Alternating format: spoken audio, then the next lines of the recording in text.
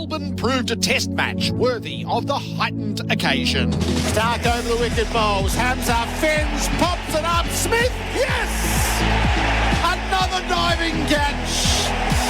Australia win the Boxing Day Test in extra time on day 4. And with it, the series is won 2-0. Pakistan took the contest to Australia.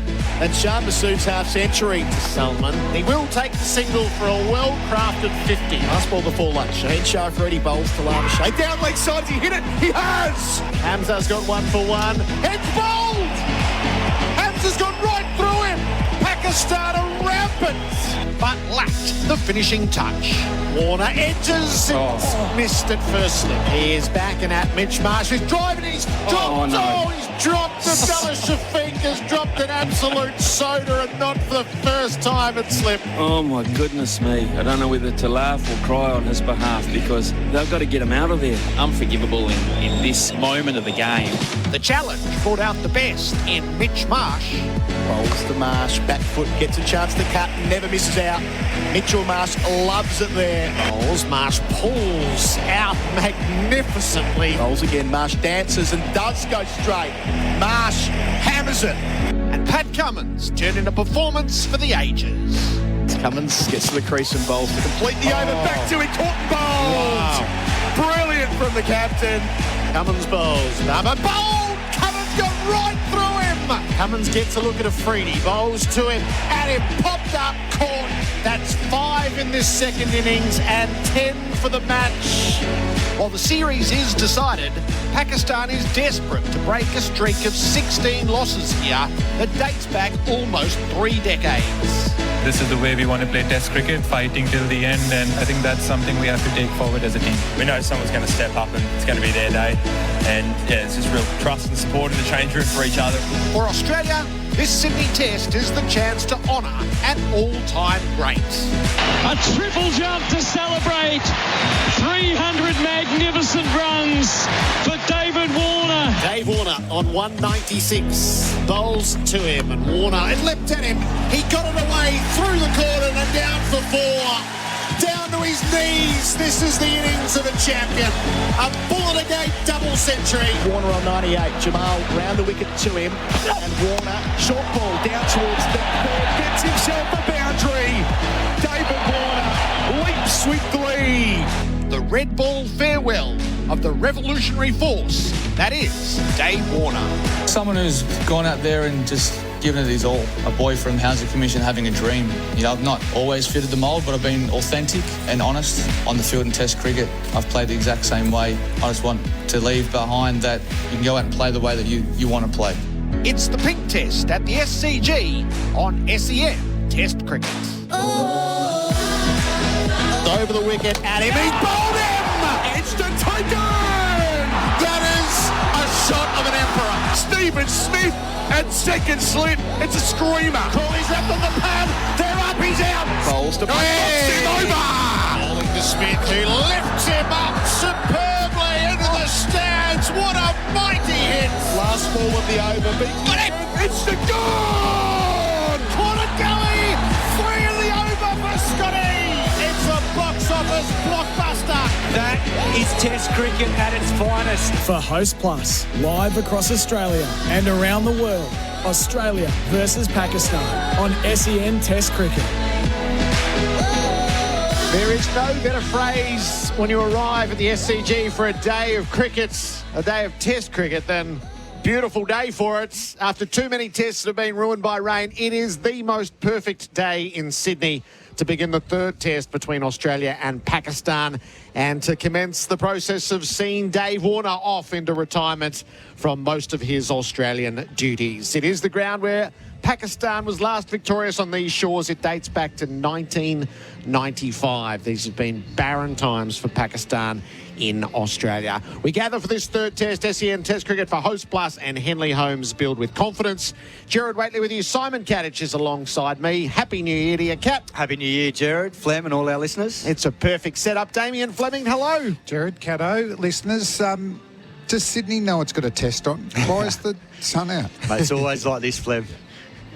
Does Sydney know it's got a test on Simon? Because I haven't seen this since 1995 and Pakistan won. It's a long time. We live in fear of the Sydney weather at this time of year. Oh, it does. And the occasion and the ground needs it because they've been host to a sequence of terrible test matches which have been awfully rain affected and played on hopeless pitches, which have let down the occasion. We've lost Jane McGrath Day too often, so Simon, your city's finally turned it on for us. It has. It looks beautiful today, so let's hope it holds for the next few days. I think it looks pretty good on what I've seen on the forecast. Maybe tomorrow's a little bit iffy in the afternoon, but here we go. Over the 5 days, I think hopefully we're in for a treat.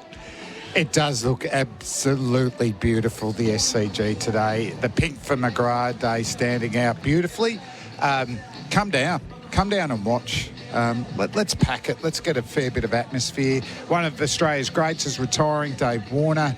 Pakistan have been pretty good through the series. You know, if things had gone there, if they'd controlled their controllables a bit more, like extras and taking catches, they might have been singing their own song at the MCG. So I'm really looking forward to this, Gerard. It has been a competitive series. There was a fear that this would be a straight run through for Australia, but while the margin of victory is big in Perth and then it's much narrower in Melbourne, there have been phases and days of cricket that have been highly entertaining. Oh, it certainly has been. I don't think you can judge them too much on Perth because it's such an outlier.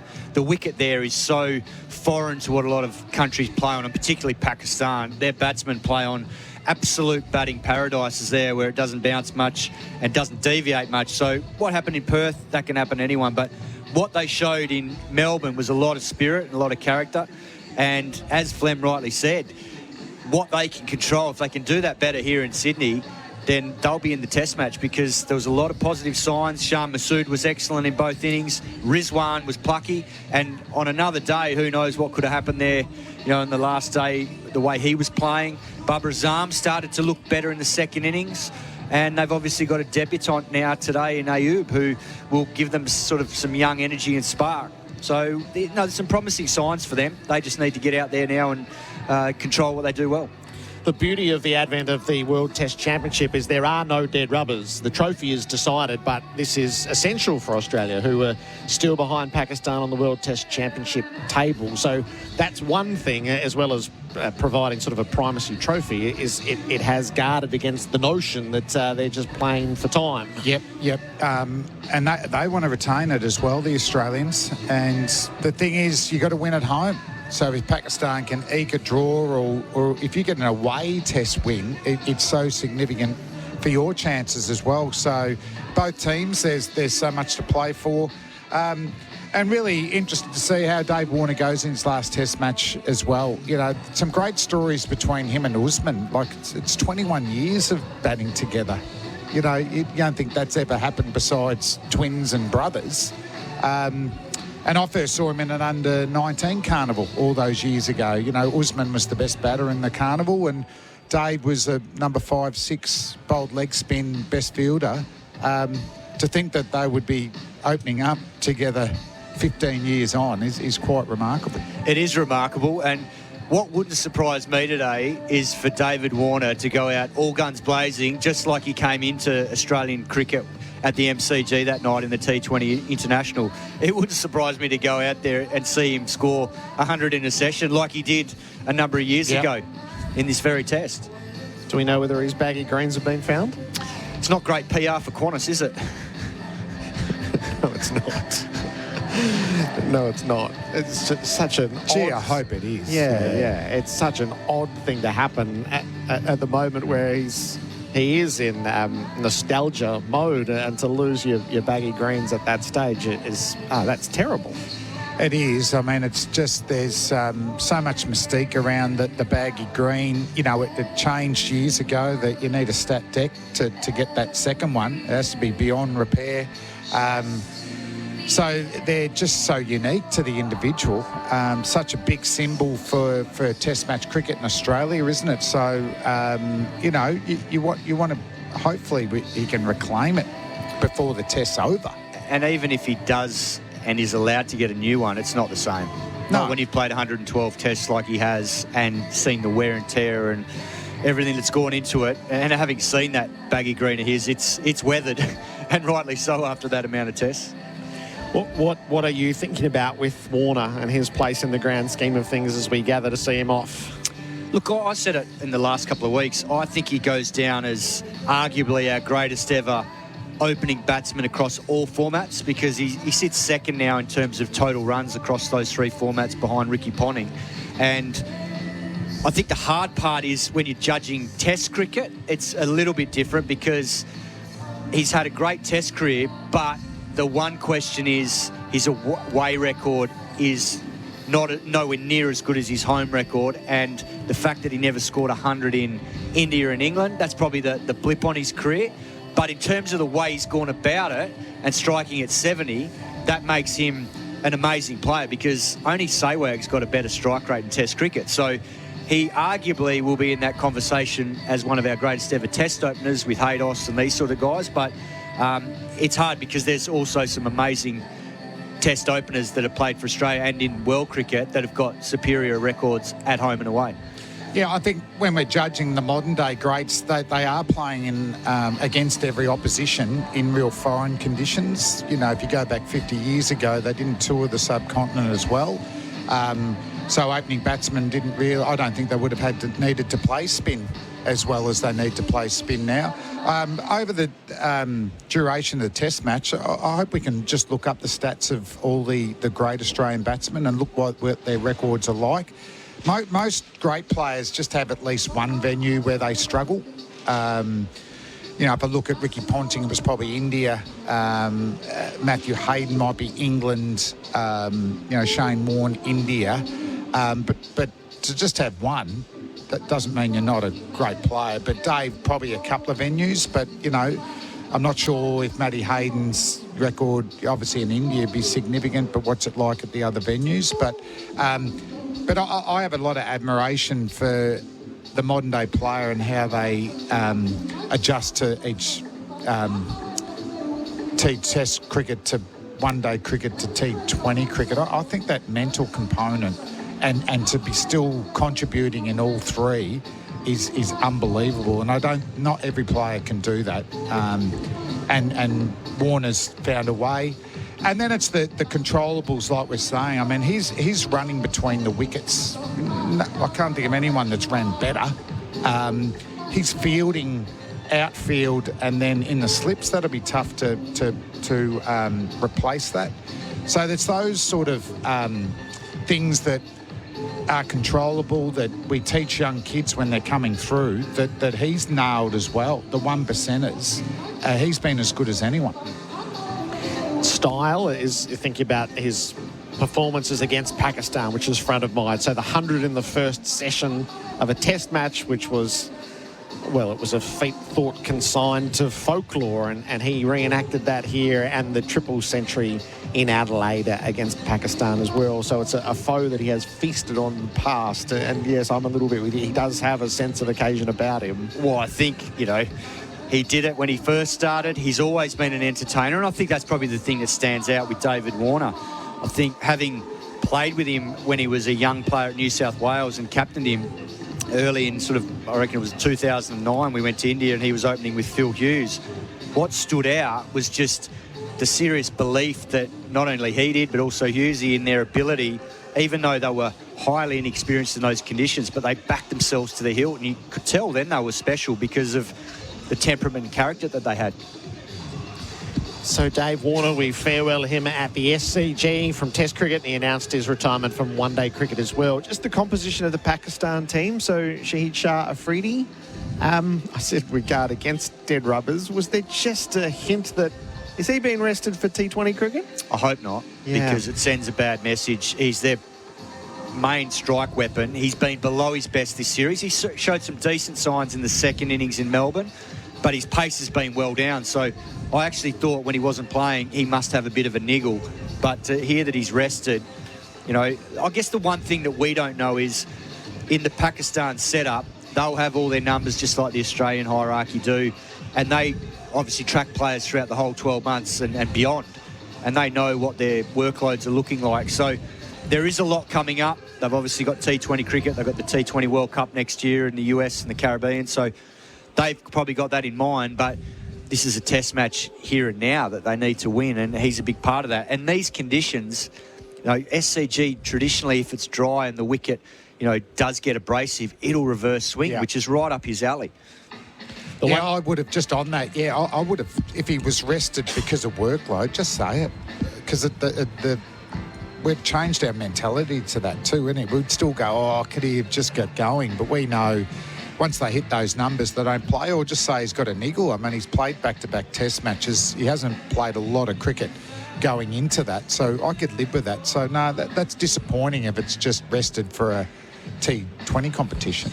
We get a look at a 21-year-old debutant, Saeem Ayub. The modern world, as we know, to read form lines a bit more broadly than we used to, and if there's somebody who knows the Caribbean Premier League, it's you, Kat, and this is where Ayub has really won his reputation. He has. I've been tracking him in the last sort of 6 months, given, the work I do in the 100, just to see who's around and available. And whenever I see a young left-handed batsman, I'm always, the ears prick up a little bit and the eyes are a bit more wider open. But what I can say about him is at 21 years of age, not a lot of overseas players go to the CPL and do well, because the wickets there can be quite tricky and challenging. And generally, it's the experienced players that know how to sort of handle those conditions, given that they spin. But he was the second highest run scorer behind Shai Hope with 478 runs.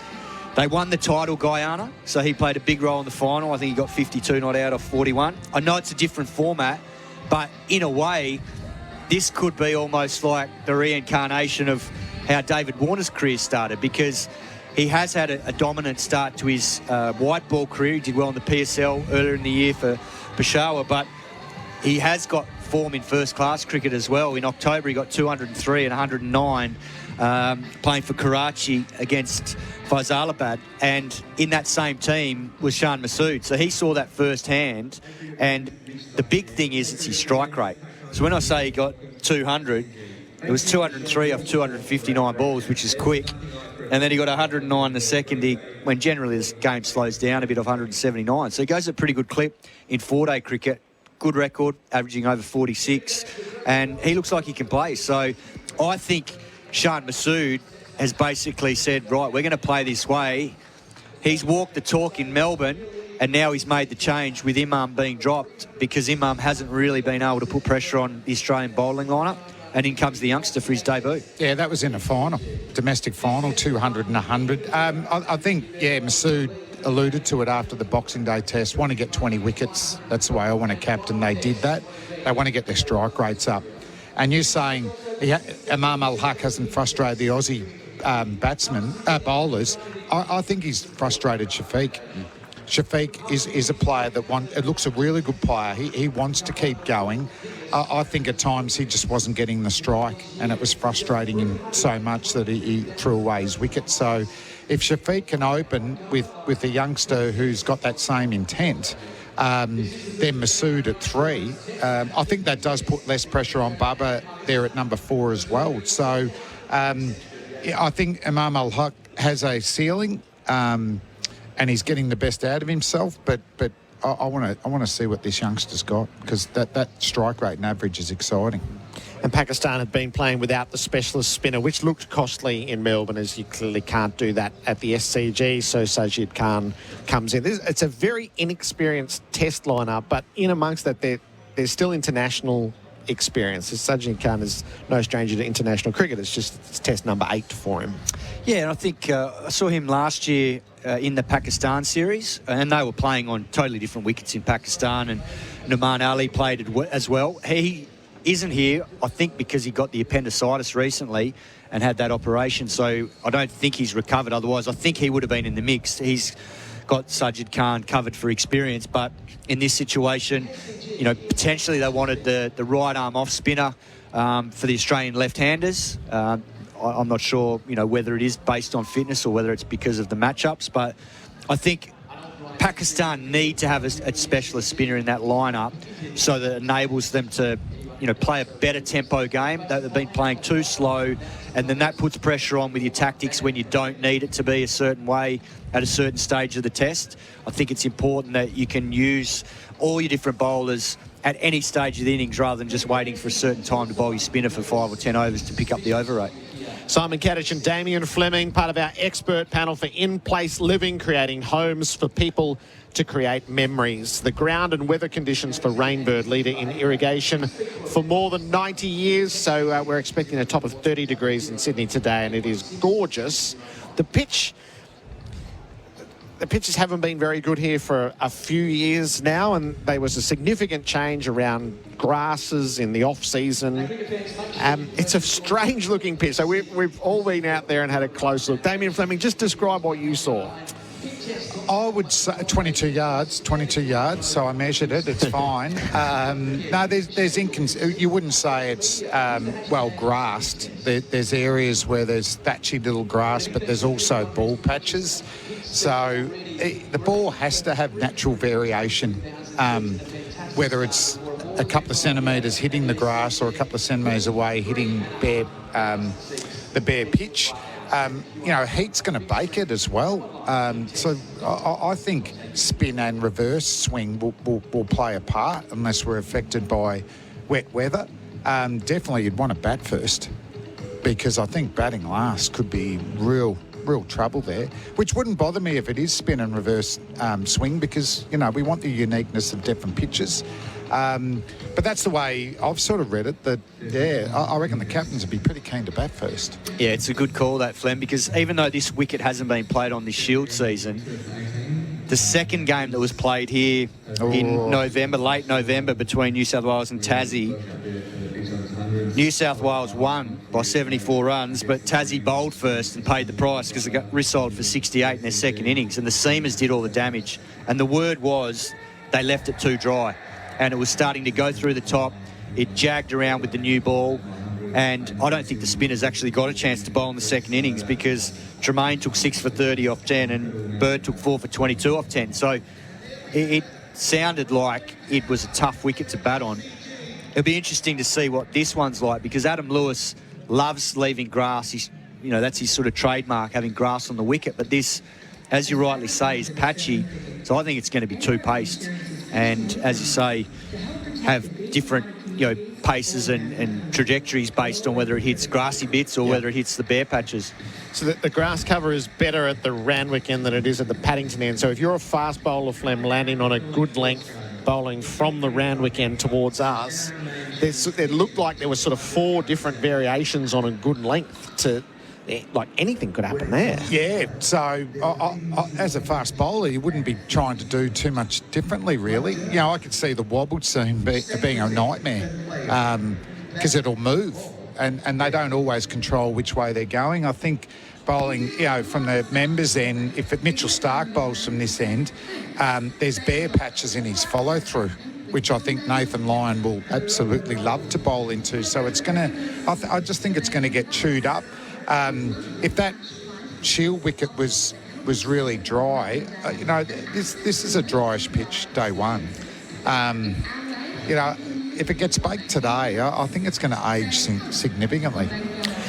It's really interesting. If that's your grass cover, get it off. I think Robert Craddock's been right about this pitch. Return it to its spinning roots. Well, I know the previous curator, Tommy Parker, he loved spinners and he loved runs, because we always had, the wicket was beautiful here for Shield games and everyone was in the game. Even the quicks did well because it reversed and kept low as the game went on. But it didn't have anywhere near as much grass as this one does. And like the old Adelaide too. Like, it was you always had one innings to shine as a skill. And if you're batting first here at the SCG or Adelaide, it's a belter. So as a quick bowler, if it wasn't overcast conditions, what a nightmare. But the longer the game went, it spun, but also there was reverse swing and inconsistent bounce, which brought a lot of LBWs into play. So, Gerard, I'd love if this got back to a turner. And also what it does is you're upskilling Australian players for when they go to the subcontinent, and we get to see a second spinner. Yeah, so it absolutely has a purpose for the long term as well. So we'll see what this pitch presents. Our pre-match is for Spitwater Tools, Not Toys, working hard since 1982. Damien Fleming and Simon Katich set us up for the day ahead, the start of the third test. SEN Test Cricket for Hijaz Halal Financial Solutions. In our pre-match, we're going to hear from Usman Khawaja. Next, Gavin Robertson rejoins us as our part of our SEN Test Cricket team. New Year, year, new savings on Nissan Navara and X-Trail models in stock right now at Berwick Nissan. Host Plus has been named Money Magazine's best super fund for 2024. That's a plus. Issued by Host Plus Pty Limited. Check the PDS and TMD at hostplus.com.au. Get on the right road to retirement with Aware Super. With super advice and super returns, Aware Super is super helpful. More at aware.com.au and read the PDS and TMD. From the studio that brought you Minions and Super Mario, Migration is a funny and heartwarming adventure the whole family will enjoy. Migration, only in cinemas now.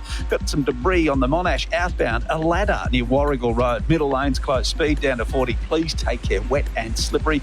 Latrobe Street is closed between Elizabeth and Russell Streets for tram works until 5 a.m. on the 11th of January. Visit the Vic Roads website for info. And the Sixers take on the Heat in the BBL. Hear it live tonight on SEN.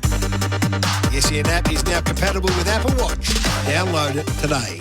Enjoy New Year. New savings on Nissan Navara and X-Trail models in stock right now at Berwick Nissan. Plus, get amazing finance rates with Nissan Future Value. Go see Adam and the team at Berwick Nissan Kangan Drive, Berwick. T's and C's apply. LMCT 8760. So I hear you guys have started to build your new home. Yeah, that's right.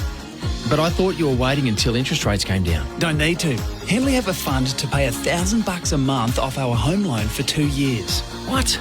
Wow, that's 24 grand off your mortgage payments. Yeah, and it includes all new builds. Wait a minute, where are you going? To get Amy and visit Henley. Henley's Mortgage Fund. $1,000 a month off your home loan for 2 years. All backed by Henley's $7 billion parent, Sumitomo Forestry Group. Nothing says Aussie summer like an ice-cold Bundaberg ginger beer. Coupled with backyard barbecues, sunshine, and your mates. Bundaberg ginger beer is a true blue brew, a quintessential classic. Craft brewed over 3 days using real Aussie ginger, and a traditional family recipe which has been perfected over 4 generations.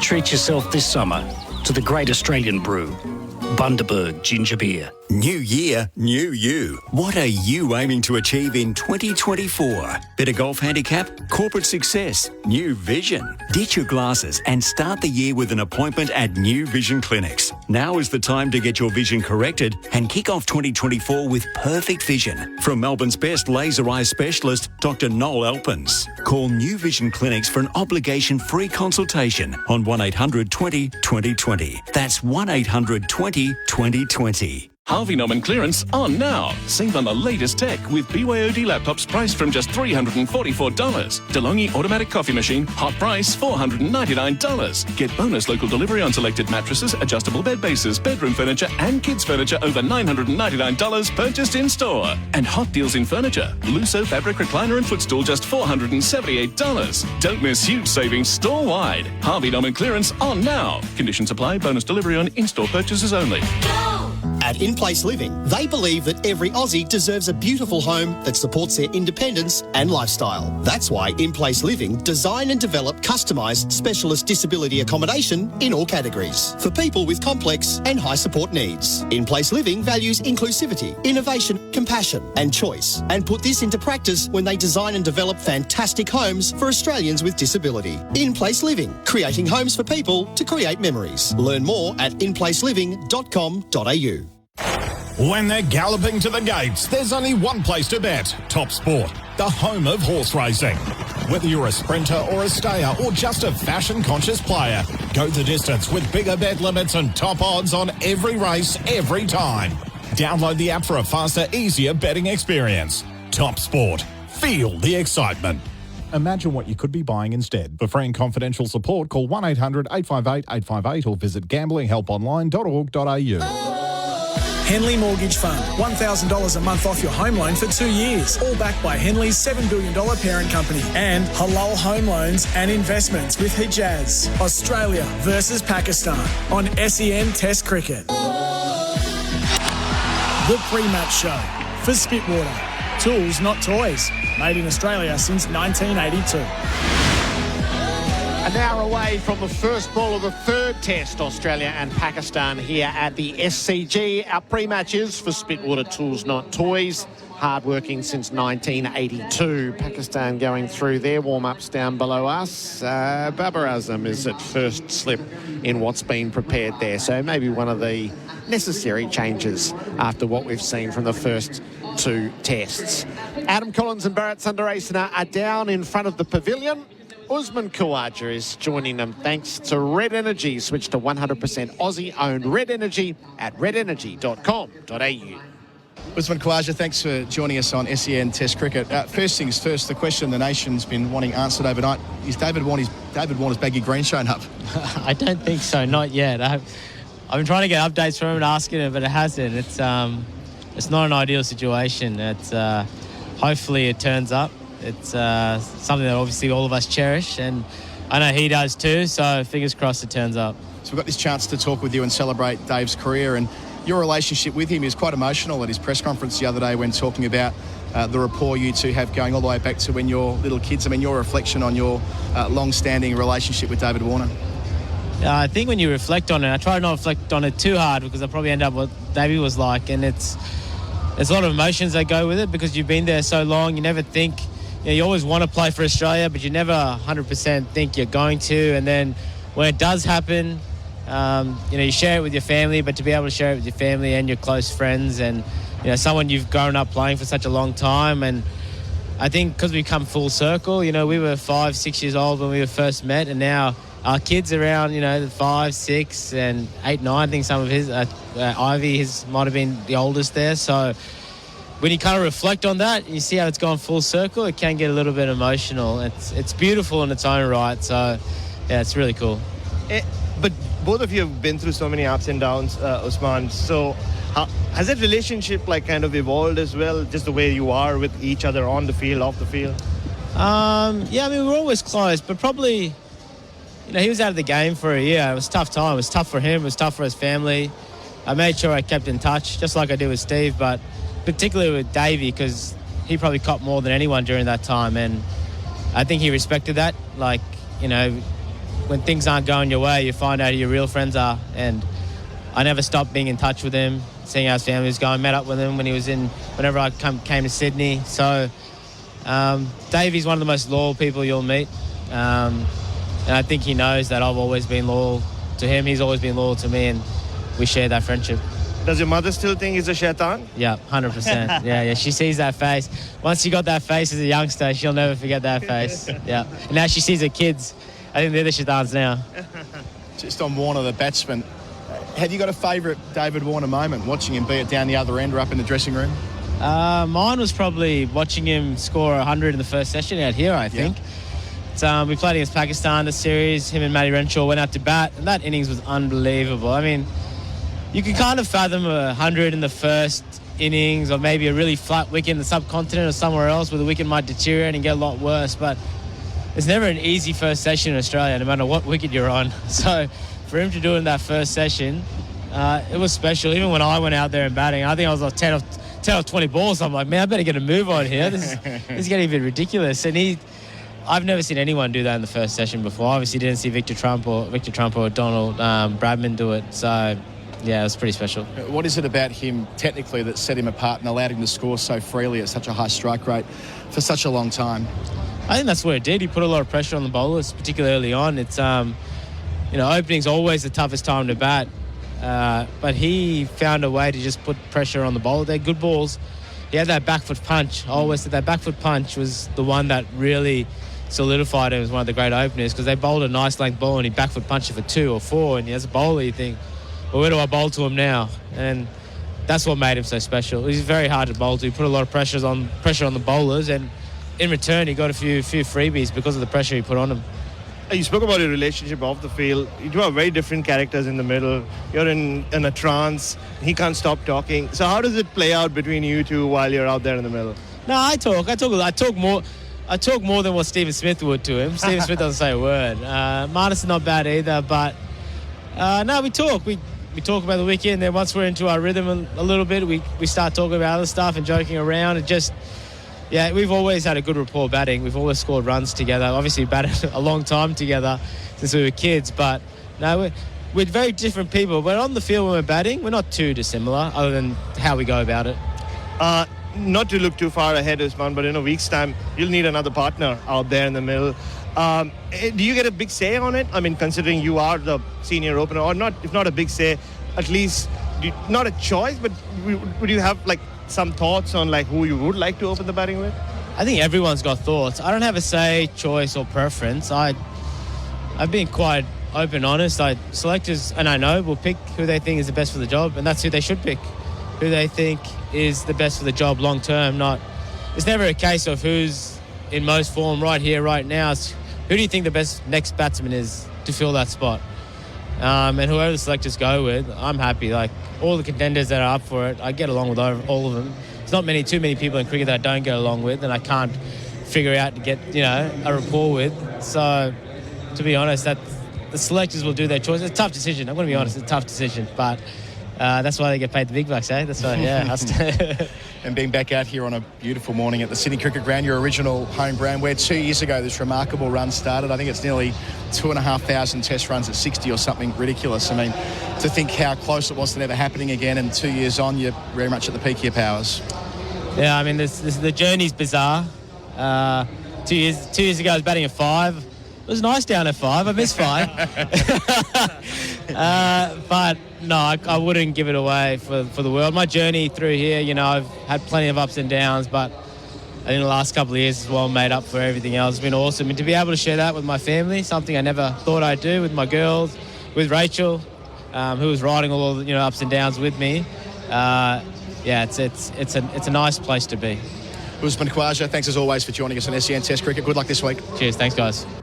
Usman Khawaja there with Adam Collins and Bharat Sunderasen, thanks to Red Energy. Switch to 100% Aussie-owned Red Energy. The crowd, as it gathers, has been treated to highlights of Dave Warner's career, and the testimonies of teammates are being offered as well. It'll play throughout the test match, I'm sure. Our pre-match is for Spitwater Tools, not toys, made in Australia since 1982. This is SEN Test Cricket for Hijaz Halal Financial Solutions. New year, new savings on Nissan Navara and X-Trail models in stock right now at Berwick Nissan. Host Plus has been named Money Magazine's best super fund for 2024. That's a plus. Issued by Host Plus Pty Limited. Check the PDS and TMD at hostplus.com.au. Does your joint pain get worse as the day goes on? Bauer finds German-made braces, compression and supports offer proven relief. Call 13knees or go to 13knees.com.au today. The SEN app is now compatible with Apple Watch. Download it today. What's better than winning the match? Winning the series. Host Plus has been named Money Magazine's best super fund for 2024. Judged on strong performance, value for money and a focus on members. That's a plus. Issued by Host Plus Pty Limited. Visit moneymag.com.au for awards criteria. General advice only. Consider your circumstances and the relevant PDS and TMD at hostplus.com.au before deciding. Awards and ratings are only one factor to consider. Past performance is not a reliable indicator of future performance. Search Compare Host Plus today. So I hear you guys have started to build your new home. Yeah, that's right. But I thought you were waiting until interest rates came down. Don't need to. Henley have a fund to pay $1,000 a month off our home loan for 2 years. What? Wow, that's 24 grand off your mortgage payments. Yeah, and it includes all new builds. Wait a minute, where are you going? To get Amy and visit Henley. Henley's Mortgage Fund. $1,000 a month off your home loan for 2 years. All backed by Henley's $7 billion parent, Sumitomo Forestry Group. The Hyundai SUV sale event is on now. Enjoy a brilliant $2,000 factory bonus on selected Santa Fe and Palisade. Plus a great $1,500 factory bonus on the Tucson SUV. Experience our most innovative SUVs, packed with smart sense safety, advanced technology and intuitive design. Hurry, limited time only. Offer on select stock and not applicable on every model. T's and C's apply. Visit your local showroom today. Imagine that. Hyundai. Just going to grab some more beers. Pause it for me? No way, mate. We're not pausing live sport. He's about to get his ton. Nah, it'll be all right.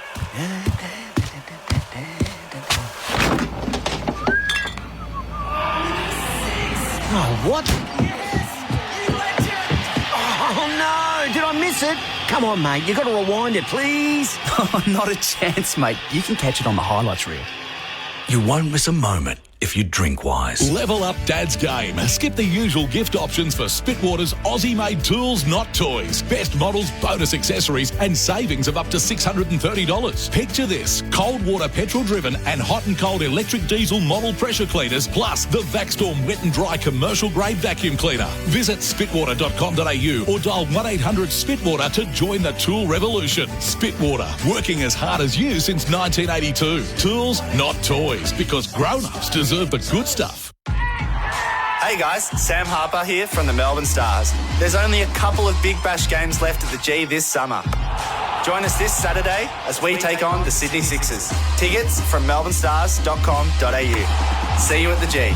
With ChaseBet, there's no gimmicks and no tricks. It's just you, the racing and sports you love to bet on. That's ChaseBet. ChaseBet offers a comprehensive betting experience for horse racing, greyhound racing, harness racing and A to Z sports. ChaseBet thrives on innovation by leading the way with unique promotions, stronger markets and better pricing. It's just you, the racing and sports you love to bet on. That's ChaseBet. Visit chasebet.com.au or download the ChaseBet app today. Imagine what you could be buying instead. For free and confidential support, visit gamblinghelponline.org.au. Our next segment is brought to us by Red Rooster's Shared Burger Pack. Enjoy 2 delicious Ripper Rolls, 2 Red's Burgers, 2 large chips, 12 golden nuggets, and 2 sauces. I'll be back. George? The Rooster's calling.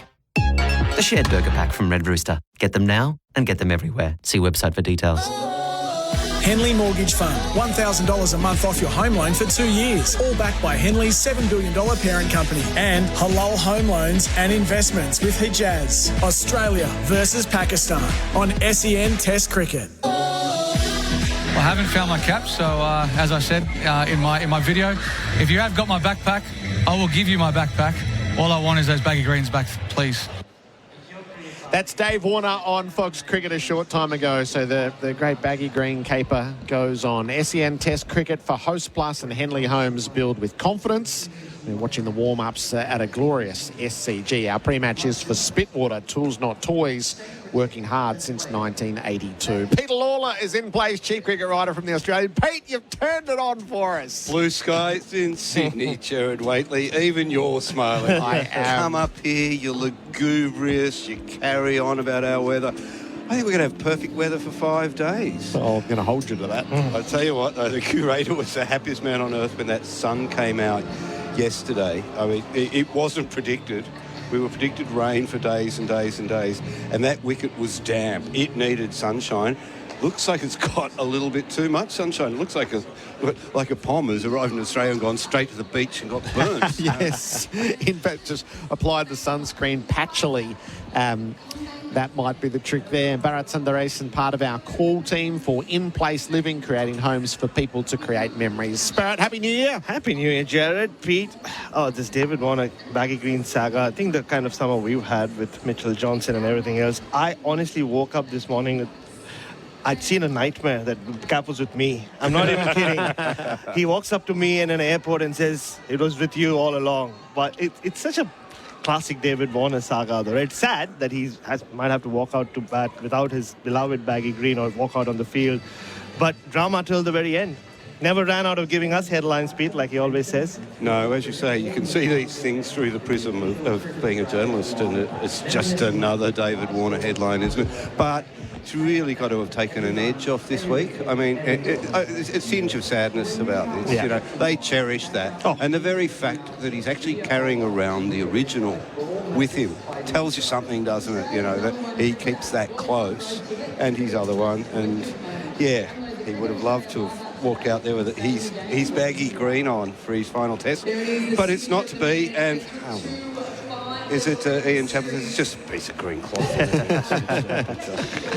Chappelle Corby's intervention into this story has interested me. That was such a great twist. Such a great twist. There are so many comedic possibilities around this. You said baggy green? Bag of green. Excellent. Have you got any words left about Warner? The two of you have been on the beat. The press conference was quite lovely, and there have been a heap of pieces, obviously, in the lead up to this. I did the next best thing, Gerard. I got in touch with Virender Sehwag and go back 12, 13 years. He was the first guy to identify the test cricketer in David Warner. And he spoke really well. He spoke about the first conversation that they had. And David Warner apparently laughed at him. And Sehwag said, look, you love test cricket, trust me, because in test cricket, the whole day is a power play, unlike in T20 cricket when you just get 6 overs. And then when David Warner did play test cricket, they would always stay in touch with each other. And Sehwag said, you'll break all my records except my strike rate. And it stayed true. Virender Sehwag will eventually end up with a better strike rate unless Warner does something crazy. And another thing that stood out for me was, so apparently every time they played against each other, that famous 100 he scored in Perth in 2011, one of his first big hundreds, if you remember. So every time Warner hit a boundary, at the end of the over, he would walk up to Sehwag and say, hope you're enjoying my batting. And Viru would do the same, but they always made sure that it was out of everybody else's earshot. They didn't want their teammates to think that these two have like a bond with each other. It's really special because I think whatever David Warner has gone through, the pioneering role he's played as a test opener for test cricket, for youngsters around the world who are tagged as white ball specialists or labelled as anything, to prove them wrong and to have the kind of test career he has. I think only Sehwag can relate with that. So it was fun chatting with him about Warner. That piece is on Crick Buzz. Yeah. You don't tire of writing about Warner, although it does become frustrating because it's like trying to capture the wind or sort of get lightning in a bottle. You know, it's very hard to pin the bloke down in black and white. I'm still struggling after having written about him for 14 years now. Are we going to see Pakistan, David Warner, open the batting? Saeem Ayub, will he open? He is. Think? That's the male. Yeah, he looks like a really exciting young batter who's made 3 first-class 100 this year, including a double 100 at a strike rate of 80 in the domestic final. So.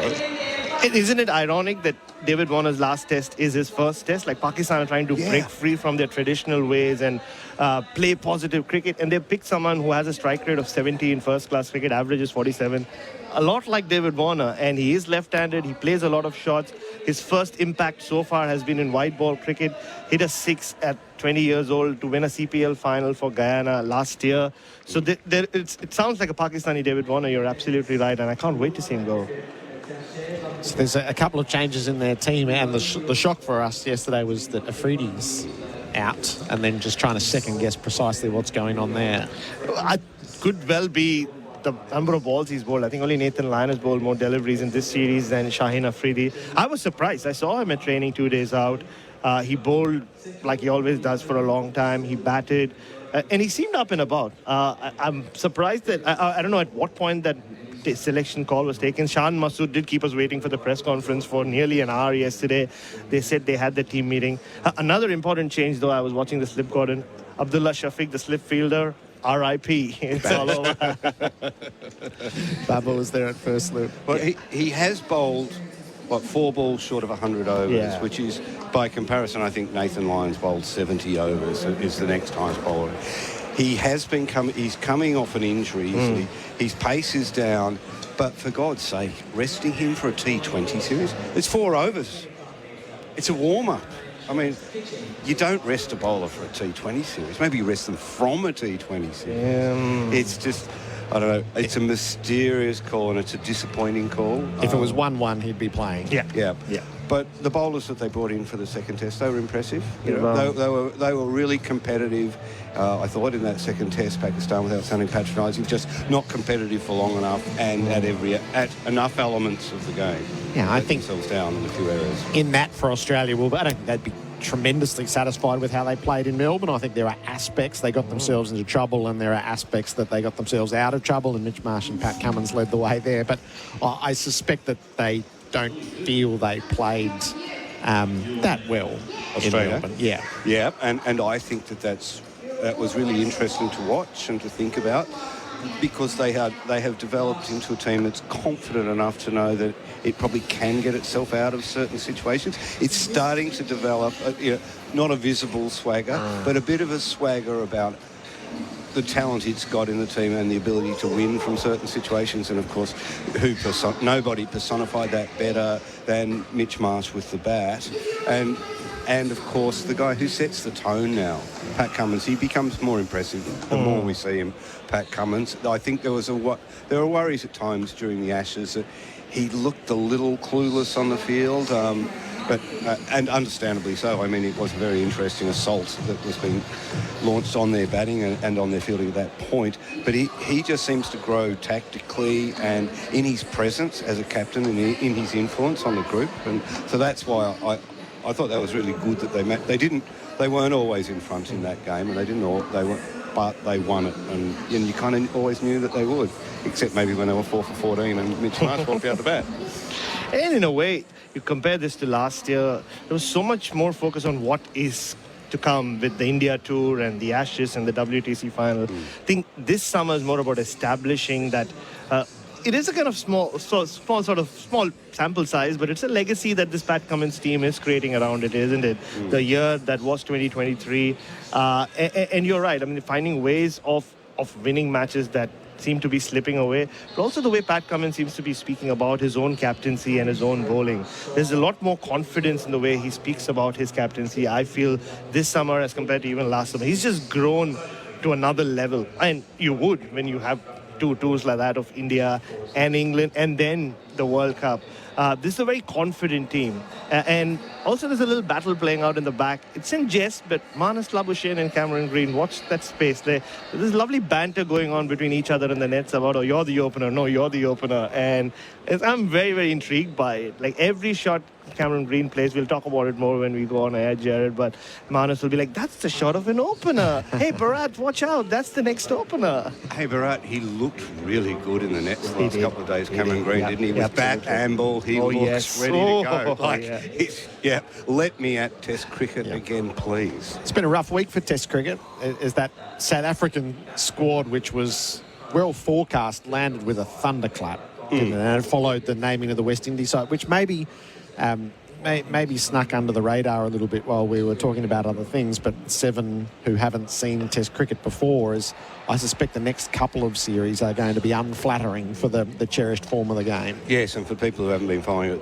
that closely, South Africa have insisted that their contracted players stay at home and play a domestic T20 league rather than go to New Zealand and play this bilateral Test series. It's one of the most disturbing things developments we've seen in cricket. I mean, we've seen individual players make decisions like that, but to see a board back, a domestic franchise T20 league, most of which it's sold offshore, is really disappointing.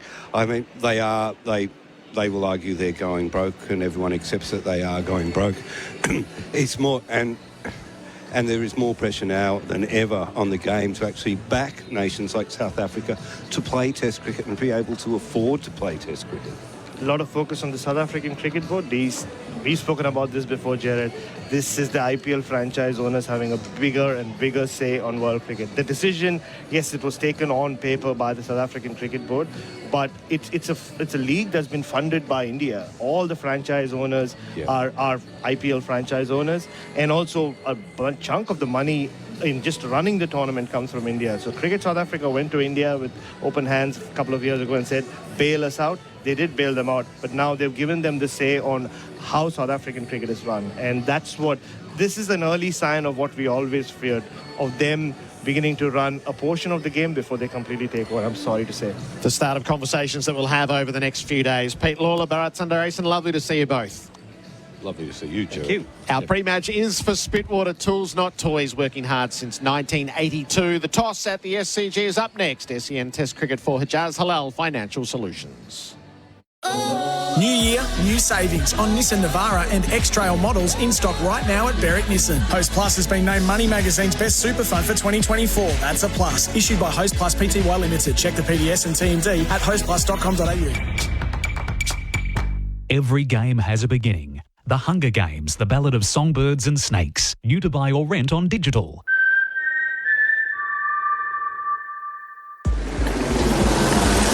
Hello, again. Got crews attending to a prang in Preston, Bell Street, westbound St George's Road, just opposite the BP. Got a lane closed. Take care through there. Also take care on the Monash Freeway. Had some debris earlier near Warrigal Road. It's been cleared up, but a little bit wet and slippery. Pick up a better brekkie at Hungry Jack's. $7 for a Jack's brekkie roll and 2 hash browns. Pair it with a barista-made coffee. On app only and pick up at Hungry Jack's till 11 a.m. And the Sixers take on the Heat in the BBL. Hear it live tonight on SEN. The SEN app is now compatible with Apple Watch. Download it today. Hilux and Kluger available now at Chadstone Toyota. With the warmer weather, weekends are for exploring in the family-friendly Kluger. Or for your next year's goals, get goal-ready in your new Hilux. Visit chadstonetoyota.com.au. T's and C's apply. Oh, what a feeling. Toyota. Hi, bank. Hello. Look, I've been a loyal home loan customer for years. Oh, here we go. And I've seen you raise my rates, charge me thousands in fees, give lower rates to new customers. Maybe. Penalise me if I want to change anything. And your point? My point is, that's not right. Well, that depends on whose side you're on. My side, the customer? Yeah, that's something I'm not really familiar with. For a home loan that's on your side, go to athena.com.au and switch to the lender righting the wrongs of home loans. Athena, love us and leave us. Tradies and lawn enthusiasts, power up your arsenal with Greenworks' range of battery-powered lawn and garden equipment. The Greenworks Pro 60V product range packs a serious punch with petrol-like performance without the noise and fumes. With over 20 products in the range, including lawnmowers, blowers, chainsaws, string trimmers, ride-on and zero-turn mowers, they're powered by an interchangeable 60V ultra-power battery and backed by a 4-year tool warranty. For more information, including dealer locations, visit greenworksaustralia.com. Hello, Frank Walker from National Tiles. As the biggest family-owned tile company in Australia, National Tiles races to get the very latest tiles from Italy, Spain and around the world at the guaranteed lowest prices. That's what makes us number one. Here in Melbourne, we have 9 magnificent showrooms and Geelong, plus our world-class online store.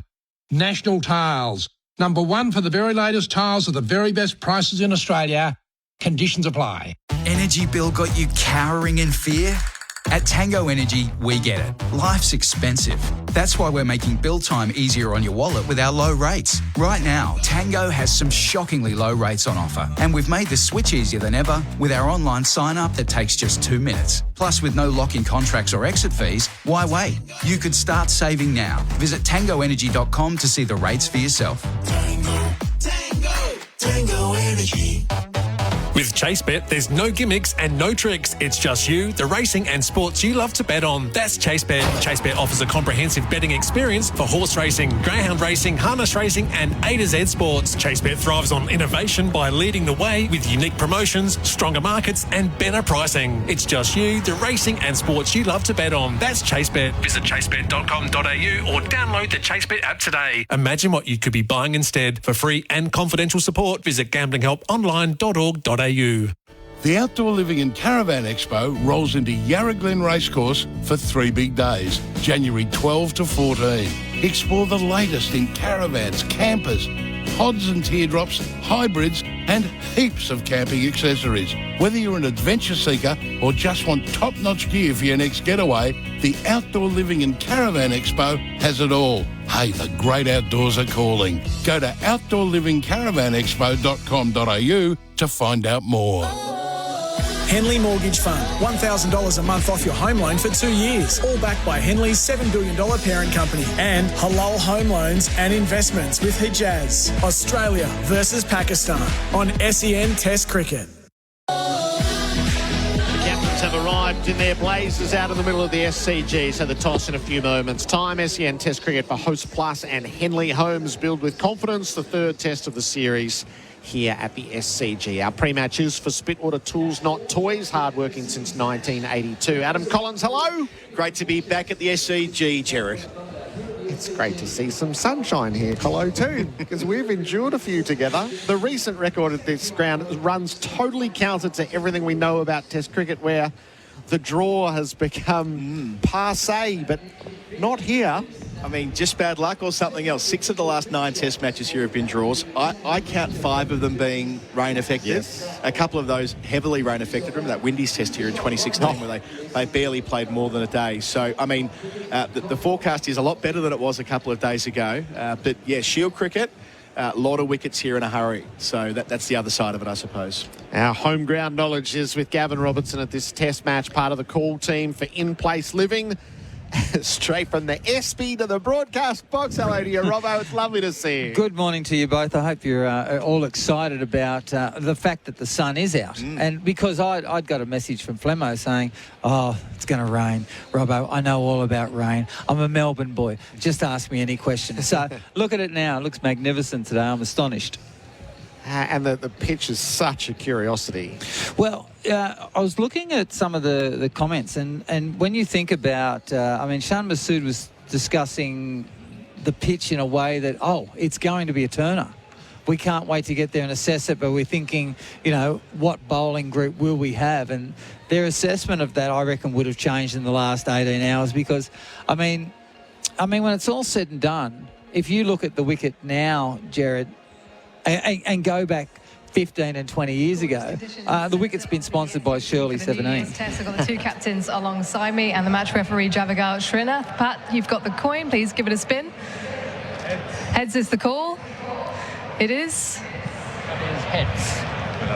Just come down a heads. So, Shan, what would you like to do? We'll have a bat first. And the reasons for that? Just how things are done at the SCG. Hopefully we can put in a good first innings score and then see how it plays. Two changes for your lineup. Can you just talk us through them?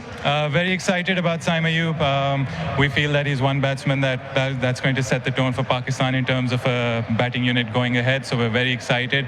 Him coming up against a good bowling attack, one of the best bowling attacks, would be a great start for him. And what are your thoughts on this surface? Do you expect it to turn? Yes, it looks pretty dry from underneath the grass, so we might expect after day 3 the pitch to be variable in terms of bounce, might take a bit of spin. That's why we included Sajid Khan as well. Unfortunately, Shine's resting, but I think Sajid, along with the 3 fast bowlers, would be a decent attack on the surface. All the best this week. Thank you. Pat, what would you have done? I expect you probably would have batted first as well. Yeah, that's right. Looks like a good wicket and the sun's out today, but that's fine. And no changes for your team. How has everyone pulled up after the last test? Pretty good.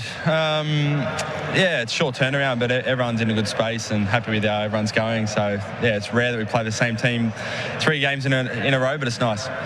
Fairly emotional week as well. Final test for David Warner. How do you expect him to play here? Yeah, that's right. Hopefully much of the same as what he's done for his whole career. He loves batting out here at the SCG. I'm sure the crowd's going to be right behind him, and hopefully we can make it special. Enjoy your week. Thank you. Ta.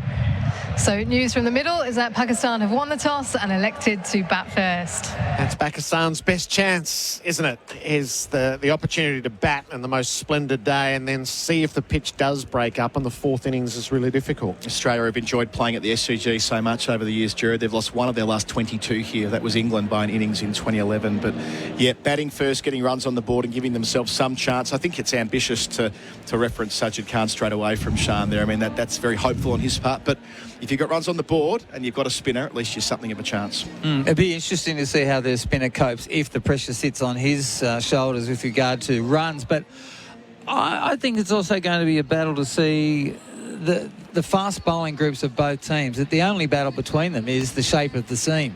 We are the nation that can still wobble the seam. But I always find Sri Lanka, India, Pakistan, they are the owners of the most brilliant straight seam. And that's what I've seen. I've seen inexperience from their bowling group at the moment, but I still see magnificent shape. So it'll be interesting to see what Australia do this morning shape-wise, but I'm looking forward to seeing what bounce this wicket provides. What would you like out of this SCG pitch, not just for the next week, but into the future? Do you think, you've been, you look at the last 20 years of your life, what have you seen? The knowledge bank at a ground now grow that grass is this and that, and, the coverage of grass is brilliant. And the wickets I find now are generally the same. Where if you go back 20 years ago, remember the WACA was different.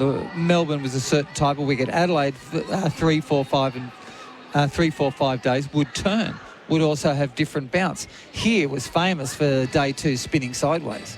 We were always used to the Gabba being bouncy at the first 2 days, but Shane Warne, look how successful he and Nathan Lyon have both been at the Gabba from bounce. So I think we've lost our identity a little bit because I think the way landscaping is done or the agricultural side of a wicket today is all the same. I wonder if they're all reading the same book.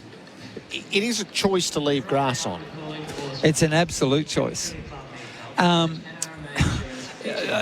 a look, I went out for a walk this morning and have a look at that wicket, and there's two pieces on that wicket. You'll see Nathan Lyon will bowl probably from that bottom end. I expect him not to bowl from the Paddington end. So on that side, the right-hand side, out about 1.5 metres, it's perfect because there's no grass coverage. I see Mitchell Stark bowling from the Paddington end, creating something for Nathan Lyon, and off you go. So but mind you, I almost sound like I should be pulled up in front of the principal as soon as I spoke like that, because it's the art of cricket, isn't it? It's like this is what happens through the game, and this is what these certain bowlers cause to the wicket. And, that's why the 5-day game is unique, because certain things change in the wicket. Pakistan's history at the SCG. So this is, they've got a couple of fabled days and one shameful day here as well. So it's been an eventful history for them at the ground. Well, yeah, 2 of their 4 wins in Test cricket in Australia have been at the SCG. A brilliant victory back in January 1977. Imran Khan, a pair of 6-wicket bags, which set it up. Asif Iqbal made a century as well. So that was Mushtaq Mohammed's side that won here. Then in 1995, their most recent victory, where it was another Mushtaq who took 9 wickets in the game, and Ijaz Ahmed made a big 100 to set it up. But the disgraceful Test match here, let's call it for what it was 2010, when Australia managed to get back into it after conceding a 206-run first innings lead. And, sadly, we all have a pretty good handle now on what happened on the last couple of days of that Test match. Australia dragged it back and eventually won by 36 runs. So a sequence of dropped catches. Yeah. Was Mike Hussey was the main beneficiary, wasn't he? He was. Huss made a big unbeaten 100 in the second. Peter Siddle made 40-odd batting with him, a big stand towards the end, a series of drop catches, and then when Pakistan batted in the 4th innings, it was a complete and utter shambles.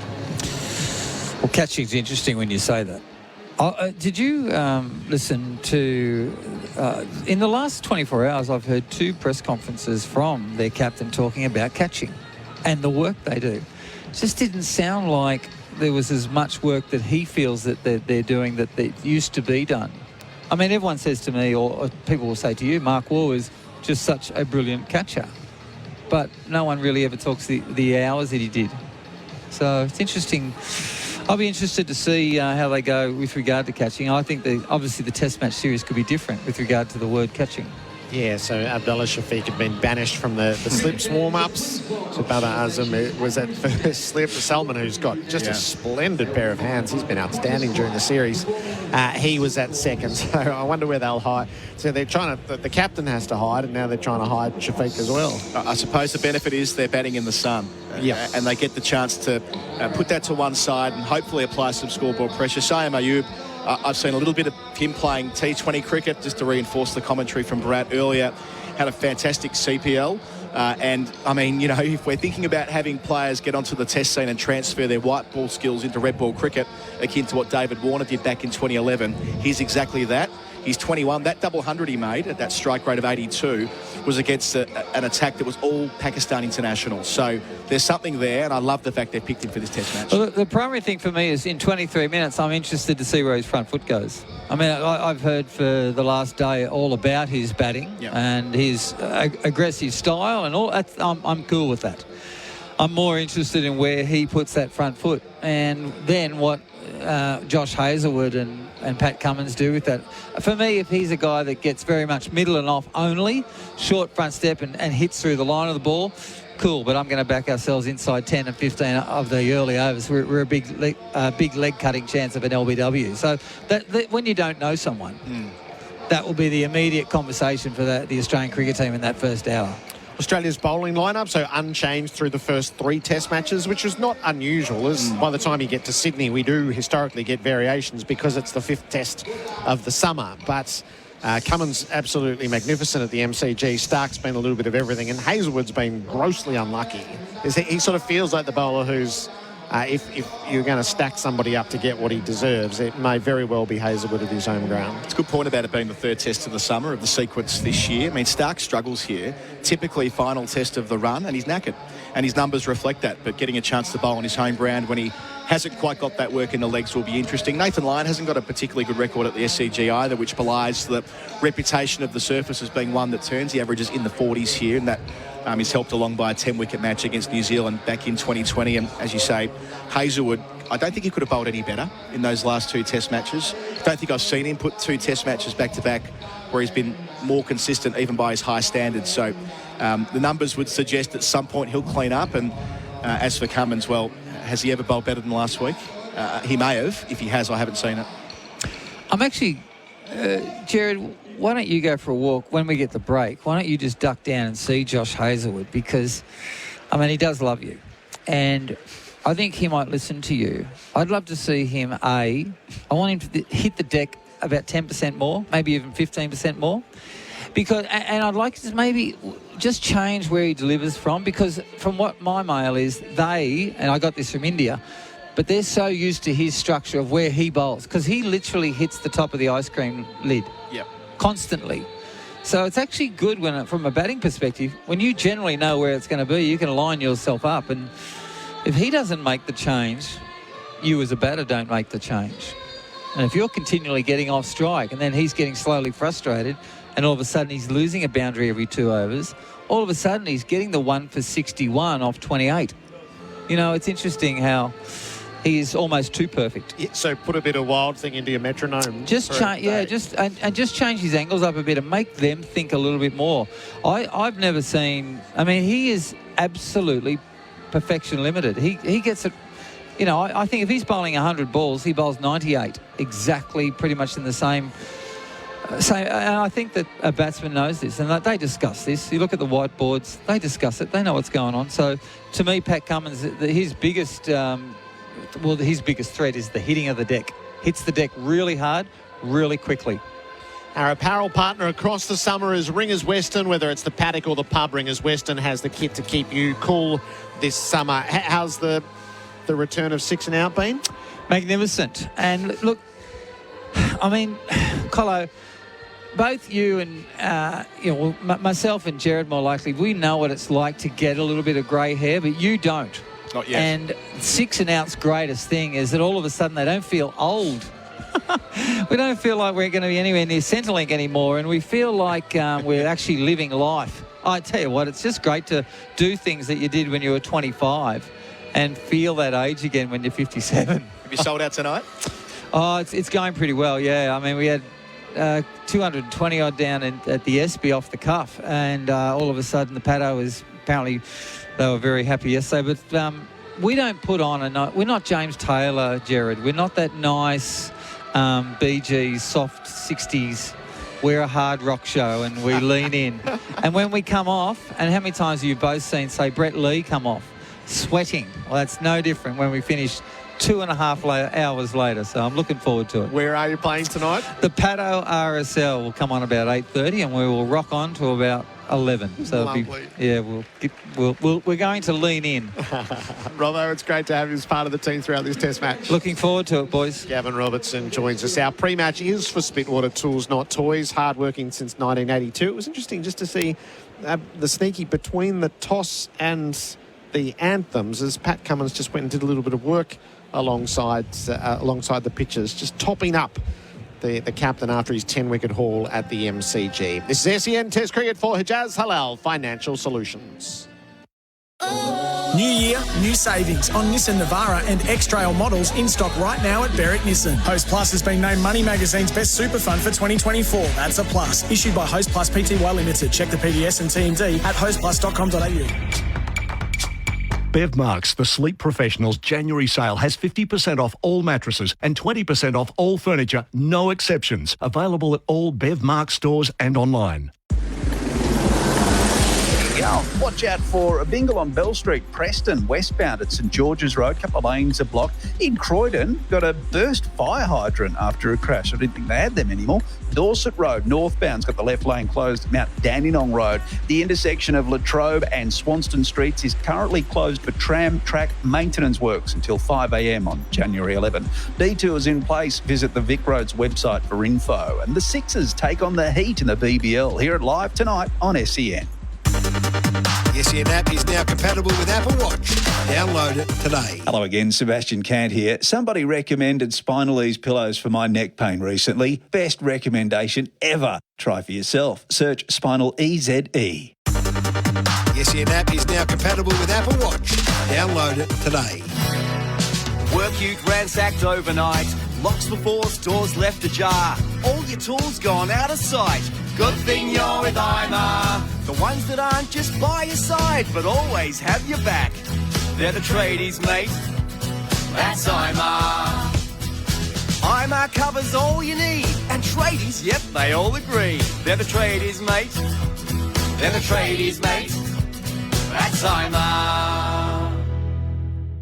Looking for a leading supplier of plumbing fittings? A company that is Australian-owned and operated with over 30 years' experience, providing local support that's second to none from facilities across Australia. Holman Plumbing is a full-range supplier of PVC fittings to the trade market. They also pride themselves on bringing innovative products and solutions to the industry by designing and investing in new tooling and products for their customers. View the full range of PVC plumbing supplies at holmanplumbing.com.au. Hey, it's Candy here. As a presenter in the world of sport, I see many powerful performances. Now, thanks to Azito, we're helping power your next DIY project. Did you know Azito's 18-volt range is powered by Einhell? German-designed quality, driving, innovation and performance. So you can power over 85 cordless tool and garden products with the same battery. Azito, powering DIYers all day, every day. Exclusively available at Bunnings Warehouse. Ready for the road? You will be with a brand new Toyota Hilux. Stock is available now, so awaken your unbreakable with Australia's #1 selling vehicle. Check your local dealer as stock may vary. Oh, what a feeling. Toyota. It's never been more important to buy Australian than right now. Our local manufacturers and growers produce world-class products known for their quality, safety and reliability, all while generating local jobs, supporting our communities and helping Australian families now and into the future. So look for the trusted green and gold kangaroo logo. Buy Australian now. Visit australianmade.com.au. 2 all-chicken patties, special sauce, lettuce, cheese, pickles on a sesame seed bun. You heard correctly. It's the Chicken Big Mac and it's back at Macca's. Available after 10:30 a.m. for a limited time. This is our summer and our country racing for the whole family at beautiful locations all over Victoria. From Boxing Day to Australia Day long weekend, there's free Kelly Sports, supervised kids activities and free merch packs too, with food, fashion, free entertainment and great hospitality options. From umbrella to marquee packages, connect with our horses and our people. Take in the atmosphere and all the up-close action of our racing. Country racing. Book now at country.racing.com. Henley Mortgage Fund, $1,000 a month off your home loan for 2 years. All backed by Henley's $7 billion parent company. And Halal Home Loans and Investments with Hijaz. Australia versus Pakistan on SEN Test Cricket. The first session for MEGT. Test what's possible with an apprentice or trainee from MEGT. The sun shines warmly down on the SCG. Pakistan has won the toss and elected to bat, and we are momentarily about to observe the formalities in the lead-up. SEN Test Cricket for Host Plus and Henley Homes. Build with confidence. Simon Katich is alongside me. Kat, it was for the contest and for Pakistan, that toss was absolutely vital.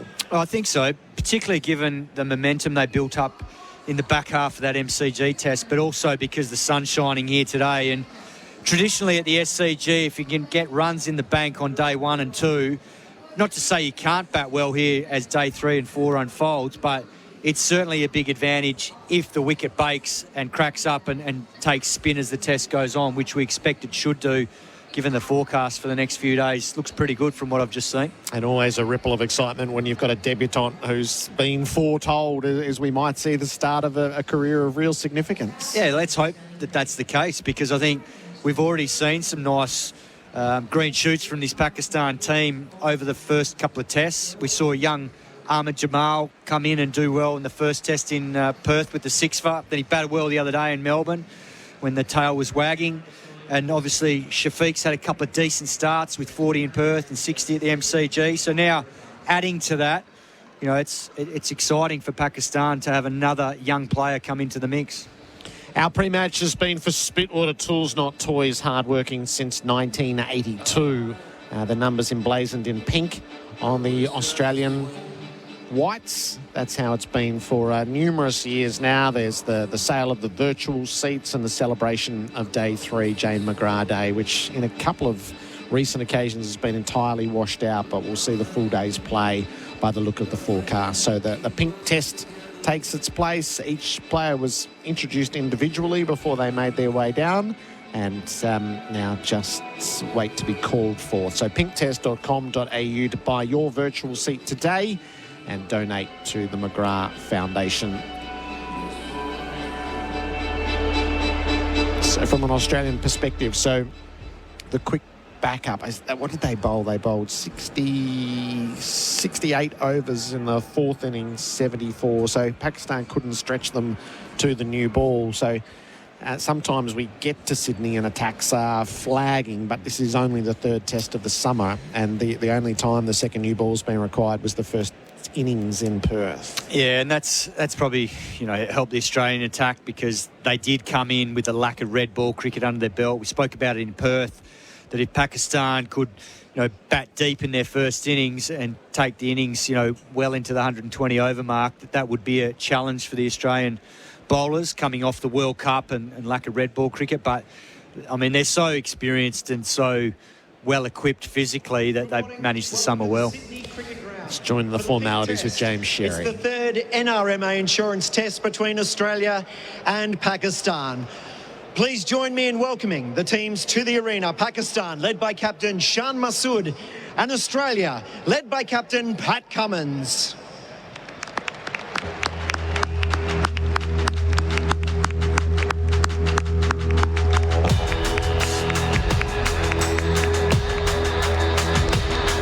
But the honour of leading the team out goes to Dave Warner, who's come with his 3 daughters, and a test match that has been dedicated to his farewell.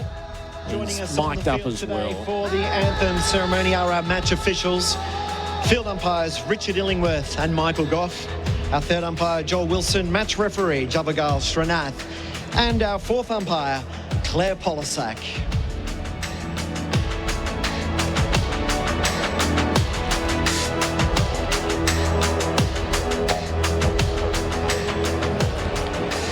Today marks a very special occasion for David Warner. He's playing in his 112th and final test match for Australia. David has scored over 8,000 runs at an average of 44. He's reached triple figures 26 times, has a high score of 335 not out. Please join me in congratulating him on an outstanding career.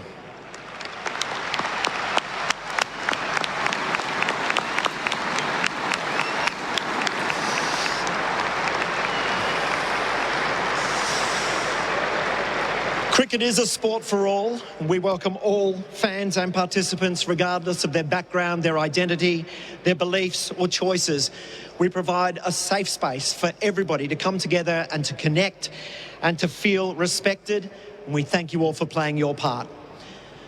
I'd now like to ask you if you're able to please be upstanding as we welcome Gadigal Elder Uncle Alan Madden, who will conduct the Welcome to Country. Then Marine Javed will perform the Pakistan National Anthem. She'll be followed by Siobhan Clifford, supported by the Australian Girls Choir with the Australian National Anthem. Good morning. Once again, my name is Alan Madden, Gadigal Elder. Welcome to Gadigal land. Welcome to Gadigal country. As with all welcomes, firstly, I'd like to acknowledge our First Nations and traditional owners of the lands that you may have come from or be watching from, and pay my respects to all our Aboriginal elders, all elders, past and present, also pay my respects. To all our Aboriginal and Torres Strait Islander brothers and sisters, from whatever Aboriginal or island nation you may have come from, welcome to Gadigal. And to all our non-Indigenous brothers and sisters here today, a very warm and sincere welcome to you to Gadigal. No matter where you've come from, whether it be across the seas, across the state or across town, once again, a very warm and sincere welcome to you to Gadigal. And as I've mentioned many times before, was, is and always will be Aboriginal land. Only three things short than that: coming, taxation and going. It's an honour and a pleasure to be here today to welcome one and all to Gadigal. Gadigal is one of 29 clans of the Eora Nation. And in that nation there are 29 clans. And the clan's land we're on today is Gadigal. On behalf of Cricket Australia and of the Gadigal mob, welcome, welcome, welcome. Thank you.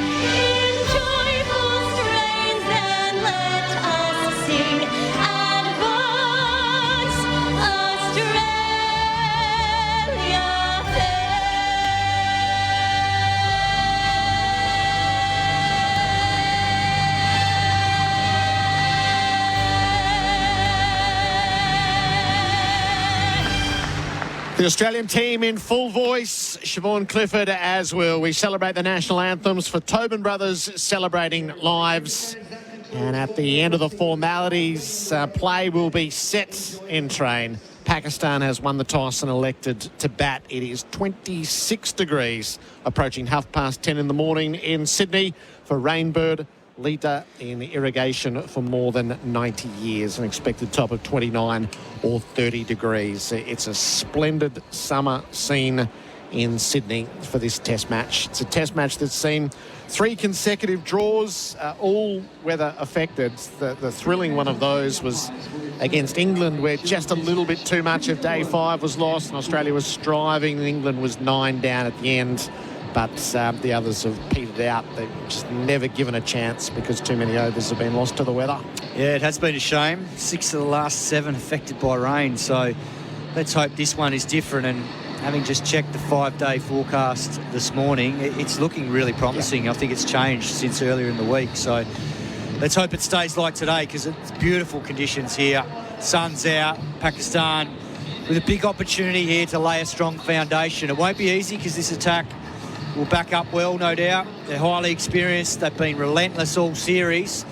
But the beauty about this SCG wicket is that it's a much easier pace wicket compared to what we've seen, particularly in Perth with the extra pace and bounce, but even the MCG with the carry that was on display there last week for Boxing Day. A new opening partnership for Pakistan. They step across the pink ropes together. Abdullah Shafiq, who has a 42 and a 62 in the 2 first innings and then fouled the second dig, and Saeem Ayub, who replaces Imam Ul-Haq. They've gone for a left-handed dasher, a 21-year-old who has made his name in T20 cricket, but also succeeded at first-class level with his 3 centuries and his 3 half-centuries early on. So entrusted with something new. He is a diminutive figure, that's for sure and certain, as he walks his way to the middle. Abdullah Shafiq is going to take the first ball. It's a drought that stretches back to 1995 on these shores. Victory at the SCG in November of that year. 16 straight losses, so not even a draw amongst it.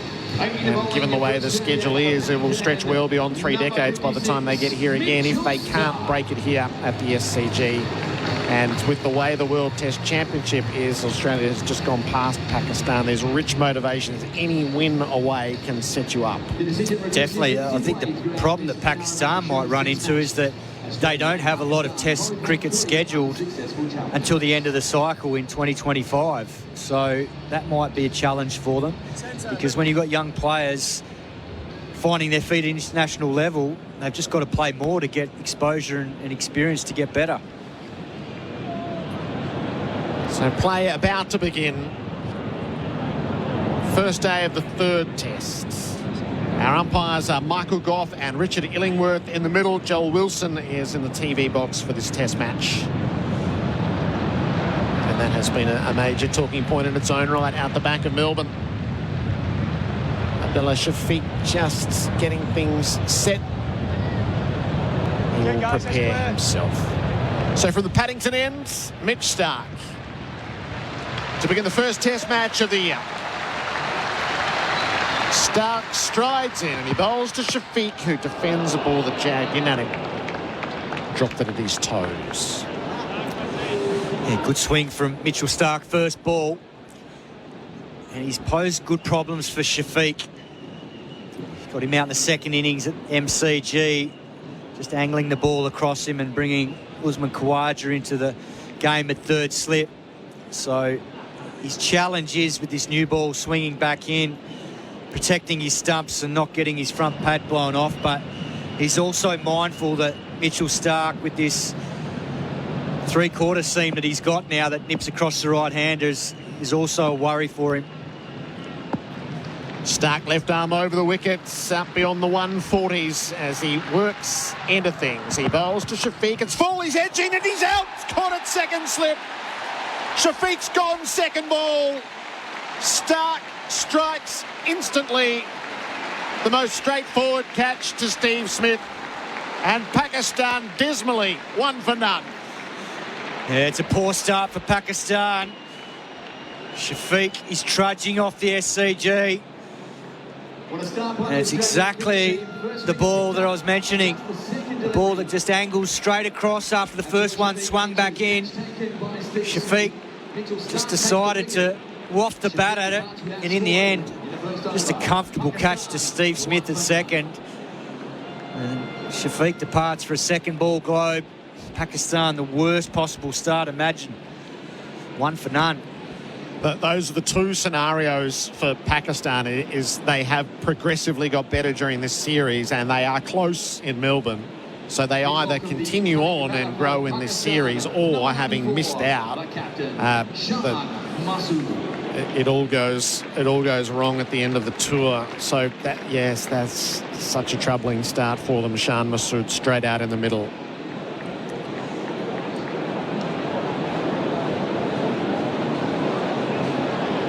Yeah, I thought Shan Masood in the Boxing Day test did exactly what he'd spoken about after the Perth test. Played aggressively. He was probably a little bit more circumspect. So this will be another challenge for him now, fronting up in the first over of the test. Yeah.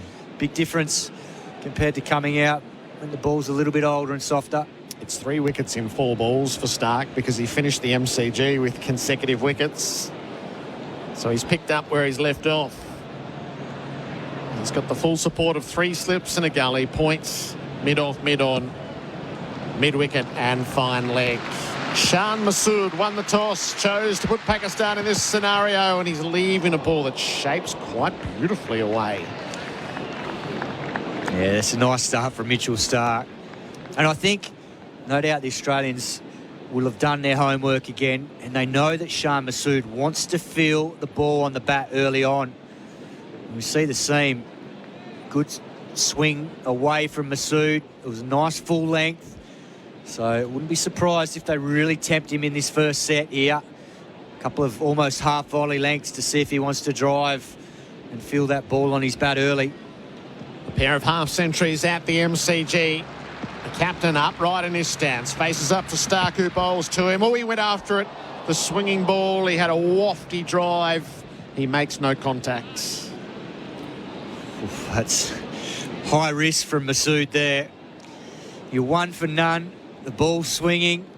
Stark's bowling full. He's giving it a chance. Oh, and that's gone late on him. It has.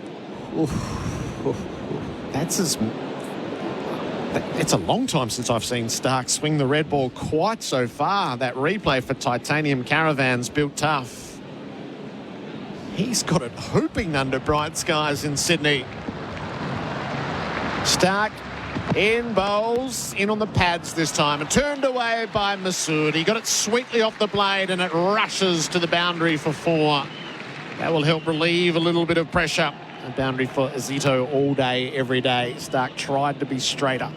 Yeah, you can understand he's attacked the stumps here, but that is a glorious shot from Shan Masood. That is almost his signature shot. He played a couple at the MCG that raced behind square early on for 4. And that was no different. Just went past the umpire at square leg. And that's probably what he has to think about early on. He might just have to put the cover drive on the back burner for a little bit and let Stark come straight. Last ball of the first over, Stark bowls. Shafiq leaves the ball that shapes past the off stump. 1 for 4, Pakistan on the Toyota Hilux scoreboard and unbreakable connection. So Stark might have gone wicketless in that first innings at the MCG, but he was straight on the board there with a highly promising over. Yeah, it was great signs.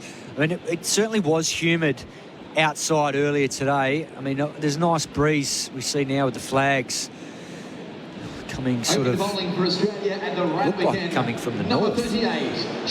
But, yeah, good movement early on. And I think the key is Stark is prepared to get driven early on. He pitches up, and we saw Shafiq's eyes light up second ball, and in the end he paid the price for what was an indiscriminate drive.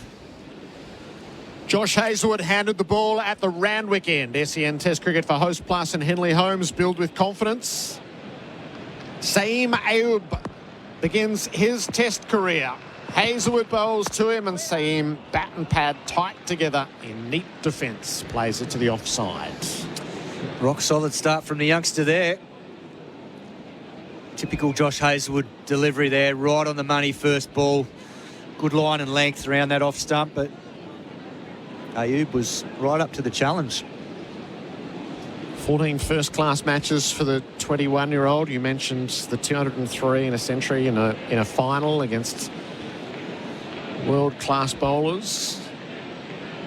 3 centuries, 3 half-centuries. And here's a goer. Saeem faces up. He's edging and he's caught by Carey.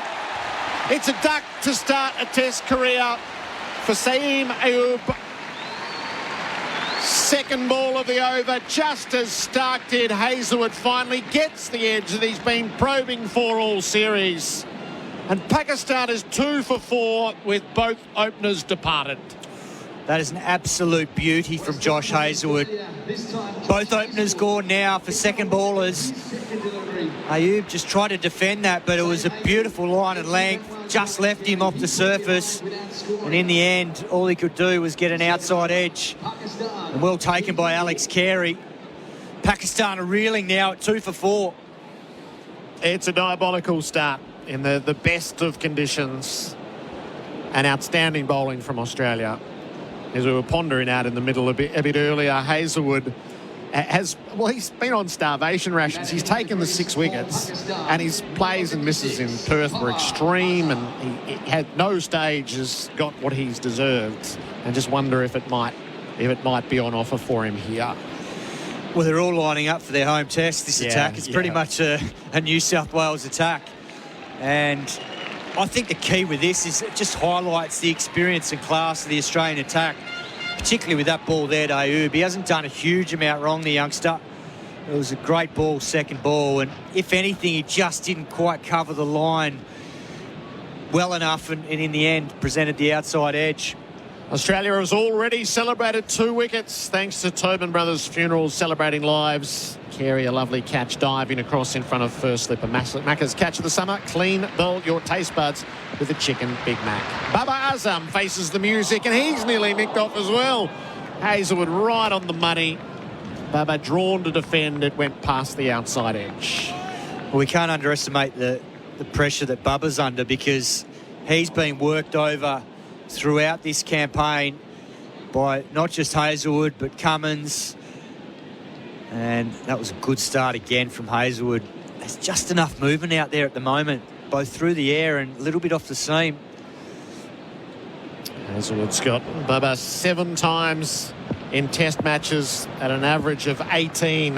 Hazelwood to Bubba, who jams the bat down to defend to mid-on.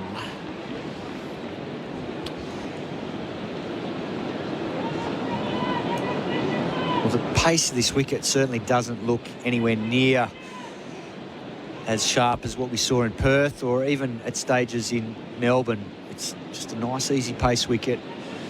But what it is doing is just enough movement. So, good challenge for these two. They've just got to wear down this new ball now. That's all they can possibly do at 2 for 4. Hazelwood hits the crease, bowls. Bubba leaves the rising delivery. Terrific carry through to Carey. So he's got him 4 times caught behind, twice LBW, and the bowled at the MCG. Hazelwood against Bubba.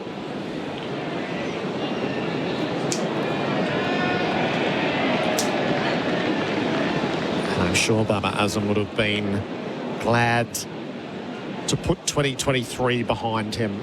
Started as captain, and after the World Cup, that was all handed back. Hazelwood to him. Bubba jams down again in defence. Successful for Australia twice. Hazelwood and Stark 2 for 4 on the Toyota Hilux scoreboard, and unbreakable connection. There are delays on the Hume Freeway coming out of Craigieburn off the Craigieburn bypass, heading out of Melbourne towards Donnybrook and Calcallo. After a B-double managed to jackknife and take out a power pole yesterday, crews are working to replace said pole, and speeds down to 40 ends the delays. Freedom Kitchen sale is now on. With 30% off signature range cabinetry, you can save thousands and create your dream kitchen. Book your appointment today. Sale ends January 31. T's and C's apply. And the Sixers take on the Heat in the BBL here at Live tonight on SEN. SEN Test cricket for Hijaz Halal Financial Solutions. Pakistan 2 for 4 after choosing to bat. Stark is over the wicket. Bowls to Shan Masood. He went the Yorker, and the captain is there to keep it out. Yeah, I see Stark posing problems if he gets that maybe another couple of stumps outside off stump, because I just think on that length with that swing, it just feels like Masood can't help himself, and he's going to want to have a piece of him through cover. As soon as he's come that bit straighter, Masood looks a little bit more comfortable with the line of the ball being closer to the stumps and under his eye line. I think anything that gets out wider, that's where he starts to get vulnerable with his hands playing away from his body.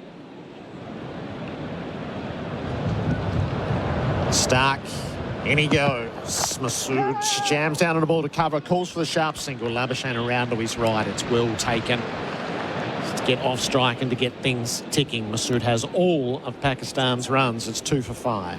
Yeah, it's good cricket from Masood. Just dropping and running. Best way to relieve pressure is to rotate the strike early and work as a pair. And that's what these two are going to have to do now. They're really going to need the skipper to stand up and get 3 figures here, because whilst he got those 50s in Melbourne to win test matches, someone in the engine room's got to get 100, and it's up to these two now. Yeah. Mitch Stark in his 85th test match. The left armour strides in and he bowls to Barber, who's beaten past the outside edge. And that's exactly the ball, Gerard, that I mentioned in the first over. That ball is why Mitchell Stark now has gone to another level, I reckon, with his bowling, because he's always had that in-swinger. I see the replay right now. It's definitely the scramble seam, whatever you want to call it, three-quarter seam delivery, and it's just hit and gone across. And it's such a hard ball for the right-handers to play, because they know when he gets the seam up, it's hooping back in and attacking the stumps. So they've just got to be so watchful of that seam and knowing which balls to play at and which ones to leave around off stump. It's the highest quality fast bowling from the Australian pair at the moment. Barber is leaving outside the off stump more definitively. And it just comes down to really watching the ball closely out of the bowler's hand and looking for cues, because he should be able to see the seam bolt upright when he wants to swing it back in. And when batsmen in prime form, they see that. And then with this wobble seam delivery, you can see it come out of the fingers completely differently, and coming down the wicket differently to the normal seam that's straight up and down. Simon Katich with a great insight for the opening batter. It's the 3 and 4 at crease, because the first two made ducks. Baba faces up to Stark. It was in on the leg side. He turns it away to mid-wicket. Head fields no run.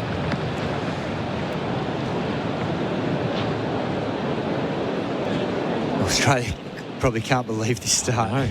You lose the toss, the sun's shining, and both openers gone for second bowlers. Amazing start. We have seen touring teams totally collapse in the last test matches of series if things get set against them. So for Masood and Baba, there's a monumental task just to hold Australia at bay and keep some hope in the camp. Baba Azam has the strike. He chips it a wide one. Ever so well played. Opened the blade, ran it between gully and points. Lyon will overhaul it just before the rope. And they will get 3 on the bunt from Baba. He's underway. 2 for 8. And that is the end of the over. Toyota Hilux scoreboard, an unbreakable connection. Bevmarks, the sleep professionals' January sale has 50% off all mattresses and 20% off all furniture, no exceptions. Available at all Bevmarks stores and online. The SEN app is now compatible with Apple Watch. Download it today. 2 all-chicken patties, special sauce, lettuce, cheese, pickles on a sesame seed bun. You heard correctly. It's the Chicken Big Mac, and it's back at Macca's. Available after 10:30 a.m. for a limited time. SEN Test cricket for Hijaz Halal Financial Solutions. Things have happened quickly. Shafiq caught Smith, bowled Stark, naught. Saeem caught Carey, bowled Hazelwood, naught. Masood is 5. Baba Azam is 3. Josh Hazelwood, 1 for none. He started with a wicket maiden. He's in from the Randwick end, and Baba drives him to mid-off, no run. To mid-on, I beg your pardon. And I think that last ball of Bubba's that he squeezed out behind point for 3 is a great example of how they have to approach this next sort of half an hour or so, is they've got to let the bowlers come to them and make sure that, you know, that scoring shot was a higher percentage option because it was really full. He had the ability to just work the ball off behind point, use the line of the ball with minimal risk. And that's exactly what you need to do in this first session here.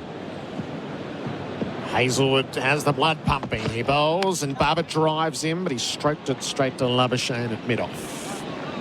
And then the other part of it is being really decisive, because when the ball is moving around with a little bit of swing and seam movement with that hard seam, you can't afford to be hesitant with your footwork. And just looking back at that dismissal of Ayoub, if anything, he probably just didn't quite get enough of a stride into the ball to nullify the length and the line of it. And as a result, probably just caught on the crease a little bit, sparred at it, and in the end presented the outside edge for Hazlewood. So it's hard. It's not easy in these conditions against high-class bowling, but that's where these players have got to back their judgment and back their decision-making ability. Hazlewood right arm over, bowls to Bharat. It's down the leg sides. Hauled in by Carey. Just the stumps at the far end at the round weekend just aren't as they should be. And as you would see at junior cricket, the umpire borrowed Shan Masood's bat handle just to give the stump a tap, the third stump, as we look at it. Yeah, it's not often you see that at a first-class or test venue because the groundsmen are immaculate with all their measurements and getting everything right. Hazlewood from the top of his mark with a 3 slips and a gully waiting. Bowls to Baba, who flashes and misses. The horizontal bat.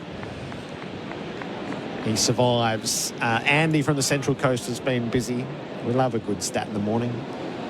This is the 59th instance in Test cricket that both openers have been dismissed for ducks. The first time was back in 1888. McDonnell and Bannerman. Andy, salute to you. Stats and facts for Mate Internet and Mobile. We'll take. What was the most recent instance, Andy? We get it here at the SCG at the start of 2024. Hazlewood bowls and Bubba leaves more judiciously this time outside the off stump. Yeah, much better from Bubba there. The previous ball wasn't wide enough to cut, and it's a risky shot in Australian conditions early on. That sort of back foot punch through the cover point region, just because of the extra pace and bounce. But on that occasion there, he was much more watchful. As you know that Hazlewood's going to hit a good length. He's not going to give you too many half volleys with a new ball, so got to be really patient against the new ball. Hazlewood to complete the over bowls, and Bharat defends the ball to leg. He's called through by the captain. It's a decisive call. Head was closing from mid-wicket, but it hadn't trickled a pitch away and presented that opportunity. 2 for 9 on the Toyota Hilux scoreboard, and unbreakable connection. To all chicken patties, special sauce, lettuce, cheese, pickles on a sesame seed bun. The Chicken Big Mac is back at Macca's, but only for a limited time. The SEN app is now compatible with Apple Watch. Download it today. Liberty personal loans hit different. They're for the free thinkers and the go-getters. Get fuss-free finance from an awarded 5-star lender today. Liberty, loans for free thinkers. Visit liberty.com.au. Approved applicants only. Lending criteria apply. This first session of play for MEGT, Australia's apprenticeship experts. Pakistan 2 for 9. Mitch Starc has one of those. He's in from the Paddington end. He bowls to Baba Azam, who leaves tight to the off stump. Oh, what about the bounce on that, Robbo? Woo. That flew through to Alex Carey. Took that above his head. Gavin Robertson, welcome in. Well, we can't talk. Are we actually at Sydney? Because I'd spent from 1985 to about 2001 here, and it never looked like it bounced like that. And you wouldn't have seen a blade of grass then, would you? Well, put it this way. I mean, you wouldn't have gone downstairs where you can see that entry point downstairs to where those, I call them the landscapers. You wouldn't see too much Shirley's number 17 down there. The old grass was never around in those days. Baba's on 4. Starc bounces in and bowls, and it's left outside the off stump. That one hasn't carried, so that's the uneven nature of the surface. I must admit, we were talking only, 45 minutes ago about what end Mitchell Starc would take, and he loves this end only primarily because of Nathan Lyon. It will be perfect for Nathan Lyon in about an hour and a half. Yeah, there's a couple of bare patches there that Mitchell Starc should be able to start to chew up as this wicket starts to bake in the heat and provide nice assistance for Nathan Lyon. That's why Mitchell Starc is Nathan Lyon's favourite teammate in this team. Bubba faces up to Stark. He bowls and he drives past mid-off. There's runs to be had. A couple as Labuschagne slides with the hook, his trademark fielding move. 2 for Bubba. He is 6. The last time both openers were dismissed for a duck in a test match was May 2022. Bangladesh had both openers go to Sri Lanka, Mahmudal Joy and Tamim Iqbal. Stats and facts throughout our broadcasts for Mate Internet and Mobile.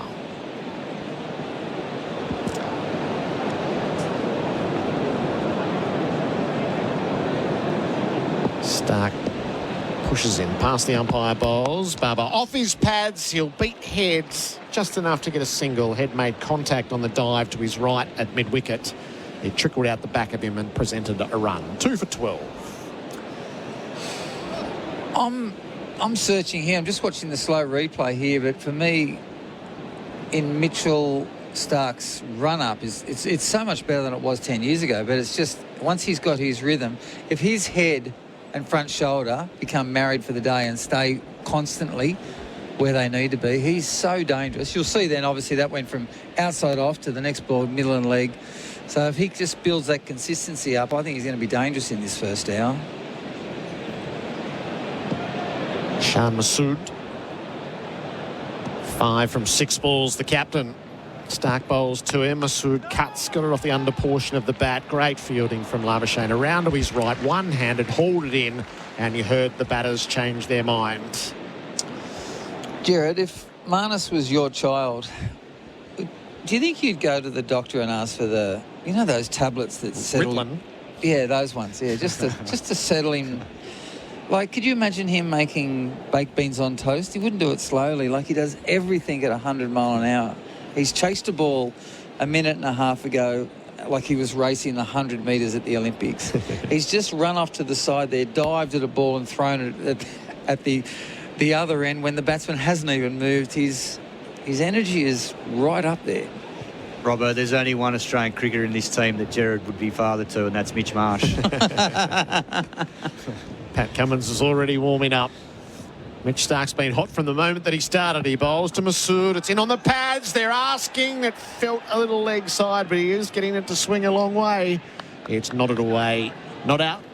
2 for 12 at the end of the over. The LBW shout. How's that? Get amongst it with Tinny's craft beer available at Liquorland. Choose to drink wise. Save up to 55% at the Adriatic Furniture Summer Sale. T's and C's apply. 7 great locations around Melbourne. Adriatic Furniture. Exclusive? Yes. Expensive? No. The SEN app is now compatible with Apple Watch. Download it today. Chocolate soft serve changed the McFlurry game. Now the Tim Tam Chocolate McFlurry is changing it again. Rich chocolate soft serve, crunchy Tim Tam biscuit crumbs and delicious Tim Tam sauce. Very chocolatey. Available at participating restaurants for a limited time. SEN Test Cricket for Host Plus and Henley Holmes. Build with confidence. Pakistan 2 for 12. Baba Azam faces up to Josh Hazlewood and Baba defends the ball back down the pitch. Our experts in place living, creating homes for people to create memories. Gavin Robertson and Simon Katich. Did you just send an email to him, Kato? Did you see that defensive stroke that he just played then, Bubba? It's almost like he saw Saeem get dismissed and he's decided as he's walking out, geez, I'm going to get this correct. I'm going to move at least 4 to 6 more inches forward and outside off and play a proper forward defensive stroke. Hazlewood's bowling right arm over the wickets. Bubba leaves.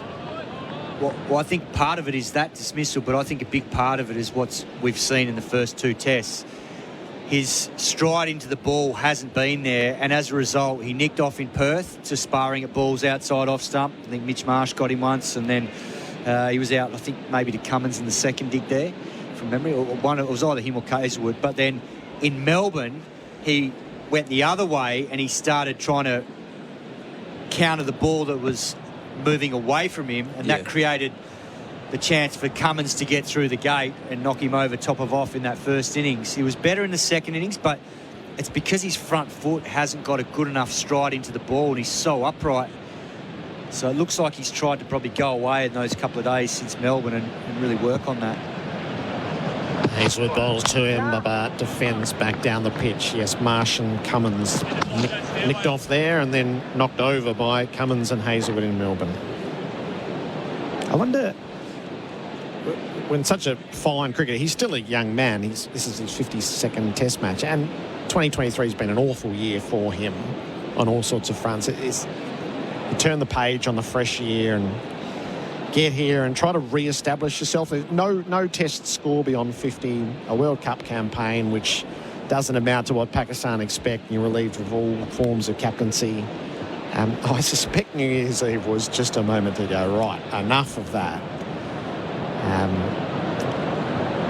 And then in the second over, so he hasn't had to wait long at the New Year's Test. He's 7 from 21 balls. Bubba, Hazelwood's trying to work him over and he's giving nothing. It's a bouncer, a good one too. Just rock the head back and let it pass through.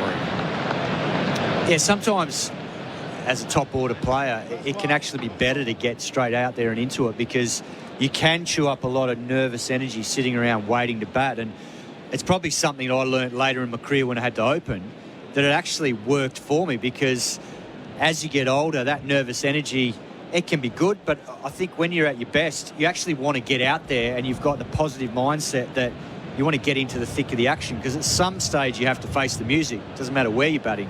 Obviously, when you open, you're straight out there, but sometimes in the middle order, the best thing is to get out there and get into it. It's a bit of movement adjacent to the side screen down at the Randwick end. A couple of kids made a cheeky dive to get to the front row. There's... I think it's an umbrella that's blowing around. Oh, no, it's a flag tucked into the back of a hat. Well, yeah. And they're moving a person 6 seats to the right. But let's be honest, have a look at the size of that whiteboard. Yeah, nothing. The side screen is unbelievable today. Nothing infuriates our listeners more than that sort of manoeuvre. Hazelwood bowls. Bubba chases the wide one and clouts it away through cover. A stylish boundary as Bubba Azam looks to re-establish himself. It's a boundary for Zito all day, every day. He's 11. Well, the worry for me is that I'm immediately seeing everything that you just said, Cato, has been deleted. And he's going back to the... Watch where his front shoulder is, watch where his head's still. All of a sudden, the Bubba that we know seemingly is back. And that worries me. So I'm expecting something out of him today. Well, the beauty with that was the stride into the ball. Flight passes over the SCG. Bubba's beaten on the follow-up from Hazelwood. 2 for 16 at the end of the over. Hazelwood 1 for 5 through 3. That is on the Toyota Hilux scoreboard and Unbreakable Connection. Adam Collins coming in for Bundaberg Beer. Join more than 2 million Aussies who invest with Australian Retirement Trust, Australia's super fund. Learn more at art.com.au. Consider the PDS and TMD before deciding. The SEN app is now compatible with Apple Watch. Download it today. Roast chicken? Maybe halal. Affordable super from Hijaz Financial Services? Definitely halal. HijazFS.com.au. This information is provided by Hijaz Financial Advisors Proprietary Limited, AFSL 517686, and Hijaz Islamic Credit Solutions Proprietary Limited, ACL 480542, and does not take into account your objectives, financial situation, or needs. There's cricket for Hijaz Halal Financial Solutions. Wickets in the first 2 overs of the Test match. Shafiq caught a second slip, second ball by Stark, and Saeem caught second ball of Hazelwood. Both for ducks. Stark away from us, delivers here. Shah Massoud rides the bounce down to final leg. It goes for 1. Shan advances to 6, 2 for 17. Adam Collins jumping in. Simon Katich and Gavin Robertson remain with me.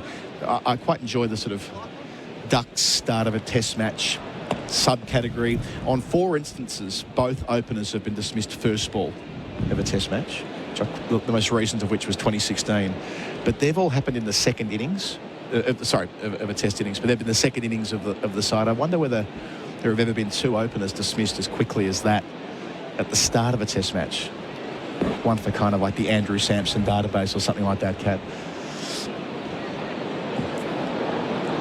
Stark's got the 3 slips and a gully as well for Barbara Azam, who hit a lovely boundary in the previous over off Hazelwood. Delivers here, Barbara driving again out through cover, gets plenty of that right out the middle of the bat. Towards the O'Reilly stand for 4. Barbara Azam to 15, 2 for 21. Our boundaries for Azito all day, every day. Yeah, beautiful cover drive again from Bubba. That was full, had a bit of width on it, and he's making a really conscious effort to get a good stride into the ball and play that ball really late under his eyes. Beautifully played. Yeah, that's a glorious shot watching it back on our replay screen for Titanium Caravans built tough. All the catching men behind Barber. Stark to in here, leaves alone outside the line of the off stump, Robbo. We've seen a beautiful cover shot with head still, front shoulder just sitting there, bang. And then great delivery by Mitchell Stark, an inch and a half outside off. I always use inches for some reason, but you just tell me the centimetres. Colo, at any stage, I'd love to learn centimetres. And enables himself, he gets forward, but lets go. And I'm happy only because I'm looking for a contest. I'm a viewer today. I just want to be interested and look at that technique. He's looking very good, Bubba.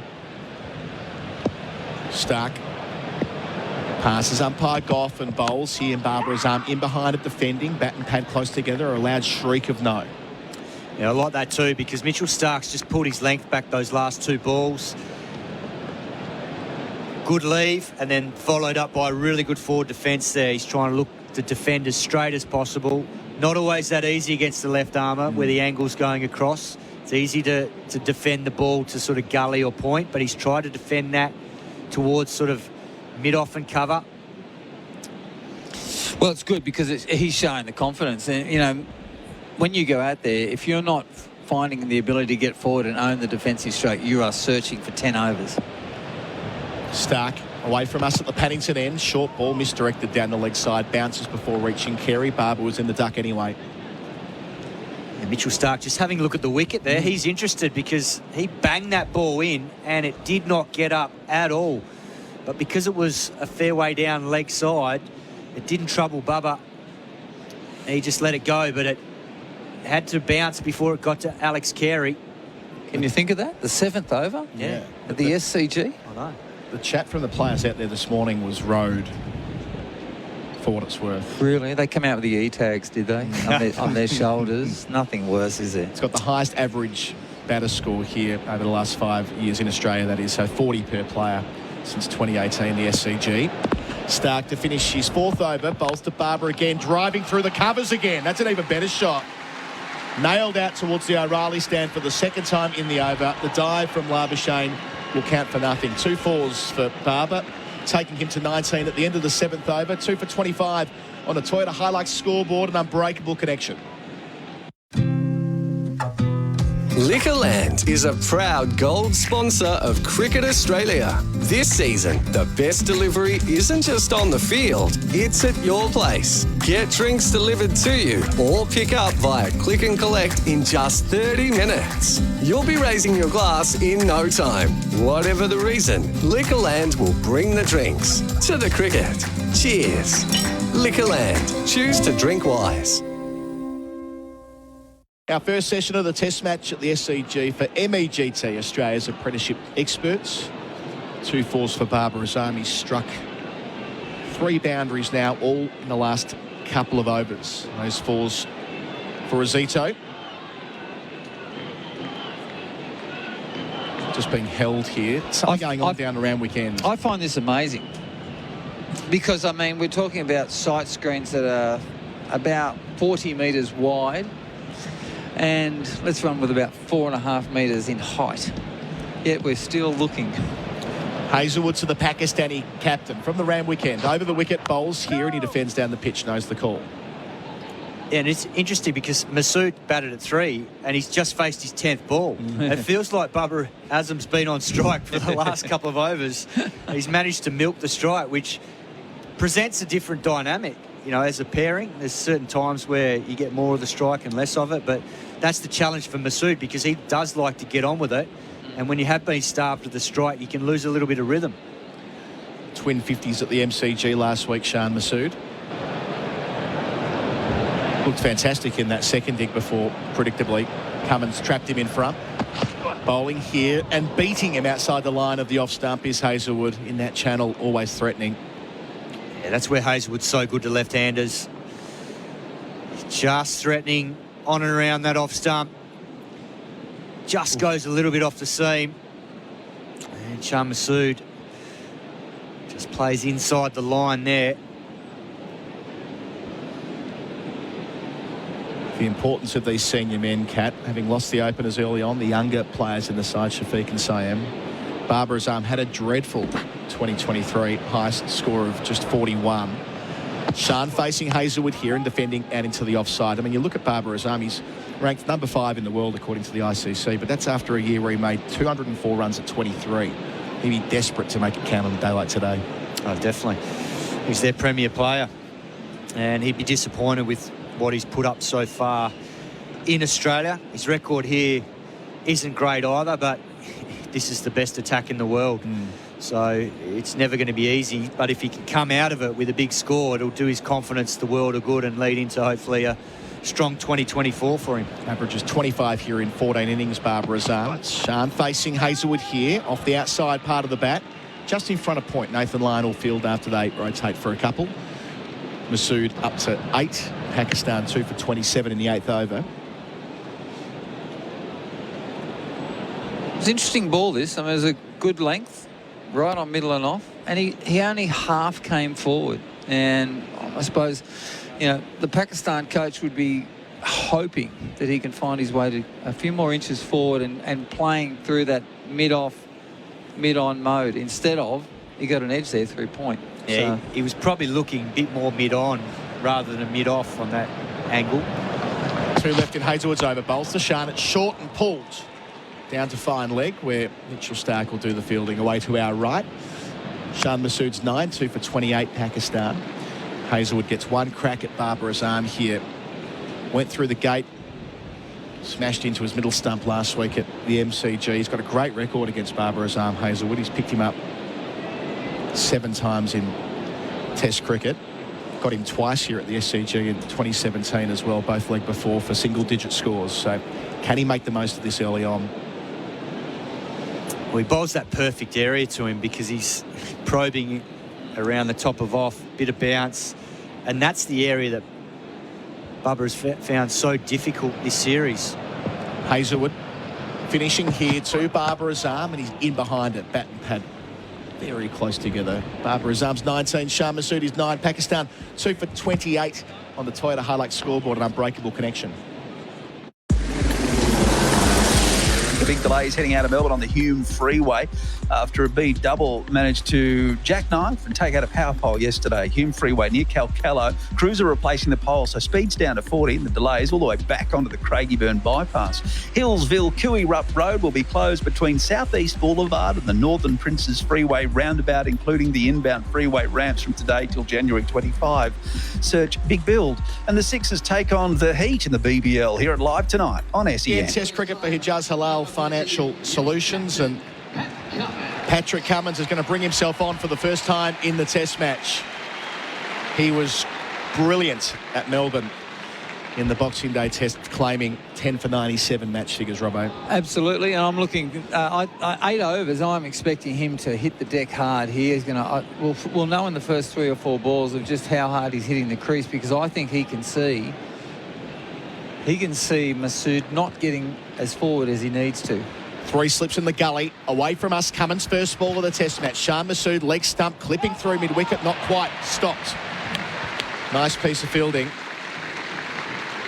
In there is Travis Head, saved at least a couple. Stays at 2 for 28. Mind you, Collar, this is a great shot. He's absolutely middled it, but he's middled it straight off middle stump. So a risky shot, but he middled it. Very well fielded by Head. But for me, I think that Pat Cummins is somebody who really studies who he's bowling against, and he would have been watching the previous 8 overs. Got Shah Masood with a little tempter in the second innings last week in the chase. Bowls to his opposing number here. Squares him up a wee bit. Ball spits out through mid-off along the ground. They'll get 2. Labuschagne in hot pursuit. Takes Shah Masood into double figures. He's 11, 2 for 30. At one stage, Pakistan were 2 for 4 if you're just joining the coverage. Well, 2 for 30 off 8, but I'm glad to see the captain on. Pat Cummins is really keen here to try and get Masood to play across the line. Mind you, that was pitching outside leg. But he's got a leading edge down the ground for 2. But this is going to be an interesting contest because, to me, He studies everything, Pat Cummins. And that just held up a wee bit in the surface. Our replays for Titanium Caravans built tough. Cummins again. Shah Massoud clipping, this time finding the gap, but they popped the sweeper out. Took them one ball to realise that might be a boundary scoring opportunity for the Pakistani captain. Only one to Travis Head, 2 for 32 the score. He's up to 12. Well, I think if we were sitting yesterday in the meeting and the whiteboard, my expectation here is the whiteboard had pitching the leg, at some stage bowling the leg cutter by Pat Cummins, aiming for middle and off, and aiming to hit leg stump. I think that he's looking for a huge LBW opportunity here. Seeing a graphic on television kind of reinforces your point. The bounce so far this morning down about 12 centimetres on average compared to Melbourne. Cummins bowls here to Barbara's full and driven. Lovely on drive. Just check the shot. Timed it down in the direction of the members' pavilion. They'll turn for a third. Mitchell Stark does the fielding. Barbara's to 22 from 21 balls. Going nicely. Pakistan 2 for 34. I wonder if he went to Cash Converters 2 days ago when it was open and just and actually brought his technique back that we've all been crying out for. Where has it been in these previous 2 games? And I'm not being mean to Baba at all, but I mean, when it's all said and done, his technique has been brilliant this morning. There was a quote from Waqar Younis saying that he's still in his shell. He's not really playing his natural way, speaking of Barbara Azam through the series. I'm just searching for him to lose balance here, but he's looking very good.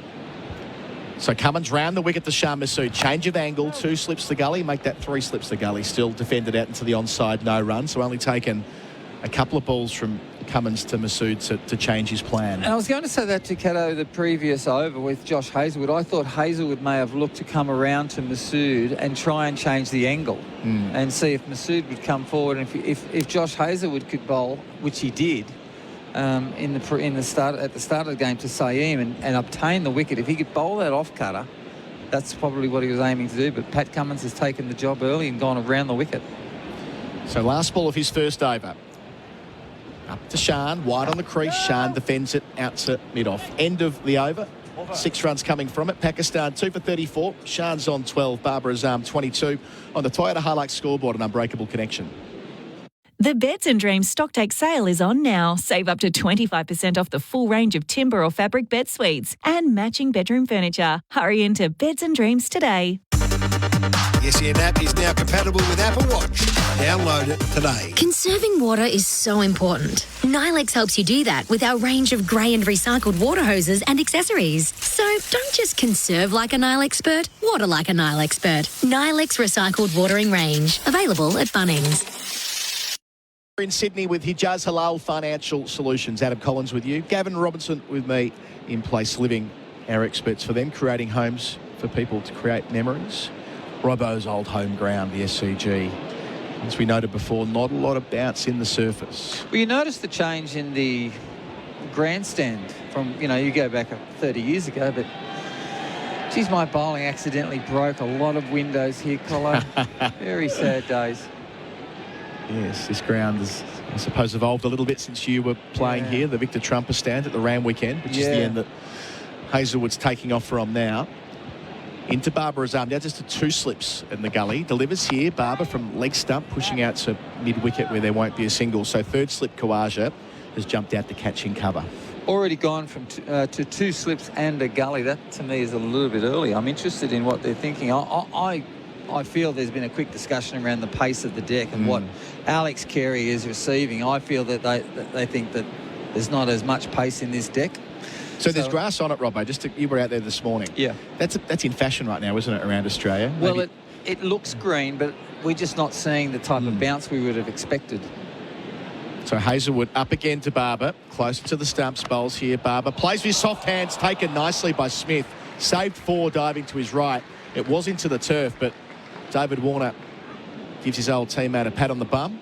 Gets a handshake from Mitch Marsh in the gully as well. Watching it back on replay, Barbara's soft hands landed about 1.5 metres ahead of Smith, but had to dive to his right. That replay for Titanium Caravans built tough. Good fielding. And a good example of Josh Hazlewood hitting the deck, which causes Bharat to be there and thereabouts, not fully forward. And great delivery. So Hazelwood, who bowled so well here last year against South Africa, delivers to Barber, who defends to mid-on. Easy as you like. Again, no real zip. We're conditioned to that pace in the pitch at Perth and then, of course, at Melbourne last week, which was a pitch that Shah Massoud said is the best he's ever played on in Test cricket. So, with the grass point, though, how did you interpret the grass? Because, you know, there's live English-style grass. Did it feel like that, or was it a... It looks like it's, you know, 1.5 centimetre of grass being rolled down. Okay. But we've already seen Australia just, 30 seconds ago, change the gully into fourth slip. So they're not expecting bounce here. They're expecting a slight nick. Hazelwood to Barber on 22, and he plays the pull shot out through mid-wicket, has one man to beat at deep square and beats him comfortably. Barber Azam's fourth boundary for Azito. Got inside the line really early. He's 26, 2 for 38. Help yourself, really, at that length. Well, Kyle, watch this where you see the speed of the ball. Now, the fact that Babar's come forward and then picks up the length of the delivery and immediately basically pulls the ball through mid-wicket, almost off the front foot. So that says to me we're not looking at a deck that's got that extra 3 to 7 kilometres, maybe 10 kilometres. Looks slow. 2 back for the short ball. Hazelwood in, Barber Azam forward, defending again. When it's all said and done, you lose 2 early wickets in the first 4 overs, and what, you're going to be 2 for 38 off 9.5 overs? Says to me that there's an immediate confidence in both Masood and Babar. Shafiq will be gutted, nicking his second ball. He's made an art form of accumulating big scores on slow pitches in Pakistan already in his short career. So Hazelwood to finish his 5th over. Warm morning here in Sydney. Passes umpire Illingworth and delivers to Barbaru, who leaves alone well wide of the off stump. Just the boundary coming from the over. 10 overs gone Pakistan after winning the toss at 2 for 38 on the Toyota Hilux scoreboard. An unbreakable connection. Want to get your day off to a good start? Repeat good habits every day, like Swiss multivitamins to support your general health and well-being. Sleep, eat Swiss. Repeat. Always read the label and follow the directions for use. The SEN app is now compatible with Apple Watch. Download it today. Welcome to Officer Fields, your new home in Melbourne's southeast. Land now selling from $467,000. Officer Fields, life as it should be. Register your interest now at officerfields.com.au. SEN Test cricket for Hijaz Halal Financial Solutions. Shah Massoud back on strike. He's 12. Barber Azam 26. So 2 slips the gully. 2 men for the short ball. A fine leg in a deep square. A catching cover about 4 pitches over. Cummins operating away from us at the Paddington end. Passes umpire Goff. Shah Massoud plays and misses past the inside edge. That has come back. Shape from the captain. Bit fuller as well. A little bit fuller, and I think you'll see that it's the captain looking for a little bit of outswing shape, and it's continued on. A beautiful delivery, just missing off stump by, I reckon, 5 centimetres. We'll see it very again. Very close. So it's missed the off stump by as far as it's missed the inside edge. Not far at all. Seeing it again for titanium caravans built tough. Well, at the moment, Australia are getting shape, but not a lot of bounce. Going to have to make the most of the new ball while it's still hard and fresh. Cummins up, bowls to Shan. Bit shorter, and he works it just wide of the man at catching cover. That was when Khawaja. They rotate for a single. The former captain's 27, 2 for 39. Just to return to that point from the previous over. Feels like there was an era there in Australian cricket. You brought it up in the pre-game where the pitches were quite samey. Weren't a lot of grass on there until day-night cricket came along in Adelaide when they started leaving grass on the pitch for the pink ball, and it's been contagious. We see grass everywhere now. Yeah, I think that cricket's had the discussion about the person at home watching or listening or the person in the crowd. They are searching for a contest. And Test cricket is about a contest. It's not, I feel T20 is about a batsman. So we're seeing a war here, bowler v batsman. Cummins up to Barber Azam, just 2 slips for him as well. Leaves alone 4th stump line on length. Mind you, when you talk about the depth of colour, there's a few different changes out there, and I think that the weather looks magnificent here in Sydney, and we were expecting not as much sun, and I think that we're going to see a batting deck here. And I was only walking past the coffee about half an hour ago with Merv Hughes thinking, danger here.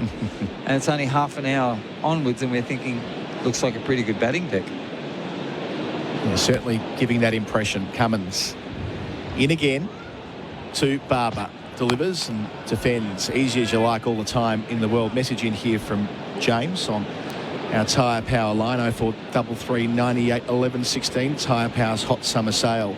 I put when I came on how many balls to remove both openers in the first innings of a test match. He's like, what about Trent Bridge in 2015 where Warner faced 2 balls and Rogers faced 3? That's not bad. But we're under it today. 2 balls for Shafiq and 2 balls for the man on debut, Saeem Ayub. Both caught in the cordon for second ball ducks. You look at both of these batsmen. They have very good techniques. So it's about how their mind works. Barber looking good. Facing Cummins here. Inside edge. Cummins likes it for leg before. But he's turned down by umpire Goff. There were 2 noises. The question is, Robbo, what came first, pad or bat? Cummins considers a review. I'm thinking they're going to go a review here. It's my gut feel. Yeah, Cummins is up. They are. He's sending it upstairs to the TV umpire, Joel Wilson, for IMAR Insurance. Tradies trust IMAR for insurance. Call 13 IMAR. I just have this umpire to director. We have a player review for LBW. The original decision is not out. I've checked the feet and it's a fair delivery. Front on, please. So we'll see the first replay, the 2 noises. It might have been bat on pad as well. It looked to me as, you know, we've just spoken 4 balls ago about a great outswinger. This one's swinging inwards, and he meant it. That will be pad first. Wow. That's bat on pad was the second noise. Take it back for me, Gavin. That's a beautiful forward, delivery. Forward. Okay, Jesus. I'm satisfied. Pad first. I'm thinking this no is going need to for chop hot spot, no leg stump RTS. in half. Ball tracker when you're ready, please. So height will not be an issue. Hit him low on the front pad. Didn't get much of a stride in. Is not out. 2 reds, hits in line with middle and hitting. Wickets hitting. So Michael, you'll have to reverse it. Pat Cummins gets Barber his arm again. Just when Barber was looking the goods, he'd skipped to 26, but it's taken a piece of fine in-swing bowling from the Australian captain. He's having a terrific series. Pakistan 3 for 39, Robbo. Any young person wondering what you've been watching over the previous 10 overs, you've seen great shape. Outswing primarily, but all of a sudden the captain bowls beautiful outswing and then changes his wrist with a beautiful in-swing shape, straight from middle to leg LBW. Brilliant. Absolutely brilliant. He's hitting plenty of leg stump at well. It wasn't a 50% of the ball kind of situation. No. As you said, it was chopping leg stump in half. Nicely called by Gavin Robertson. And I don't want to be harsh on Babar. When it's all said and done, that was clinically beautiful bowling by the captain. That was it. He was dismissed by a smarter move and a greater risk, mind you, but he took the risk and got it right. I can't blame Barber for being in line of off stump. He spent the last 10 overs being in line and playing with good technique. That was a brilliant delivery and that deserved a wicket. And a great decision when it's all said and done. Alex Carey ran straight to the captain and said, yep, we've got to have a look at this. Cummins has different ways of appealing that we see with the body language over time. They're actually going to take drinks with the fall of the wicket. We're a few moments away from that juncture, but we'll take a break while we can. Our drinks break for Bundaberg Ginger Beer, the great Australian brew. A good first hour for Australia. 3 for 39. Barbara Azam, a leg before wicket for 26. Is it a bird? Is it a plane? No, it's Crowell's Electrical and Solar Man. Leaping from roof to roof, he's keeping the residents of homes across Australia safe from rising energy costs with solar power systems from Crowell's Electrical and Solar. Sourcing energy direct from the sun, he's helping everyday Australians save thousands of dollars every year. Lower the cost of living with Crowell's Electrical and Solar Man. Visit CROWLZ electrical.com. REC 22623. 2 all-chicken patties, special sauce, lettuce, cheese, pickles on a sesame seed bun. You heard correctly. It's the Chicken Big Mac, and it's back at Macca's. Available after 10:30 a.m. for a limited time. Liberty Home Loans hit different. They're for the free thinkers, the go-getters and the creatives. So if you're a free thinker, you'll be right at home. Liberty, loans for free thinkers. Visit liberty.com.au. That's how we want. Approved applicants only. Lending criteria apply. Shafiq, it's full, he's edging and he's out. It's caught at second slip. Shafiq's gone, second ball. Here's a goer. Saeem faces up. He's edging and he's caught by Carey. It's a duck to start a Test career for Saeem Ayub. A slight nick. Hazelwood to Barber on 22, and he plays the pull shot out through mid-wicket, has one man to beat a deep square and beats him comfortably. Barbara's arms, fourth boundary for Azito. 3 for 39, Pakistan on a perfect day in Sydney after winning the toss and electing to bat on what feels like a benign pitch. It's been outstanding bowling for Australia. Stark, Hazelwood and Cummins before the drinks break for Bundaberg Ginger Beer, the great Australian brew. 3 for 39. Robbo, is that not Australia's wildest dreams? No, and we're looking, we've talked about some magnificent batting strokes, and it looks like they've got some form, and all of a sudden we thought Babar had found the form that he's been searching for. But I'm not going to blame him. I think he was dismissed by an absolutely magnificent delivery by our captain in Pat Cummins. Great shape. And anyone that's bowling magnificent outswing, the ability to change the shape of your wrist and get a slight in-swinger caused major problems. So Shaquille is out in the middle. Cummins is around the wicket to him, and Shaquille leaves the first delivery. And that tidied up the 11th over of the innings, 3 for 39. The drinks break just taken a minute or two early for Bundaberg Ginger Beer. Yeah, it's just he's at the peak of his powers, Cummins. I'm amazed that he's not the number one ranked bowler in the world. I was going through that and trying to justify those numbers last night, but he's just bowling brilliantly at the moment. Yeah. And he's all about rhythm. He's got his own little special jump in his run-up. That's something that it's been a habit of how he's bowled.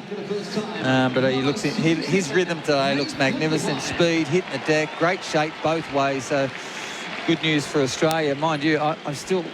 It's 45 minutes ago. Let's say that we were concerned about that the wicket might have had something in it. I think we've got a great batting wicket here, and Nathan Lyon is going to ask a few questions today. So the captain's gone to him on the stroke of 1 hour.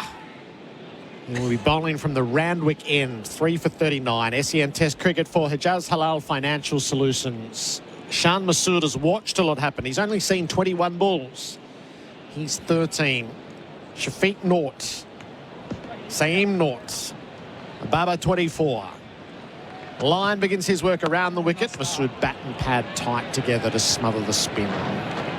Long off pushed back, so that worked well for Australia to disrupt Masood and what he wanted to do at the MCG in a deep backward square. Let's go, guys. Smith's at first slip, Labuschagne under the helmet. Masood very upright in his stance. He's playing from the crease and defending back down the pitch. Already a little bit of shape on that wicket. He's pitching middle, spinning it straight, but good flight, good shape. Mind you, off-spinners for some reason have fallen in love with that end of choice. Line around the wicket, bowls. Masood tickles him through Labuschagne. Out to deep backward square for a single. Just that flinch instinct as that flew off the bat. And it was in the air momentarily. I must admit, Gerard, Marnus Labuschagne would definitely be my short leg. I'd love to have him at short leg. Yeah, mainly for nuisance value. Just discussing life, today's weather with the batsman, his chance of taking a catch. He's clinically, the word excited is not good enough for him. Just clinically excited is another word. Shaquille just pulls out as Lyon was on his approach. What's happening down at that side screen? Tilly, it's the corner of the side screen. Yeah, so it's the corner of the side there's screen. a dugout, a tunnel up to the stairs at the corner of the side screen, and there are patrons who have gone to wait there. Oh, and there's actually the corner of the side screen, one of the sheets has dropped off, just exposing the void. Is it inappropriate for me to say that it's actually, it doesn't affect what he's looking at? When it's all said and done, you look at the angle of where Nathan Lyon is delivering, and we're talking about 4 or 5 metres to the left of that is a small little area that's just become a little bit dark. I mean, it's interesting how remember when your earlier days, when you're at primary school or high school, and you would have seen the old style sight screen that we've had for many years. They have such a great sight and view now as a batsman. I find it funny that they even get concerned about these things. It's going to take some fixing. They're going to have to find someone with a ladder to get up. If I was the umpire, I would be just telling Shaquille, you're going to have to get on with it, mate. We'll fix it when we can. Yeah, but that is so far outside the range of what's going on, is you're just going to have to play. I'd be saying, Shaquille, that's an absolute excuse. You're searching for an excuse here. Yeah. You're better than that. Move on. It's interesting, but the game has changed. And mind you, the cricket ground itself, all around the world, is so much better with the provisions and that it provides a batsman. Side screens are magnificent. They're twice the size that they used to be. Oh, that's right. They're excessive. So, yeah, the umpires have done the right thing. Hurry up and get on with the cricket. There's 22,500 people here. And Shaquille just pulls out. I think the Australians would take great delight to dismiss Shaquille here. Line around the wicket bowls, and Shaquille's reaching for a ball with an element of risk. He plays it to the offside. It's interesting, Gerard, how the discussions have changed. I reckon 20 years ago that might have been a very interesting discussion out there.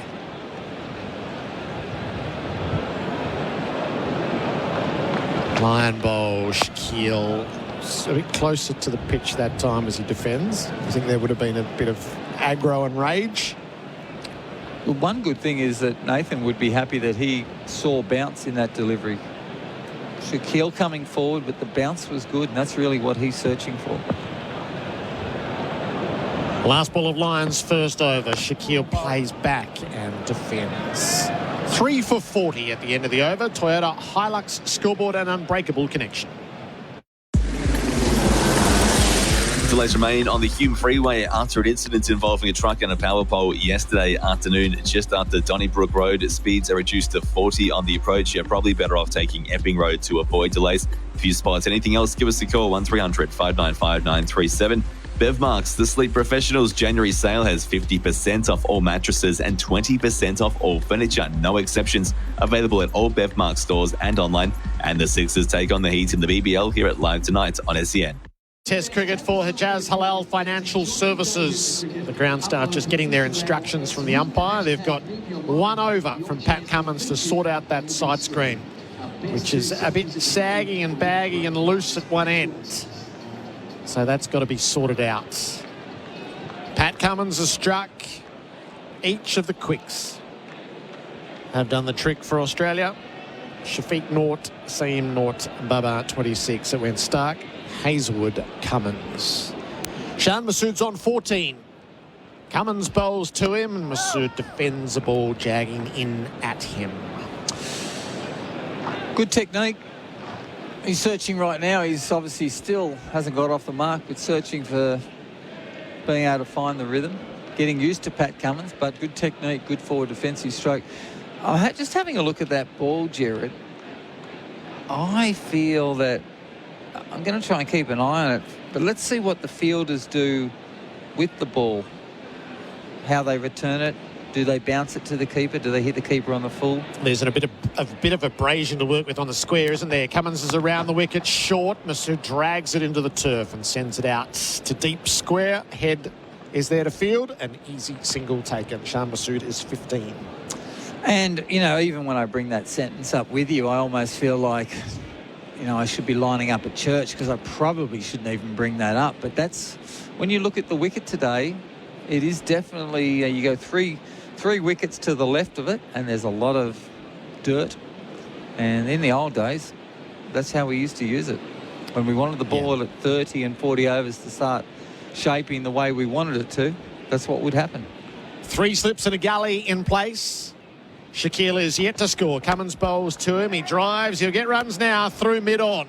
He sends the ball down under the side screen. Stark pursues it. He'll keep it to 2. 3 for 43.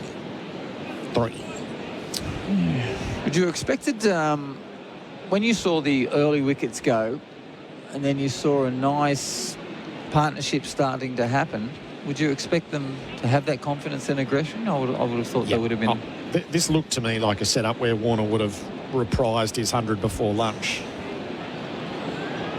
The number of balls that haven't carried to Carey already. Cummins to Shaquille, bounced him and he couldn't get out of the way. He got pinned on the crease and he got hit a nasty blow. So the medical staff being called straight on by the umpires. Shaquille down on his haunches. Oh, he got stuck between the devil and the deep blue sea. He didn't get down low enough, or he didn't stand up, and he crouched into a ball that struck him up high on the chest. Hit him on the right pectoral muscle, and then it's bounced into the helmet. But I think he's going to have a little bit of a bruise here. Yeah. But he's susceptible to the short ball. Yeah. He made such a bright start to his Test career in different conditions. Australia worried him in Perth with it.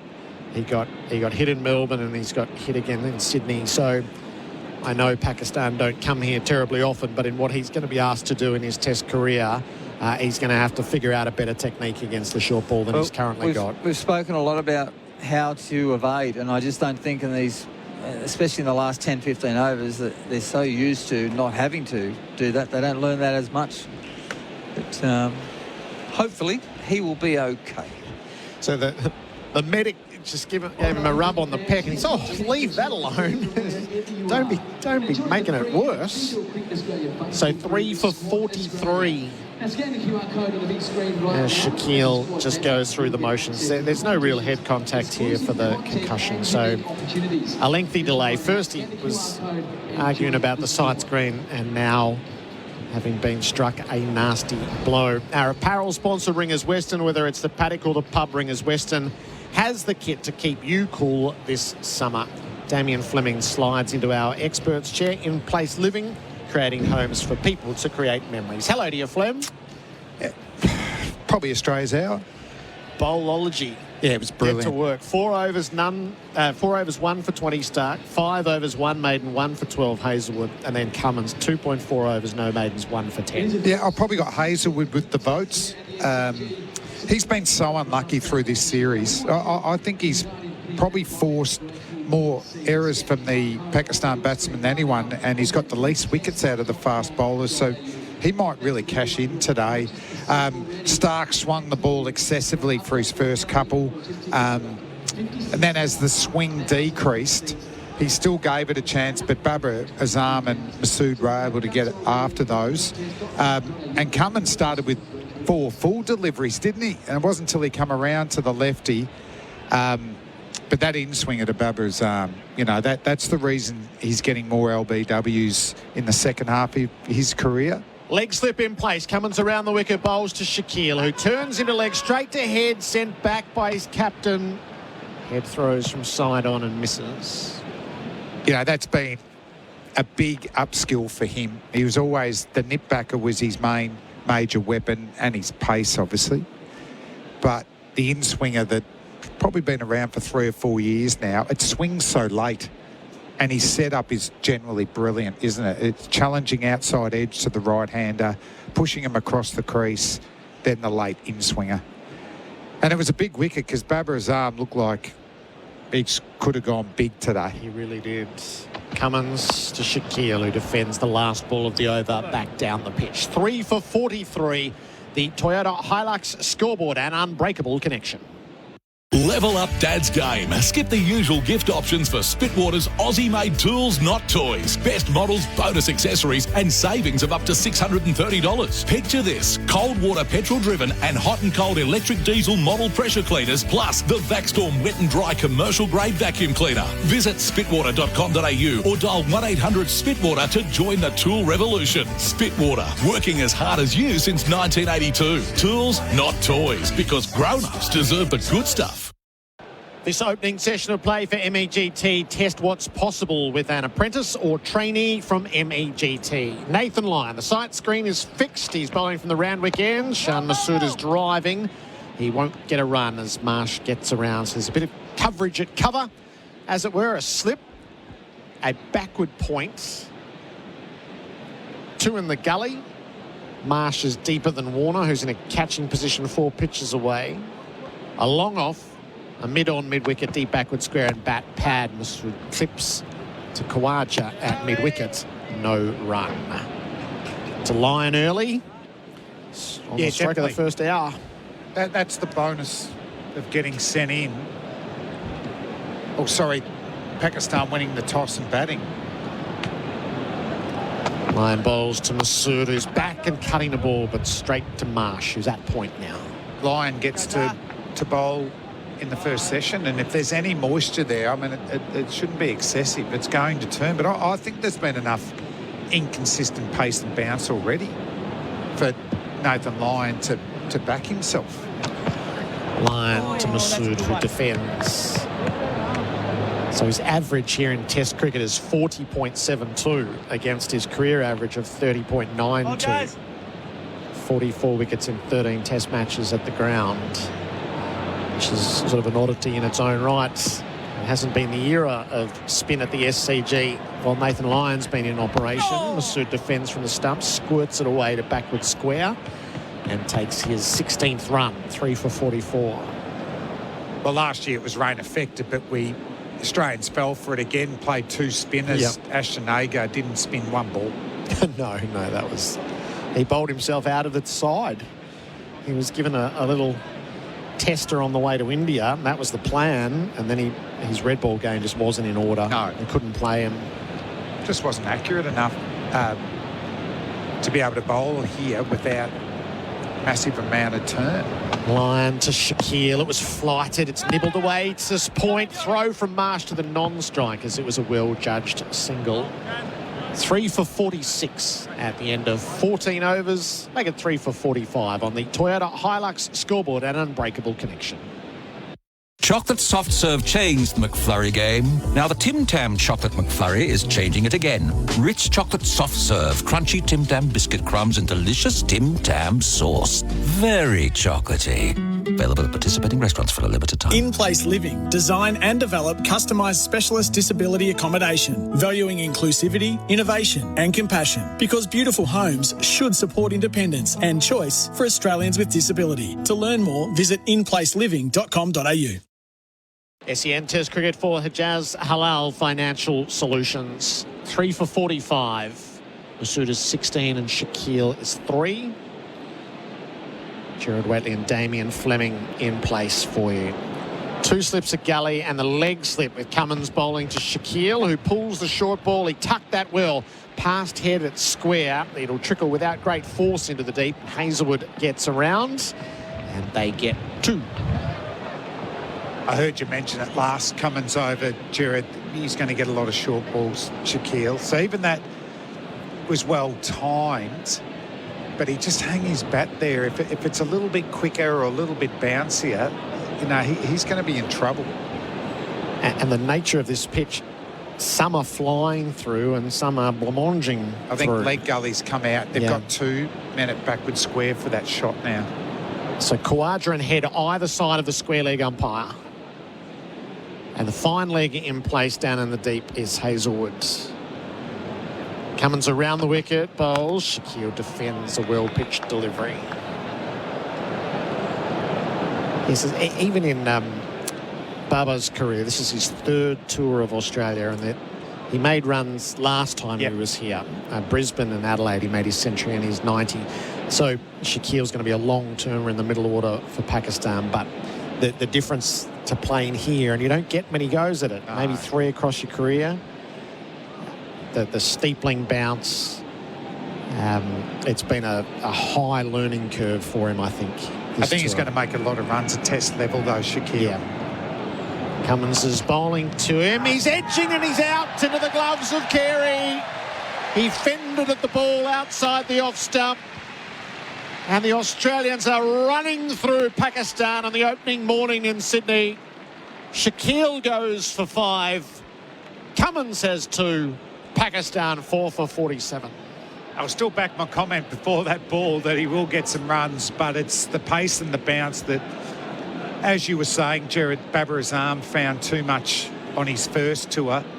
And now this is not the away swinger. This is just the wobbled seam.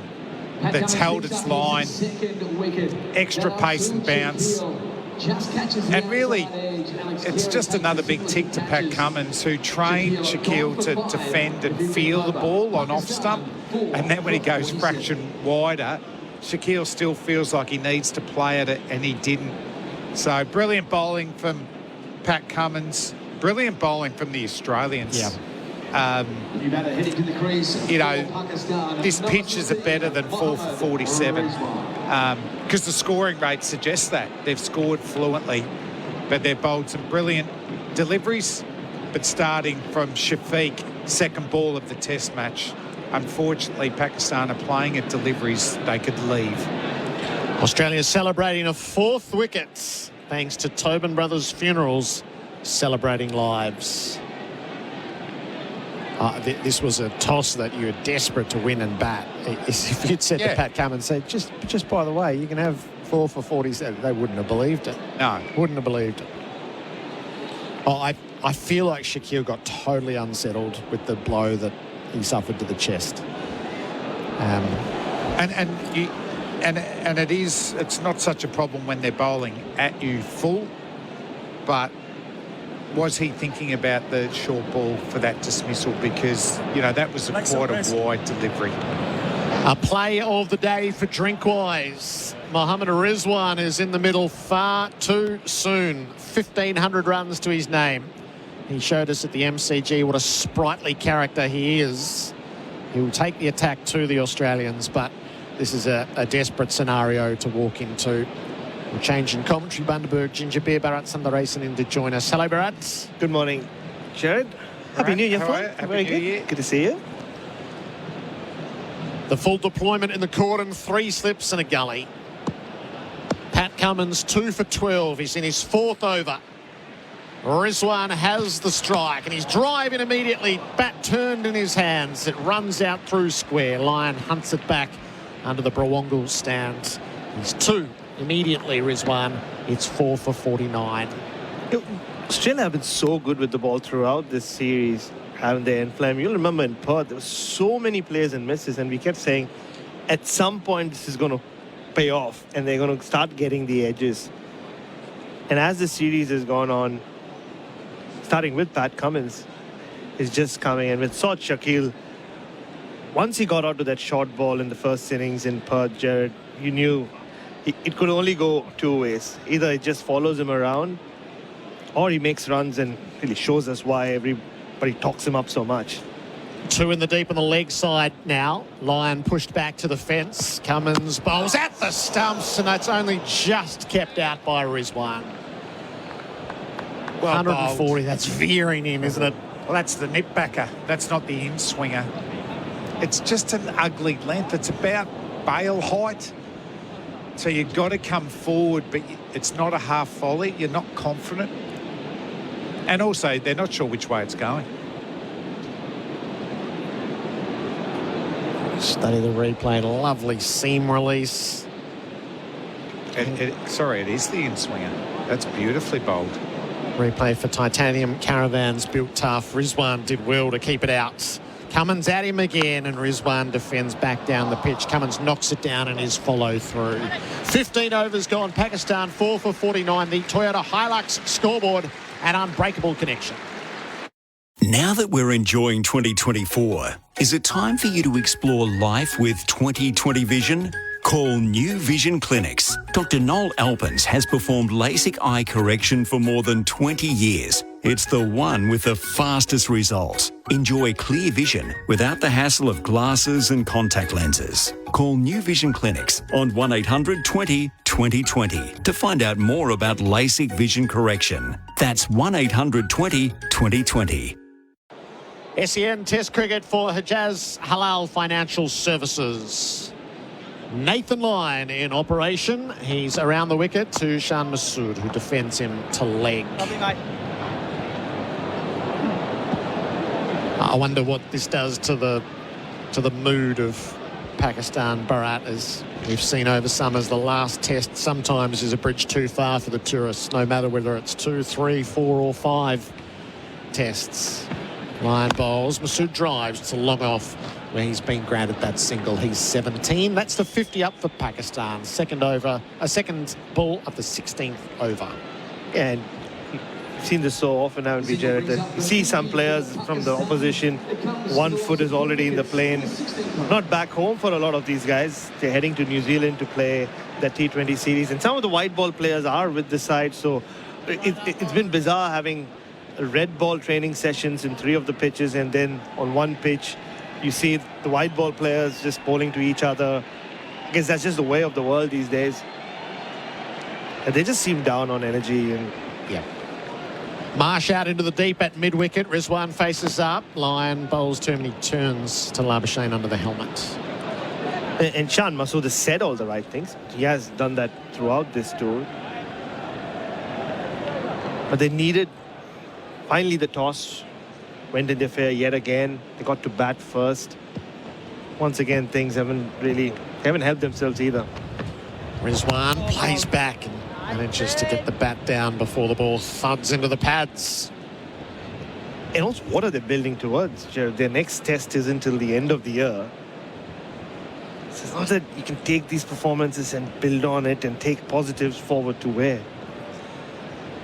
Line bowls to Rizwan, jumps down the crease, hammers the ball down to long on all the way across the turf. He's 3, Rizwan, 4 for 51. So all the changes happening behind the scenes as well. And who knows whether Shan Masood will be captain, Mohammad Hafiz will be coach when they do go to South Africa at the end of the year. Nobody knows. It's just Pakistan cricket. Yeah. Line bowls. Masood drives the last ball of the over straight to mid-on. He goes with a stroke and takes the run as Cummins comes around to field. 4 for 52. End of the over. Toyota Hilux scoreboard, an unbreakable connection. Welcome to Officer Fields, your new home within a community built on the vision of enjoying life in balance in Melbourne's southeast. Officer Fields features natural open spaces while still being close and connected to all of life's conveniences. With 4 unique precincts coming soon, offering land from 350 square metres to 1,000 square metres, there's something for everyone. Officer Fields is currently selling land from $467,000. Officer Fields, life as it should be. Register your interest now at officerfields.com.au. All our stats and facts throughout the broadcast for Mate Internet and Mobile. Pakistan 4 for 52. Pat Cummins is in operation from the Paddington end. On what I've seen, I'd be appointing Masood in all formats as captain. I've been really impressed with proactive in the field, relaxed when things didn't go their way. He's on strike, Masood, and he's leaving a ball from around the wicket, angling in. His output with the bat's been really good. You know, a couple of 50s at the G. I feel like he's a number 5. 3's a bit early. But he's got a philosophy. You know, we have to get 20 wickets. And he wants to get the scoring rate up as a batting team. Imam Ul-Haq misses out because scoring rate was low. I think there was some frustration too from his batting partners, you know, just not being able to rotate the strike. So he's got a philosophy and he's backing it up with the bat. Cummins bowls, Masood defends the ball to mid-on, no run. And no doubt his experiences at Yorkshire has to help. Just experience with captaincy. And talking about how he's, you know, concerned for the players on and off the field, you know, so everything I've heard, every comment he's made has been excellent. And probably the one thing he needs to tick off is, you know, getting one of these starts to get 100, and you'd say, geez, he's had a good series.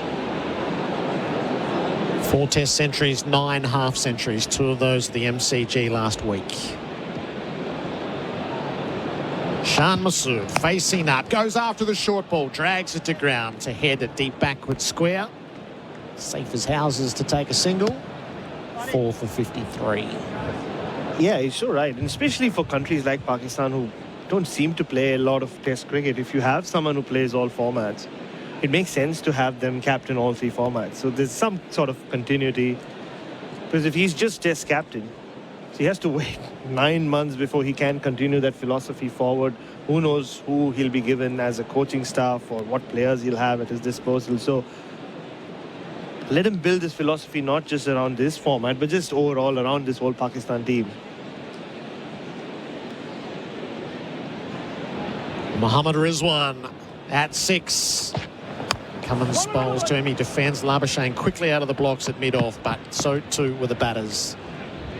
The opportunity for the single there, and Rizwan takes it. He's 4. That's important, particularly against this Australian attack, isn't it? You just get bogged down and they just work you over, particularly Cummins and Hazelwood and Lyon. The left-right hand combination forces Australia to move between deliveries. With them 4 for 54, it looks quite a defensive field, doesn't it? But I think it's reflected by the pitch and the lack of bounce. Cummins bowls. Masood, bat and pad tight together, straight to Labuschagne this time, and he's pouncing on the square, giving away nothing. Fielding's been up as well. They've caught everything. They've cut a few potential 4s down. Marnus cutting off that single.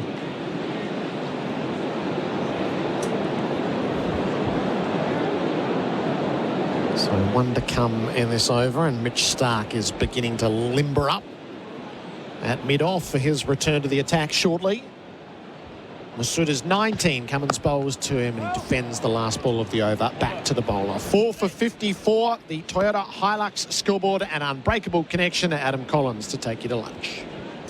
Is it finally time to get that deck done? Robot's got it. Robot Building Supplies can help you get the job done. Merbu decking is only $9.35 per metre. Robot's been servicing the building, fencing, engineering, roofing and cabinet making industries for over 70 years now. And if you want 24-hour delivery, guess what? Robot's got it. Robot Building Supplies. Notting Hill, Sunshine, Preston, Dramana, Pakenham, Coldstream and Darnham. robotbuildingSupplies.com.au. ROBOT Robot Building Supplies. Test cricket for Hijaz Halal Financial Services. Adam Collins back in with Sunderasen taking you through to lunch. Josh Hazlewood back in as well for Australia. Picked up a wicket with his second ball this morning. Same Ayub caught by the wicketkeeper Carey for a second ball duck. One of 4 wickets to fall in the first 75 minutes of the Test match. Shafiq for a blob as well. Barbara Azam for 26, leg before to Cummins. Looking good to that point. Fantastic piece of bowling. And Saud Shakil, he looks well out of sorts. Caught behind as well from the bowling of Cummins for 5, and Hazelwood is going to take it up from the Ram wicket. Hello, Baz. Afternoon, Adam. Hazelwood 2 slips to the gully. Passes umpire Illingworth. Starts the spell with the ball outside the line of the off stump, comfortably through. Well, not comfortably through, actually. It's sort of just reached the gloves of Carey. It's been noteworthy on that basis as well, with no real pace or bounce in the pitch. Australia prizing out 4 Pakistanis. It augurs well, doesn't it? Yeah, they made the most of the movement they got in the air. Mitchell Stark was whooping it around in his first couple of overs. There's just been enough seam movement, I would say, of the pitch. Enough to get the edge. Nothing dramatic. It's just been good bowling. Hazelwood approaches and bowls and going back and defending. Here's Rizwan out towards mid-on. There won't be a single. Alex Carey scored well. He's had an interesting series behind stumps. He's taken catches, but there have been a few which have either caught in his webbing or he's kind of juggled it before bringing the ball under control. Some clean catches, a good diving catch of Syed Mayub early on. Had a funny year, Alex Carey. I mean, he started so impressively. World Test Championship final. Well, I say started. There were troubles in India. Hazelwood delivers, and Rizwan's beaten through to Carey, just back of a length. A waft more than a defensive shot. And watch it back here. A get-out shot, albeit nice channel from Hazelwood. Yeah, I think this is a bit too early for Mohammad Rizwan to be in there. You can make out it's well outside his comfort zone. Yeah, as a number 6, you can expect to come out bad early at times, but not sure whether he has the technique to combat this level of bowling. Nearly fed that man Carey a catch. Hazelwood bowls and Rizwan beaten again. That's Fuller. Had to play down the line of the off stump. Just enough movement and shape there from the tall New South Welshman. Lovely stuff. But yeah, Alex Carey, 44 catches and 10 stumpings. I think that second column's, you were tracking it as closely as anybody. It took him so long to take a stumping in Test cricket. Did so at Delhi to get the monkey off the back, and has been a safe pair of hands for Nathan Lyon especially. Virat Kohli. Yep. We had that deal, didn't we, that he would point out at me, we would celebrate it together, but just the match situation disallowed him from doing that. So India was so close to chasing that total down. Still 2 back for the short ball. Hazelwood up. Bowls here. Rizwan leaves alone. Doesn't quite carry through to Carey, who we're discussing through the over. So I had Carey in my team of the year, which when you consider he only averaged 23 sounds a little bit odd, but in the absence of another candidate as a wicketkeeper bat, having kept as well as he did, he sort of snuck into that spot in the side that I had to put together for one of the publications. I think Lorcan Tucker made the Guardians team of the year. Only played 4 test matches. I kind of get the logic that from Ireland, having made a test century on debut and so on, it's a nice pick, but Carey's work behind the stumps that has improved over the last couple of years since getting into the test team. Hazelwood bowls here. Rizwan leaves another delivery that just held its line, went over the top of the off stump. 18 overs gone. A good one there from Hazelwood. Masood on 19, Rizwan on 4. That's on the Toyota Hilux scoreboard, an unbreakable connection. The Hume Freeway is struggling northbound from Craigieburn Road all the way through to Donnybrook Road after a truck took out a power pole yesterday afternoon. Repair works ongoing there. Use Epping Road instead to avoid. And a crash in Springvale. Police Road closed on the east side of the Princes Highway. One lane will be closed on the Westgate Freeway between the MAT interchange and Millers Road from January 10 to early March. Delays expected. Search Big Build for info. And the Sixers take on the Heat in the BBL. Hear it live tonight on SEN. Double change for Australia. Mitchell Starc back into the attack. 1 for 20 off 4. Wicket from his second ball.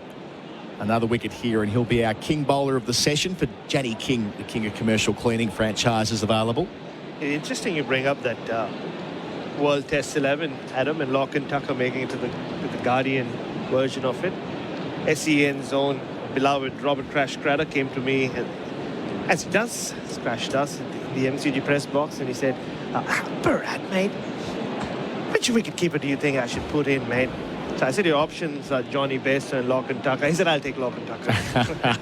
Starc new spell away from us. Bowls here. Inside part of the bat from Shan Masood down to mid-on. He's faced 40 balls for his 19 no run.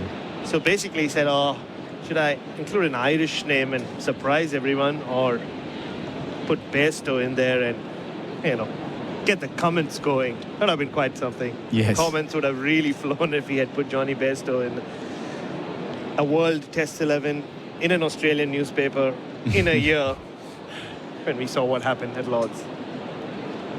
Yeah, they're never easy sides to assemble. One man who was in most of them, I suspect, would have been Mitchell Starc. Had a great 2023. Missed out on this test last year. Bowls to Shan Masood at drivable length, but out to cover, where Cummins does the fielding at mid-off more than cover, I should say. But yeah, Starc missed the test at home last year with the broken hand that he picked up or broken finger, sorry, at the MCG against South Africa, and gets a chance on his home ground today. It'll be quite a trivia question. Last year's Sydney Test, we just sat around talking about a lot of things because there was so much rain. Also, people might forget that Ashton Agar and Matt Renshaw played in it. Yeah, and Matthew Renshaw was in it as a COVID replacement from memory as well. He just sat there by himself because he was in the squad, but he got COVID, but by then there was no COVID replacement. That's right. So he wasn't the COVID sub. He just got COVID during the match. Starc bowls to Shan Masood, well forward in defence, knows the call. It's a bizarre scenario. He just sat by himself in the dugout. I think they'd given him an iPad of some sort to keep himself entertained. Just play some games. Yeah. Watch a couple of eps of Bluey. Why not? Away you go. And the whole focus was on India, so for once Australia did play the second spinner. Ashton Agar did not have a very good test, and suddenly loss of confidence. Todd Murphy makes his debut in Nagpur, and literally the rest of spin history. The way I've interpreted, a bit of sliding doors with Agar actually playing here for that reason. Starc up, 2 slips the gully, bowls to Masood, who pulls. with control to deep backward square. He'll get 1. Wants 2 and gets 2. That's not great fielding from Hazelwood in off the rope. It felt like an easy single, and Shan Masood was equal to the second run. He's 21 now from 43 balls, 4 for 56 the score. But had Agar not played to present an alternative sequence of events, had they gone with the traditional 3 slips and a spinner here at the SCG, he may have played at Nagpur. Yeah. By playing at Sydney, his stocks might have dropped a wee bit. Yeah. Oh, I think so, yeah. There was some spells where he felt bad for him. He's coming off not a lot of first-class cricket. Remember, he bowled a lot of full tosses. He was just struggling to get any control against a battered and bruised South African batting lineup as well. 2 left in the over. The square leg umpire's not ready. Odd sequence of events as well. Stark bowls and Shah Masood with hard hands out to backward point, no run. Bit of robust feedback on the text line from Paul asking how Carey gets in the team of the year. 0433 98 11 16 for tyre power, hot summer sale, on the basis that he did drop chances and so on. My sense, Paul, is that every keeper will put down some chances in a year. But for the most part, Carey kept exceptionally well in India in extremely tough conditions. Oh, yeah. Started the series well, didn't he? Yeah. With the bat as well. Then. It's just, I think the point is that there was no other obvious contender. Yeah. Stark to finish. To the Pakistani captain, Shah Masood, who goes back in defence. 19 overs gone. Pakistan 4 for 56. Shah Masood 21. Rizwan on 4 on the Toyota Hilux scoreboard. An unbreakable connection. The McRib is back at Macca's. And if you wanted a fresh take on this fan fave, then say hello to McRib Deluxe. But get in quick before they ride off into the sunset. The SEN app is now compatible with Apple Watch. Download it today. Liberty Business Loans hit different. They're for the free thinkers and game changers. So access smarter credit when you need it most.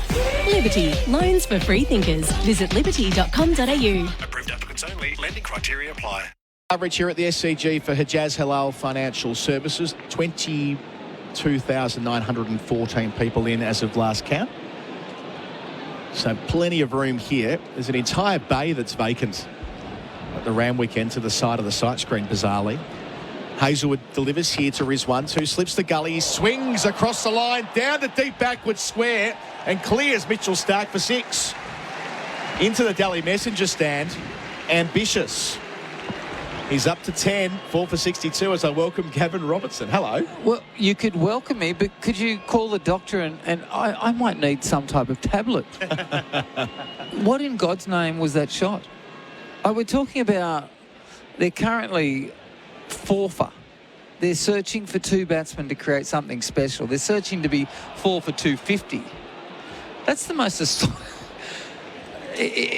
I would hate to be dismissed 25 years ago doing that. They'd walk you to your car with a letter and send you straight to Centrelink. Might be one of our players of the day, thanks to Big Lee. Hazelwood again to Rizwan, who's ambitiously swinging across the line again. Swing and a miss. That's on the 4th stump line and full enough. If that's 1 stump over, it takes the off stump out and he looks a full, Robbo. Okay, all right. Now, what is going on here? Could you guys please fill me in? I had to go to the gentleman's. Have I missed something in the last 7 minutes? What's going on? Rizball. Haven't you heard of Rizball, Robert? But he did that to Pat Cummins, didn't he? At the MCG, played that same shot that he connected with, which went for 6. Not the slog he played after that. Wait, can he do it again, Bharat? I think he can. Mighty try. Hazelwood bowls to Rizwan, who plays defensively from the crease. Lets us down. Well, 6 in the first session. All our numbers for mate internet and mobile. I personally, I'm a bit shocked. I just think that Test cricket is like, okay, well, just call me old, guys. No, Robbo, you're very old. Because I'm thinking about playing a good defensive stroke. I'm thinking about playing straight down the ground, getting off strike. I'm thinking about building an innings here. I'm not thinking about pushing onto my front foot and trying to belt it over deep square leg. We really missed you in England, last year. Hazelwood bowls here to Rizwan, who leaves alone outside the off stump. It's a fair point you raised, Baz, that given all the chat from Pakistan over the last 6 months, through Shan Masood and others, it was through Babar Azam as well, in truth, when he was captain, about them playing a more enterprising brand of Test cricket akin to what England have done. It's weird to think that Rizwan wasn't in the first Test side in favour of Sarfraz Ahmed, given that this is his true north, trying to attack. Yeah, and he is a maverick. That's how he plays all formats. Always comparisons between him and Rishabh Pant. Did you like the way that he was rumbled on social media after the Test? I'll explain. Hazelwood bowls here to Rizwan, who leaves alone. So when Rizwan was given out, caught behind controversially, so to speak, on day 4 at Melbourne, he pointed to the welt on his arm, right? This big mark on his arm. Well, John Boy, who's an excellent YouTube TikTok artist from America, who's found cricket. Yeah. He watched back the replay, and Rizwan had that mark on his arm as he walked out to bat. Yeah. So it was a bit of theatrics there from Rizwan, who enjoys a more dramatic form of cricket. He's always saying something. Many people have questioned that. Yeah. Why was it white in colour? Yeah. Weird. That's the way he's hardwired, Rizwan. But facing Hazelwood here and leaving alone. So a 6 to start the over, and that was their lot. 4 for 62. Hazelwood looks down the pitch at the Pakistani wicketkeeper. He's 10, Masood's 21 on the Toyota Hilux scoreboard, an unbreakable connection. Do you own a caravan and, like most of us, only use it for a few weeks over the holidays? Camplify, Australia's #1 van sharing platform, can help you earn money from your van when you're not using it. Camplify has helped thousands of other Aussies just like you safely rent out their van, earning tens of thousands of dollars each year. Listing your van is quick and easy, so head to camplify.com.au and see why it pays to share with Camplify. Camplify.com.au. SEN Test cricket for Hijaz Halal Financial Services. I don't know whether you noticed, Adam, after he left that last ball of the last over, just jumped down the pitch in shadow practice to slog over the straight field while Josh Hazelwood was looking at him. Some of the Rizwan's enjoying this. Can you imagine being the coach, watching? So here's Stark. He won't mind it. Shan Masood batting with the wicketkeeper. He places this out to Whitey mid-off. There won't be a single. Message in for tyre power, asking about Tom Blundell's 2023. Not a bad shout in terms of wicketkeeper of the year. Averaged 36 in 7 matches, including 100 against England and Mount Maunganui. He would have been right there as well. I think sometimes New Zealand suffer from not playing as many Test matches when compiling these sides. So Australia had the top 4 run scorers and the top 3 leading wicket takers, I'm pretty sure. They played so much Test cricket through the calendar year. Australia and England, right? They played so much. England placed 17 this year. Read last week. Stark up, bowling to Shan Masood, who drives square. It was uppish, but away from line and out to the rope. In front of the Barongal stand at deep backward point. Shan Masood's boundary takes in the 25. It's 4 for 66, but for a moment, the crowd and the Australians were up. Well away from his body as well for Shan. That front foot didn't move. In the air for quite a while as well, away from Nathan Lyon, but maybe what Rizwan did in the previous over will reflect in the way Shan Masood plays it from here. He's always spoken about setting the tone, playing the Pakistan way. Well, he's definitely done that. Technique-wise, he's looking good, but just leant onto that ball, trying to get it, trying to search for the half volley and leant forward and could have been out there. Just 2 boundaries in 47 deliveries for the Pakistani captain for mate internet and mobile. Stark to him again here. Leg stump line, clip through mid-wicket. More runs. They'll turn for 2 and they'll be satisfied with that. Shan Masood up to 27. He's now Pakistan's leading run scorer for Robot Building Supplies. Robot's got it, 4 for 68. But he needs to get a big score, doesn't he? He's got starts, 30s and a couple of half-centuries at the MCG. Yes, they've lost 4 wickets, but even if it means taking a few risks from here and trying to score quickly, even if Kevin Robertson would agree with it. It's a 2 partnership game or an innings for Pakistan. If that without 2 primary partnerships, well, we're talking about a 3-day game, aren't we? But this is what Test cricket's about, and this is what I say to them. I say, you know, you're searching to be 45 one day. You're hoping to have some type of memory, some type of legacy. Here's your moment. Go grab it. It's there. So we'll see what happens here because right now he doesn't know who's down the other end batting. He's got to get to lunch, the captain Masood. Faces Stark, left arm over, cuts down hard on it, into second slip on the bounce. It's a crowd catch and Smith plays along theatrically throwing the ball in the air, but it's not to be. Yeah, it's funny you talk about Test cricket and the way it's been played. I remember, sorry to bring this up, Gavin Robertson, I wanted to talk about Navjot Singh Sidhu later on in the day with you, but... That's okay. That's okay. It's just him trying to hit you for 6 in the last over before lunch was like, whoa, what is he doing? Yeah. That's where Test cricket was 25 years ago. He may know Navjot Singh Sidhu and had received emails off him and what to do because Navjot Singh was very good at doing that. But did you see that last shot? I mean, that was a shot that he has not played in the last half an hour, and all of a sudden he has. Does like the cut, did well at the MCG last week. Faces Stark, it's Fuller. Dug out from the off-stump line to mid-off where there won't be a single either. Yeah, you're right. With that shot from Shan Masood, it almost feels like Rizwan's given him the license to do what you want. And you know, with regard, I mean, Adam, when Colo said, okay, look at the aggressiveness, okay, that's great. And yes, okay, Rizwan's going to do what he wants. But let's see, if I'm the Pakistan coach, I want to see my captain, I want to see a real definitive understanding of what I'm trying to do. Own your defensive, play down the ground, get off strike, create a partnership.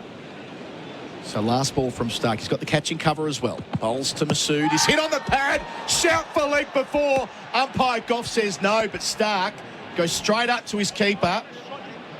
Height won't be as big a factor as it was last week at Melbourne, that's for sure. Hit on the knee roll or thereabouts. Cummins says yes. We're deep in the session. 11 minutes before lunch. Our break will be for Camplify at pace to share. Do we want to have that little guest moment? TV umpire to director, we have a player review for LBW. The original decision is not out. I've checked the feet. It's a fair delivery. Front on, please. The real skill is doing it before the replay. Robbo, is it out? I'm guessing the top inch of off stump is my little guess. My finger went up. It was that bent knee as well from Shan Masood when he got struck. Here's the first replay. I'll wait till I see that to make a call. Could be an issue with impact. He did shuffle outside the line of the off stump. Do you have leg side hotspot just to make sure? He's safe. He should be fine in terms of where the balls hit the pad, and indeed the Australian players have started dispersing back to their fielding mark positions. On the bat. Do you have RTS, please? Do they get a little umpire's call here? Was any of it in line with the off stump? Probably not. It's all about, is he outside the line? There's nothing on RTS. Ball tracker when available, please. So, original decision is not out. The ball is pitching outside off. The impact is outside off. Michael, you'll be staying with your original decision of not out. Stand by. So impact in line with your on-screen signal now. The fourth stump. So Australia will lose that review. Michael Goff's decision is confirmed by Joel Wilson and technology. And that'll complete the over as well. 4 for 68 on the Toyota Hilux scoreboard and Unbreakable Connection. Long workday taking its toll? Join thousands of Aussies who trust Bauerfein's quality braces, compression and supports. Call 13Knees or go to 13knees.com.au today. The SEN app is now compatible with Apple Watch. Download it today. 2 all-chicken patties, special sauce, lettuce, cheese, pickles on a sesame seed bun. You heard correctly. It's the Chicken Big Mac and it's back at Macca's. Available after 10:30am for a limited time. So we're just outside the line of the off-stump. Rizwan leaving the first ball of the new over through to Carey. We'll get 2, maybe 3 in before the long break. Got Robbo and Baz with me. Just on that LBW, just the way he leant down after he was struck. I think it was just a reaction from Shan Masood that prompted the review. Hazelwood delivers. Rizwan takes on the short ball above his eye line, well above it. He manages to drag it down to deep square where there's a man set back. He moves to 11 with the single. 4 for 69. Well, talking about that, the primary thing that anyone brings up with regard to Dave Warner and Usman Khawaja is a constant inability to ever get really that front foot outside the line of off. They have spent magnificent careers, yes, but what we just saw was technique saves you. When you get forward, you get outside the line, you bend your knee. You know, numerous people, especially Michael Bevan, was so big on this forward, making sure, because you only got to have a great bowler that bowls a nice leg cutter, hits outside off, pitches in line, you're out. So it's an important technique, but some do it, some don't. But we just saw a great example. Any young people watching, wow, keep an eye on that. Good lesson. So the game will change a bit here with Hazelwood getting his first crack of the spell at Shan Masood. Over the wicket, Randwick end. 2 slips a gully and a catching cover. Bowls and Masood plays late, under his eyes, out to backward point, no single. Previous ball, by the way, I saw the replay. Rizwan hooked that from above his helmet with both feet off the ground. High degree of difficulty. It looked like one of those shots you see on the tennis court where the ball's trying to bouncing over their head, and they try valiantly to keep it in play. One for you here, Baz, as an officially sanctioned umpire in Adelaide grade cricket. From James, Michael Goff's referral strike rate must be in the high 90s. Yeah, he's very good. He's very good. He doesn't get a lot wrong. He did get a couple wrong in the MCG. Though the focus was on Joel, of course. He's usually quite conservative, Michael Goff, isn't he? Shan facing Hazelwood, off stump line, defended out to cover where Kawaja is patrolling. I didn't know that, Baz. You like umpiring? Yeah. Do you ever have off-spin bowlers start talking to you a lot at square leg? I mean, they can't out-talk me, though. That's the problem. All part of the charm, isn't it, as a finger spinner? Yeah, I remember, Simon, here at this ground, Mark Atkinson playing for Tasmania, and I was absolutely certain I had him out twice in the over and given not out. I remember walking to square leg with Simon Torfel on that day. I must admit, Adam, I've never forgotten our conversation. Hazelwood arrives and delivers, and Shan leaves on the off-stump line, but that's the one that comes back in towards the off-stump, not far away from trouble for the Pakistani captain, who's 27.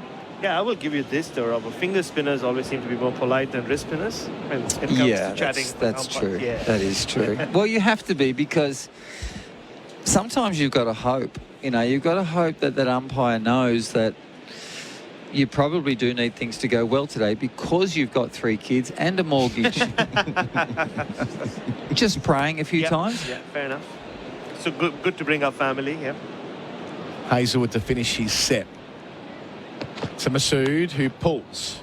Keeps it down. There's 2 men back, and he bisects them. Oh, wow. That's brilliant timing from Shan Masood. Looking to work it for one, but splits the fielders out towards the members. Over complete. 4 for 73, Pakistan. Shan Masood 31, Rizwan 11. 5 minutes till lunch on a Toyota Hilux scoreboard, an unbreakable connection.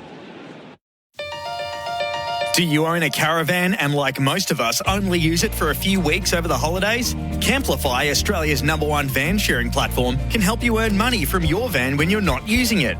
Camplify has helped thousands of other Aussies just like you safely rent out their van, earning tens of thousands of dollars each year. Listing your van is quick and easy, so head to camplify.com.au and see why it pays to share with Camplify. Camplify.com.au. Shan Masood's 3rd boundary, taking him into the 30s. Our stats for mate internet and mobile. We'll get 1 or 2 more overs in before lunch. The lunchtime quiz today, Baz, the theme's going to be David Warner. Stark in away from us. Bowls here. Rizwan swings and misses outside the line of the off stump. That's a get out shot again. Do you have children? I do. Adam? I've got 2 daughters. One's 33, one's 29.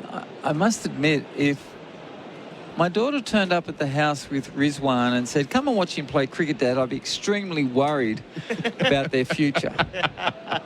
He's absolutely frightening me watching him. We sort of noted last week that he's got this dramatic disposition. That's a word for it. It's more than just his batting as well. As Rizwan faces Stark, bowls here on leg stump defence. He was at Kirribilli House the other day for the function with the Prime Minister, and the Sports Minister was giving her opening remarks and referred to the ball off the wristband at the MCG, and she said something like, "Oh, and it was out." And Rizwan screams from the back of the room, "It wasn't out. It's still not out." I mean, at the Prime Minister's gaff, you know. Yeah. But he did this thing in the World Cup. I'm not sure how closely you're watching Pakistan. He laid down on the ground with cramp, a la Glenn Maxwell one day, and he admitted after the game he didn't really have cramp. He just wanted to feel something. There's a lot to like about Rizwan. I think he's slightly bonkers. I'm into it. Stark bowls to him here, and it plays and misses down the wrong line. 4th stump line, trying to defend out to cover. Risky business, but great bowling at pace from Stark as well. Well, for me, it's his rhythm and snap. All that I search for with Mitchell Stark is rhythm and snap of wrist. He's got hands that are size. He's got 16-foot shoes, right? He's got the biggest feet I've ever seen. But when he snaps that wrist, because he's got massive hands, he's frightening. And just watch if you get a bit of a look again, but beautiful shape. It was Fuller as well, Baz. The length you need to bowl on this. Similar delivery to the one that got Shafiq in the first over of the day. He'll be kicking himself getting out to that. Stark bowls, Rizwan defends. Wade on's the call, out to mid-off. Won't be one there. Right about Rizwan, he's a performer. Right, there's that performative element to everything he does, whether it's keeping, batting. Yeah, that innings you spoke about in Delhi when they recorded the World Cup chase or World Cup record chase. He said, 20% drama, 20% cramp. Well, Baz, I was down there before and I saw two counsellors walking into the Pakistan dressing room. I thought they were speaking to Sayyam and obviously Shafiq, but maybe it's because Rizwan's about to bat. Rizwan faces Stark over the wicket, drive or a slap, but he won't beat Pat Cummins diving away to his left. Yes, he strikes me as the kind of guy in high school would have been in like the production of Hamlet. Hamlet, absolutely. Dramatic kind of. Dramatic, yeah. I mean, he's not going to be boring if you're sitting having dinner with him. Bit of stage makeup. Stage makeup. You guys should go onto YouTube and watch some of those Pakistani stage shows. They're the most entertaining things you'll ever watch. You don't have to understand a word. It's right up there. 1 minute until lunch. So this could be the final ball. We'll see. Stark bowls to Rizwan, who's in behind it defending. Let's see how energetic Australia are. Over complete 4 for 73. It looks like they will get another over in. Well, they're running. So that's on the Tyre Power scoreboard, your tyre experts. Shah Massoud 31, Rizwan 11. Every game has a beginning. The Hunger Games, the Ballad of Songbirds and Snakes. You to buy or rent on digital. The SEN app is now compatible with Apple Watch. Download it today. Roast chicken, maybe halal. Home loans from Hijaz Financial Services, definitely halal. HijazFS.com.au. This information is provided by Hijaz Financial Advisors, Pty Ltd, AFSL 517686, and Hijaz Islamic Credit Solutions, Pty Ltd, ACL 480542, and does not take into account your objectives, financial situation, or needs. Spinners lot in life, Gavin Robertson, coming on to bowl the last over before lunch. Lyon did bowl 3 earlier as well, none for 6. No pressure. He sees this as a great chance of not going for many runs and take wickets. Long off straight away for Shan Massoud. Slipping a short leg as well. Round the wicket, Randwick end, placed out to point. No run off the front foot. Okay, would you do that, but would you both answer me that question? Would you have deep mid-off? 5 balls to go. They like that fielder for Shan Massoud. They've had him there the whole series. But wouldn't you want him to try and go over the top in the last over? You would, I assume. Absolutely. He's the only sweeper, or deep backward square as well, in front of the ladies' stand. Lion bowls, and Shan Massoud works it just in front of the square leg umpire for a single. Turned it well, past short leg. He's 32 with the single. He's moving Pakistan to 4 for 74. 4 very interesting balls coming up. Mohammad Rizwan facing the off spinner. And they bring in long on is now midway. Not all the way in, but midway. So it's an interesting move, that. So that's a catching position. Catching only. Oh, it's a mistake. Yeah. From Rizwan's perspective. He's coming in close. A couple of yards. Deep mid-wicket and deep backward square, 20 metres in. Line over the wicket. Rizwan defends. Line kicks it away with his boot. We've got 3 balls until lunch. He's at 92 Ks, Nathan Lyon, to Rizwan here. I want him to sneak back down to 88. Ask a couple of questions here. It's the last over. Short leg just jumps around behind square. That's Marnus Labuschagne. Smith at slip. Line past umpire Illingworth. 3 balls to go. Rizwan defends straight to Labuschagne, who's quick to his left. Knocks it down and throws it at the stumps. 85 Ks. Got your wish. Got the wish. He's got a couple of balls to go. Chuck it up there. Change even bowl from half a foot backwards. Change your delivery. Change up your pace. Because this fellow is going to go here. Rizwan's not going to sit on everything here. He gets an opportunity. He doesn't care it's 17 seconds to go before lunch.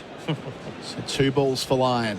Can Rizwan keep his head? Bowls here. Rizwan well behind it, defending to Lyon in his follow-through. Has a little look at the Pakistani keeper, as if to say, come on, mate, have a go at me. Adam, this last ball I'd be bowling would be like the under-12s. I'd be 7 feet in the air. It's going to flight and ask the question. Last ball before lunch. Lyon bowls Rizwan from the leg stump line. He'll get a single to deep backward square. So Rizwan moves to 12 to complete the session. 24 overs in it. Massoud, the captain, down the other end on 32 from 57. They'll dine at 4 for 75, losing wickets with the score on 0, 4, 39 and 47. This pair taking them through the last 40 minutes or so without further loss. Gavin Robertson your assessment on the couple of hours we've seen, Pakistan having won the toss as well. Yeah, I think we've got a very good cricket wicket, good batting wicket. There's still enough bounce and enough turn for the bowlers, so the game is in a great position, but Pakistan are yearning for two primary partnerships right now. The next 2 hours is so important to the game, but also partnerships here, and I think that Rizwan, be interesting to see what conversation he has over a little lunch with his captain. Do you think on that, just as I throw to you, Baz, that Shah Massoud might have had a bit of a hand in the way that Rizwan's played? Because he must be getting positive reinforcement to keep it going. Oh, very much so. They've all been given the license to just be themselves. And that's what we've seen from Rizwan throughout his career, and especially in the last 15, 20 minutes. Look, again, the score that doesn't, in my opinion, reflect the conditions. A couple of wickets that Pakistan will look back at and say, just poor shots. Yeah. But also Babar Azam, the good ball keeps to keep following him around this series. Another good one from Pat Cummins today. When I was a young kid at primary school, I never understood the terminology, don't die wondering. But if you're watching Rizwan today, that's a great example. So the 4 wickets to fall. Shafiq was caught at second slip from the second ball of the test match from the bowling of Stark for a duck.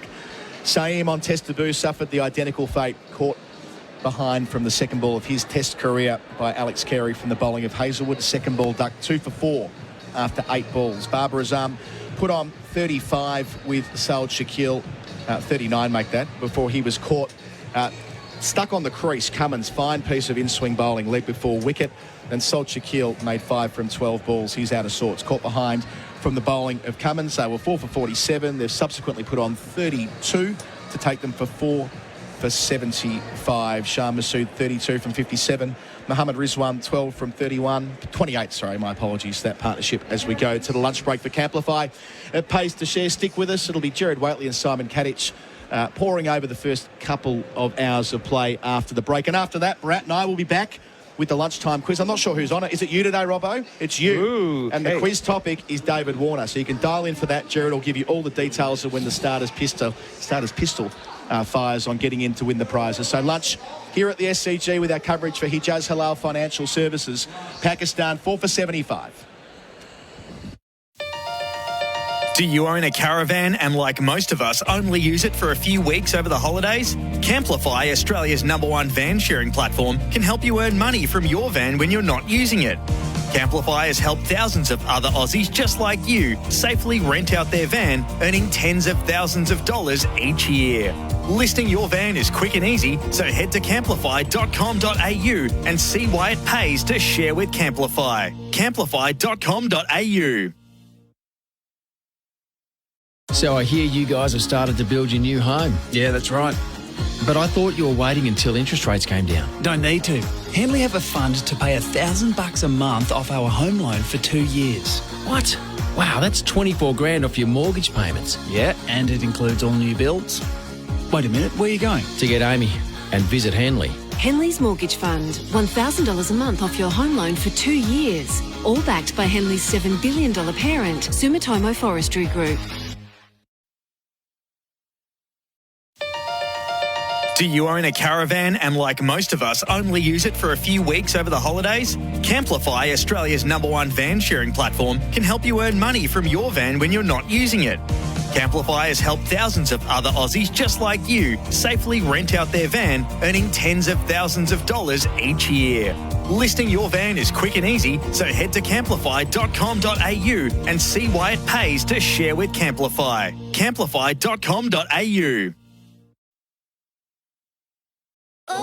New year, new savings on Nissan Navara and X-Trail models in stock right now at Berwick Nissan. Host Plus has been named Money Magazine's best super fund for 2024. That's a plus. Issued by Host Plus Pty Limited. Check the PDS and TMD at hostplus.com.au. Hey, it's Candy here. As a presenter in the world of sport, I see many powerful performances. Now, thanks to Azito, we're helping power your next DIY project. Did you know Azito's 18-volt range is powered by Einhell? German-designed quality, driving, innovation and performance. So you can power over 85 cordless tool and garden products with the same battery.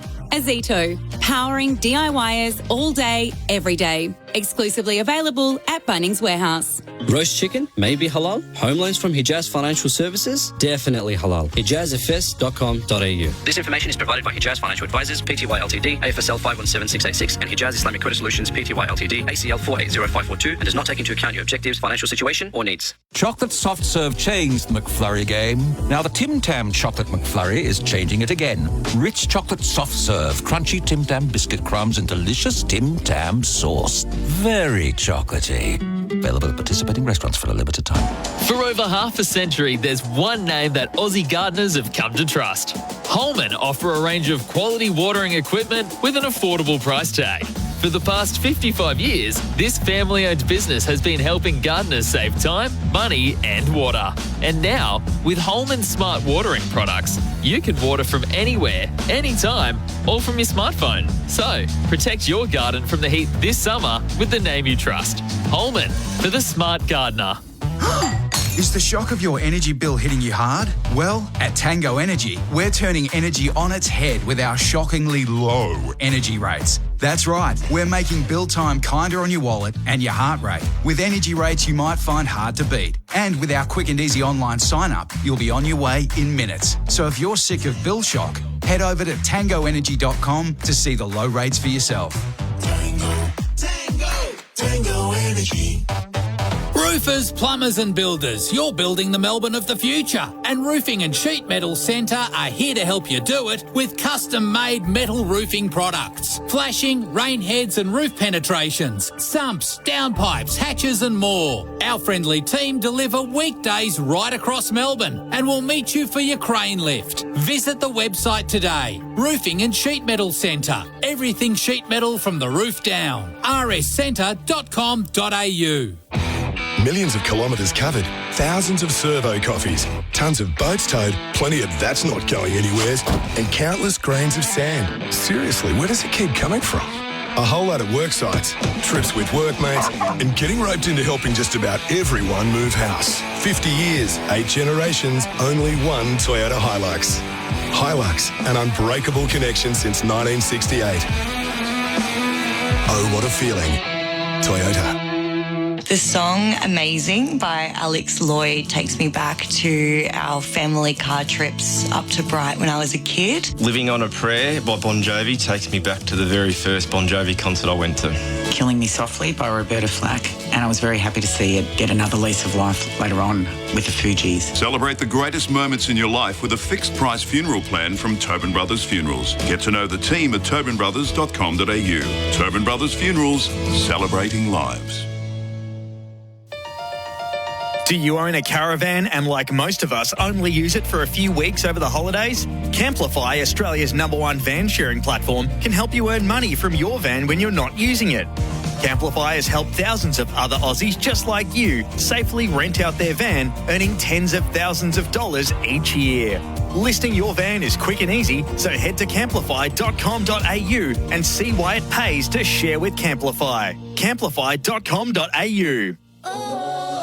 Henley Mortgage Fund, $1,000 a month off your home loan for 2 years, all backed by Henley's $7 billion parent company. And Halal Home Loans and Investments with Hijaz. Australia versus Pakistan on SEN Test Cricket. Cummins here, inside edge. Cummins likes it the leg before, but he's turned down by umpire Goff. He's sending it upstairs to the TV umpire Joel Wilson. Two reds, hits in line with middle and hitting. Wickets hitting. Cummins is bowling to him. He's edging and he's out into the gloves of Carey.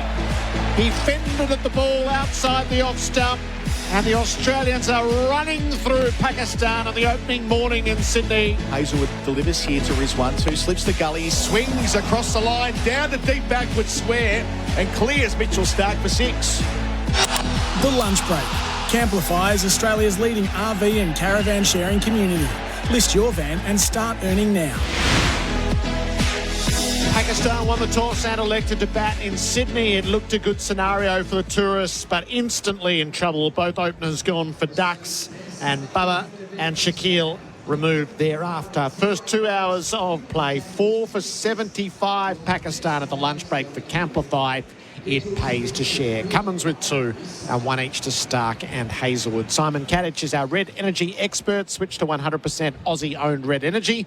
redenergy.com.au. Splendid fast bowling, Simon. Yeah, it certainly was. There was a little bit of assistance through the air and off the seam early, but nothing untoward first morning of a test match. And from Pakistan's perspective, they would have been buoyed by winning the toss, but that was quickly evaporated by the opening bowlers. Mitch Stark getting a wicket second ball, and then Hazelwood knocking over the debutant.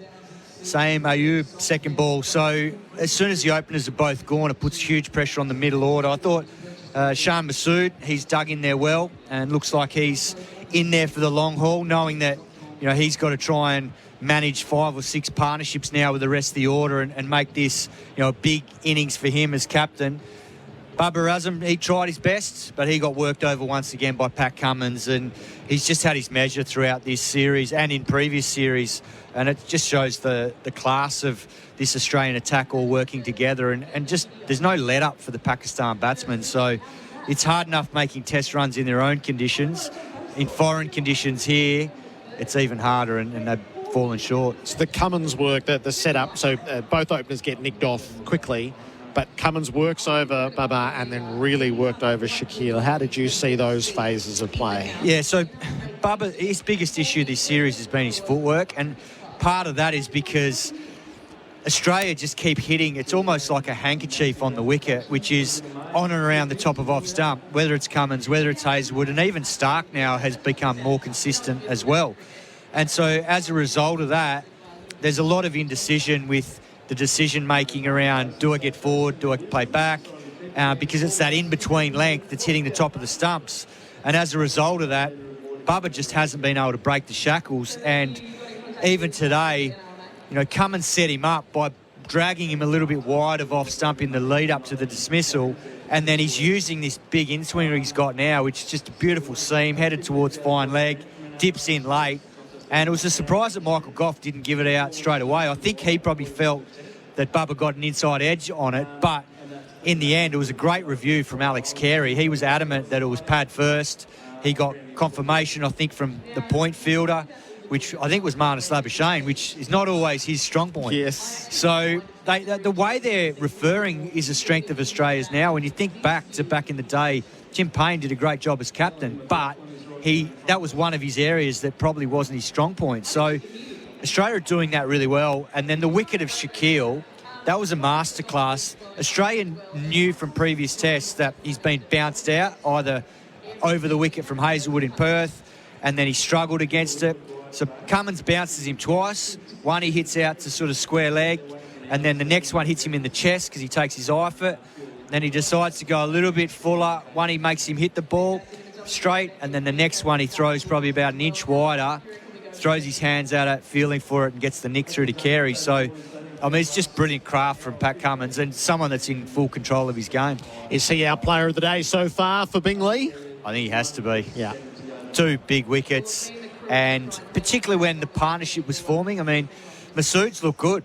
He's looking like a man that's coming off 250s at the MCG and looking like, this is an opportunity for him to really stamp his authority as captain by playing a big knock under pressure with wickets falling around him. So for Cummins to break that partnership and then to work over Shakil the way he did, I think he's definitely it. The wrap of the Australian team for Red Energy switched to 100% Aussie-owned Red Energy. Stark, 7 overs, 1 maiden, 1 for 28. Hazelwood, 8 overs, 2 maidens, 1 for 23. Cummins, 5 overs, no maidens, 2 for 16. And Lyon, 4 overs, no maidens, none for 8. Shan Masood, he's actually his reputation as captain has been enhanced game on game at the moment. You think this setup might allow him to play the innings that registers that big century? Yeah, well, I think just the way it's played out, he was out there in the first over, which is, that's part of batting at 3. So he got through that challenge. Then the next challenge was that Bubba came out and basically hogged the strike for the next 3 or 4 overs. Whether he was trying to or not, who knows? But Shan Masood, by about, I think, the 7th or 8th over, only faced, 9 balls. So there was that little challenge. And then losing Bubba and Shakil has meant that he's probably had to temper himself a little bit, which in the end, it might prove to be good for him to be able to build a longer, slower test innings and get that three-figure score that he craved at the MCG, purely because the game situation is sort of forcing him to make sure that he's still out there for the next partnership. So rather than be, all guns blazing, he might still do that after lunch if he gets set with Rizwan. But in that little period before lunch, I think he sensed that he had to sort of go within his shell a little bit and just make sure that he was still there at lunch and batting afterwards. And he knows that Rizwan will keep it moving at a rapid clip. So he's played that low-down hoik up over fine leg. It landed in the front row where there was a young lad as a Boy Scout. He wasn't prepared for it at all as it came. So he'll go as long as he's there. Sometimes it looks intemperate, but there is a bit of method in behind it. Definitely method, because in the lead up to that over, the previous over Josh Hazlewood had bowled to Rizwan. He was all over him. And they made the change. They ripped Lyon off. They brought Hazlewood back. And that's exactly what Pat Cummins has been so good at sensing. He knows that when there's a new batsman in the crease, who's he least wanting to face? And it's one of the quicks. So he brings Hazlewood on, and Rizwan sensed that he was just a sitting duck. So he thought, well, I'm going to have to be proactive here and counter it. So he gets down and plays a one-day shot, basically hitting Hazlewood off his length by getting down and almost sort of bottom hand sweeping it over fine leg into the stands. Then he tried it a couple of balls later, and he was lucky he didn't probably drag it onto his stumps, because he tried to hit that one a bit more in front of the wicket, and it was a harder shot to play. So I think he'll probably go back to using the pace more. It's been a rapid-fire 2 hours, only 24 overs bowled, but it does deliver Pakistan 4 for 75. Kat, thank you. We'll catch up as the day goes along. Simon Katich, part of our expert team for Red Energy. Pakistan 4 for 75. Each day of the Test summer, we're recognising a local cricket legend with a $100 Liquorland voucher.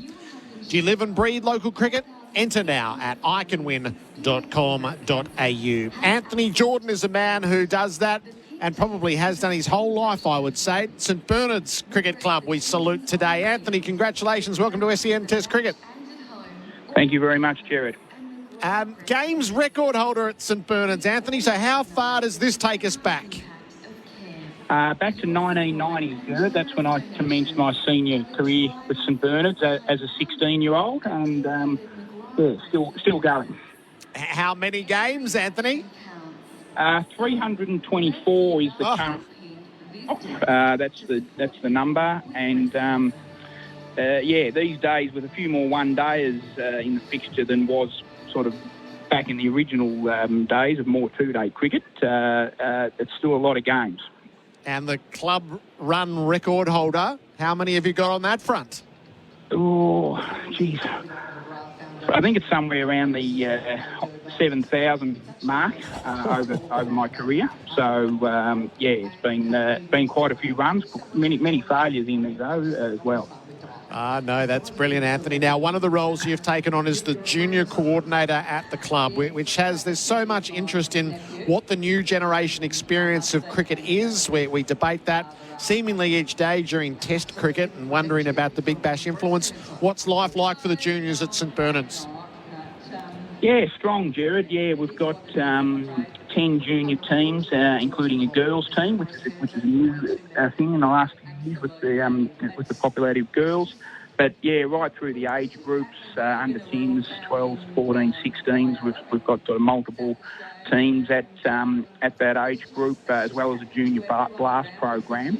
So yeah, it's strong. I think junior cricket has maintained its popularity. You do hear stories of perhaps it's not as popular as it once was.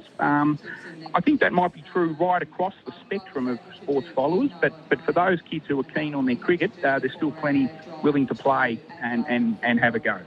Now, Anthony, when I was growing up, it was playing in the V, so I'm a little bit older than you are. What's it? How do they go with ramping and reverse sweeping? Do you see that from a young age? Yeah, look, I do, and I'm a coach as well, and I coach our under-16s as well as the coordinator role currently. And look, I usually say to kids trying ramp shots and whatnot, okay to try them, but you've got to be able to play all the proper shots first. And so if I see somebody in the nets trying a ramp shot who I know doesn't have a great defence or a great straight drive or cover drive, I usually say, while we're doing proper cricket practice, mate, practice those proper cricket shots first, because that can give you the grounding, and then experiment later. I love it, Anthony. You should be a national coach, never mind just at the junior level. Hey, what makes St Bernard's special in your mind? Oh, look, it's a wonderful club. We play in the sub-district level these days, so the second tier of cricket in Victoria. And look, wonderful cricket competition, and the club itself, it's been going for 60-odd years, and a lot of stalwarts around the club that have really kept that club going. Some wonderful leaders, wonderful presidents through the journey. And the fact that we've got a pathway right through to sub-district cricket is fantastic for our youngsters coming through. If they make it through to our first, they're playing, at the second tier of cricket in Victoria. And I think the club, it's been my whole life, my whole adult life. I've been involved in the club, and I've played in every team in the club, right through the grades, from first down to just currently have a hit in the fourth from time to time, as well as running the juniors. And look, it's a great community-based club. That offers everyone at whatever level to play cricket. That's so lovely to hear, Anthony. Thank you for sharing it with us today on SEN Test Cricket. Good on you, Gerard, and thanks for the support SEN gives cricket in general. Awesome. Anthony Jordan there, St Bernard's Cricket Club. Visit your local Liquorland for a winning selection of drinks. Choose to drink wise. Enter now at iCanWin.com.au for your chance to win and be recognised. Thanks to Liquorland. This is the lunch break on SEN Test Cricket for Camplify. Share your van. SEN Test Cricket is for Hijaz Halal Home Loans and Investments with Hijaz 4 for 75. Now it's time for the quiz. Do you know the Dave Warner career inside out? 1300 736 736. One contestant to go head-to-head with Gavin Robertson next. 1300 736 736. New year, new savings on Nissan Navara and X-Trail models in stock right now at Berwick Nissan. Host Plus has been named Money Magazine's best super fund for 2024. That's a plus. Issued by Host Plus Pty Limited. Check the PDS and TMD at hostplus.com.au. Save up to 55% at the Adriatic Furniture Summer Sale. T's and C's apply. 7 great locations around Melbourne. Adriatic Furniture. Exclusive? Yes. Expensive? No. The SEN app is now compatible with Apple Watch. Download it today. What's better than winning the match? Winning the series. Host Plus has been named Money Magazine's best super fund for 2024. Judged on strong performance, value for money and a focus on members. That's a plus. Issued by Host Plus Pty Limited. Visit moneymag.com.au for awards criteria. General advice only. Consider your circumstances and the relevant PDS and TMD at hostplus.com.au before deciding. Awards and ratings are only one factor to consider. Past performance is not a reliable indicator of future performance. Search Compare Host Plus today. Get it right the first time with K-Rain Irrigation. K-Rain is the landscaper's choice when it comes to professional irrigation supplies, and for very good reason. K-Rain features durable and high-performance products, which make it the industry leader for household or commercial irrigation. There's a wide range to choose from, and it's all available at leading hardware stores. K-Rain, the landscaper's choice. For the full K-Rain range and helpful tips, visit k-rain.com.au today.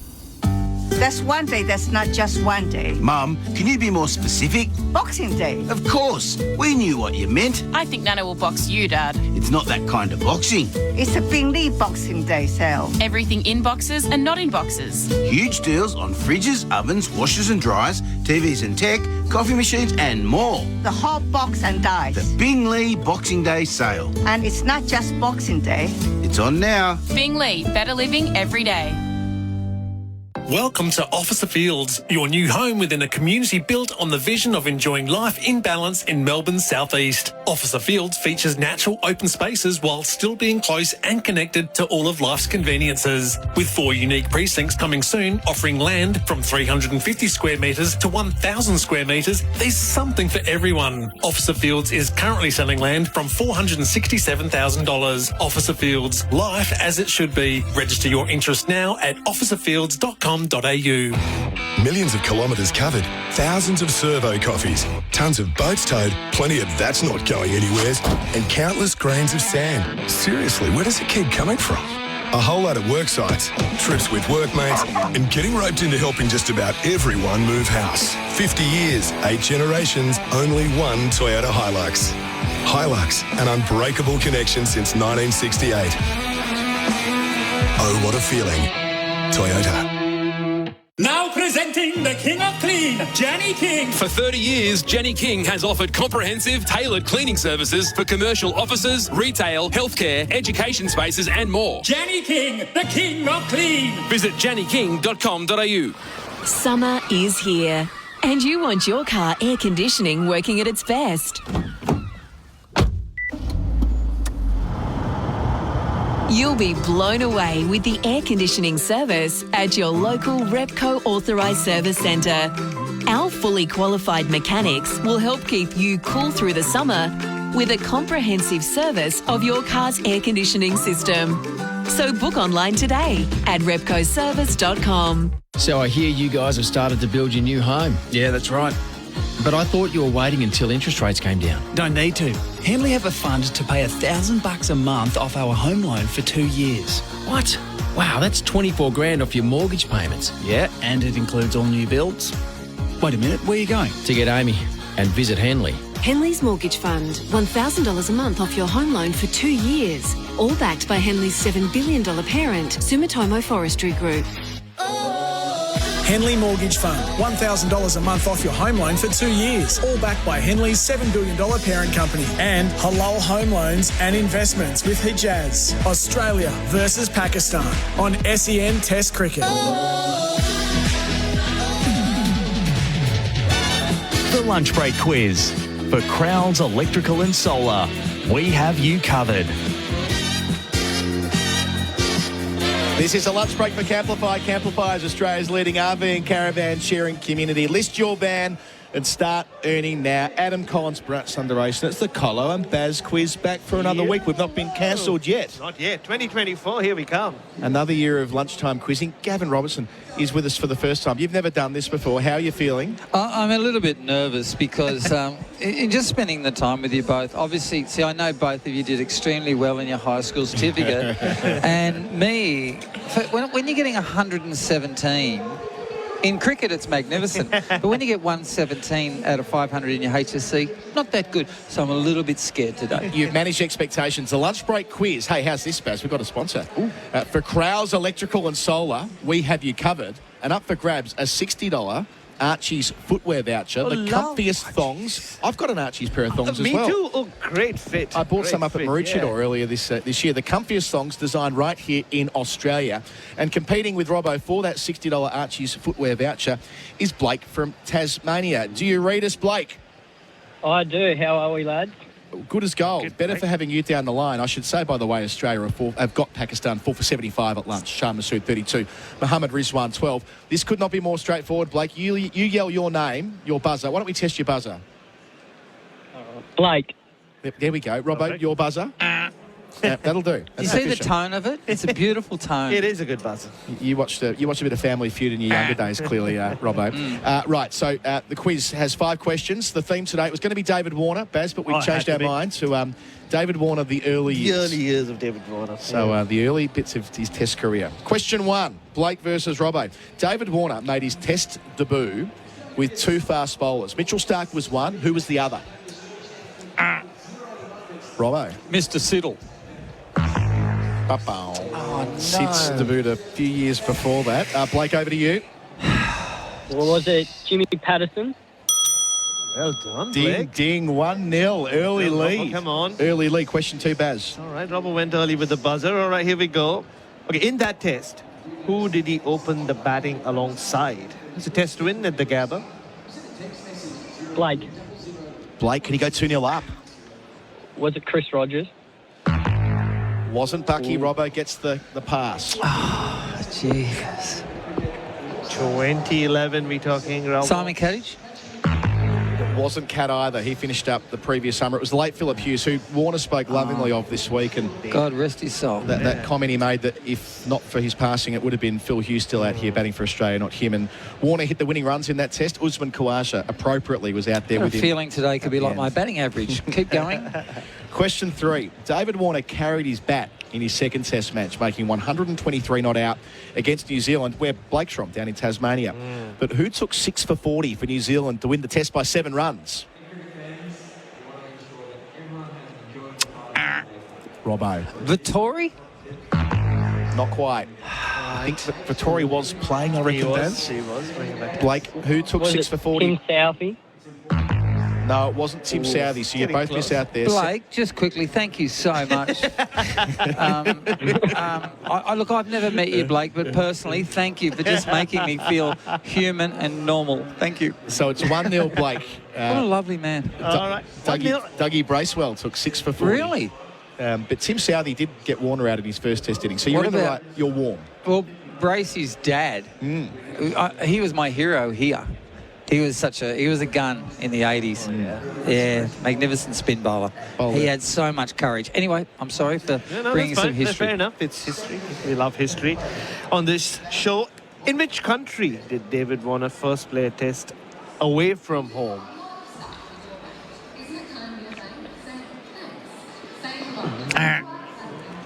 Sri Lanka?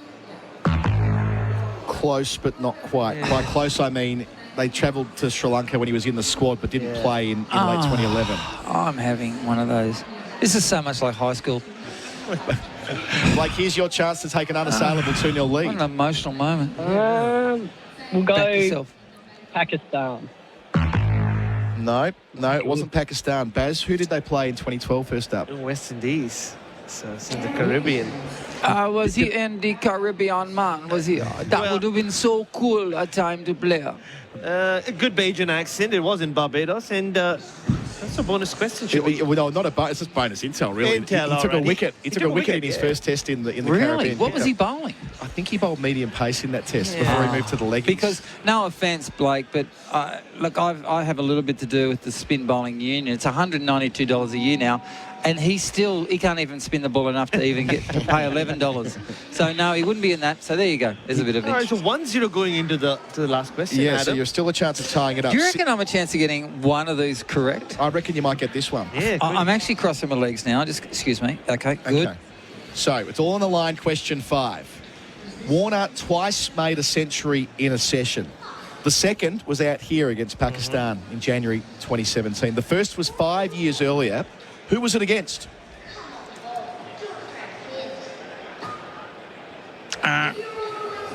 Throbbo. I've got 2 choices. 5, 4, South 3. Africa. Oh, no. Blake, take it away. Robbo's got none for 5. Keepers. We'll go New Zealand. Not New Zealand either. I tell you, Blake, I don't care where you live. I'm going to get you a GWS Giants jacket and jumper and hat. I'm going to send it to you just in love. On the basis of getting Jimmy Pattinson right in question 1. Very early on, You have won 1-0. The correct answer he's there won was the whole thing 1-0. India, he made the century in a session against in January 2012 at the Wacker. 180 from 159 balls. Against New Zealand. Against India. Against India. I was that close to saying India. But I didn't want to sort of say it and then just start, because once I start to get down that road, I start talking Indian and I'm out of control. Fair enough. Robbo, thank you. We'll have you back later. I'm actually just going to quickly duck off downstairs council and then I'll be back for the continuance. Back for the middle session. Blake from Tasmania, you've won the prize, Well the done, $60 Blake. Archie's Early penalty. footwear voucher, the comfiest songs designed right here in Australia. How do you feel beating Gavin Robertson? Oh, pumped. Hopefully Warner can continue on. Congratulations to you. That's well today. You can call up again later in the series or later in the summer. This has been the lunch break for Camplify. Share your van. SEN Test Cricket is for Host Plus and for Henley Homes. Build with confidence. On the other side of this commercial break, Gerard Whateley taking up commentary. The middle session of day 1. Pakistan are 4 for 75. New year, new savings on Nissan Navara and X-Trail models in stock right now at Berwick Nissan. Host Plus has been named Money Magazine's best super fund for 2024. That's a plus. Issued by Host Plus Pty Limited. Check the PDS and TMD at hostplus.com.au. Hello again, Sebastian Cant here. I suffer from neck pain. I now know why people rave about Spinal Ease pillows. They're life-changing. Search Spinal EZE. The SEN app is now compatible with Apple Watch. Download it today. Tyre Power's hot summer sale is a sizzling way to save on a hot range of Kumho tyres. Get the power to buy 3 and get 1 free on selected Kumho tyres, plus other hot offers during January at Tyre Power. Visit tyrepower.com.au. When it comes to delivering on experience and reliability, Robots got it. Robot Building Supplies can help you get the job done. They sure will. Right now, pick up 200 by 50 sleepers at only $7.85 per metre. Building trades, engineering projects and at-home DIY. Robot's been in the building game for over 70 years. They've seen it all and know it all. Robot Building Supplies, Notting Hill, Sunshine, Preston, Dramana, Pakenham, Coldstream and Darnham. robotbuildingsupplies.com.au. ROBOT, Robot Building Supplies. Liquorland is a proud gold sponsor of Cricket Australia. This season, the best delivery isn't just on the field, it's at your place. Get drinks delivered to you or pick up via click and collect in just 30 minutes. You'll be raising your glass in no time. Whatever the reason, Liquorland will bring the drinks to the cricket. Cheers. Liquorland. Choose to drink wise. What's better than winning the match? Winning the series. Host Plus has been named Money Magazine's Best Super Fund for 2024. Judged on strong performance, value for money and a focus on members. That's a plus. Issued by Host Plus Pty Limited. Visit moneymag.com.au for awards criteria. General advice only. Consider your circumstances and the relevant PDS and TMD at hostplus.com.au before deciding. Awards and ratings are only one factor to consider. Past performance is not a reliable indicator of future performance. Search Compare Host Plus today. Our next segment is brought to us by Red Rooster's Shared Burger Pack.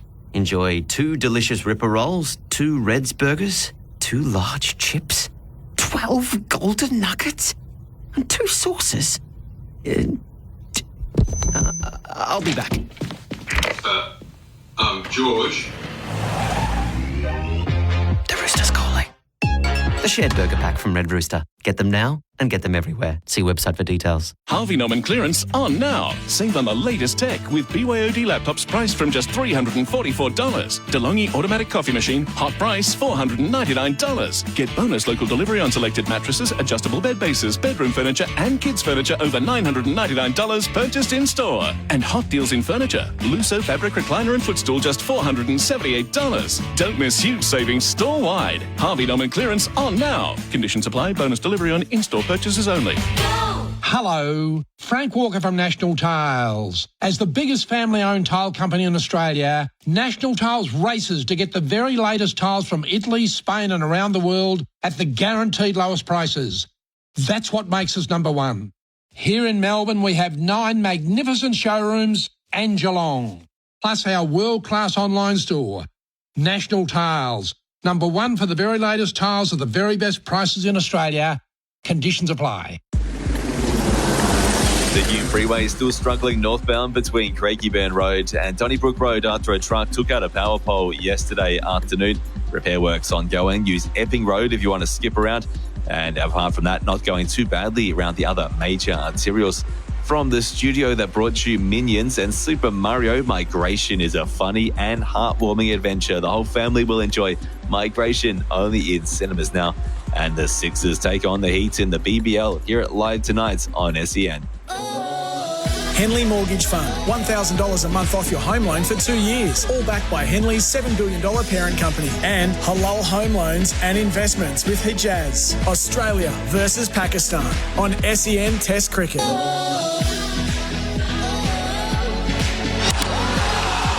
The second session for Work Locker Karen Downs and Pakenham. Workwear for wherever you work. 4 for 75 after the lunch break. Rizwan is 12, Masuda is 32. Pat Cummins is about to send down his 6th over. He has the figures of 2 for 16. SEN Test Cricket for Host Plus and Henley Homes. Build with confidence. It's a lovely afternoon here in Sydney. Top of 29 was anticipated. That'll do nicely. We are at 28 right now. Weather for Rainbird, leader in irrigation for more than 90 years. Gerard, Whateley and Bharat Sunderasen. Hello to you, Bharat. Good afternoon, Gerard. I don't want to be that guy, but I have to pinch myself. Are we in Sydney, especially after what we endured last year? I'm happy to be that guy. I know you We are. have endured a lot, but this is what we anticipate from the beautiful city that is Sydney. Australia all over Pakistan, and a day that could really rattle along. 2 in the deep on the leg side at the start of play, which has just been held up for a moment or two. Someone's come dressed as a dinosaur down in the front row. All power to them. It'll get a bit sweaty in the next couple of hours if they keep that up. Light breeze blowing across the SCG. Scattered cloud overhead. I hope we don't have another third umpire stuck in the lift situation, because it's Michael Goff who's holding up play at the moment. He's just waiting to hear something from the box. Not again. There you go. All right. The signal given. 2 slips and a gully in place. 2 in the deep on the leg side. Rizwan is 12 from 30 away. The Australian captain with ball in hands. Cummins bowls and Rizwan reaches for the defensive prods out to mid-off, no run. 29,698 at last count, the crowd, which will build a bit further, I'm sure, in the hour ahead. It is a beautiful start to the test here, isn't it, Gerard? It's the weather, the crowd, the energy, the roar that follows every time Pat Cummins' name is announced. He has really established himself as the leader. Obviously, he did that with the team, but it just feels like even the whole country has accepted him now.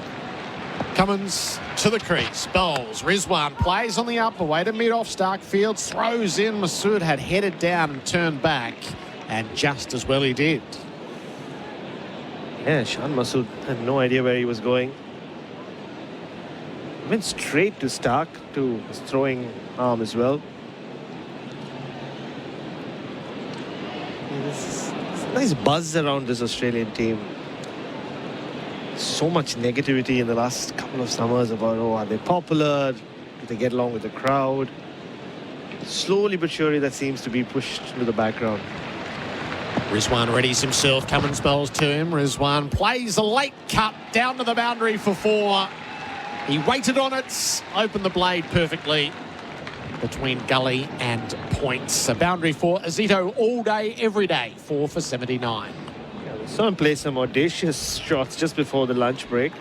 Shocking to see that he was 12 of 31 balls at the lunch break, but this was much more in control.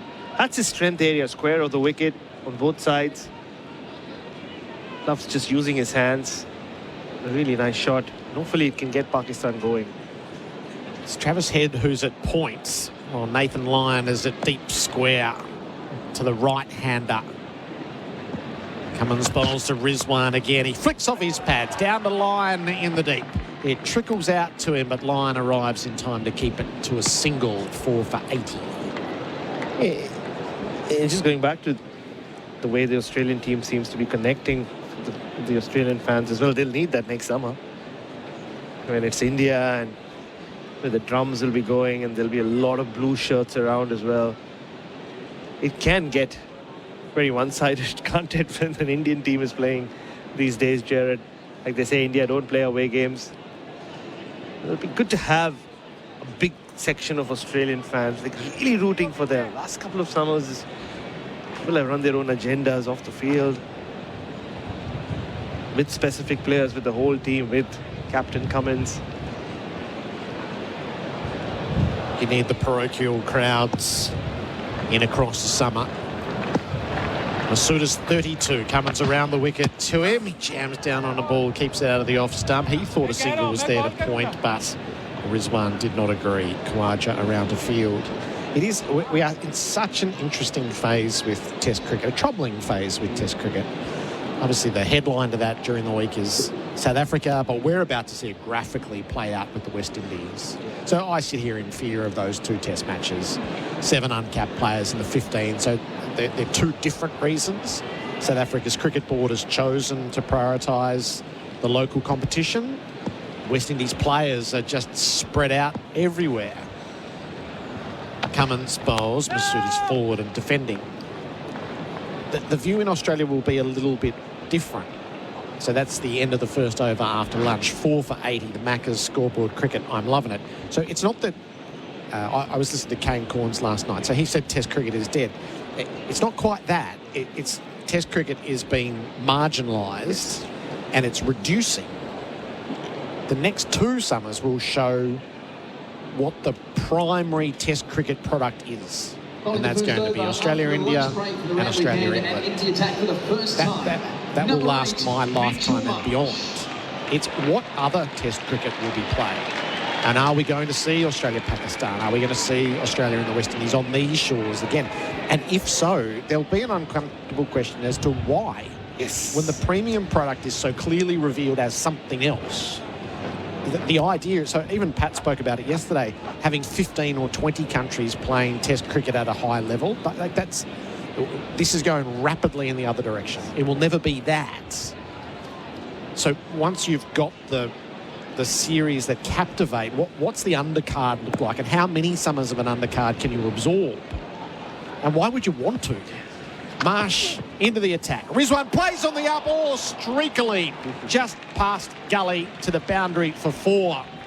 Mitch Marsh's introduction almost had an immediate impact. Rizwan with the boundary for Azito all day, every day. Yeah, Mitch Marsh did a bit of work with Dan Vittori during the lunch break. He was out before everybody else, and it was a bit too close to Mohammad Rizwan for him to play that shot. Very lucky that it went through that gap. Just one slip and a 4th slip, I'm going to say. Even a gully, Usman Khawaja. Smith's a floating slip and Khawaja's at gully. Rizwan stands and defends, tickles the ball to legs, sends Masood back as the ball runs 3 pitches away. A Warner on the scene to field. Sense a run out coming.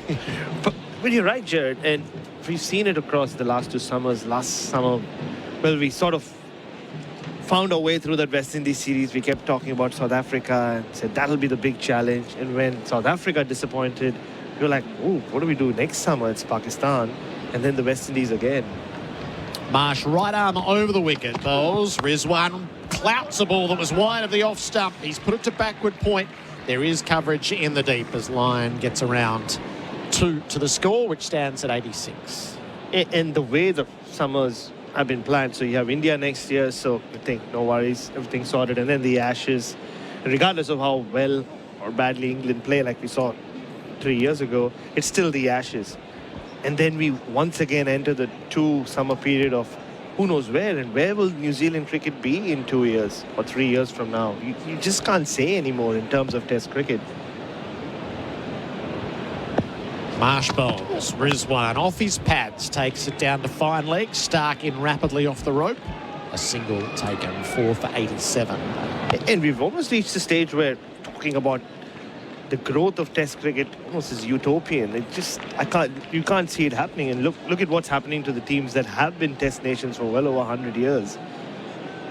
And even though the cynics will say, oh, India, England and Australia get all, it's a revenue share issue, I think it goes well beyond that. It's a business decision that broadcasters and cricket associations have to take. You spoke about the premium product. We will enter an era where Australia will have to play India and England every year, either home or away. That's the only way Test cricket sustains itself. Yeah, the market will demand it. The public will demand it. The cricket is growing. It's just not necessarily the way that we would hope. Marsh bowls. Masood edges to second slip and he's out. He opened the blade. He fed the catch straight to Steve Smith, whose hands are so sure. It's Smith's second catch of the innings, the 172nd catch of his Test career. And Masood's got a nasty habit of this. He goes at the worst moment, having set himself up. He's gone. Oh, no ball. No ball. Oh, Damien Fleming, Mitch Marsh just committed the cardinal sin. Come on, Mitch. It's a big one too, Gerard. Oh, it's a whopper. Bad bowling. Awful shot, wasn't it? It was like he was hitting slip catches before the game. And can this be the second life that Masood has needed? He's looked excellent throughout the day. This pair will score quickly if they can stay in. But that, Gerard, he was a long way over. Mitchell Marsh. A bit of tut-tutting in the aftermath of that. And we saw little errors from Pakistan last Test match cost them big time. Australia were pretty good. Masood gets his reprieve. The crowd enlivens. Masood turns off his pads and immediately adds a run. He is 33. Pakistan 4 for 89. There's a big bear hug between Mitchell Marsh and Pat Cummins before the no ball. Yeah, they must have said something. Yeah. It led to the dismissal, didn't it? Maybe Pat should have said, "Mate, do all that, but keep behind the line." Yeah. Yes, it'll be nothing quite so galling, I don't imagine. So 2 in the deep on the leg side with Rizwan on strike. Marsh bowls to him. Rizwan goes after the bouncer, but he got it safely to turf as he runs it out to head at deep square. It should have been a wicket taking over. It's not. 4 for 90. The Macca's scoreboard cricket. I'm loving it. Pacific Smiles Dental has daily emergency appointments available. Book now and don't let tooth pain spoil your summer. pacificsmilesdental.com.au. The SEN app is now compatible with Apple Watch. Download it today. In Place Living, design and develop customised specialist disability accommodation, valuing inclusivity, innovation and compassion. Because beautiful homes should support independence and choice for Australians with disability. To learn more, visit inplaceliving.com.au. Studying replays for titanium caravans built tough. That was a carefully crafted plan, that the faux dismissal, as Carey was left pointing, Cummins bear hugging with Marsh. There'd been a lot of work go into that. It struck out. Rizwan is 25. He's reaching for his defensive stroke. He plays it away to mid-off, no run. Yeah, whatever they discussed, it brought that shot from Masood. It was an ugly shot, wasn't it? Yeah. And he has those shots in him, doesn't he? Like as good as his patience at the crease and his stroke ability, it's almost a one-day shot. Run it down to third man. Cummins is bowling from the Paddington end. He's over the wicket. He bowls to Rizwan, who clips off his toes straight to mid on. Labuschagne fields, no run. Just the disciplines around the front line, Flem, where the bowlers adhere to them at practice. It's improved a lot, hasn't it? It has. So yeah. I'm in your hands here as to what the coaching around. It used to be a very laissez-faire. Oh, definitely. Like I would have played with fast bowlers whose back foot weren't behind the front line. And you're training yourself to bowl a no ball in hindsight, aren't you? 2 slips in place. Cummins bowls. Rizwan inside edge past the stumps. He played away from his body. It trickles down to fine leg. It would have been heart in mouth as to whether there was going to be a second rattle there. A single to Rizwan, who's 26. And it's interesting, the part-time bowler's the one that bowled one. You know, does Mitchell Marsh bowl as much in the nets as the other guys? And it was, he was easily an inch over. So for me, that's not cutting the line even. Yeah. But isn't it funny, just being able to check the no balls has reined it in, which is a good thing. It is. Cummins around the wicket. Masood drives. He flatted away off the outside of the bat down to deep point. Lions on duty in the deep today. A single taken. And I'm not sure what they do at training. I think they're more conscious of it. But if you had some sort of buzzer or whatever that called it at training, that would help as well.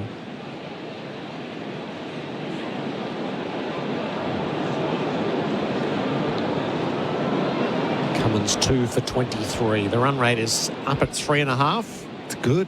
Yeah, as you can imagine, the run rate while these two are together it'll clip along or it'll end abruptly. Rizwan faces up. Oh, he thought about it.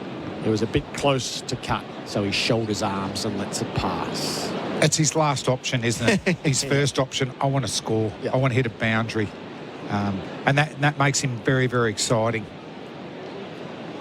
Should have played in Perth, Rizwan. He's a doer.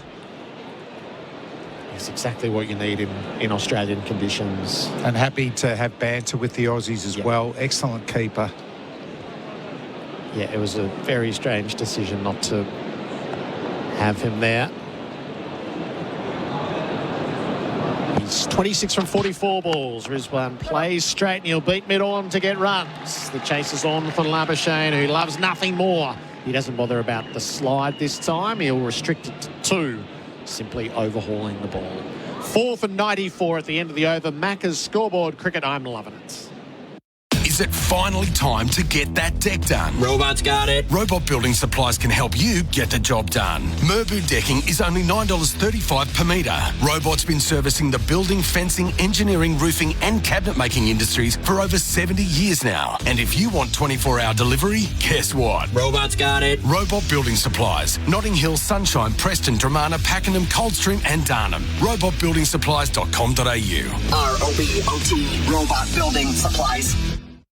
This middle session of play for Work Locker, Carrum Downs and Pakenham. 4 for 94. Rizwan's 28. Masood has the strike. He's on 34. Mitch Marsh. His first over cost him 10 runs. He should have had a wicket. He bowls to Masood, who drives stylishly, but mid-off will cut it off. Cummins gets around and keeps it to... Hazelwood gets around and keeps it to 1. Yeah, I don't expect Marsh to have a long spell here. They'll get Nathan Lyon on, but they bring him on for that wicket-taking delivery, which happened. But unfortunately, he wasn't behind the line. And Rizwan and Masood, they've just got to keep working hard together. They've got a natural strike rate that means they're going to score quickly. Rizwan faces up to Marsh and he's beaten past the outside edge. That's a lovely delivery. That's a cracker. Genuine outswing. Just missed Barbara's arm in Perth, didn't he, with a similar delivery. He's got the wider grip on the ball, which I think provides a more stable seam down the other end.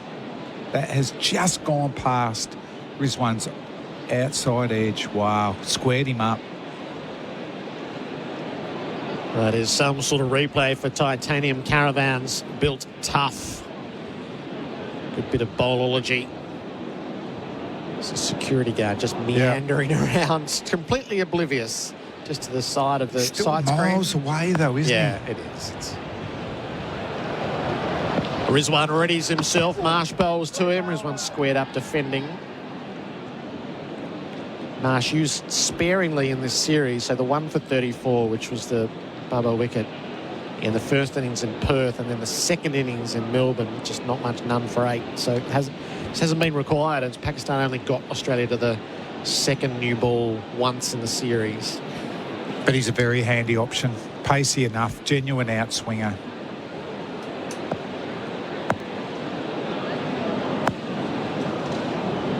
Marsh busies himself from the top of the mark. He bowls, and Rizwan from his pads to the straight mid-wicket, no run. He's bowling some good deliveries here. That one's squared up Rizwan again too, Mitchell Marsh. I think they're conscious how much they use him too physically. I mean, that's, his brother Sean as well. Whereas I think their dad, Jeff, I don't know if he ever would have tore a hamstring or anything. Big swamp. But, Mitchell Marsh in particular has had bad run with injuries everywhere, really. And you don't want to mess with his batting form at the moment. It's too important to the Australian top 6. Rizwan, just an issue with his bat. He wanted away to the square leg umpire and reported it. Marsh bowls to him, bouncer. Rizwan stays out of it. Down economically underneath. Good one, wasn't it? If Rizwan had taken that on, there's 2 out there. It was high enough that would have been difficult for Rizwan to keep it down. So that could have easily been a catch down at fine leg or backward square if he had decided to play the hook shot. What about the sun's out in Sydney? It's glorious. For a test match. Yeah. Yep. That makes it a beautiful cricket ground. Marsh, last ball of the over. Rizwan watches it go by. 4 for 95. Macca's scoreboard. Cricket, I'm loving it. Now presenting the King of Clean, Jenny King. For 30 years, Jenny King has offered fantastic commercial cleaning franchise opportunities, helping hundreds of Aussies become the king of their own careers. Jenny King, the King of Clean. Visit jennyking.com.au. Welcome to Officer Fields, your new home in Melbourne's southeast. Land now selling from $467,000. Officer Fields, life as it should be. Register your interest now at officerfields.com.au. SEN Test Cricket for Hijaz Halal Financial Services. A new bat being delivered to Mohammad Rizwan. Just loosened the handle by the look of things. He was happy not to play at the last ball and have a new blade delivered to him in the middle.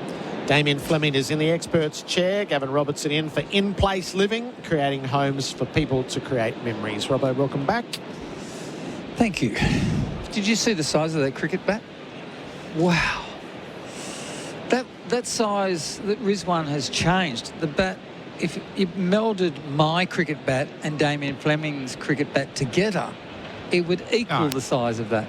Pat Cummins begins the new over. Shan Masood dropped it on the popping crease as he played the cut.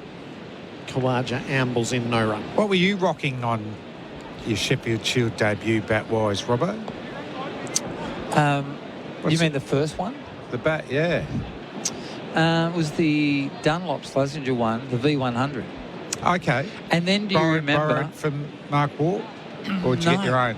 I got lucky. Ian Davis gave me a job. The Wizard gave me a job at Dunlop Schlesinger. Yeah. At Alexandria. Ian Davis. Cummins to Masood, who clips off his pads straight to Labuschagne mid-on, no run. Straight away, I just think World Series cricket. Ian Davis opening the batting. And you know what I did, Gerard?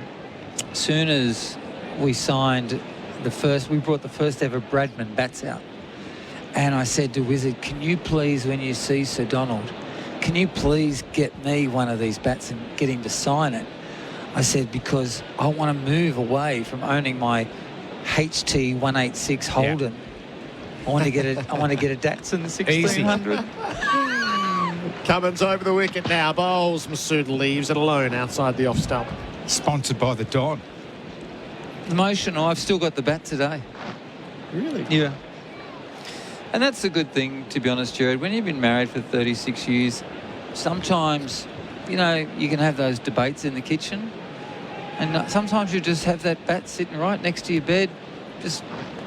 And Kath will say, what's that doing here? And I'll just say... Does she give you any throwdowns? It'll give me... Would she... Give me some security about the memories. Give me some throwdowns. I still feel like I'm in good nick. Yeah. Masood's on 35. Cummins to him, full face of the bat, out to mid-off, no run. One of the lovely sights walking in here today, so I must admit, sacrilege walking in the front gate of the test match and seeing the bucket hats being handed out. But then in one of the alleyways, mum with son, and mum's no cricketer, but she's doing the throwdowns for the son with his plastic bat. It was just a beautiful sight. There's a bit of cricket out the back too. Yeah. It's good. There's it's areas. well set up for cricket out the back here. And if inside the precinct, but not... At level 1, Bill O'Reilly stand. They're playing cricket around there too. Captain to captain, Masood chased it. He was thrown out there deliberately by Cummins to draw him in. Everything bar the edge in the plan. Bit fuller. Another, what, metre and a metre? Might have a metre fuller? Bit quicker too, Robbo. It's intentional because... It reminds me a bit of you.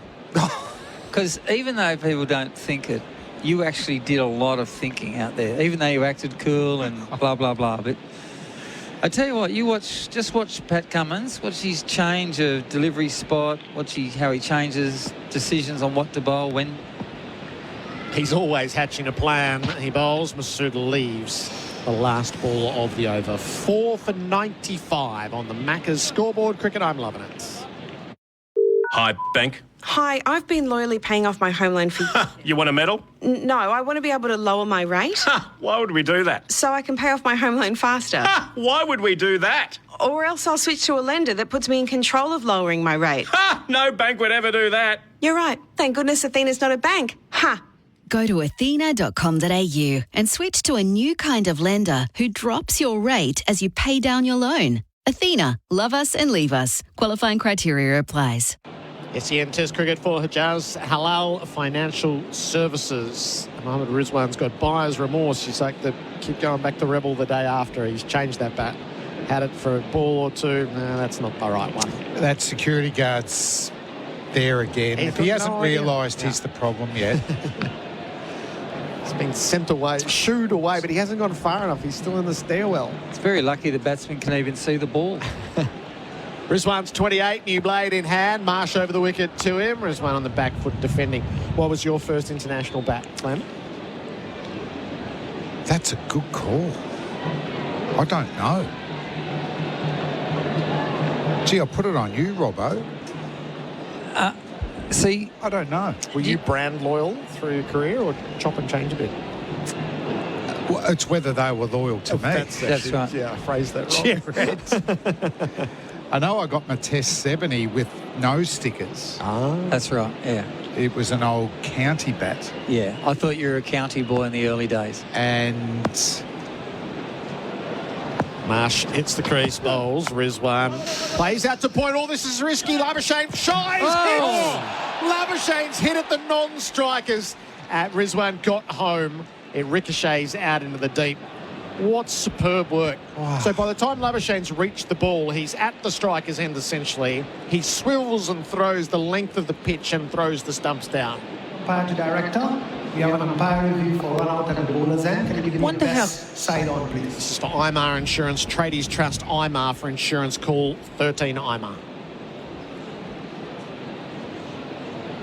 So Labuschagne is a histrionics man, so he doesn't think he's out because he hasn't celebrated or appealed. But safely grounded behind the pop-in crease.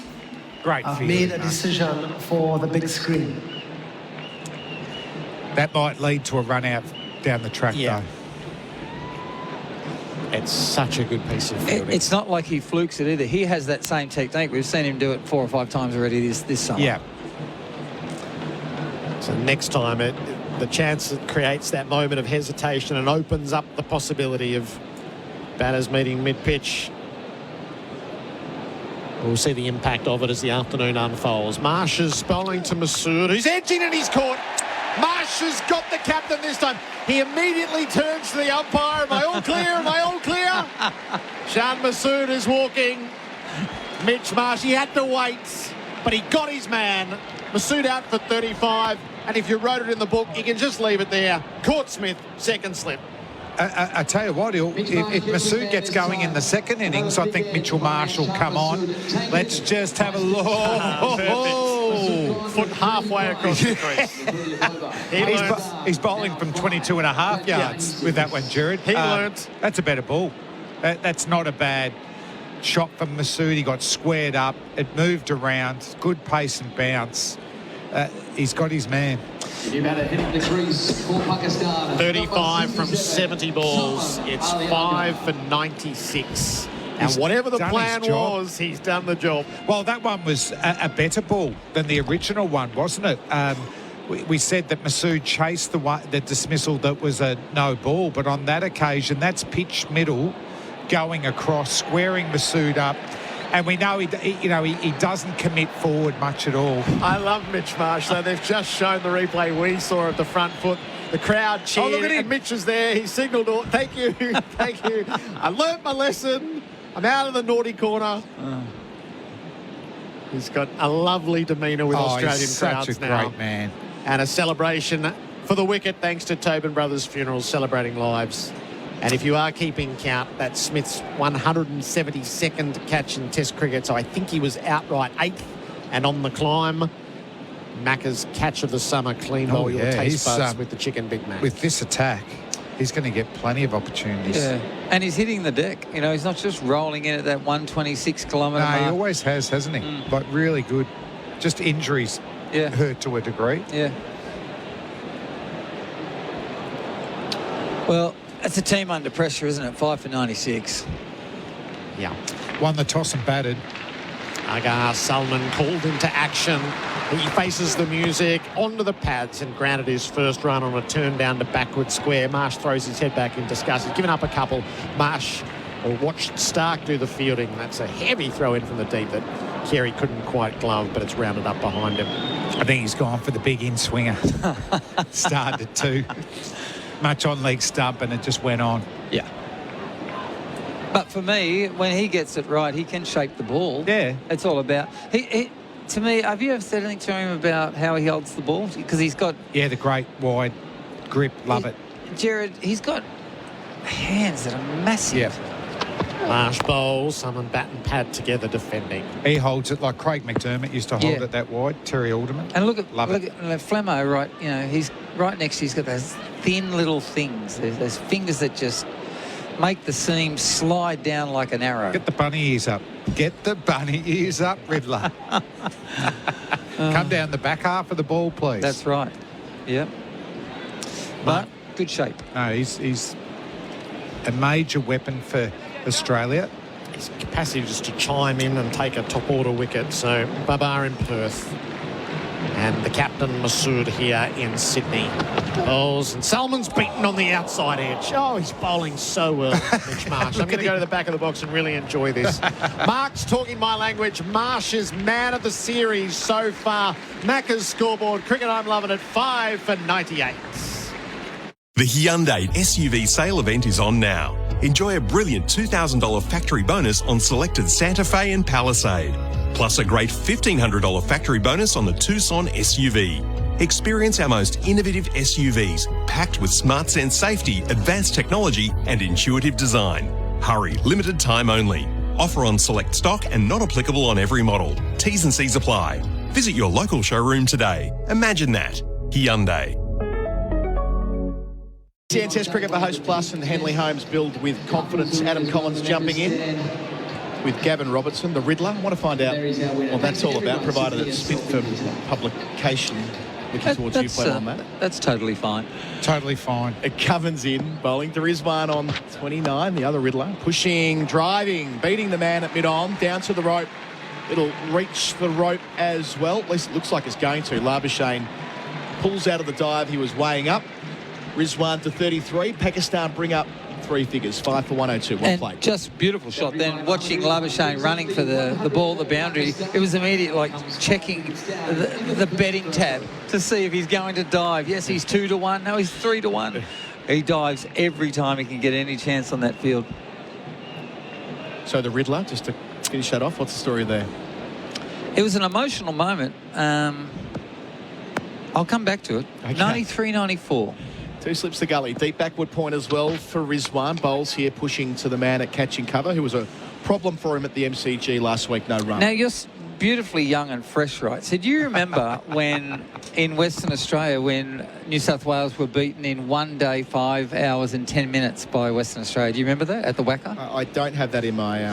Oh, you'd love it, Colo. It was when the great Greg Matthews was hurt at a nightclub and taken to hospital. We nearly lost him. What was that nightclub called? Hippie? The Hippie Club. Hippie Club. Fitting for Mo that he get in trouble in a place called the Hippie Club, I suppose. It was a pretty cool joint too. 3 catching men. Cummins bowls. Short ball. Pulled awkwardly round the corner. Down towards fine leg. But in the end, it ends up with Alex Carey. They were looking towards fine leg. Thinking, is he stuck through? Not quite. Yeah. And what happened was, all of a sudden we get beaten in the worst ever defeat in New South Wales cricket's history. We come back home and every player's face is on the front page of the Telegraph newspaper. My grandmother's ringing, crying, thinking, I'm Buddy Holly. I've gone down the plane. Yeah. It was shocking. And we turned it around 3 games later. We won 3 in a row out of nowhere. Cummins away from us to Rizwan. Bowls here. Fuller pushed into the onside, no run. And then we went on to win. Did that include beating WA in under 2 days here on a raging turn? We beat WA 3 games later. They returned back here with 9 test players in. We had only 2, myself and Michael Bevan. That was it. And Phil Emery. You 3. Do miss that, Colo. You know, the New South Wales batsmen weren't used to the bouncy conditions at the Wacker, but swing, then guess what? Western Australian batsmen are facing 3 spinners here at the SCG. I know. It was magical times. Oh, they were great times. Cummins delivers. Rizwan clips through mid-wicket. Lovely timing. 2 boundaries in the over. Nice shot. But that is a fine stroke from middle and leg stump Wow. Plays with a little bit of movement towards the pads into the rope in front of the member stand. 5 for 106, Riz 137. I'd quickly say that's beyond a nice shot. That's astonishing. I mean, he not only middles it off middle and leg, but middles it to the point that it takes, 1, 2, 3.5 seconds to get to the boundary. Pat doesn't get hit through the leg side driving. What would you do now if you were Pat Cummins? I'd be getting that ball on a 5th stump line and back in my little nip backer. So last ball of an expensive over. Cummins in, Riz 1, looking to drive through the offside, but out to Mitchell Stark at mid-off it goes. 5 for 106, nicely called by Flem. Salmon is on 2, Riz 1 on 37 on the Macca's scoreboard. Cricket, I'm loving it. Bevmarks, the sleep professionals' January sale has 50% off all mattresses and 20% off all furniture, no exceptions. Available at all Bevmarks stores and online. The SEN app is now compatible with Apple Watch. Download it today. 2 all-chicken patties, special sauce, lettuce, cheese, pickles on a sesame seed bun. You heard correctly.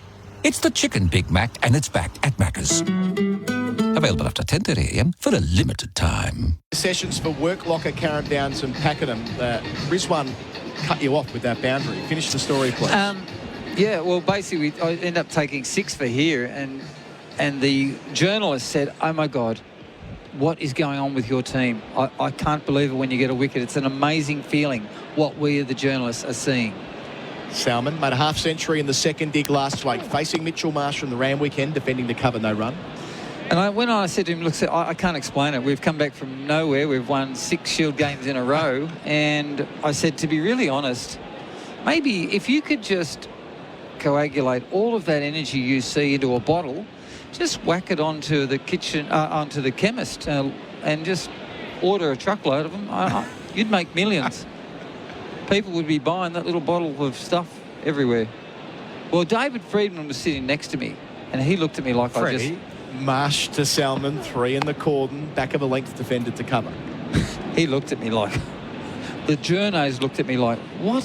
What does he mean? What are you talking about? And all that I was saying was the energy of a team being so happy together, put that into a bottle and sell it. Well, no. Freddie came in, oh my God, boys, I do not know what I've seen or believed or heard, but his press conference, I'm telling you, we can't call him Robbo anymore, we've got to call him the Riddler. And that was it. I got stuck with it.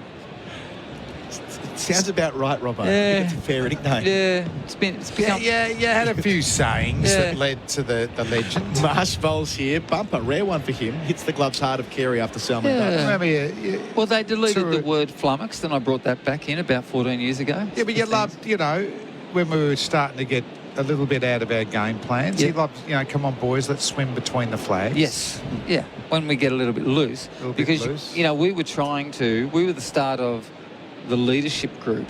We were trying not to swear. So I try and find sentences that didn't have those naughty words in them. You had a couple others as well. Marsh bowls and Salmon defends down the pitch. No run. You got a couple more for us? Yeah, the Riddler had a few. Well, swim between the flags was, It was a big one. It was just, prominent is the word, prominent. And I think swimming between the flags when you're a batsman, right now you're looking at 2 batsmen that, honestly, Adam, they need to swim between the flags for 4 hours. They need to build their nation a strong partnership of 170 runs with no loss of wicket. It was a partnership of 49 either side of lunch, broken by Marsh when he picked up the captain, Shah Massoudi. Bowls to Salmon now, and he pushes him again to that man. It's sort of catching cover about 15 metres from the bat, no run. If Robbo felt like you'd done well, batted well or bowled well, it wasn't just he'd verbalised that. It was generally hats off. Oh, hats off was another one, yeah. And you know what I didn't... Just hats off. When Flemmo would get wickets at him, like, he'd be lifting, like, he'd be so lifted. Like, he was like Dave Grohl, Foo Fighters lead singer.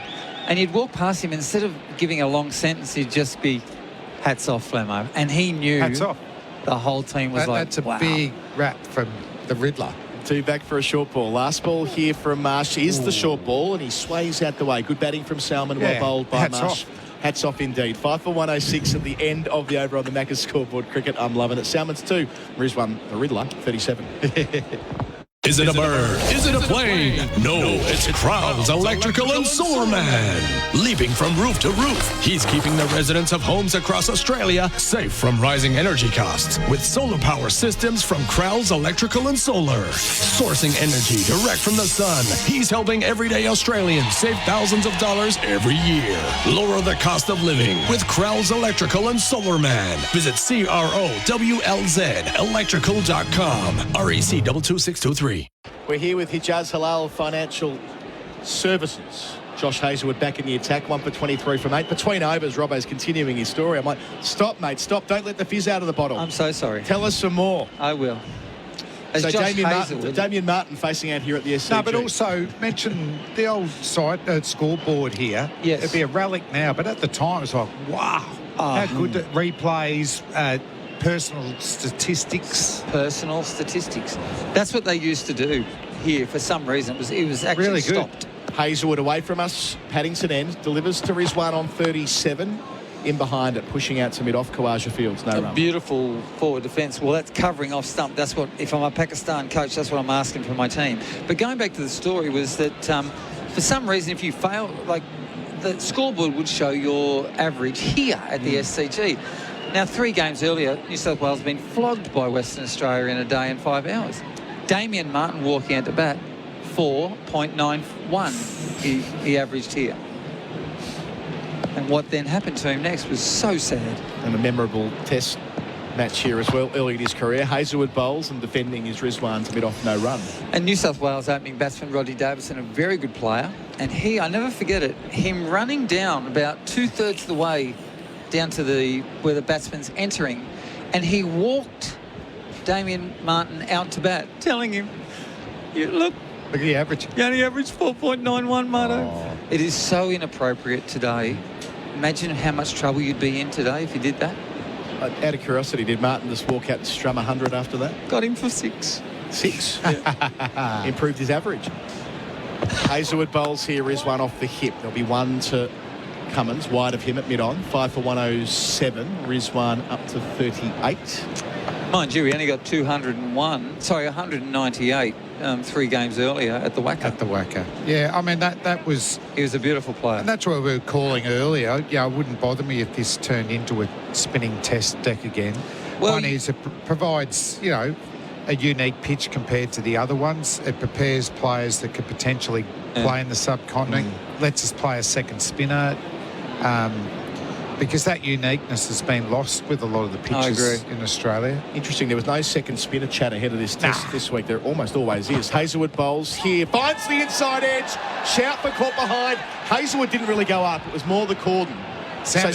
Pad. Yeah, Salmon's back pad, I reckon, here. They're going to consider a review, though. Neither has Alex Carey. Cummins is going. So that was initiated by Alex Carey and the cordon. Warner and Smith, who really liked it. Hazelwood was tentative in the appeal initially, but... TV umpire to director. And Carey was the one that got Cummins to go up for his LBW. I've checked the feet. It's a fair delivery. Front on, please. For 1-3 Imar, the third umpire this week is Joel Wilson. Moves through the gears pretty quickly, Joel. Don't mind that. He's already ruled it fine on the front foot. First replay here will be interesting. It has... It's the back thigh pad. Bang on, Fleming. Butt involved. Can you give me the leg side hot spot, please? I did not think Alex Carey was overly interested in this one. It was Carey that had the chat, though, wasn't it? It felt like Carey in the cordon. He took the ball down on his left and he didn't really jump up and race back. Hot spot's not available. He'd need 2 noises for that one. So they'll disperse the Australian fielders for the second time today. They're going to lose a review. They'll have one left. There between the bat and the ball. Can you keep going there? Going to the bat. The ball has clipped the tie on the way through. So I'm satisfied that there is no bat involved. They'll have to go through the ball tracking, I suspect. It's a little high, but I'll still go for ball tracking for the LBW. The original decision again not out. Just in case. Seeing it here, so yeah, hitting. Ball pitching outside of the impact in line, wickets missing. Missing by about 3 ball widths over the top of the just didn't sound good, did it? Didn't. Not woody at all. No. So the third umpire for Imar. They're the tradies, mate. That's Imar. Lovely. So Australia have got one review left. Pakistan have got 3. I do love the review, the time that it takes for the review. If that had come in 20 years ago, Damien Fleming would still be playing. Hazelwood goes again. Salmon inside edge onto the pad. They were nearly up again. They might be interested in a short leg here, given the way he's bringing it back off the seam, Flem. We heard it back then. That was a different noise, wasn't it? What do you made of the surface so far, Flem? I think it's played pretty much what I expected. I don't think it's totally flat. Little bit of swing early, but that didn't hang around for too long. There's been some inconsistent bounce already on day one. Bit slow? Slow. And flattening out more in this session. So Hazelwood the finish. Salmon rides the bounce and places it out to Nathan Lyon at backward point. Make that Travis Head. End of the over. 5 for 107 on the Macca's scoreboard. Cricket, I'm 11 at Salmon's 2. Rizwan 38.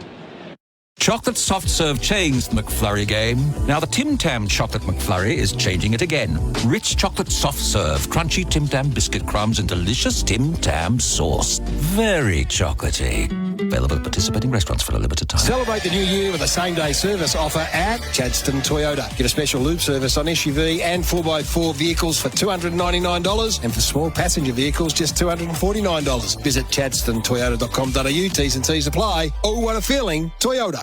SEN Test Cricket for Hijaz Halal Financial Services. Bharat Sunderasen jumping into the expert chair with Gavin Robertson. In-place living they're here for. Creating homes for people to create memories. Afternoon, Baz. Good afternoon, boys. And you won't hear me say this very often, but that butter chicken was good. It's amazing, isn't it? I mean, there's two types of butter chicken. There's one that's in Australia, and the one that you first eat in India generally gives you one of the greatest. What's the terminology? But you just seem to be very much fitter after the next day. Yeah, That's a nice way of putting it. Nice way of putting it, yeah. Yeah. So Nathan Lyon's back into the attack, replacing Mitch Marsh, who has put in a real hand for the Player of the Series award. Nathan Lyon, Ram weekend, slip and the short leg, bowled 4 overs so far. Rizwan well forward and clunks it back to him. Inside edge into the turf, goes nowhere. So just please give me your opinion, both of you, on why do we have a deep mid-wicket? It's the modern game. It's just Rizwan. Yeah, Rizwan, the He's modern going to game. chance his arm, yeah. I'm going to explain it after this ball. It's no deep point. That's often a position Lyon deploys as well. Not there at the moment. Lyon bowls, Rizwan's forward, defending to a more conventional mid-wicket where David Warner collects. He's not at leg slip at the moment. He's at mid-wicket. Personally, I'd rather deep mid-wicket in. I'd have mid-wicket and mid-on. I'd have square leg mid-wicket mid-on. And I'd want him to take some risks. They are 5 for 107. I want him to make a mistake. I'm searching for that as a bowler. Yeah, it's where spinners have changed a bit in the last 5 or 10 years. Lyon bowls here and Rizwan's well forward. Lyon has this put to him quite a bit through his career, right? Why do you have a deep point? Why do you start with fielders back? And Baz, he's been pretty consistent. He feels like he can play more aggressive cricket when he's got man back. It's just the way he computes it, I suppose. Yeah. And I think batting temperaments have changed as well, Robert, since the time you were playing. Like you said, you don't have to induce batters to make mistakes anymore. No, that's true. Rizwan often will do it for you. Lyon bowls to him. Sweeping catch is the call. It won't carry to Labuschagne at short leg. Couple of noises there. That's exactly right. Yeah. What Baz just said. I mean, theoretically, we're looking at batsmen taking a risk here, not required, because he's hitting the ball for one. It's a huge risk for one. Why doesn't he get on the front foot and punch it to mid-on and take a single? Lyon's got 2 left in the over. On the approach, Rizwan forward, defending and beating Lyon in his follow-through, which means they'll get a single to that man most of the way back at long on. That's Mitchell Stark. Rizwan 39. Pakistan 5 for 108. And this is the last ball of the over, Robert. Both Collar and I were talking about this in the lunch break. We would love to hear you talk about your interactions with Irapalli Prasanna. About an era where you had to earn your wickets. Nobody gave it to you. Well, so we'll do that in the next over. Lyon bowls here to Rizwan. Catches the call, but it's placed to the left of the man at short leg, Labuschagne. No single there. Rizwan 39, Salmon 2. End of the over on the Macca's scoreboard. Cricket, I'm loving it. Pakistan 5 for 108. What's better than winning the match? Winning the series. Host Plus has been named Money Magazine's Best Super Fund for 2024. Judged on strong performance, value for money and a focus on members. That's a plus. Issued by Host Plus Pty Limited. Visit moneymag.com.au for awards criteria. General advice only. Consider your circumstances and the relevant PDS and TMD at hostplus.com.au before deciding. Awards and ratings are only one factor to consider. Past performance is not a reliable indicator of future performance. Search Compare Host Plus today. This session for Work Locker, Carrum Downs and Pakenham. Workwear for wherever you go. 1 wicket to fall. Shan Masood caught at second slip for 35. He was reprieved on 33, caught in the same position, but all's well that ends well for Mitch Marsh in this series. Hazelwood delivers here into the onside. Rizwan gets a single. Nicely played. Moves to 40, 5 for 109. Gavin Robertson, one of our experts, will tell us about when Irapilli Prasanna changed his career. Well, the first and second test, we could not stop one of the most amazing top sixes. I mean, you think about it, Navjot Singh Sidhu, VVS Laxman, Rahul Dravid, Sachal Tendulkar, Mohammad Azharuddin. And Ganguly was playing. Ganguly at 6. I mean, they were brilliant. And they absolutely... I mean, they scored 6 for 626 in Calcutta. With Sidhu looking to absolutely smash you as well. Let's set it up. And I don't mind talking about the stupidest things because I've done them. And when you've passed that degree, you may as well talk about it. I mean, I got VVS Laxman out in Calcutta, 117,000 people, for 98, caught behind. 3 slips, the extra man jumping into the cordon for Salmon. Hazelwood to him here, and he beats him right away. The quintessential Josh Hazelwood delivery brings him forward, extra bounce above the shoulder of the blade through to the gloves of Carey. Just missed the edge. And then all of a sudden, I'm very happy. And we're in the group talking. Well, yeah. And then all of a sudden, you cannot hear anybody talk. Do you know why? Because Sachin Tendulkar is walking out on the tiles and 117,000 people in Eden Gardens see him. The crowd is so loud that you and I, right next to each other, would not be able to hear each other. I only went for 6, 6 and 4 the next 3 balls. Hazelwood to Salmon. Good contest between these two already playing out, and he knocks this out to point from the crease. No footwork to speak of, no run. And we were at Mark Mascarenhas' party, God rest his soul. But and Irapilli Prasanna walked over to myself and Steve Waugh and said, I am telling you, you don't know what you're doing. And he looked at me and I thought, he's probably right. I knew he was a legend when I was a kid. He played here at Balmain. And I remember Steve Waugh standing up, because, Stephen doesn't say a lot, does he? He did on this day. Hazelwood on the approach past Michael Goff. Bowls here to Salmon, who defends competently to mid-on, no run. He then goes, OK, Mr. Priscilli, you tell us what you do. And it was on the front foot. And he sort of went, well, you must get greater pace on the ball. Over the top. And mind you, look what Nathan Lyon does. Exactly that. Over the top, spin hard and make the ball drop quickly. And that is the real key. Any young spin bowler listening that wants to come up against a good batsman, you've got to learn to be able to do that. I'm taking notes, and I'm an old spinner now. Hazelwood bowls, and defending is Salmon out to backward point, no run. And I remember thinking, oh, OK, that's great. Mark Taylor decides to bring me on 11 minutes before lunch. I think, oh, you beauty. 2 overs, none for none. Get to lunch, have my butter chicken. I'll feel great about myself. Do you know how difficult it is, Adam, to eat your butter chicken when you are none for 31 off 2? I mean, you need tablets to be able to digest food when you're in that situation. It was just debilitating. Hazelwood again. Long, familiar approach to the crease. Salmon at the other end. Drives, straight drives well out the middle of the blade. No backswing needed when you time the ball that well. He was super impressive at Melbourne last week. Moves to 6 with the boundary. End of the over. Pakistan up to 5 for 113 on the Macca's scoreboard. Cricket, I'm loving it. The new freeway very heavy northbound from Craigieburn Road all the way past Donnybrook Road after a truck went into a power pole yesterday afternoon. Repair works still underway though. You're much better off on Epping Road. And if you spot any dramas, give us a call, 1300 595 937. The intersection of Latrobe and Swanston Streets is currently closed for tram track maintenance works until 5 a.m. on January 11. Detours in place. Visit the Vic Roads website for info. And the Sixers take on the Heat in the BBL here at Live tonight on SEN. Memories for Rosito all day, every day. That is a glorious shot watching it back on replay, Baz. Oh, such a stylish batter. You know he's not going to bat too long at number 7. No. Already has 2 test hundreds to his name, averages in the 40s. You can see, might play a few airy-fairy shots outside his off stump. He's got great timing, fluency to his game. You can see why Shan Masood likes him. Takes every catch in the slips, gives him some useful overs of spin. Line 2 out on the leg side, bowling to Rizwan on 40 from the Ram weekend. Back to defend from the middle stump line. Back to Robbo's story about 1998. Well, I'm in trouble, and I'm thinking, well, what am I going to do here? And then I was brought back onto bowl, and I changed my run-up by 3 metres. And Steve Waugh was at mid-off, said, what are you doing? Oh, I'm going to try and do what he said last night, Mr. Arapilli. Line bowling what will probably be the last over before drinks. Into Rizwan, delivers here. Rizwan forward, driving and threading it through the covers for 4. So Rizwan trying to put some scoreboard pressure back on for Pakistan here.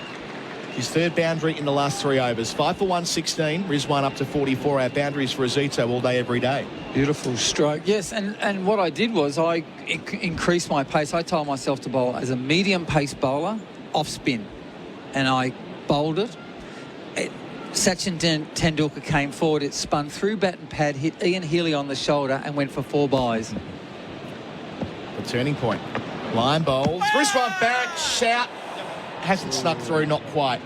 We're behind the batter at our end from our commentary position. We had a second look to see just how close that was from sneaking through. I wonder if it's turned. Replays for Titanium Caravans, built tough, Robbo.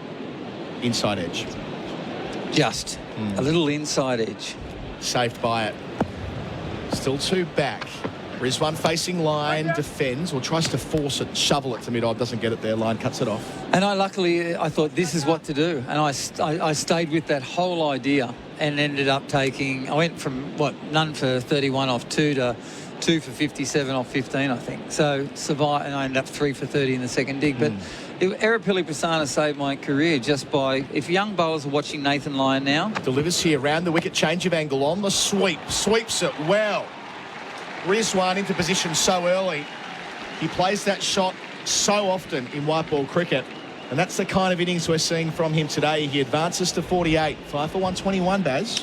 Yeah, Nathan Lyon has faced this Rizwan assault before. We saw it in Pakistan 2 years ago. Yep. And it's this shot that he uses to put Lyon off his length. So he's enjoyed success against Australia before. Lyon finishing, sweeping again, round the wicket, past the man at short leg to deep fine. He'll keep the strike. Rizwan 49, 5 for 122. Might be drinks, waiting to see if they're going to come onto the field. Claire Polisak, the 4th umpire, is making our way out there. So a stanza where Pakistan moved from 4 for 75 to 5 for 122. Middle of day 1, Salman 6, Rizwan 1 run short of a half century. We're at the Bundaberg Ginger Beer Drinks Break, the Great Australian Brew. After the break, Gerard Whateley in to replace me. 2 all chicken patties, special sauce, lettuce, cheese, pickles on a sesame seed bun. The Chicken Big Mac is back at Macca's, but only for a limited time. The SEN app is now compatible with Apple Watch. Download it today. Celebrate the new year with a same-day service offer at Chadstone Toyota. Get a special lube service on SUV and 4x4 vehicles for $299, and for small passenger vehicles, just $249. Visit chadstonetoyota.com.au. T's and C's apply. Oh, what a feeling. Toyota. When it comes to delivering on experience and reliability, Robots got it. Robot Building Supplies can help you get the job done. They sure will. Right now, pick up 200 by 50 sleepers at only $7.85 per metre. Building trades, engineering projects and at-home DIY. Robot's been in the building game for over 70 years. They've seen it all and know it all. Robot Building Supplies, Notting Hill, Sunshine, Preston, Dramana, Pakenham, Coldstream and Darnham. robotbuildingsupplies.com.au. ROBOT, Robot Building Supplies. Freedom Kitchen sale is now on with 30% off signature range cabinetry. You can save thousands and create your dream kitchen. Book your appointment today. Sale ends January 31. T's and C's apply. The SEN app is now compatible with Apple Watch. Download it today. Welcome to Officer Fields, your new home in Melbourne's southeast. Land now selling from $467,000. Officer Fields, life as it should be. Register your interest now at officerfields.com.au. Marsh into the attack. Rizwan plays on the up all streakily, just past gully to the boundary for 4. Marsh bowls. Masood edges to second slip and he's out. He opened the blade. He fed the catch straight to Steve Smith. He's gone. Oh, no ball. No ball. Oh, Damien Fleming. Mitch Marsh just committed the cardinal sin, bowling to Masood, who's edging and he's caught. Marsh has got the captain this time. He immediately turns to the umpire. Am I all clear? Am I all clear? I love Mitch Marsh. Shan Masood is walking. Mitch Marsh, he had to wait, but he got his man. The drinks break in the middle of day one. Bundaberg Ginger Beer, Pakistan 5 for 122. Shafiq naught, Zaim naught, Baba 26, Shaquille 5, and Masood the man out in that hour for 35. Both times it was Court Smith bowled Marsh. He got his man with the foot perfectly bisecting the front crease the second time around. Simon Katich, Mitch Marsh does the business. Bat or ball? He certainly does, Gerard. Did it twice, obviously the overstepping the first time, but it was interesting because the reaction he gave Pat Cummins when he got Masood out the first time, it was almost like it was a matchup they felt was in his favour, and then found out he'd overstepped, but then he did it again the second time with probably half the foot behind, and it was just probably a little bit of lazy batting from Masood. Bounce undid him, but his front foot went nowhere, and as a result just sparted a ball that probably should have been defended straight back down the wicket. It's the difference between batting and bowling. You make that one error as a batter and you're walking for 96. Bowling, you get to fix it up 2 overs later and take the same wicket again. Correct. Correct. And that's why the mentality of batting and bowling is so different. 5 for 122. SEN Test cricket for Hijaz Halal Financial Services. Bharat still in place. Cat in to join him. 2 deep and 1 at backward square. So setting Rizwan up for the short ball. At fine leg it's Stark. At backward square it's Warner. And at deep square it's Lyon. And they've gone with the deep backward point as well in Travis Head. The only difference I see from the field they had at the MCG the other day is they don't have the fly slip to stop him playing that ramp shot. Josh Hazlewood after the drinks break. Rizwan's on 49. Make it 50 as he clouts it past Warner at backward square. He took on the field in the leg side. He bangs it to the boundary. He's a terrific wicketkeeper batter, Mohammad Rizwan, and he's taking the fight to Australia in a lineup that is pretty well folded here in Sydney. 50 to his name. Yeah, he's been superb all series. It's amazing to think he was left out for the Perth Stadium Test. Sarfraz Ahmed was preferred to him. He struggled there against the pace of the Australian attack. Pakistan made the change and Rizwan has grabbed it with both hands. Warner's been sent back to the rope. So 3 on the rope on the leg side. Rizwan faces up and Hazlewood beats him in the channel. That's a lovely follow-up.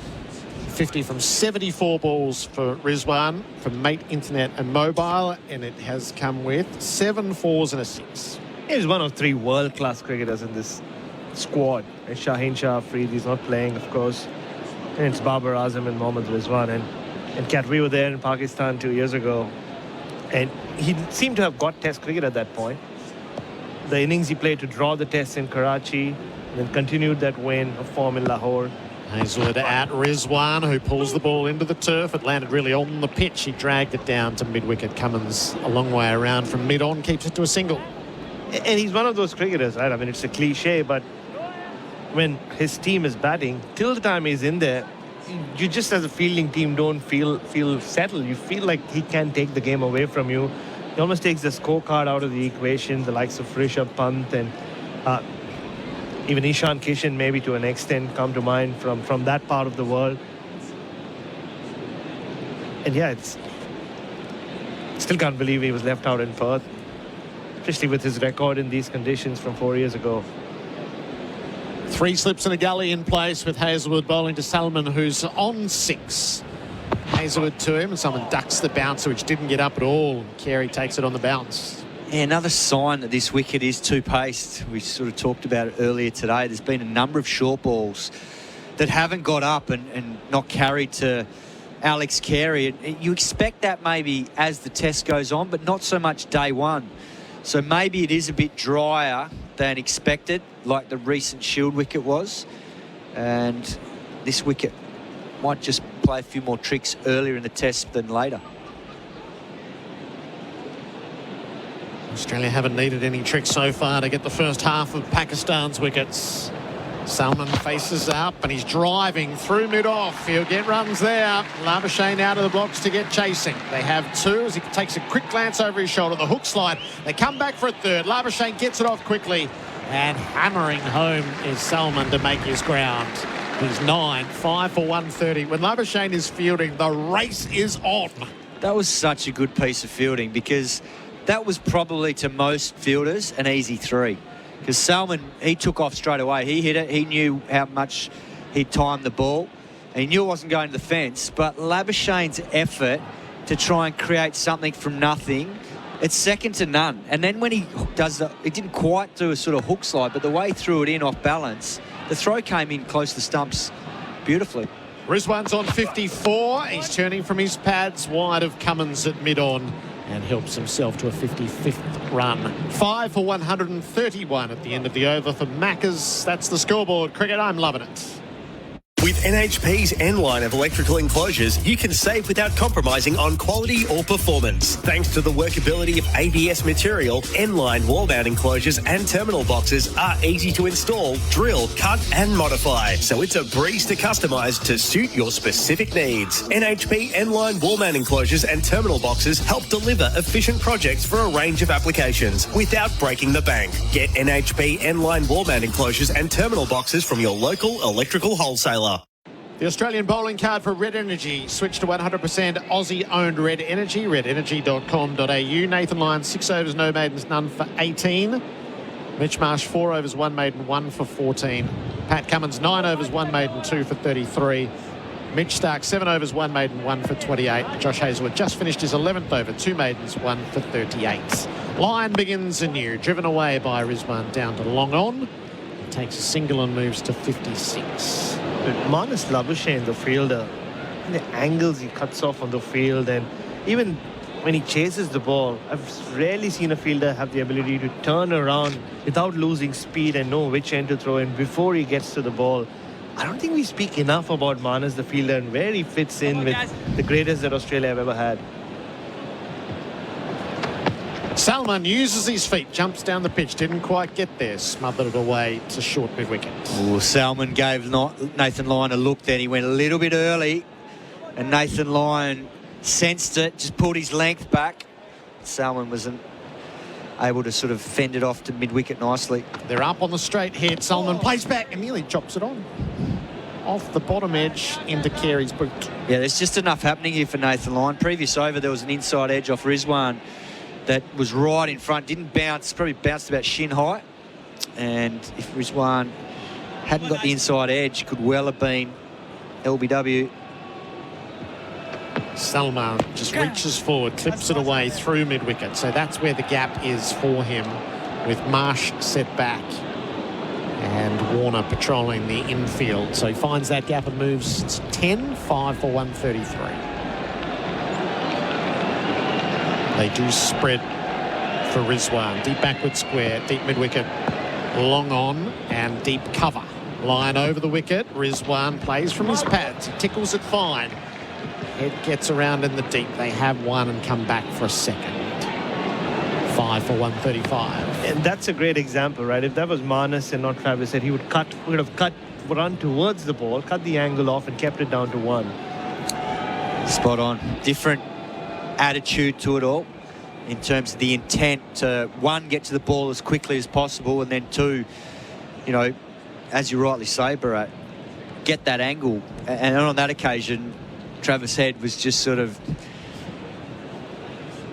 shuffling to it, wasn't he? Yeah, letting the ball come to him. It was like he still had the effects of not only Christmas lunch, but also the World Cup celebrations. Pat Cummins just suggested an adjustment to the leg side field. Heads come up.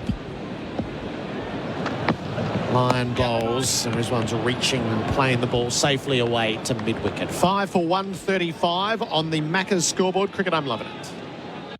Get on the right road to retirement with Aware Super. With super advice and super returns, Aware Super is super helpful. More at aware.com.au and read the PDS and TMD.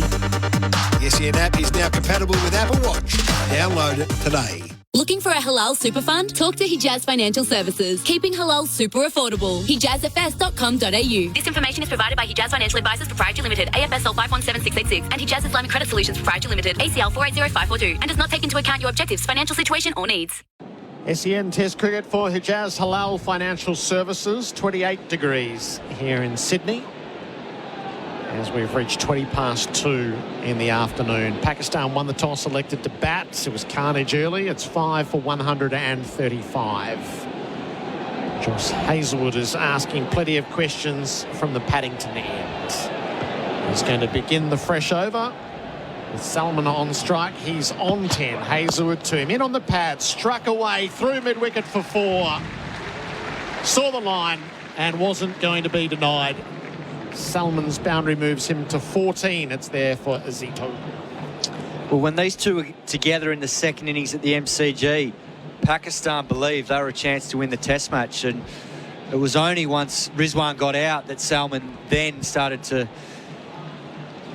have to bat with the tail and obviously, try and score the bulk of the runs. But these two certainly enjoy batting together. Hazlewood on the follow-up.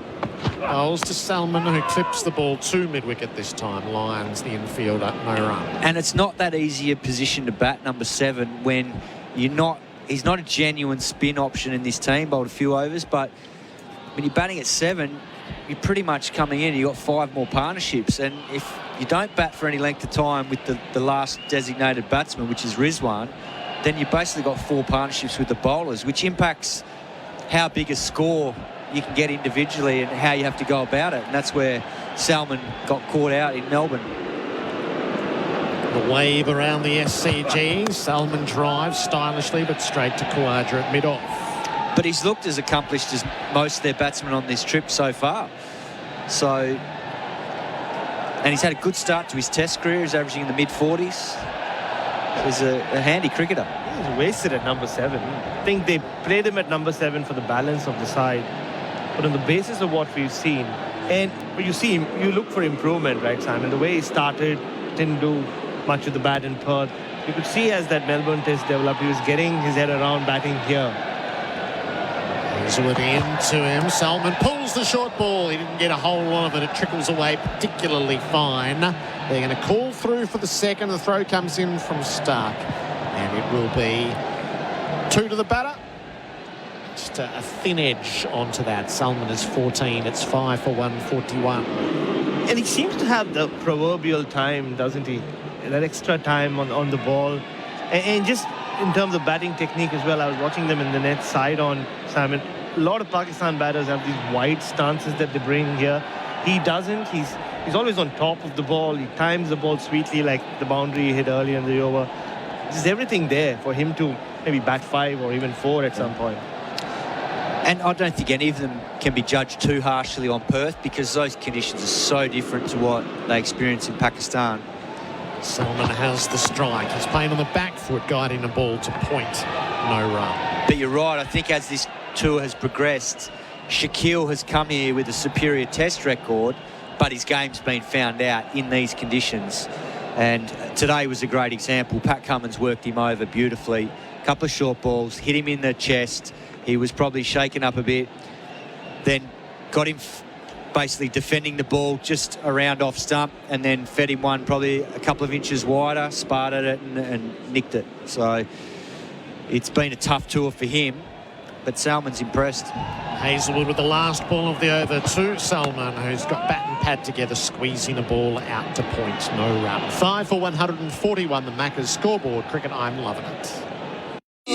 Ready for the road? You will be with a brand new Toyota Hilux. Stock is available now, so awaken your unbreakable with Australia's #1 selling vehicle. Check your local dealer as stock may vary. Oh, what a feeling. Toyota. Brick Lane takes beer flavour seriously, and they've nailed it with the light and refreshing Hi-Fi Dry Zero Carb Lager and Wild Sky Zero Carb Pale Ale. Brick Lane, home of zero carb beer, at your local First Choice or Liquorland. The second session of play for Work Locker, Carrum Downs and Pakenham. Workwear for wherever you work. Change of gloves for both batters. And a quick mouthful of water. 5 for 141. Summon's 16. Rizwan is 58. And it's Lion in operation from the Randwick end. Only once has he really mastered the SCG pitch during his Test career. It was against New Zealand a handful of years ago when he took 5 wickets in each innings, 10 for the match, and the rest of the time it's an average that's far beyond his career average. It's his least successful ground in Australia, which the oddity on a few different fronts. Searching for his first. Rizwan plays back and denies him that. He won't get a single. He has a round to his left, goes Dave Warner off the square, and just a little clumsy as he does the fielding, topples the ground. I've always heard about the spinning pitches in Sydney over the years, Simon. Lions over the wicket. Rizwan is forward defending. And I've always been curious, like, what is a spinning pitch in Australia? Like, how do you compare it to spinning pitches we're used to, say, in the subcontinent? So any pitch where Alan Border could take 10 wickets in a Test match? Yes. That'd be a start. I thought you were going to say when you got 6 for. That must have been a turner. And yeah, well, look, in terms of the wickets, changed so much because in the mid-90s when I first came here, line bowls. Rizwan clips the ball firmly down to long on. Stark gets around the field. A single taken. 142 on the board. I think I was 12th man for a game for WA in about 1997 and remember seeing it, and it was just basically rolled mud. Oh. And then it had a little bit of moisture in it day one, but then that mud started to come into jigsaw piece puzzles and they started to pop out once it got dry. Line bowl. Salman sweeps and he'll get it away through backward square. Head was brought up, so there's no protection. It's a well-struck boundary for Salman. He's warming to his work. He's 20. It's 5 for 146. It's great cricket from Salman. Making the most of no sweeper behind square leg. A rapid-fire 50-run stand between these two. A play of the day for Drinkwise.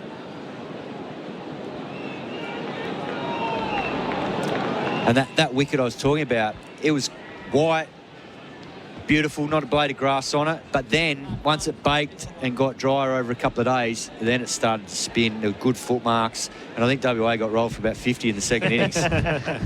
Salman jumps down the pitch, clouts it up, wide of long on, and over the rope for 4. He's threatened, and this time Salman followed through. He's 24 and the 150 up for Pakistan in the 40th over. I think the Lions under a bit of pressure. Well, I think both these two sense that the quicks have been so hard to score off and also survive that this is their option if they want to really put or get some momentum in the partnership and for their own innings. And, you know, you see both of them playing aggressively against Nathan Lyon. 50-run stand was from 61 balls for Mate Internet and Mobile. Line bowls. Stays home on the up momentarily. It landed short of Warner at mid-wicket. No run. 5 for 150 on the Macca's scoreboard. Cricket, I'm loving it. This is our summer and our country racing for the whole family at beautiful locations all over Victoria. From Boxing Day to Australia Day long weekend, there's free Kelly Sports, supervised kids activities and free merch packs too, with food, fashion, free entertainment and great hospitality options. From umbrella to marquee packages, connect with our horses and our people. Take in the atmosphere and all the up-close action of our racing. Country racing. Book now at country.racing.com. SEN Test cricket for Hijaz Halal Financial Services. A 50-run stand. Pakistan finding the resistance at 5 down. 5 for 150. Simon Katich is joined. Our team is now complete for the new year. Ian Smith is with us. Hello to you, Smithy. G'day, guys. Busy night last night. MCG got there, didn't think they'd bowl a ball. Raining so heavily, and your beloved, Gerard. And then it cleared. The ground staff did a great job, and Maxi fronted up. So everyone went home happy. The Stars are wanting shortened games from here on in, aren't they? They're the most dangerous team in the comp with a shortened game. 4 in a row. With Maxi in the form he's in. Maxi, and he is like a magnet. Last night, wickets, catches, runs. Unbelievable. Autographs, interviews. Just what the deft touch down to that shot down, third man. That shot down to third man where he somehow got his front knee on the ground to play a ramp. Yes. How do you get that low? Anyway. Mitch Stark has been brought back into the attack. Mohammad Rizwan's on 59. He's playing the ball out to cover. He's sent back because it's Labuschagne who's on the spot. It was a wicked storm that hit Melbourne, wasn't it? Oh, it's just awful. Honestly, it was just no way. It's with Brett Lee, and he said, well, it'll be an early night, we better find somewhere to go. An hour later, we're in the commentary box. It was incredible. So the airlines had got cute yesterday. They cancelled the flights in the middle of the day to stack the afternoon flights. So I got bumped from 12 to 4 and driving to the airport, and it was like driving into the night. By the time we got there were flashes of lightning. I don't know whether we're even getting out of this city tonight. Stark bowls. Rizwan drives past the stumps at the non-striker's end. Under the sight screen, it'll go for 4. Rizwan's counter-attack has been splendid. He's to 63. It's 5 for 154. See this and you wonder why they didn't play him in the first test, to be honest. One of the great unknowns, really, to me, why they played Sarfaraz Ahmed. Could have played this guy as a batsman. If they had to have Sarfaraz Ahmed, you'd play him as a batsman on any side, wouldn't you? I mean, he's the kind of guy Australian fans like because he takes you on. Gets respect. 8 fours and a 6 and his 63 for Mate Internet and Mobile. 2 slips and a gully supporting Stark. He's over the wicket and bowling, and Rizwan drives, and he's picked out mid-on. Cummins does the fielding. So they started to load us onto the plane about 6 o'clock. We're on an outdoor flight. We got out onto the tarmac, and the sirens start to wail everywhere. Back. And about an hour later, we have another go and into the storm. It turns out we got to this end, and the bags are soaked. The bags are coming off, and they're drenched. They must have been out on the tarmac for ages. You got to the hotel here, open up, and everything is wet through. Oh. All the clothes are wet through. So it was hard getting out of Melbourne. Rizwan facing up to Stark. Jags down on the ball, down to deep backward point, which is protected. So a single taken. It's hard to dry your clothes with an iron. There's a lot of work last night trying to dry clothes with an iron. Seriously? Yeah. You're going to dry them somehow or another.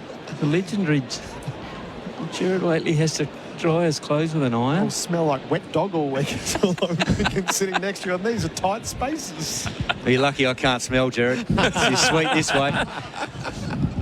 Yeah, not too bad at the moment. It's only halfway through day 1. Wait till I get to the shirts on day 4. 5 for 155. Stark took a wicket with his second ball. Bowls to Salman, who ducks the bouncer. And you talk about Rizwan, Smithy. It shouldn't come as a surprise to the Pakistan hierarchy because he opens in white ball cricket for them and has done a great job at the top of the order for a number of years. But then the other part of it is when you watch him play, not only has he got skill, but he looks like he's got this energy that would give the other players a lot to feed off. And he certainly gave them a lot of belief in Melbourne that they were still in the contest and could possibly win the test. So in a way, he's probably a lieutenant for Shan Masood. Last ball of Stark's over. He bowls to Salman, who drives. It sounded hollow and it squirts away to point. 5 for 155. The Maccas scoreboard. Cricket Home loving it. Save up to 55% at the Adriatic Furniture Summer Sale. T's and C's apply. 7 great locations around Melbourne. Adriatic Furniture. Exclusive? Yes. Expensive? No. The SEN app is now compatible with Apple Watch. Download it today. Enjoy New Year. New savings on Nissan Navara and X-Trail models in stock right now at Berwick Nissan. Plus, get amazing finance rates with Nissan Future Value. Go see Adam and the team at Berwick Nissan Kangan Drive, Berwick. T's and C's apply. LMCT 8760. SEN Test cricket for Hijaz Halal Financial Services. So Smithy points out that Rizwan 64 is the highest score by a Pakistan batter in this series. Shafiq with a 62. Masood with a 60. The previous best. I think I've got now 6 half centuries without going on. So this, if they want to be in this Test match, this has to go to 3 figures, and possibly both of these two. Because I think if you don't get 300 in the first innings at the SCG, you're asking for trouble, because I think Australia will enjoy batting on this surface. It has been a bit too paced, but if you're in, it's still good for batting. Line to Rizwan, start of the new over, clipped away, long on. Hazelwood is down there now. And one more, 5 for 157. All of our numbers for Mate Internet and Mobile. Smithy, what do your countrymen think about what's happening with the South African team at the moment? I haven't been home, but I've got the gist that they're pretty disappointed. When I left New Zealand, it was a rumour only that that's what's going to happen, and the reaction to the rumour was very negative, almost insulting. You know, what's wrong with us? Line over the wicket bowls. Salman clips the same down to long on. Hazelwood has to move a fair way to his right, but still only a single. We've got such a proud record in sport against South Africa. It's mainly through the rugby. All Black Springboks, one of the great rivalries, and so we've always got great respect for South African sporting people. And so this, it's a bit of a kick in the teeth, to be perfectly honest, for us anyway at this time. Rizwan, he was motioning early and he lashed out down to deep mid-wicket for 6. He shaped early, Rizwan, and there was no restraining him. A perfectly struck 6. He's 71. I love how Rizwan gets really low, down on his back knee, and gets the ability to get his hands under the bounce of the ball and then heave it over deep square, or deep mid-wicket, I should say. It's a powerful position he gets himself in. He's played the sweep shot a number of times today, but that was a beautiful slog sweep. Dropped in the crowd. Rizwan clips the ball on the follow-up out to Marsh. Now they're going for 2 quickly on the comeback. Marsh, he does lumber a little in the outfield. And there's 2 is taken. Rizwan 73. Gerard, careful with Mitch, son Mitch. Don't get negative with him. I did enjoy that when a bison flops forward at the MCG. That was rather lovely, but he was a bit heavy-legged in the deep there. I thought you were going to say heavy-headed. It's hard to slow that bison head down when it starts to motor. So line is expensive here, 41. This is the 9th over, none for 41. Rizwan clouts a ball to the offside, didn't get a whole heap of it. It trickles through the infield and they take a single. Because South Africa played the corresponding test here last year, didn't they? And that was their full-strength side. Pretty much their full-strength side, barring maybe an injury or 2. But and that's the disappointing thing. The only forerunner I'll give you is that South Africa are very, very determined breed of people. And this group coming over, they'll play well. They'll play well. Last ball of Lions over. Salman defends it backward of square on the offside. End of the over. 5 for 166 Macca's scoreboard cricket. I'm loving it. We're going to change here. Colo's coming in for Bundaberg Jinjibia. Hi, bank. Hi, I've got an investment property and Ooh, fee, fi, fo, 4. I smell the money of an investor. Okay, well, I'm looking for an investor home loan with a decent rate. Oh, we don't do those. Investor home loans? No, decent rates. We prefer indecent rates for investors. Go to athena.com.au for no fees, split loans, 100% offset and extremely decent investor rates. Athena. Love us and leave us. Government charges and qualifying criteria apply. SEN Test cricket for Hijaz Halal Financial Services. This has been a busy session for Pakistan. They've added 91 runs, losing their captain Shah Masood early on, but since then it's been relatively smooth sailing. Mohammad Rizwan up to 74. It's also been motoring along for the McGrath Foundation, Kat. It certainly has. Maybe about 10 minutes ago it was at 80,000. We're motoring towards 85, the way it's ticking over at the moment. So that's pinktest.com.au to buy your virtual seat. Donate to the McGrath Foundation. Yeah, so it was 76,000 seats, I think, at lunch. So they're doing a great job. Already raised $1.5 million. So Stark, can he break this partnership? Rizwan, 74. Stark away from us. Picked up a wicket earlier today. Delivers here and driving at the middle of the blade towards mid-on. No run. Well, he's trying to bowl full to him, and he knows that Rizwan's going to try and hit him down the ground.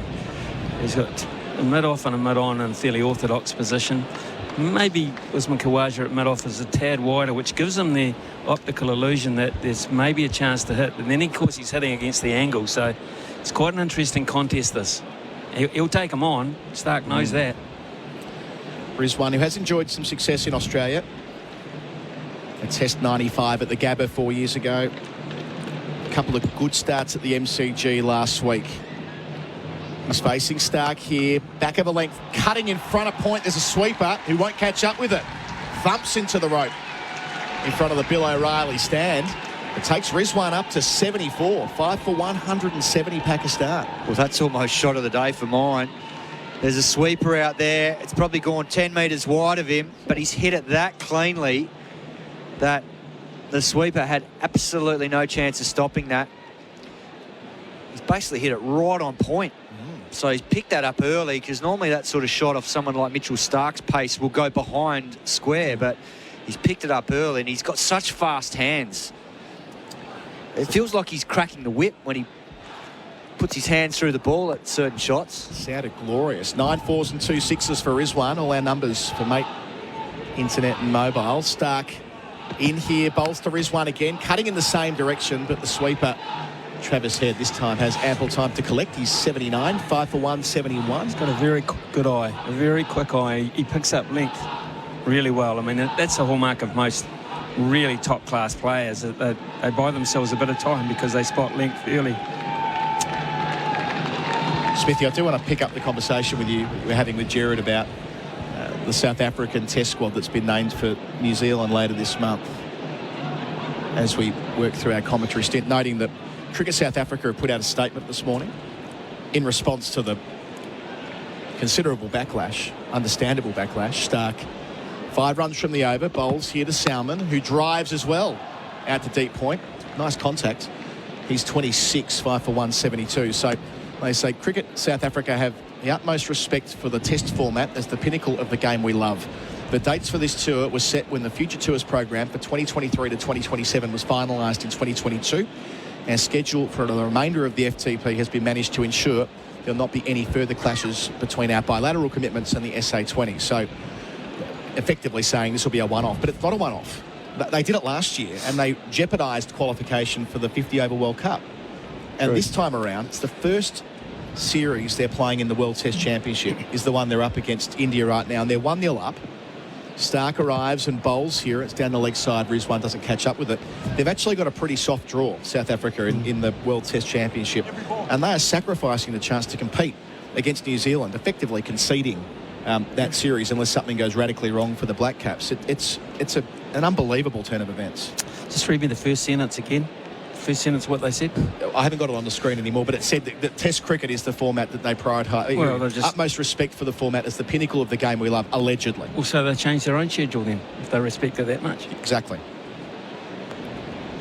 I mean, we've known this has been coming for months, but sort of seeing it made it feel that much worse. The catching cover's back for Rizwan. Last ball of Stark's over. Squares him up a wee bit. Spits out to backward point for 1. Rizwan retains the strike. He's 80 from 96. Down the other end, Salman's 26. Pakistan 5 for 173 on the Macca's scoreboard. Cricket, I'm loving it. The Beds and Dreams Stocktake sale is on now. Save up to 50% off their exclusive range of mattresses, including the award-winning Silent Night Onyx. Hurry into Beds and Dreams today. The SEN app is now compatible with Apple Watch. Download it today. Welcome to Officer Fields, your new home in Melbourne's southeast. Land now selling from $467,000. Officer Fields, life as it should be. Register your interest now at officerfields.com.au. Change of bowler for Australia is Mitchell Marsh. for Bundaberg Gingerbeer. He picked up a wicket earlier in the session. Shah Massoud caught at second slip for 35, the only wicket in the session. So, Kat, you've been involved in the SA20. It's been an important comp for South Africa to fund their game more widely. But I don't think anyone thought when this comp was first initiated it was going to compromise their test team to such an extent.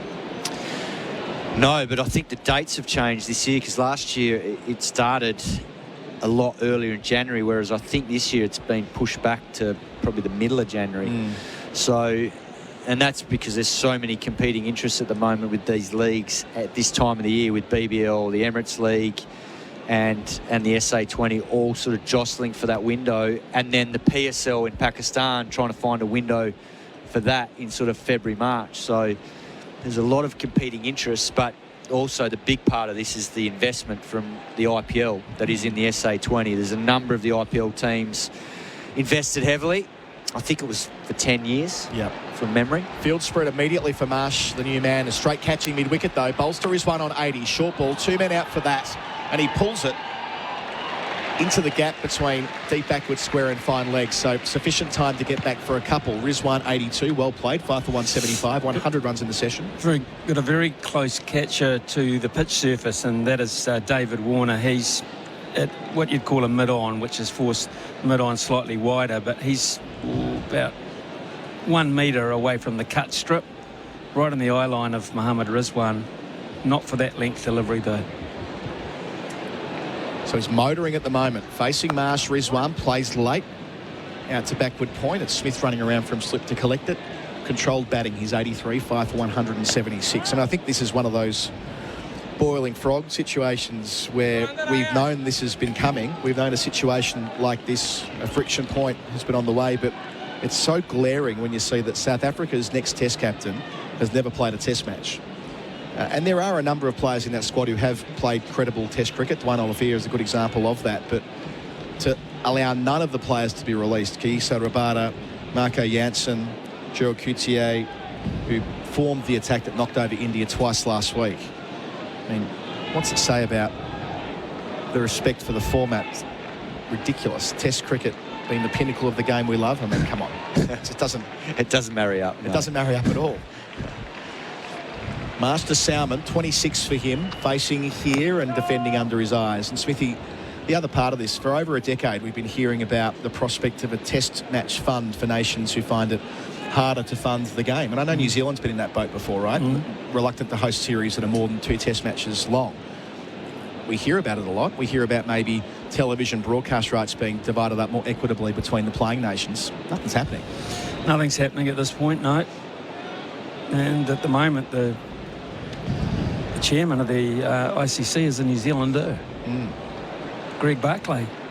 Marsh halfway through the over, bowls here. Salmon defending from the middle stump to mid-wicket. Well, the comparison you could make is that when this test is over and there's 2 tests against the West Indies, all the Australian players in this test team go back to the BBL and don't play those 2 tests against the West Indies. It's exactly the same as that happening. Exactly. But that won't happen, and it shouldn't happen. Hell no, they value the baggy green too much. They value the opportunity to win test matches, to win back the test championship that they've currently got, and they don't want to give another guy a break. That's the attitude that you should have. Don't give a sucker an even break. I suspect the South African players, a lot of them feel that way too, really. Marsh bowls here, middle stump line defended by Salmon. Rabada is a good example of this, a phenomenal test record. He wants to have, you know, as many test wickets as Dale Steyn, but how can he when he only plays in 2 test match series and now being pulled out of series away from home? Yeah, it's an interesting like that one, because Rabada was with us last year at Cape Town, and he came back from Australia wanting a break. He was burnt out. You could see it in his body language and the way he performed. But then he ended up playing in the SA20. So I don't know how strong the conversations were behind the scenes from the owners with him, but he ended up having to play. Marsh, a lot of fielders in front of square to Salmon. He pulls in front of square, past the man at square leg, gets plenty of that. They're pulling freely at the moment, Pakistan. Salmon getting in on the act. Moves to 30, end of the over. They're 5 for 180 on the Macca's scoreboard. Cricket, I'm loving it. For decades, Lexus have pushed the boundaries of motor vehicle technology. With a focus on efficient yet exhilarating prestige vehicles, our aim is to provide our guests with the most memorable buying and ownership experience. Lexus of Brighton invite you to let our experienced professional team introduce you to the comprehensive range of Lexus vehicles, located conveniently on the Nepean Highway. Expect perfection, experience amazing. Lexus of Brighton, 99 Nepean Highway, LMCT 9897. Our coverage here at the SCG for Hijaz Halal Financial Services. Cat jumping out with me, Ian Smith, for In-Place Living, creating homes for people to create memories. And all the numbers on our coverage for Mate Internet and Mobile. Mitchell Stark got a wicket in the first over of the Test match. Shafiq was caught in the cordon for a duck. At one stage, 5 for 96, but this pair have taken it to 5 for 180. About 20 minutes till tea or thereabouts. Change of angle as well here, Smithy. Round the wicket. Rizwan 83, waiting for him. The left armour gets to the crease and bowls, and Rizwan drives to cover on the bounce. Well, he's bowling that line for that shot, but Rizwan's playing it too well. He couldn't get it past Labuschagne. Not much goes past him within reach. Just got a slip and a gully. Got the backward point. So this is a terrific period of play, just not because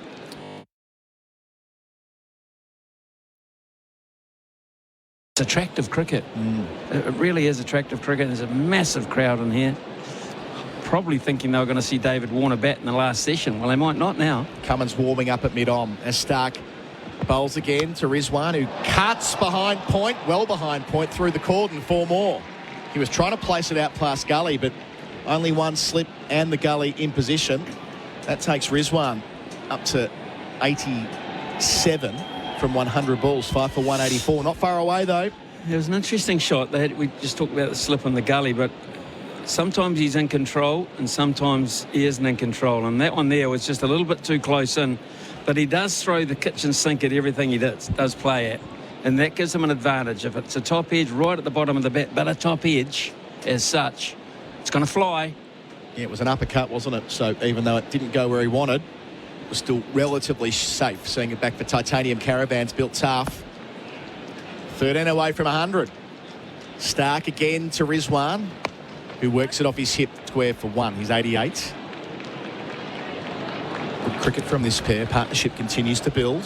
If the South African team, just before we finish on that point, played well, so they didn't lose, New Zealand maybe won a test, this bunch of nondescripts, unknowns at this point, would we have to review our argument, or will we just say you still denied the stars the opportunity, the names? I think it's more about what it might signal to other countries around the world. Okay. I mean, the Windies are bringing out 7 uncapped players to the series here. Jason Holders declined the invitation, not nationally contracted anymore, I should note. It's more gutted about Kyle Mayers, really. He made a double 100 on Test debut only 18 months ago. But he as well is prioritising T20 cricket.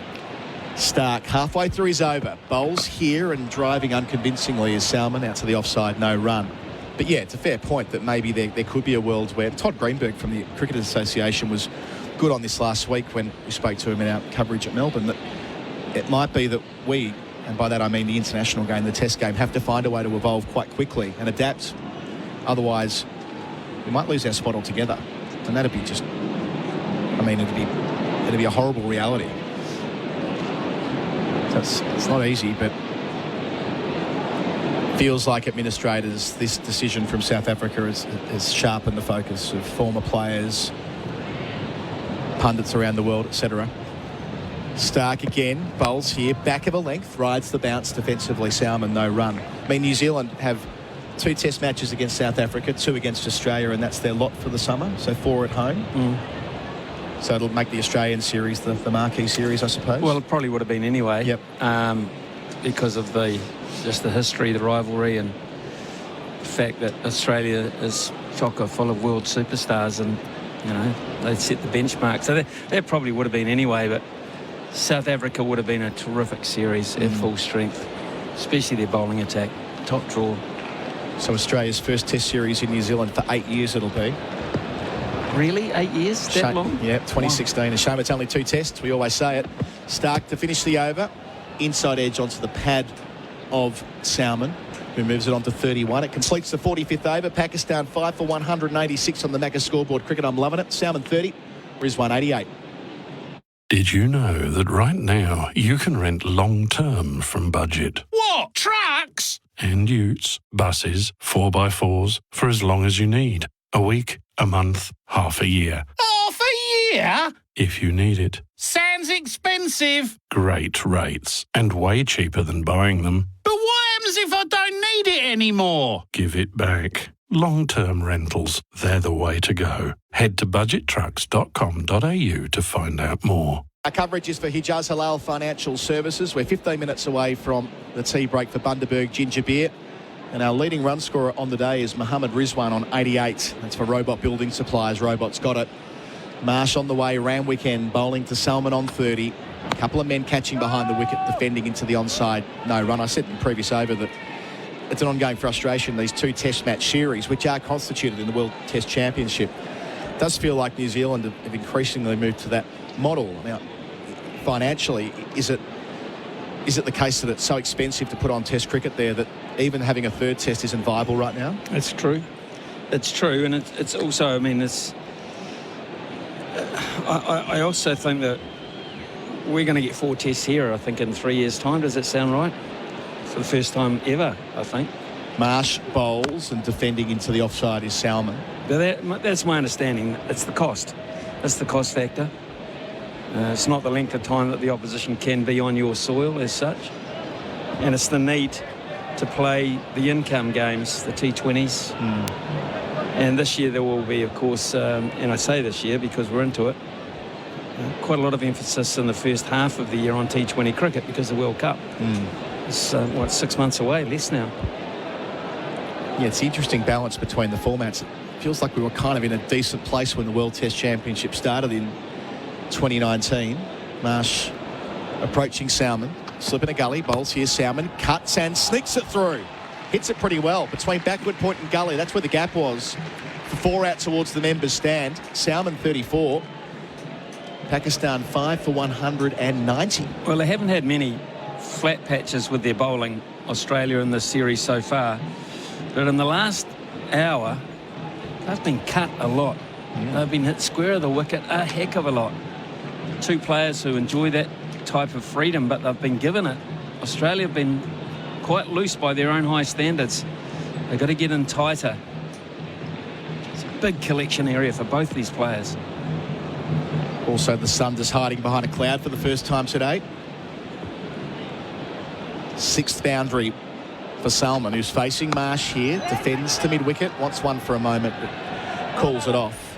But yeah, we sort of had the World Test Championship come in, and it served a pretty good purpose in that it gave every series context. All of these games are played for points, 6 across a 2-year cycle. Yeah, it's not perfect, but it does mean there's quite a lot of test cricket going on. The downside is that allowing nations to host 2 test match series, so those that are less profitable, that's all you get. I don't know, I do wonder. I know New Zealand were advocates for 4-day test cricket for a time there, whether there might be a creative solution using that in some countries to get 3 test minimum. Marsh bowls here, leg stump into the onside. Salmon pushes to mid-wicket, no run. So saying that, OK, if you want to play 4-day test cricket, which isn't ideal, but, you know, we'll accept it so long as you play a minimum of 3 test matches in a series. Might have to increase the length of the day. Yeah. Not that you get value for money out of your overs anyway. I mean, they're miles behind again today. But they'll say, well, we've advanced the test match too. They have done that. The 4-day test matches have typically been played 98 overs a day. So there is some way of working through that. Partnership worth 94. Salmon facing Marsh, who plays late into the gully on the bounce. Khawaja takes it diving to his right. End of the over, 5 for 190. Salmon 34 after the boundary. Rizwan on 88. And that is on the Tyre Power scoreboard. Hot summer sale. 2 all-chicken patties, special sauce, lettuce, cheese, pickles on a sesame seed bun. You heard correctly. It's the Chicken Big Mac, and it's back at Macca's. Available after 10:30am for a limited time. Enjoy New Year. New savings on Nissan Navara and X-Trail models in stock right now at Berwick Nissan. Plus, get amazing finance rates with Nissan Future Value. Go see Adam and the team at Berwick Nissan Kangan Drive, Berwick. T's and C's apply. LMCT 8760. Growing up with Australia needing a wicket to break a partnership worth 94 from just 99 balls, the captain brings himself back on. 2 wickets today. He's been the king bowler of the day so far. For Jenny King, the king of commercial cleaning, franchise is available. Jenny King. Cummins bowling to Rizwan on 88. 2 men catching behind the wicket. Rizwan presses it out to cover point. Won't take on Labuschagne. No run. Quite surprised if Pat Cummins gets cut very often in this spell. It's noticeable that he's still, and he got Babar Azam again with another delivery that angled back in. And that's the one little trouble Rizwan, because he does look to hit square of the wicket, the ball coming back, chancing his arm just a little bit too close. And now Pat Cummins has also said, I've been sitting here at mid-off thinking what I can conjure up, and he has conjured up one of the most interesting fields you'll see. And he's got a fly slip. Mitchell Marsh is at fly slip. Stephen Smith is around third slip, deep backward point, a cover. Mid-on, mid-wicket, and 3 out on the onside on the boundary. Incredible. We're back in England. So many fields in the Ashes were set just like this. Usually, though, with a leg gully. 3 back on the leg side, as you say, Smithy. Rizwan 88. Cummins, there's the bouncer. Pulls it out towards fine leg, and he's hold outs. Rizwan, what's he done? He's got down on one knee. He's tried to hoik him into the Brawongal stand, and instead, he's given Pat Cummins a 3rd wicket. He has broken the partnership straight away. Rizwan departs for 88. Could not resist. 6 for 190. And that might prove to be a crucial moment in this test match, Ian Smith. They are making this fellow Pat Cummins look like a genius this series, because every time he comes on, he comes in with a theory and they fall for it. And Mohammad Rizwan will get a generous round of applause here, and so he should. The people are on their feet, the members, etc., because this was a very entertaining, bright innings. But again, the end result is they've fallen for the Pat Cummins trap, and it took him 2 balls to do it. I reckon quite incredible. I reckon it was the first ball when they went to the field as well, wasn't it, Smithy? It was more conventional first ball, but how often do you see it? You're right, Rizwan does receive a generous ovation. Boy, he batted well for 88 from 103. Added some real spice to our afternoon with the way he took on the Australian bowlers. But watching the replay back here, top edge down to Josh Hazlewood. Had to move to his left. It was a sharp chance down there in front of the fine leg rope. They celebrate another wicket thanks to Tobin Brothers Funerals, celebrating lives, their 2nd of the session. That replay for Titanium Caravans built tough, but Rizwan, who is such a presence in the middle, he bats for another couple of hours. Could feel like a very different test match. Now they might get rock and roll just after tea. Well, David Warner could be batting last session now. In fact, he's odds on to do that. It was a good catch from Hazlewood, actually. Down in the deep, you don't quite know. As soon as Rizwan hit it, he looked back down and shook his head before it was even taken. He was that frustrated. And he ended up in such an odd position. But that is the way Rizwan plays that shot, and it's a profitable one for him. But into that trap. Field remains the same. Sajid, first test in Australia. First ball, same direction, but he gets it along the carpet to Hazlewood. Off the mark, first ball. It was a Macca's catch of the summer. Clean bowl your taste buds with the Chicken Big Mac. What I missed before was the response from Pat Cummins as well. Leaning back like Freddie Flintoff all those years ago. Like, how on earth have I pulled that off? 2nd ball of the spell and 1st of the tactic. And there he goes. 3rd wicket for the captain. It's just quite staggering that every time he enters the fray, he gets someone out. People will say, why can't he bowl all day? Well, he can't physically. But he can't believe his luck here. Surely he can't believe his luck. Having an amazing series, taking his wickets at about 10. Cummins here, bangs it in again to Salman, who gets it out to deep backward square. So each of these short deliveries they've taken on so far, 2 singles and a wicket, 6 for 192. Takes Salman to 34. We're seeing replay after replay. It was almost off the back of the bat, and you got it right there, Smithy. As soon as Rizwan hit it, he knew he was gone. He didn't even look. It's bizarre. It's like a mental block almost. I mean, he must have been aware they set the trap just for that. Just work it off your hip for a single. Cummins goes again here. Sajid steers it over the cordon. if you don't mind. Leans back. Modern cricket. Sajid moves to 5 in 2 balls. 6 for 195. This is a very watchable test match so far. You know the odd thing about that? He had just moved Mitch Marsh up for a fly slip. He had him there, and he's decided, no, I'll bring him up to second slip, orthodox. We'll just go a bit orthodox. Bowls him that line, and now he sends Stephen Smith straight back down to fly slip. Couldn't fall for it again. He could not. He'll have the opportunity to fall for it. So the fly slip returns. Back and forth we go. Successful over finishes here. Short ball steered again. Down to fly slip. Doesn't quite carry. Not far away from Stephen Smith. Hard in mouth stuff for Pakistan. Sajid, just chill out, man. He's 6 from 3. End of the over. 6 for 197 Pakistan. Salmon down the other end on 35. That's on the Tyre Power scoreboard. Hot summer sale.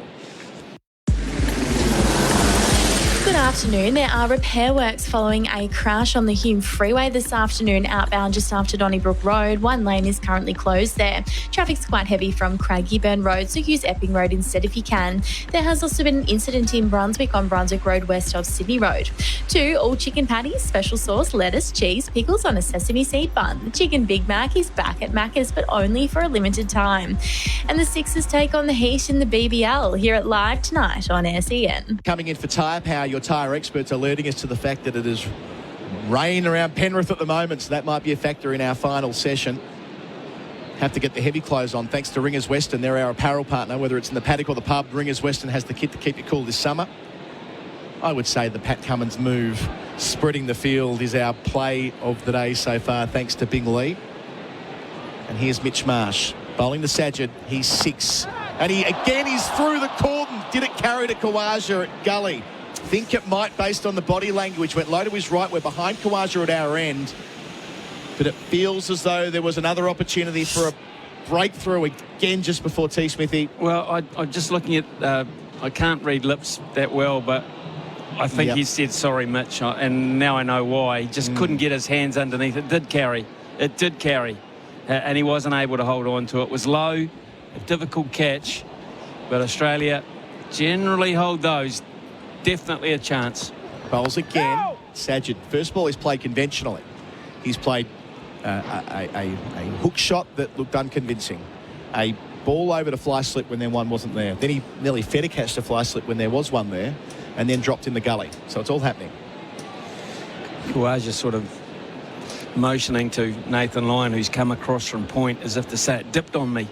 It lost its pace and it dipped on me. I thought it was coming higher. But it was a chance, a genuine opportunity. 2 hands to it. High score of 21 in his 7 tests so far. Sajid facing Marsh, leg stump line, turned down towards fine leg. Gets a single, he's 7. 6 for 198 the score.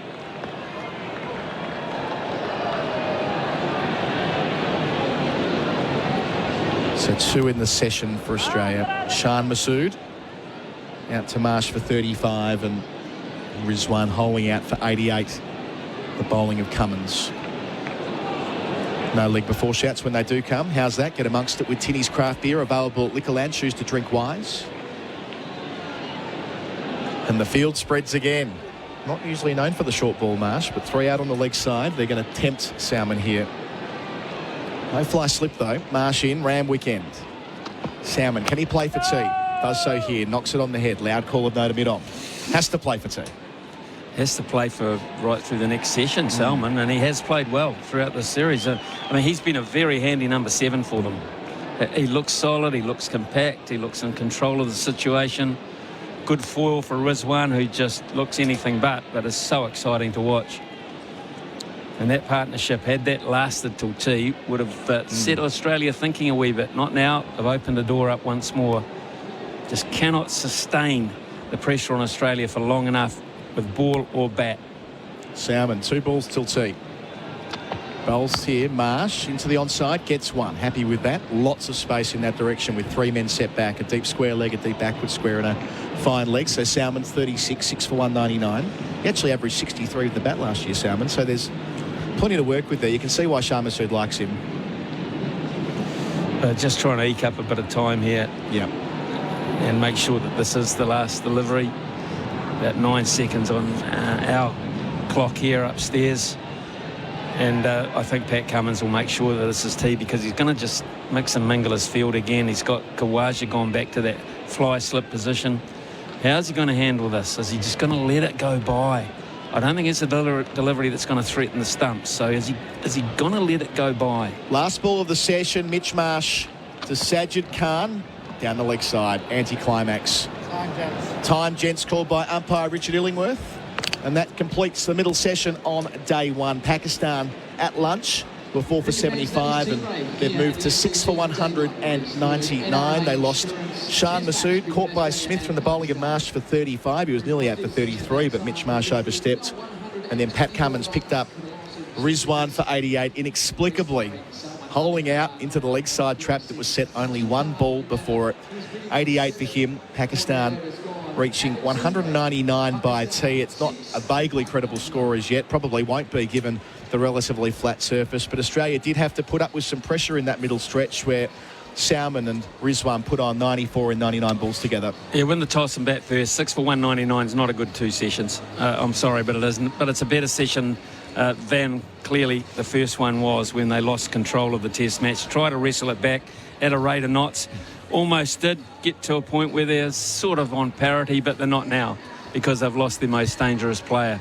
So another honest bowling effort from Australia. A rare drop chance by Kawaja that really would have sealed the deal for Australia in that session. It would have made sure also perhaps that they were batting not long into the next session. We still might get to see David Warner walk out again on the first day. That is that's the carrot that dangles in front of us at the moment. But unless Pakistan have a remarkably good session, it'll be Australia's day. And I suspect there will be rain in the final session at some point, seeing what we are on the radar. A couple of messages through for tyre power, your tyre experts. So Pakistan have to hold on until then at the very least. For Australia, Stark 10 overs, 1 for 45. Hazelwood 12 overs, 1 for 44. Captain Cummins, the Midas touch, 3 for 40. That makes 16 at 11 in the series so far for him. Nathan Lyon, none for 42 from his 9. And Mitchell Marsh picked up the Pakistani captain, 1 for 27 from 7 across 2 spells. We're into the tea break for Bundaberg Ginger Beer. We'll take a break ourselves on the scoreboard for tyre power and their hot summer sale. Pakistan take their break at 6 for 199 with Salman 36 and Sajid 7. Every game has a beginning. The Hunger Games, the Ballad of Songbirds and Snakes. New to buy or rent on digital. The SEN app is now compatible with Apple Watch. Download it today. Don't let your business get caught behind this year. Sign up your next apprentice or trainee with MEGT and get some runs on the board. Call the experts today on 13MEGT or visit MEGT.com.au.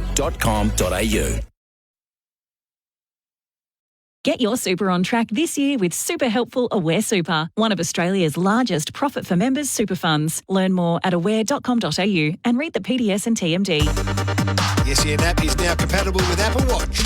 Download it today. Power up your arsenal with Greenworks range of battery-powered garden equipment. With over 20 products available in the Greenworks 60V Pro range, they're all powered by an interchangeable 60V Ultra Power battery and backed by a 4-year tool warranty. Visit greenworksaustralia.com. New year, new savings on Nissan Navara and X-Trail models in stock right now at Berwick Nissan. Host Plus has been named Money Magazine's best super fund for 2024. That's a plus. Issued by Host Plus Pty Limited. Check the PDS and TMD at hostplus.com.au. Roofers, plumbers and builders, you're building the Melbourne of the future. And Roofing and Sheet Metal Centre are here to help you do it with custom-made metal roofing products. Flashing, rain heads and roof penetrations, sumps, downpipes, hatches and more. Our friendly team deliver weekdays right across Melbourne and will meet you for your crane lift. Visit the website today. Roofing and Sheet Metal Centre. Everything sheet metal from the roof down. rscentre.com.au. The SEN app is now compatible with Apple Watch. Download it today. Enjoy New Year. New savings on Nissan Navara and X-Trail models in stock right now at Berwick Nissan. Plus, get amazing finance rates with Nissan Future Value. Go see Adam and the team at Berwick Nissan Kangan Drive, Berwick. T's and C's apply. LMCT 8760. Welcome to Officer Fields, your new home within a community built on the vision of enjoying life in balance in Melbourne's southeast. Officer Fields features natural open spaces while still being close and connected to all of life's conveniences. With 4 unique precincts coming soon, offering land from 350 square metres to 1,000 square metres, there's something for everyone. Officer Fields is currently selling land from $467,000. Officer Fields, life as it should be. Register your interest now at officerfields.com.au. Roast chicken? Maybe halal. Affordable super from Hijaz Financial Services? Definitely halal. HijazFS.com.au. This information is provided by Hijaz Financial Advisors Proprietary Limited, AFSL 517686, and Hijaz Islamic Credit Solutions Proprietary Limited, ACL 480542, and does not take into account your objectives, financial situation or needs. The Outdoor Living and Caravan Expo rolls into Yarra Glen Racecourse for 3 big days, January 12 to 14.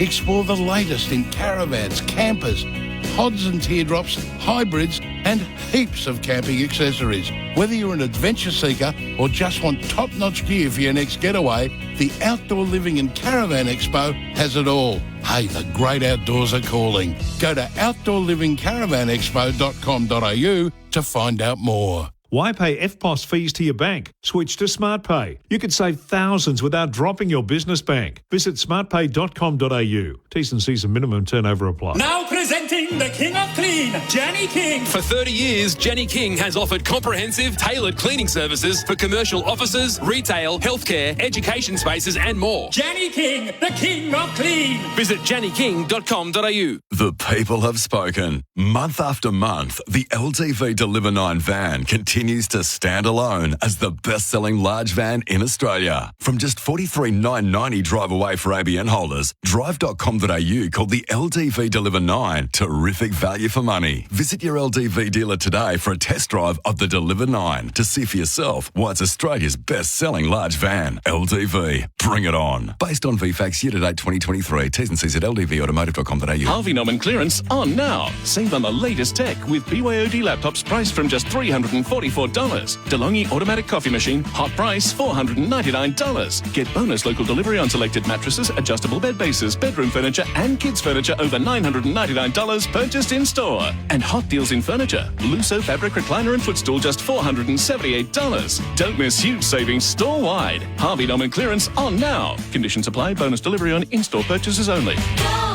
Looking for a new vehicle? Go for the number one. GWS Suzuki is Victoria's number one selling Suzuki dealer. They've got 2 great locations in Mulgrave and Oakley, and stock available right now for immediate delivery, including Swift and Vitara, with a great range of new and used, plus top quality servicing too. So see the number one team today at GWS Suzuki, Mulgrave, Oakley and suzuki.gws.com.au. GWS Suzuki, for fun's sake. LMCT 507.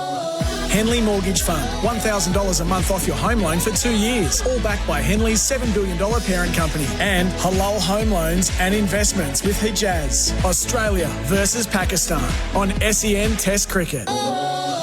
After the drinks break, Rizwan's on 49, make it 50 as he clouts it past Warner at backward square.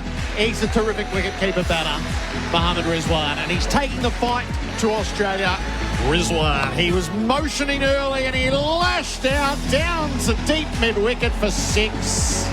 He shaped early, Rizwan, and there was no restraining him.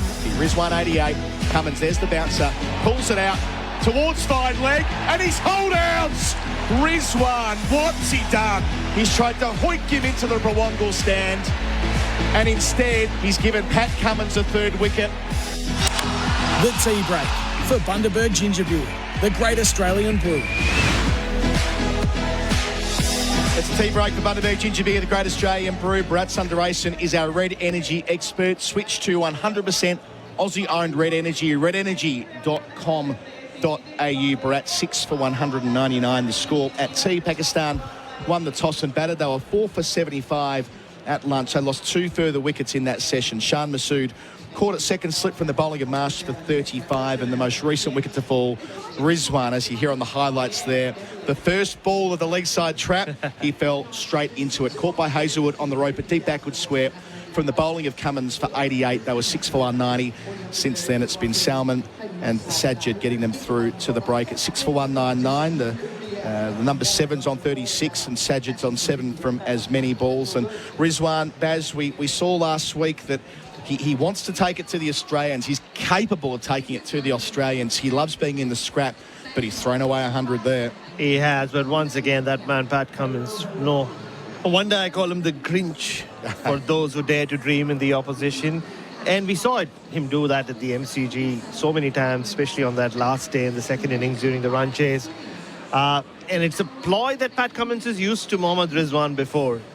He tried it in the last test match as well. The bouncer trap that you spoke about, because it's when the ball's somewhere between Mohammad Rizwan's neck and his chest, he just can't help himself. He swivels around, tries to help it on its way. It's different to the attacking shot he played earlier of Josh Hazlewood, where he connected and hit him for 6. This is more a try to help it over the onside, use the pace kind of shot. He would rarely in control, right? It's a 0% shot. And he holds out, but what a terrific innings. At 4 for 75, you almost felt like, dude, this Pakistan team have one foot already on that plane. Some of them are going to New Zealand anyway, but on the next two, have they signed out from this trip already? But good signs for Pakistan there, but again, right, they just can't hold on to the initiative for long enough. That's been a theme of this series. But while he was there, like he is always, he was very entertaining, and he is always a performer. He's a player of the day contender thanks to Bing Lee. Pat Cummins is another leading the way for Australia as ever, 3 for 40. He trapped Babar Azam league before with a gorgeous piece of in-swing bowling after setting him up with a couple of out-swingers. Had Sol Shakil edging off before the lunch break, and Rizwan the third in that sequence, holing out for 88. So 3 for 40 from 10 overs, 16 wickets at 11 through the series. It's the summer of Pat Cummins. It is. And not just as captain, but as bowler. And we've seen him have some summers where he bowls extraordinarily well, but doesn't have the wickets to show for it. Perth was a great example of that. I mean, the way he's been setting up Babar Azam and getting him out since, you go back to Perth and the number of plays and misses in the first innings of that test. From that point on, he's just nailed it, right? He's got him out 3 out of 4 times. Excellent piece of bowling to get rid of Babar Azam, and now the Rizwan wicket. But I think the batter Pakistan should be most disappointed with is once again their captain Shan Masood. He's looked so organized. He's found the right tempo. He wants to play this attractive form of Test cricket, and he's succeeding, but not for long enough. Especially when you've just been given a big reprieve of Mitchell Marsh, when he plays a terrible shot of just guiding the ball straight to second slip, and it's deemed to be a no ball. But literally 2 overs later, he kind of falls to a similar delivery. Yeah, I mean, this time he wasn't trying to glide it there. It was a lazy footwork, just let his bat hang out a little bit. The ball didn't do anything special, and to be caught again at second slip after you got a start was very disappointing. But because think where they would have been if Shan Masood had continued on with Rizwan, the way Rizwan was batting. Yep, that partnership of 35, wasn't it, between that pair, but not to be. So Shan's got starts through the series, 30, a quick 30 at Perth, 60 and 54 last week at Melbourne, and falling for 35 today. The other number on the board, which is of note to me and to a number of our correspondents as well, Australia have only bowled 48 overs in 2 sessions, so it's not everything, but when you remember that if they are still bowling at over number 80, they'll be subject to the penalties in relation to the World Test Championship, which they fell into trouble with during the Ashes earlier in the year. Okay, Bharat, that's our wrap of the Australian team for Red Energy. Switch to 100% Aussie-owned Red Energy, and it has been the tea break for Bundaberg Ginger Beer. On the other side of the break, Gerard Whateley jumping back in. Pakistan 6 for 199. Salman still there batting nicely on 36. He's got Sajid for company on 7. And this is SEN Test Cricket for Host Plus and Henley Holmes. Build with confidence. New year, new savings on Nissan Navara and X-Trail models in stock right now at Bharat Nissan. Host Plus has been named Money Magazine's best super fund for 2024. That's a plus. Issued by Host Plus Pty Limited. Check the PDS and TND at hostplus.com.au. Get on the right road to retirement with Aware Super. With super advice and super returns, Aware Super is super helpful. More at aware.com.au and read the PDS and TMD. The SEN app is now compatible with Apple Watch. Download it today. So I hear you guys have started to build your new home. Yeah, that's right. But I thought you were waiting until interest rates came down. Don't need to. Henley have a fund to pay $1,000 a month off our home loan for 2 years. What? Wow, that's 24 grand off your mortgage payments. Yeah, and it includes all new builds. Wait a minute, where are you going? To get Amy and visit Henley. Henley's Mortgage Fund. $1,000 a month off your home loan for 2 years. All backed by Henley's $7 billion parent, Sumitomo Forestry Group. Chocolate soft serve changed the McFlurry game. Now the Tim Tam Chocolate McFlurry is changing it again. Rich chocolate soft serve, crunchy Tim Tam biscuit crumbs and delicious Tim Tam sauce. Very chocolatey. Available at participating restaurants for a limited time. I'm just going to go to the bar. Do you want another one? What, now? Now something's going to happen here, mate. He's peppering his off stump. Oh, won't be long this time. Can I get mid-string? Oh, come on. Hurry up. So many people. Oh, no, what happened? Was that a wicket? Spending more time queuing for drinks than watching the game? You won't miss a moment if you drink wise. Now presenting the King of Clean, Jenny King. For 30 years, Jenny King has been Australia's King of Clean, offering comprehensive cleaning services that actually work for commercial offices, retail, healthcare, education spaces and more. Plus, with fantastic franchise opportunities, Jenny King has helped hundreds of Aussies become the king of their own careers. Need a comprehensive cleaning service tailored to your business needs? Talk to the King. Jenny King, the King of Clean. Visit janinking.com.au. Welcome to Officer Fields, your new home in Melbourne's southeast. Land now selling from $467,000. Officer Fields, life as it should be. Register your interest now at officerfields.com.au. Hey, mate, I reckon you stacked those boxes a bit high. Oh, come on, boss. What are you, the box police or something? It's all good. Must have been the wind. At least I got a great deal on my LDV.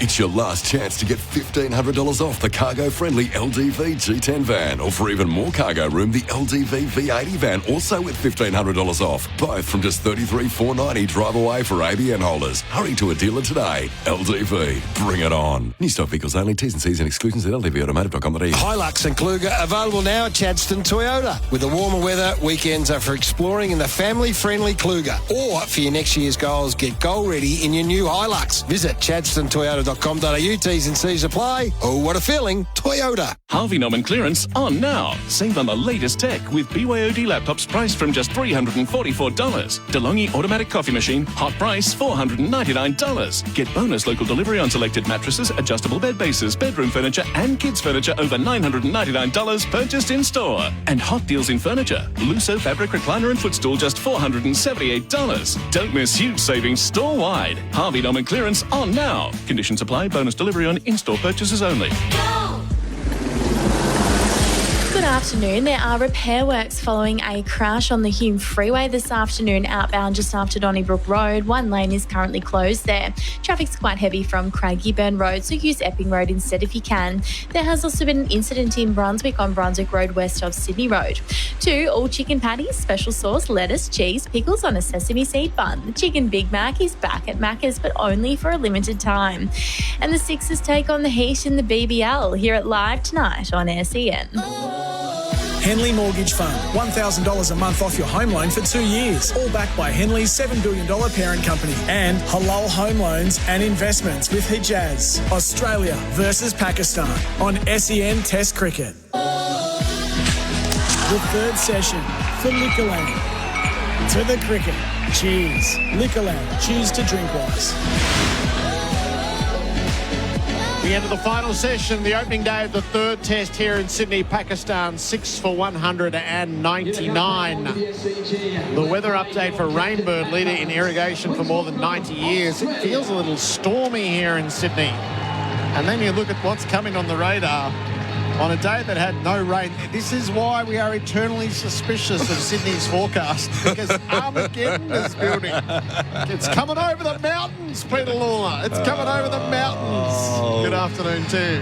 And you take a certain malicious pleasure in Sydney weather letting us down, don't you, Gerard? I'll be cranky as if it storms at 4:30 and cuts off what's a terrific day's cricket. When are Victorians, Melburnians in particular, going to get over this hang-up about Sydney?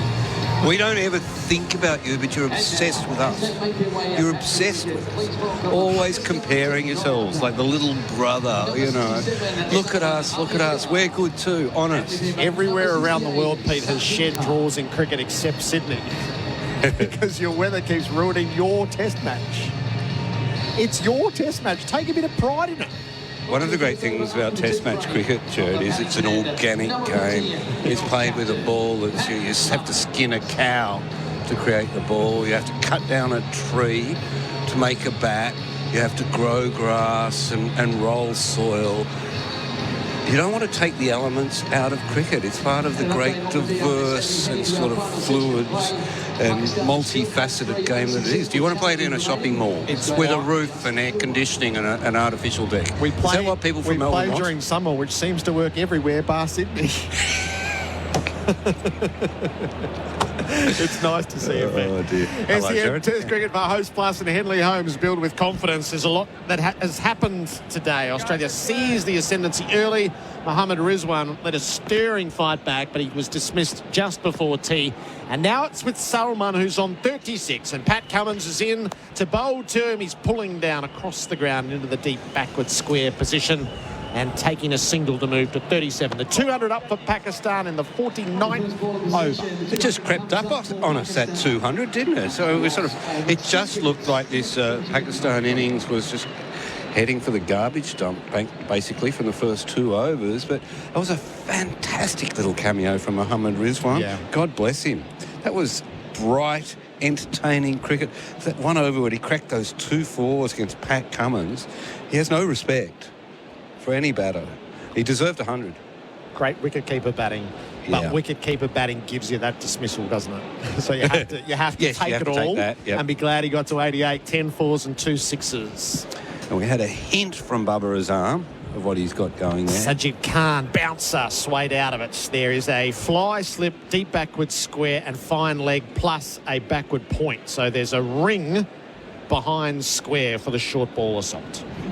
I feel like that it dawned on the Australians that they could really rough up this Pakistan batting lineup, the lower order in Melbourne, wasn't it? When they were struggling for those wickets in the second innings, they dropped short. And it's not exactly the most complex tactic on earth, and it's worked so well against the English over the years to bounce the tail. I don't know why they didn't do it earlier. A bat pad in place as well. So they ripped Pakistan's tail out in Melbourne in rapid time with the short-pitched bowling. Cummins bowls. Sajid went at it. He had a spar on the hook shot. He missed. I mean, if he makes any contact there, it's either flying straight over Carey's head or down the throat of Mitch Stark at fine leg. I imagine Stark opens. Oh, no, he's been bowling from this end, hasn't he? So and Steve Smith could come into play there in that fly slip position. There's one that's flown just short of him, and Khawaja missed Sajid right on tee. Cummins over the wicket, bowls. Sajid turns past short leg. Head couldn't quite haul it in, but line is in behind him. No run. He's bowling like a man in complete control of his craft, Pat Cummins. He's got it all, hasn't he? And I love the way that he's got that massive in-swinger. It's a brutal delivery that any bowler would give their eye teeth for. Yeah. But it's almost like he thinks it's too flashy. He really pulls it out. Cummins to Sajid, who's on the back foot defending the rising delivery down in front of himself. It's almost blue collar the way Pat Cummins goes about bowling. He doesn't like, the sort of the lair-rising swing. And he just bangs it into a length, nibbles it about, just works hard. And he's become the guy that gets that critical wicket, hasn't he? You saw Ian Chappell compare him to Dennis Lilly. When you need that wicket, the captain throws the ball to, in this case, himself. Yeah, from his right hand to his left hand. If you need a job done, well, do it yourself. Cummins to Sajid Khan, who drives through the vacant mid-off. And that will go away for 4. Pounced on the length at the half volley and dispatched it to the boundary for Azito all day, every day. 6 for 202 on that boundary. It closes out the 49th over. The K-Rain Irrigation Scoreboard, the landscaper's choice. The only thing Australia hasn't done very well, the over rate is deplorable. 24 in each of the first 2 sessions. Well, yeah. Nathan Lyon hasn't really got to settle in from that end, has he? I think Rizwan was particularly brutal to Nathan Lyon. Yeah, Lyon, 9 overs, none for 42. Pat Cummins, incidentally, 11 overs, 1 maiden, 3 for 45. So he has the figures. Stark is going from the far end. I don't mind that tactic from Pakistan of trying to upset Nathan Lyon, because it upsets Australia's. In an ideal world, Australia has Nathan Lyon working from one end and the seamers rotating from the other. And it's set and forget. But if you don't let them do that, they have to work harder to get their wickets. SEN Test cricket for Hijaz Halal Financial Services. 32,142 was the crowd count at tee. And that ring around 3 in the deep on the leg side to fly, slip, pass, deep backward point. So Stark, the short ball assault was so effective in Melbourne. He's in and bowling to Salman, who plays on the back foot to a well-pitched delivery, runs it forward of point and rotates the strike, which is what Stark was playing for. I think he'd like a crack at Sajid Khan, and then what comes after, Jamal Hassan and Hamza. It's almost like they've set the umbrella behind the batsman here. 5 people back on the ropes. It's 5. Or 1's signing autographs. Yes, it's 5. So Warner's out under the O'Reilly stand. Labuschagne 25 around from him. Down at fine leg is Hazelwood. Smith's at fly, slip, lines at deep backward point. There's the keeper and gully, plus the bat pad, where head is under the helmet. Stark over the wicket, bowls. Bouncer, Sajid wasn't looking. Played it away into the deep, but lands short of Labuschagne. He tugged that to square, gets a single, gets off strike. He's 11. Make it 12, 6 for 206. I think if you look really closely there, Gerard, he's probably got his eyes shut when he plays this one. He's flinching as he throws the bat at it. Yeah, so it'll be very interesting to see what runs are in the tail. They batted so well in the first innings in Melbourne, and then were rendered really defenceless in what happened in the second innings. Was bobbed catches everywhere. Salman's 38 from 55. Stark bowls to him. He pulls the ball safely to ground. At backward square, sliding around in the deep is Labuschagne to save the boundary. A single taken. It's 6 for 207. Salman coming off a half century in his last innings. The MCG.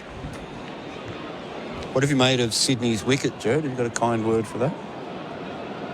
No. No, it's still a pitch in search of an identity for me. We'll see how Australia... I feel like today was a day where Australia would have made 400 plus on it. But that's to be tested over the day or two. Sajid faces up to Stark, bouncer too high. I think that the problem with we've seen a lot of balls not carry through to Carey on the first day, and even some of the short pitch stuff hasn't quite made it through to Carey. 1 or 2 have whistled through, so there's an unevenness to it. But I don't know. It was I feel like this was a great toss to win if you're the batting team, and Pakistan have squandered that. Some good nibble early. You know, not just down to the skill of the bowlers, I don't think. It was getting some grip.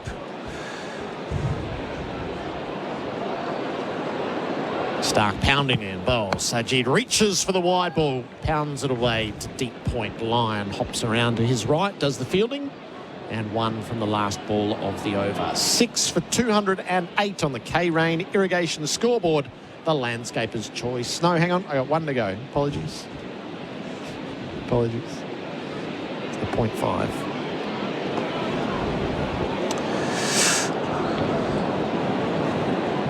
I'm just trying to get down the end of the corridor to catch up with the former Prime Minister John Howard to see how he's enjoying David Warner's last test. Yes. They're very close, you know. Aren't they? Yes. They're good friends. Last ball of the over. Sajid dabs the ball to Gully. Marsh dives away, but he can't haul it in as it bursts from his grasp. It's a single taken. So 5 singles from the 6 balls of the over. 6 for 209. SEN Test cricket for Hijaz Halal Financial Services. Want to get your day off to a good start? Repeat good habits every day, like Swiss multivitamins to support your general health and well-being. Sleep, eat Swiss. Repeat. Always read the label and follow the directions for use. The SEN app is now compatible with Apple Watch. Download it today. Don't let your business get caught behind this year. Sign up your next apprentice or trainee with MEGT and get some runs on the board. Call the experts today on 13MEGT or visit MEGT.com.au. The third session of the opening day here in Sydney for Liquorland. Cheers, Liquorland. Choose to drink wise. Cummins begins the fresh over. He digs it in. It's kept down. The rising delivery out of the grill. Solomon has the strike at the start of it. What's the origins of the Warner-Howard friendship, do you know? Innate conservatism. David detests paying tax, and he was hoping that John might be able to fix it for him.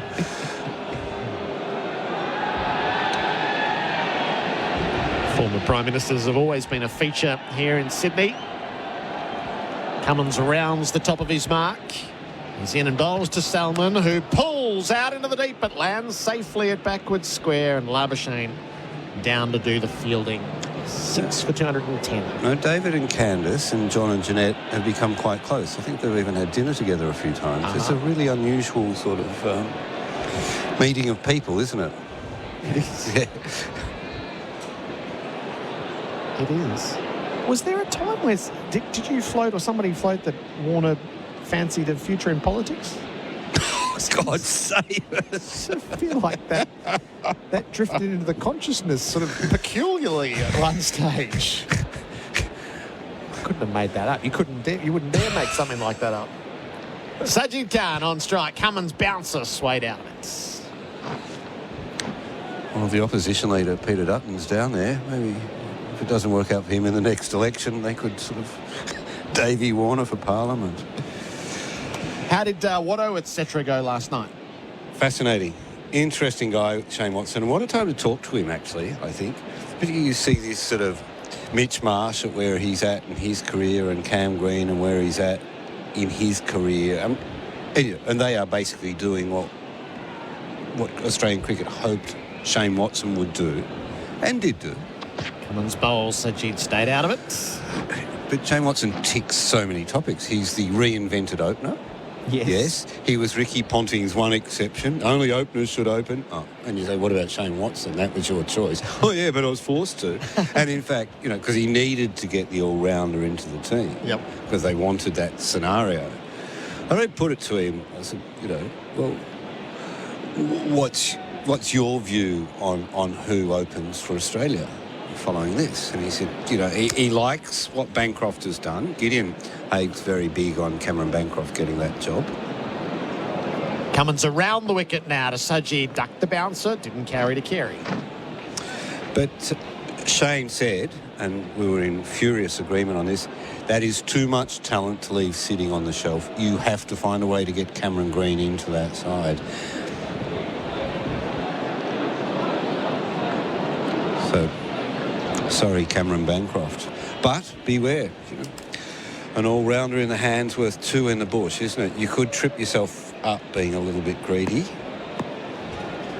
Labuschagne's finished signing his autographs at deep backward square and ready to himself. Cummins back over the wicket to Sajid, who pulls down in that direction. Labuschagne a couple of steps around to his right. And it's one more to a total that sits at 211 at the end of the over. The K-Rain Irrigation scoreboard, the landscaper's choice. Whenever Whenever we get stuck and need quality timber or decking real quick on site, we turn to the robot. Robot's got it. Robot Building Supplies always helps us get the job done. You can rely on Robot Building Supplies day in, day out. Right now, 90 by 35 MGP 10 pine is only $4.72 per metre. Discount for quantity. Robot's been in the building game for over 70 years. They've seen it all and know it all. Robot Building Supplies, Notting Hill, Sunshine, Preston, Dramana, Pakenham, Coldstream and Darnham. ROBOT Robot Building Supplies. SEN Test cricket for Hijaz Halal Financial Services. 6 for 211. Salman is 41. Sajid is 14. Stark is bowling from the Randwick end. He's about to start his 12th over. It's 1 for 50. Pete Lawler's on duty in the experts chair. In place living, creating homes for people to create memories. And still the ring field around the boundary behind square as the lights are being flicked on at the SCG. Stark in, bowls, bouncer. Sajid, he probably followed it through rather than absolutely having a dash at it. So, Watto's a yes for Green to open against the West Indies? No, he's a yes for Green to come into the side. Oh, okay. And you manufacture an opener from there. So possibly, did he have a suggestion? He was hearing that, Marnus might come along, but yes, he did have a suggestion. Steve Smith. Yes. Do you know what? That's not the first time that's quietly been suggested to me. Let's get ourselves excited about this idea. Let's talk ourselves into it, Gerard. Start, bowl, Sajid defends, Saul calls the single. It's a sharp one. They've chosen Khawaja. I was going to add to that, but I'll just say they've chosen Khawaja and they chose wisely. 6 for 212. Not exactly dynamic in the field, but has done a lot of work on his fielding over the years. Usman Khawaja snatched a couple of good ones in the slips. Has the Virat Kohli one in Adelaide is the one that most visibly comes to mind. Used to be a serious knock on him as a fielder. I don't think you can knock his fielding now. He's not a gifted athlete. He's not fast or any of those things, but he does his best. He's a competent fielder. Steve Smith. Do you like the sound of it, Joe? I'm intrigued by the sound of it rather than necessarily liking it. Deep backward square has come up. As Stark is bowling to Salman, who pulls past Labuschagne in that position and away for 4. So the little twist in the field costs a boundary. 6 for 216. That boundary is for Azito. They're profiting here from this field that Australia have set. Chasing the wickets, Australia, with short bowling. There's gaps everywhere. And there are boundaries on offer, which is ironic given you've got 5 people on the boundary. It's a nice little partnership, this now. It would be worth about 26, I think, and probably almost at a run a ball. Yes. My scorer has just gone out to the bar. He's having a toilet break. How's yours going? It'd be right on, I reckon. Short ball tucked away fine, past Carey for 4. So this is actually getting to the point where Australia will have to ask itself, is this actually the right way to take the 7th wicket? Salman's done well. 49. And 6 for 220. Yeah, they're just chasing wickets here. It's not necessarily the Australian way in this situation. It's entertaining cricket. Bowling fast. That's another delivery in the mid-140s or 142, was it? Not quite mid-140s. I'll round it up to mid-140s. Tabloid style. A bit astray down the leg side. These boundaries are for Azito all day, every day. Salman's on 49. Stark bowls to him and he tucks the pull shot to the short backward square, Labuschagne. And Sajid was awake to that once he realised no was the call. So did Watto elaborate? How would he sell it to Smith? Well, he thinks it's the kind of challenge. He thinks that that there would be a secondary sort of outcome from this because it would be the sort of challenge that would intrigue Smith. And we might, there's that sense that we're in danger of Smithy just wandering off sometime in the near future and turning his back on cricket. Yeah, yep. But you ask him to do this, you give him this challenge. Stark bowl, Salman tucks, almost held out at backward square to Labuschagne. So that's the turn around the corner and it landed just short of the best fielder in the team. End of the over, 6 for 220. The K-Rain Irrigation scoreboard, the landscaper's choice. Liberty Home Loans hit different. They're for the free thinkers, the go-getters and the creatives. So if you're a free thinker, you'll be right at home. Liberty, loans for free thinkers. Visit liberty.com.au. That's how we want. Approved applicants only. Lending criteria apply. Experience a luxury BMW electric vehicle without the luxury car tax at Berwick BMW. The fully electric BMW i4 eDrive 35 is now available below the luxury car tax threshold. Visit Berwick BMW today. Conditions apply. LMCT 8953. SEN Test Cricket for Hijaz Halal Financial Services. The little ruckus below us, there's a group of Steve Irwins. They built themselves a beer snake, which they then tossed up, all the cups in the air, and they're just being escorted out of the seating bowl for the time being by security. Pat Cummins at the Paddington end. Sajid Khan is on 15. They're all back for the short ball assaults, which continues. Sajid went the uppercut as he feathered it through to Carey. Bowler and keeper are asking. Umpire thinks no. A little quick conversation. Australia are down to 1 review. Head should know. He's the closest on the scene at short leg, and he's telling them no. He was convinced then, Pat Cummins. He did the appeal all the way down to the batter's crease, not in the batter's face. But I don't know what he was convinced about. There was daylight between bat and ball as we study the replay for Titanium Caravans Built Tough. And there is the other thing. I'm back onto the Steve Smith 4-opener hobby horse, trying to talk myself into it. We saw Steve's performances. Steve's got a bit bored at number 4. Number 4 doesn't sit well with Steve Smith, I think. Cummins bowls again. Sajid pulls and he's caught. He's pulled it straight to line at square leg. And Australia's short ball battery buys the wicket of Sajid Khan. Pat Cummins has 4. Pakistan 7 down with 220 on the board. Sajid departs for 50. Well, it's not exactly Mensa level cricket going on out there. It's entertaining, but Australia just set the field back and they're waiting for Pakistan to hit the ball in the air to the fielders, and that's exactly what's happening. Not to take anything away from Pat Cummins' bowling. That's 4 wickets now to follow up that on that 10 wickets in Melbourne. It was a fantastic performance, captain fantastic. 7 for 220. They've still done better than I thought they would early in the day, Pakistan, and they've done it brightly. But we may yet see David Warner before the Sydney Storm closes in on us, Gerard. Could be a race between Warner and the weather. A Macca's catch of the summer. Clean bowl your taste buds with the chicken Big Mac. So Cummins 4 for 47. He's in his 13th over, celebrating another wicket thanks to Tobin Brothers Funerals celebrating lives. So I imagine now that that has been successful, that's all we're going to see to Jamal, Hassan and Hamza. Is that a reasonable summation? I think that's about right, Gerard. I'm just checking that Storm. As our listeners out at Penrith would know, and at the Warrangamba Dam, it's belting down there. But hopefully it gets stuck on the M5 for a while in the holiday traffic. Like everything should on a Wednesday. Or is that the M4, 5 or 4? It's one of them. Yeah. We've got an M8 too now. Did you know that? No, I didn't. We got a mate, yeah. We got tunnels everywhere. I think they've just opened like 15 kilometres of new tunnels under Sydney. We're trying to build another tunnel. I think we're up to about $5 billion as the bill and growing. We're just sitting back in Bendigo going, we've had tunnels under the town forever. You guys are a bit slow to catch up. Right, now for Jamal, we've got a bat pads at a silly point, a gully, a short third man, a fine leg and a deep backward square. So nothing but chin music.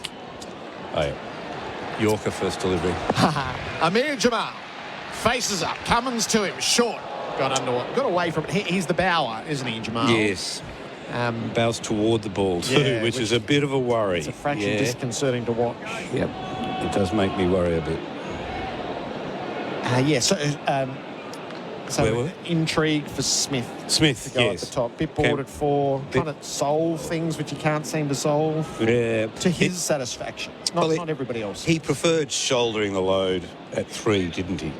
And he particularly liked it if they were in a bit of trouble when he came in at 3. But when he comes in at 4, the work's often done. Cummins in. Jamal reared. He got it off the blade away from Gully, safely to ground. He's shaking his right hand, which suggests it jammed into the glove as well. That was awkward. It may have actually jammed into his thumb, I think. Oh, shoulder and bottom thumb. Bottom of the handle, bottom thumb. Yeah, the hot spot tells the tale there on the replay scheme for titanium caravans built tough, right on the point of the thumb. Oh, they're the nasty ones too. Yeah. Often end up with a fracture from them. It's going to need a bit of medical attention in the short term, Jamal. Tough price from the second ball that you face. So less crowding around Salman as you would expect. And he again is left with this task that he had at the MCG of batting with the tail when he was on 49. And keep in mind, remember, he resisted taking that 50th run, and then he finally did, and it sparked the collapse. Cummins skips in, bowls to Jamal, who cuts deftly. He brings up another half century as he plays it down to third man. It's overhauled at the last, and they will come back for 3. A finely crafted half century from Salman, who has proven himself to be a very useful cricketer as this tour has progressed. Great hands and more than handy with the bat. 52 from 64 deliveries. That was an elegant shot there. Hard work by David Warner to cut it off. He dived, ended up rolling on the ball. I think he might have hurt himself a little bit too there. But you're right, fantastic innings by Salman. 52 from 64 deliveries. 8 fours in that for Mate, Internet and Mobile. Australia been meticulous with this field. The deep backward square has come up to a leg gully. 1, 2, 3, 4, 5, 6, including the keeper behind square, and 2 crowded in around the bats, and he's nibbling at it. Jamal, he makes no contacts. It passes through. 7 for 224. The K-Rain Irrigation Scoreboard, the landscaper's choice. Good afternoon. There has been a breakdown on the Tullamarine Freeway outbound just after Moreland Road this afternoon. The left-hand lane is closed there. There has also been reports of an incident on the Ring Road Altona bound just after the Greensboro bypass, causing delays back past Grimshaw Street. Henley Homes Mortgage Fund, $1,000 a month off your home loan for 2 years, all backed by Henley's $7 billion parent, the Sumitomo Forestry Group. And the Sixers take on the Heat in the BBL. Hear it live tonight on SEN. SEN Test Cricket for Host Plus and Henley Homes build with confidence. Pakistan 7 for 224. The medical staff out to attend the thumb of Amir Jamal. Pete Lawler being joined by Damien Fleming in our experts chair, in place living, creating homes for people to create memories. Hello to you, Flem. Gerard, Pete, listeners, been an intriguing day, hasn't it? Early on, just thought the Aussies would probably be batting by now, and then aggression from Pakistan, starting with Rizwan, has worked out beautifully. And Salman, if Jamal, who hung around pretty well at the MCG, isn't it? That was a spasmodic innings too, wasn't it? It was dour defence, and then he started to play strokes all round the place. So there's still a little bit of batting for Salman to stay and bat deep here. And Pat Cummins, the king bowler of the match. Jenny King, the king of commercial cleaning franchises available. He's up to 4 and he's got the centre 5 again. Yep, not many times you take 3 fifers in a row in Test match cricket. Mitch Starc, the radar is not working at the moment. Can he get it on the mark? He's got Salman in his sights at the start of the fresh over. Starc is in, and Salman lays bat on ball to Gully. Marsh on the bump, dives away and hauls it in. What do you think of such an obvious short ball attack and all the field positions that have gone with it? It's going back to the Ashes to a degree, isn't it? From Lords, and which both teams fell for. We've only gone to it a couple of times in this series. It always says to me that you're sort of out of plans a little bit. It's the last resort. Don't think you need to do it to Jamal, who's just come in. Stark thunders in. He bowls to Salman, who tugs him away to backward square, where Labuschagne is back protecting the rope. 7 for 225. So it's premeditated in Australia's plan A. It's got Sajid. The question is how many runs. So it was a 30-run partnership. They weren't doing that the whole way through, but they got him exactly as they thought they might. He just shelled the catch straight to line at square leg. As Pete said, it's not Mensa cricket. And they've struck Jamal on the thumb already. It was a very effective tactic, 13-14 Ashes with Mitchell Johnson. He bowled short spells, and I think he targeted the stumps more. He was just that fear of his hostility, Mitchell Johnson. Stark bowls to Jamal. It's in at the pads and it's taken away to deep square. Warner scurries around the boundary and he keeps it to 1. 7 for 226. Well, if it wasn't the short ball, it was the threat of the short ball that was getting them out. Yeah. Big it was time. just fear. Oh, he'd still bowled short balls, though, like you were saying. I don't understand against the new tail ender. I think a good ball to a tail ender is a good ball full stop, isn't it? Just round off stump, trying to get him nicking off. Humid afternoon as the storms are building towards Sydney. The storm is coming from the Randwick end. It's Stark and he bowls. Salman pulls straight to mid-wicket and he's out as well. Good tactic. Head takes the catch low down. Oh dear, Salman is standing with his hand on his hip, leaning on his bat in absolute disgust at what he's just done. He slaps away at the turf. He stood on the landmine. And it's breathtakingly bad cricket. It wasn't even that good a ball, was it? No. That's not a bouncer that you...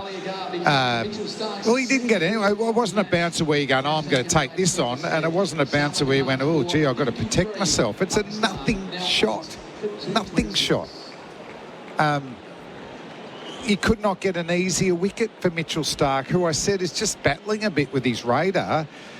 And the wicket fest for him continues. He just halved his average for today. And that's just gifted Australia a wicket. Both wickets in this session have fallen the same way to be celebrated thanks to Tobin Brothers Funeral celebrating lives. I'm just deferring to Pete here. It's not Mensa cricket.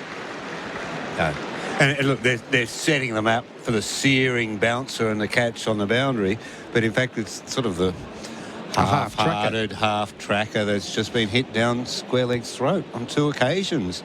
It's under 12s cricket, this. And honestly, the Australians were giggling when they took that wicket. They were actually laughing. And to a degree, I can't believe that happened. Yeah, why didn't he have a real crack at it then? Like a real crack. If he nails it and then gets caught by a fieldsman out there, you're unlucky to a degree. You've fallen for the tactic, but you've at least hit the ball in the middle. I don't understand that shot. 8 down for 226. Hassan Ali called to the middle. They're all deep. Same field. Well, Stark in. He bowls. Ali pokes it up short of line at backward point. It's all evasive action. Yep. I don't think he needs his front pad. Hassan Ali's just been... What have I done wrong? Hassan's going, well, it wasn't my fault. I haven't been slogging. I've just come out for the first time today. Yeah, and that's 146 kilometres an hour. Oh, he's got Isn't it interesting? Doing a Homer Simpson back into the sort of hedge with that one, just trying to get out of the way. Yeah. No, but also what it does, it gets Stark's adrenaline up. Now he's bowling yards quicker and more on the money. Tidy his fingers up. They're 2 for 61. 1 left in the over. Hassan Ali tentatively awaits it. Stark digs it in all. He walked away from his stumps. Like it. Oh, she's proper tail end batting now. Adam Collins is going to come in for Bundaberg Ginger Beer. It's 8 for 226. The K-Rain Irrigation scoreboard, the landscaper's choice. Whenever we get stuck and need quality timber or decking real quick on site, we turn to the robot. Robot's got it. Robot Building Supplies always helps us get the job done. You can rely on Robot Building Supplies day in, day out. Right now, 90 by 35 MGP 10 pine is only $4.72 per metre. Discount for quantity. Robot's been in the building game for over 70 years. They've seen it all and know it all. Robot Building Supplies, Notting Hill, Sunshine, Preston, Dramana, Pakenham, Coldstream and Darnham. ROBOT Robot Building Supplies. SEN Test cricket for Hijaz Halal Financial Services. Adam Collins in for Bundaberg Ginger Beer with Flemo and with Pete.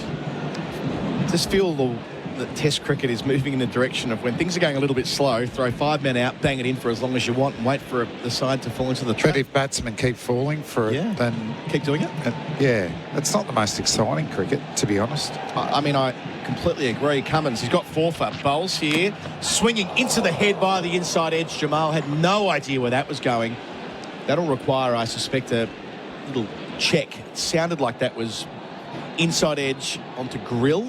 We'll get a quick second look here. It will require a check from the medical staff if so. Pete Lalor. I think you're right about that, yes. Yep. It's taken inside edge, but it's gone into his shoulder and then just deflected up to the helmet. So there's no real worry about his head in that situation there. He's been a fascinating batsman to watch with the short ball, because at Melbourne he was ducking, moving forward, keeping his bat up, periscope. Then much later in his innings, he actually smashed a couple of really good hook shots. They were aiming for the bat, weren't they, the Aussies in the first dig? And then he was opened up. He had a real crack at it, but he was nowhere near that. So we'll have a brief delay in play, watching it back on our replay screen for Titanium Caravans. Built tough. You need to be built tough to play Test cricket. And we've seen that from Jamal, who has impressed us with his character, Flem. He's had a crack. Had a crack, and at the moment the medical staff who with Pakistan, they've got their physio Andrew Deacon and their doctor Kumar Sarwan going through the motions right now. Yeah, he's certainly been one of the finds, more pacey, more bouncier than the other Pakistan bowlers. Showed real resilience with the bat in the last Test match. Well, it was interesting, isn't it, that they've decided that it was Shaheen Shah Afridi that has the rest here. I'm hoping that's because they had complete confidence in the other seamers, who did bowl pretty well in Melbourne, but it's just got everyone shaking their head, that decision, hasn't it? Yeah. So they just take a beat, they reset. 5 out, plus the short leg in the gully. Jamal waits for Cummins away from us. Lights on at the SCG, swings again at the back of the leg delivery. Misses everything through to Carey. The ball dives into his gloves. We've just been in. He's having a crack. Gavin Robertson. He says that Jamal bats like you did. I'll be having a crack. I'll be doing exactly what Jamal's doing here. It was the first innings last. I'll be trying to hit it for 6. Yeah. He was not out. Hopefully not going to hit it myself. Not out 33 from 80 balls last week. It did require gutsing it out at times. But the question, Flem, is can he survive for a time here, give themselves a chance? Swings here, out to deep backward square, keeps it down. Gets 1, moves to 3, 8 for 227. Let's see how Hassan Ali deals with it. He got himself... I actually didn't mind that last ball where he got himself inside the line. I mean, you're vulnerable if they do attack the stumps, but you're in a lot better position to be able to keep it down. Feels like this Sydney crowd, all 32,000 of them, will get a chance to see David Warner bat on day 1, so long as the rain stays away. Yeah. Why did that creep up on us? Annoying, yeah. Harbour City this time of year. Cummins bowls and beats Hassan Ali. Would he get the edge? A belated appeal from the bowler. Gully just thought that was nicked. I didn't hear anything. So I don't hear anything, says Pat. Nothing for me. You only got 1 left. You can hear the deliberations in real time. Is that Mitchell Marsh? Mitch Marsh says go for it, and he trusts him. So we're going upstairs. This is all on Mitchell Marsh, this one. IMAR Insurance. Tradies trust IMAR for insurance. Call 13-IMAR. Up to Joel Wilson we go, Flem. TV umpire to director. We have a player review for caught behind. The original decision is not out. I've checked the feet and it's a fair delivery. He checks the feet very quickly. It's a good bloke review, Flem. That is like Mitch so much. He looks like a bloke who's walked in from a beer ad, doesn't he, Mitch Marsh? First replay. Oh, it's close. It's very close. Ball is very close to the bat. Do you have hotspot offside, please? Okay. Hotspot says nothing, but that isn't conclusive. Take it back. See, that was close. Snicko will be No visible mark on hotspot. Do you have RTS? As the hierarchy of knees see, Travis Head was very excited at short leg. Hotspot has... No, nothing there. Take it back one more time for me, Gavin. Nothing. And forward. Keep going, keep going, keep going, keep going. I mean, they're actually... Nothing on RTS as well. Back to Michael on field. Michael, you'll be staying with your original decision of not out, stand by. Feels the right call. On-screen signal now. Just going to add that we have seen decisions like that go the way of the fielding team. There was nothing on the spike. It just wasn't a sharp one. Just a little one. A little one, yeah. Anyway, Hassan Ali's still there in Australia. We're all out of reviews. The one thing you could see on hotspot was Travis Head's eyes light up. I swear it.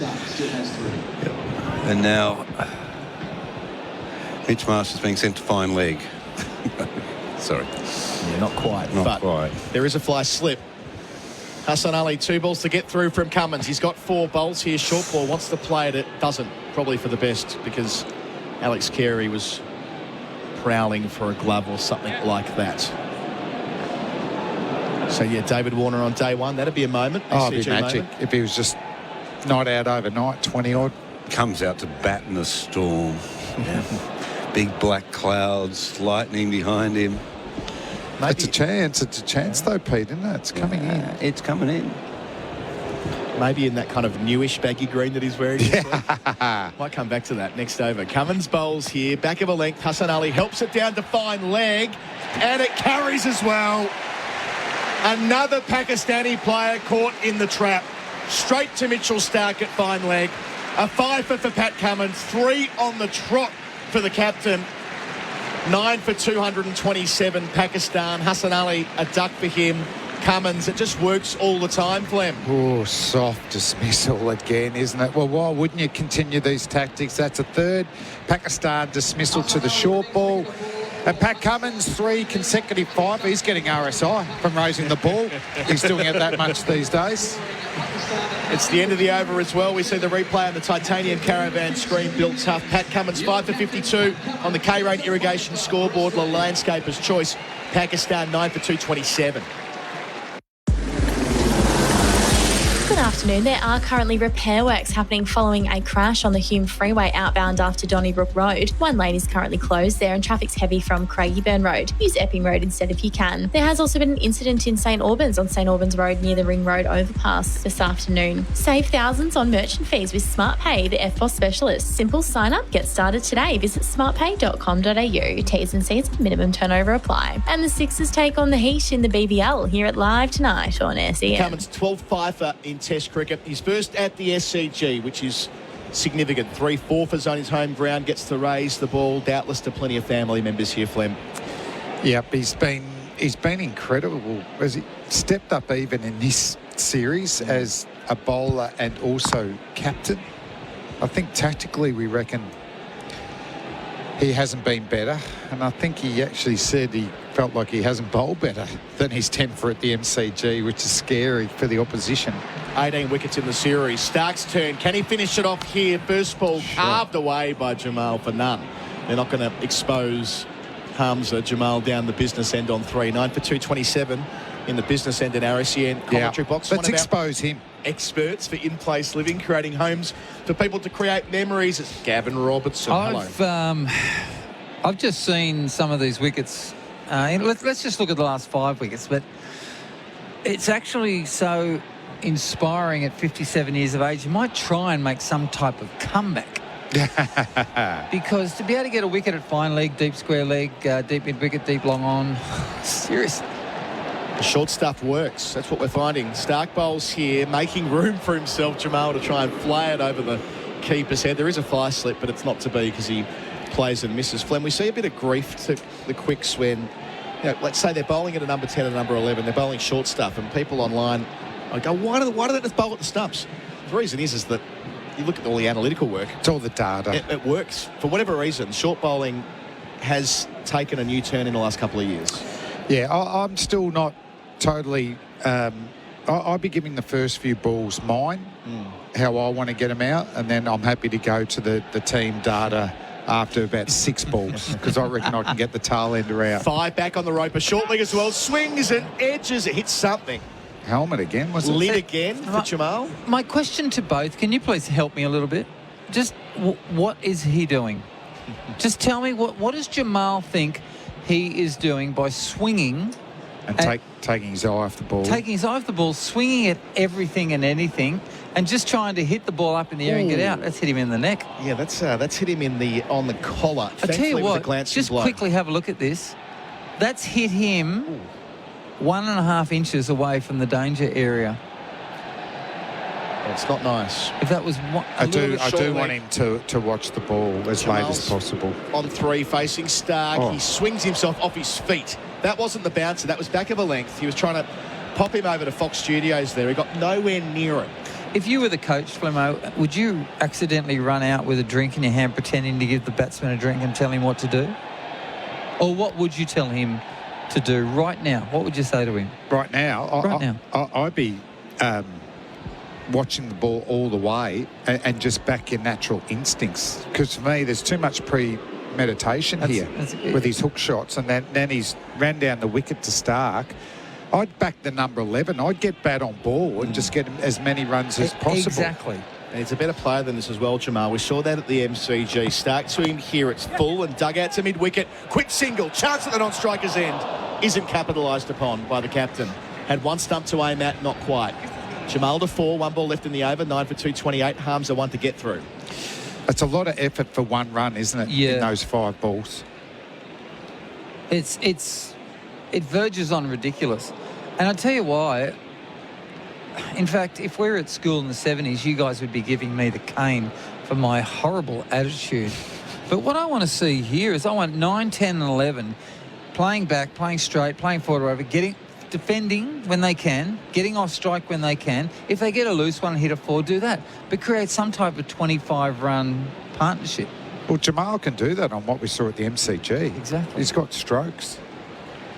Field crowded around Hamza. Stark bowls to him. Yet to get off the mark. Down the leg side. Clips the thigh pad into the gloves of Kerry. End of the over. The strike goes back to Jamal. 9 for 228 on the K-Rain Irrigation scoreboard. The landscaper's choice. Want to get your day off to a good start? Repeat good habits every day, like Swiss multivitamins to support your general health and well-being. Sleep, eat Swiss. Repeat. Always read the label and follow the directions for use. The SEN app is now compatible with Apple Watch. Download it today. Red Energy, committed to Australia's renewable future. Here's a sustainability tip for your sporting club. When the ground lays dormant, reprogram your watering systems to save water in the off-season. Red Energy, owned by Snowy Hydro, a leader in renewable energy. All our correspondence is for Tyre Power. Kumo 25% off. In here from Andy on the Central Coast in relation to Pat taking 3 fifers in a row. The last Test cricketer to do it was Prabhat Jayasuriya, who took 6 in both innings against Australia on debut at Gaul in 2022, and then took a fifer against Sri Lanka in his next innings. Cummins bowls here, short ball. Jamal swings and misses. And the last Australian player was in 2017. Nathan Lyon took 3 5-wicket bags in a row in Bangladesh. A bumper series. That's a fair while ago, isn't it? Yeah. And also, because of the standard of the Australian bowling lineup, you know, they do share the wickets a lot, don't they? So it's not easy to get a fifer. No. The great West Indian teams were like that. Joel Garner never got a 10fer in a Test match. Well, none of the Australian quicks have a 7fer, which is kind of interesting when you consider how good they've been. Cummins, leader of the pack, bowls here. Jamal, short ball, hits him again. Third time he's been hit. This is in the midriff, I would say. See, I'm sorry, but I'd have to buy... I haven't got the job with Pakistan. I've only applied 3 times. It's because... You're unlucky because Helmo and Smokey Hollyoak got the call about a week before the tour. Yeah, I can't believe one of them have not run out and said, please, son, play a backward defensive stroke. Please show me you can do 3 or 4 of them in this over. Because what he's doing right now is verging on ridiculous. He hasn't ducked anything yet. Jamal facing Cummins from our Paddington end. Slower ball. Picks it. Gets down just in time. 112 clicks there, Flem. All of our numbers on commentary for Made Internet and Mobile. He's got a good... it's like a curveball. I wish he'd bowled a bit more to the tail enders. But Jamal, that first ball he got, where he just swung so hard, There's no one in front of square on the offside. Why not target that? Back away, show him your stumps and back your eye. If he goes full, I'll hit it. And if it's short, you can whack it through point or cover for 4. And Cummins finish it. Bowls to Jamal, short. Out towards deep square leg. Couldn't pick it up at square leg. And that's gone for 4. Yeah, there was 2 men out there for that shot. And Jamal looks like he didn't pick it up. He doesn't know where it's gone. I'll give you the tip, nor did I. I was looking towards deep fine leg based on the body language of Jamal. But who's square leg? Is that Smithy? Stephen Smith needs to be careful on the boundary. He was doing it at Headingley when he was backward square leg. When he doesn't pick it up, he just throws his arms everywhere. Yeah. If I'm a teammate, that's actually really distracting. I know. So they do get 4, 9 for 232. Jamal keeps swinging, facing Cummins. Makes room, swings again over his helmet though. So he didn't get near it, but it didn't hit the lid. Yeah. But yeah, you're right. Smith out there at deep backward square, one of 3 men. A fine leg, deep backward square, deep forward square leg. Then a deep mid wicket, 20 metres inside the rope, and the deep backward point, and the fly slip. So 6 men back for the short ball. I mean, Adam, you've got a very strong voice. If you yelled out, Jamal, this is a test cricket match, do you think he would hear you from here? I'm sure he could. Over 32,000 people, maybe not. I think, is that Nathan Lyon warming up? Usman Khawaja doing the... He has very large pectoral muscles too. Cummins. 1 left in his 15th over, short and steered in front of square on the offside. Cummins wants to do the fielding himself, but he can call it off because Jamal only wants a single, gets that, keeps the strike. He's 9 for 233 the score on the K-Rain Irrigation scoreboard, the landscaper's choice. Join more than 2 million Aussies who invest with Australian Retirement Trust, Australia's super fund. Learn more at art.com.au. Consider the PDS and TMD before deciding. The SEN app is now compatible with Apple Watch. Download it today. It's a mountain of football on Paramount Plus with the 3rd round of the FA Cup. And it's game on. Every game, live and exclusive. The FA Cup 3rd round starts Friday only on Paramount Plus. Change of bowler for Red Energy and a popular one at that. Nathan Lyon, as you can hear on the loudspeaker, into the attack. None for 42 from his 9 so far. Switch to 100% Aussie-owned Red Energy, redenergy.com.au. Well, it's been an amazing week in his life. Obviously, he got to 500 test wickets, which was special. Now that means he doesn't have to pay the $191 a year for the off-spinning union group. Now it's all free, and he's worked his way towards that. It's an incredible effort, but let's face it, when he started, did anyone say he was going to get 500? No. Who knows where he'll finish? Could be some gigantic numbers. Heard your old teammates talking about this last week, Flem. Bowling here is line. First ball of a new spell. Jamal knocks it into the onside. John Davison, the spin whisperer, who works with Nathan closely, said, look, he's fitter than ever before. He's better than ever before. His numbers reflect that. He's just going to keep playing and playing and playing. Yeah. Line up, field spread. Jamal waiting. Reverse sweep. Gets it down to deep backward point. Excited by that. Oh, it's 4 runs. What's happened down there? Josh Hazlewood has completely lost the ball.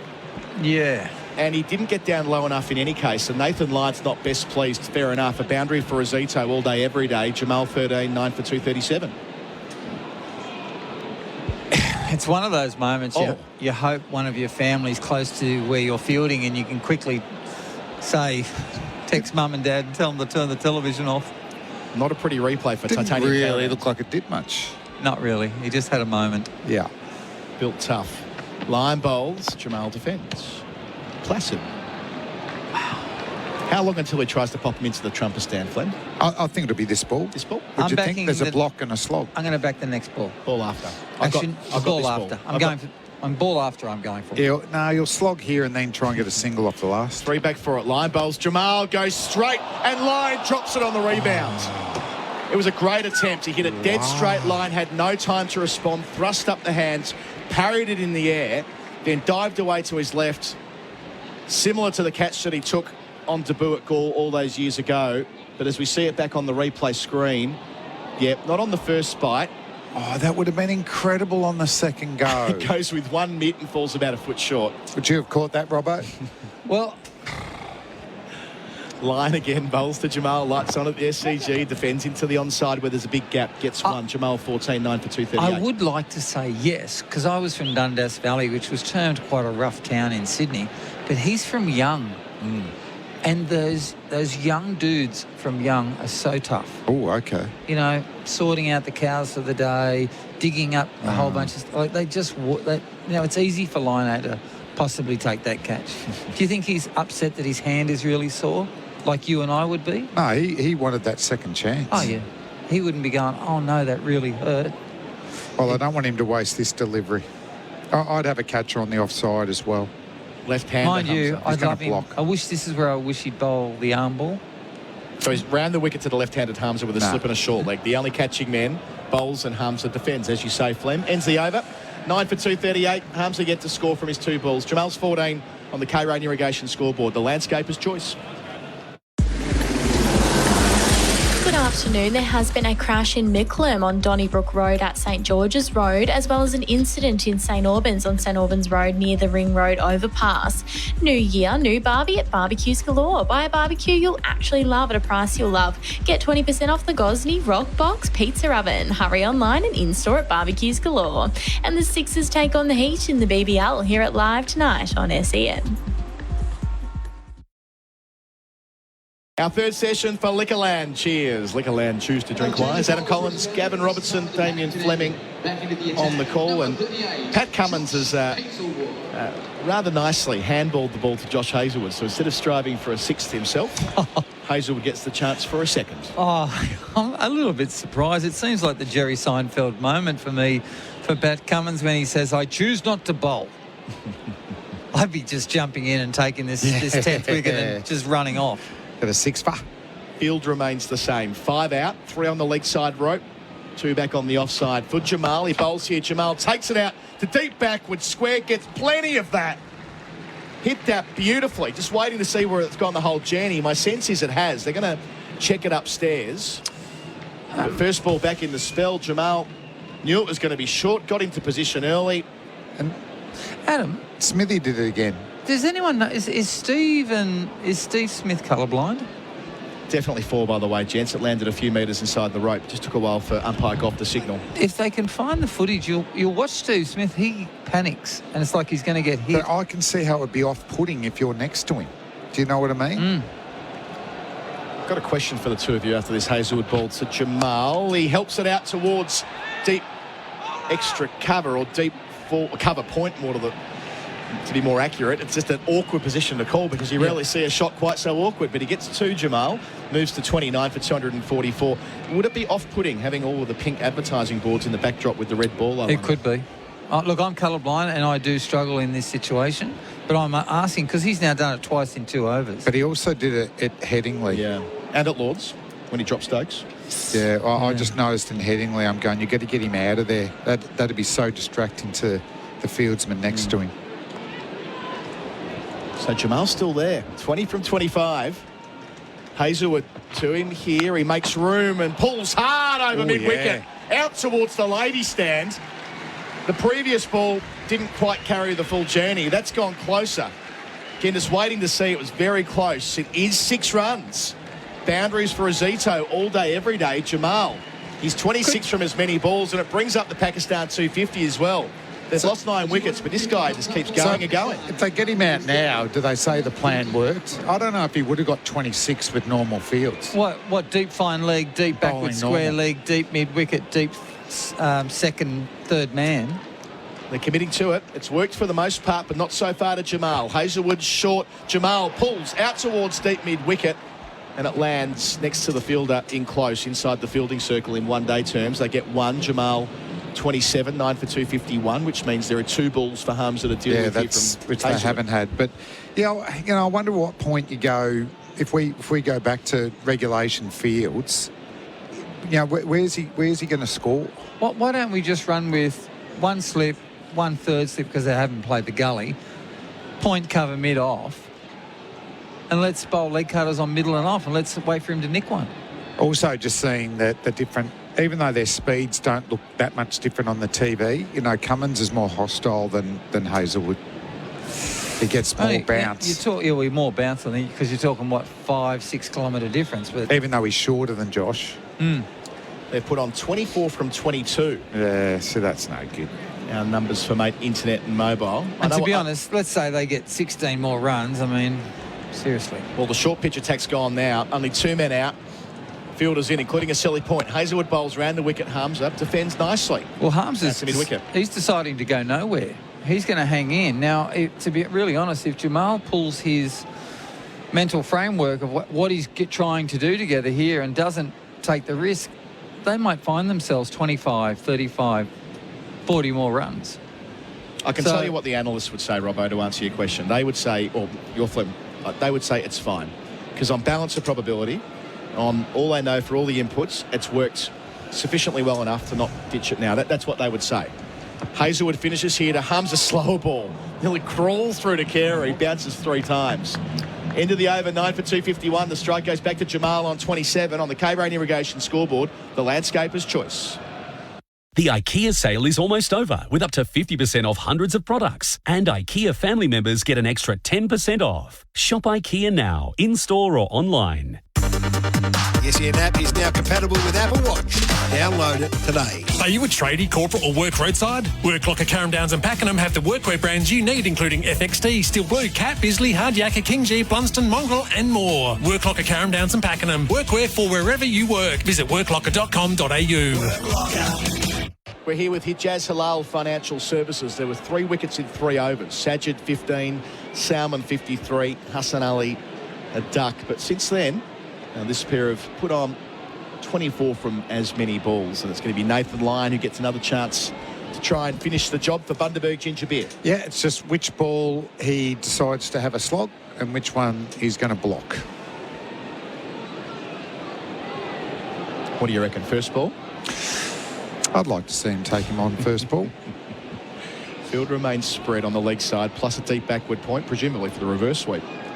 For Lyon hitting against the spin. I don't know if he can try and hit him over mid-off against the turn. Line to Jamal, slogs across the line, out towards deep square leg. There's a single there, but they won't take it. They decline. He won't need much of a warm-up to bowl. I think he's swung. He's going to be fatigued just from batting. Yeah. So Lyon wants a wicket to get into this test match. Bowls to Jamal again. Goes back to a ball that spins sharply. Back to him. What would you...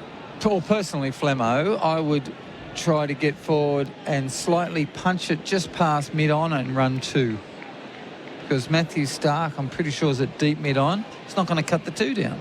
And I'd aim for 2 or 3 of those and over. Yeah, I think he's boundary-focused, isn't he? That's a word for it. Lyon bounces past umpire Illingworth, flights it up to Jamal, gets on the front foot and defends. Hasn't charged yet. I wonder if it's going to be this ball. Well, I think Nathan Lyon's bowling at that pace where the ball's coming to you. He doesn't really need to run after it. Change in field. They're sending deep mid-wicket, a fraction squarer between deliveries. Lyon again, bowling with a slip, reverse sweep. Ends up going to deep back. Oh, well fielded, Josh. Hazelwood. All the crowd were watching and waiting, and he got down and gave it. Not quite the long barrier, but his boot was behind the ball. Yeah, he doesn't miss field twice in a row. Big Hoff. You're so right, Flemmo. That was a beautiful piece of fielding. It was. And see how still he stayed? And he kept his head completely still. And he didn't even have to move his feet. Oh, he lied down on the ground. There's no way that ball was going past him. He's a big man, Big Hoff. Yeah. They're big these days, aren't they, Robbo? The quicks. I just love how the crowd supported him then. You know what that is? That's caring. Yeah. Jamal's 28 with the single, 9 for 2. That's your home crowd looking after you. That's care. 2 left in the over. 3 catching men. Line round the wicket to the left-handed number 11, and Hamza's forward defending. Good batting. He's faced 5 dots so far. His forward defence looks actually technically very good. Does he want to? Does he want to have a bowl tonight? I'd want to bowl in these conditions if I was him. I don't think Line to finish. To Hamza, flights it up again. The result's exactly the same. Forward in defence. Good batting from Hamza. Changing commentary after the break with Pakistan. 9 for 252. Jamal still there on 28 as well. On the K-Rain Irrigation scoreboard, the landscaper's choice. Gerard in for me. In tennis, at 4-3 in the first set, it's a change of new balls. At Tyre Power, they play the same way. When you need to change your tyres, you can get 4 for the price of 3 on leading tyre brands each month. And right now, the hot summer sale is in full swing. Power through your summer with selected Kumho passenger, SUV and 4-wheel drive tyres. Buy 3, get 1 free at Tyre Power. To find your Aussie-owned local independent Tyre Power dealer, visit tyrepower.com.au. 25 runs added for the 10th wicket thus far. SEN Test cricket for Hijaz Halal Financial Services. Jamal's 28 from 31. Hamza's 0 from 6.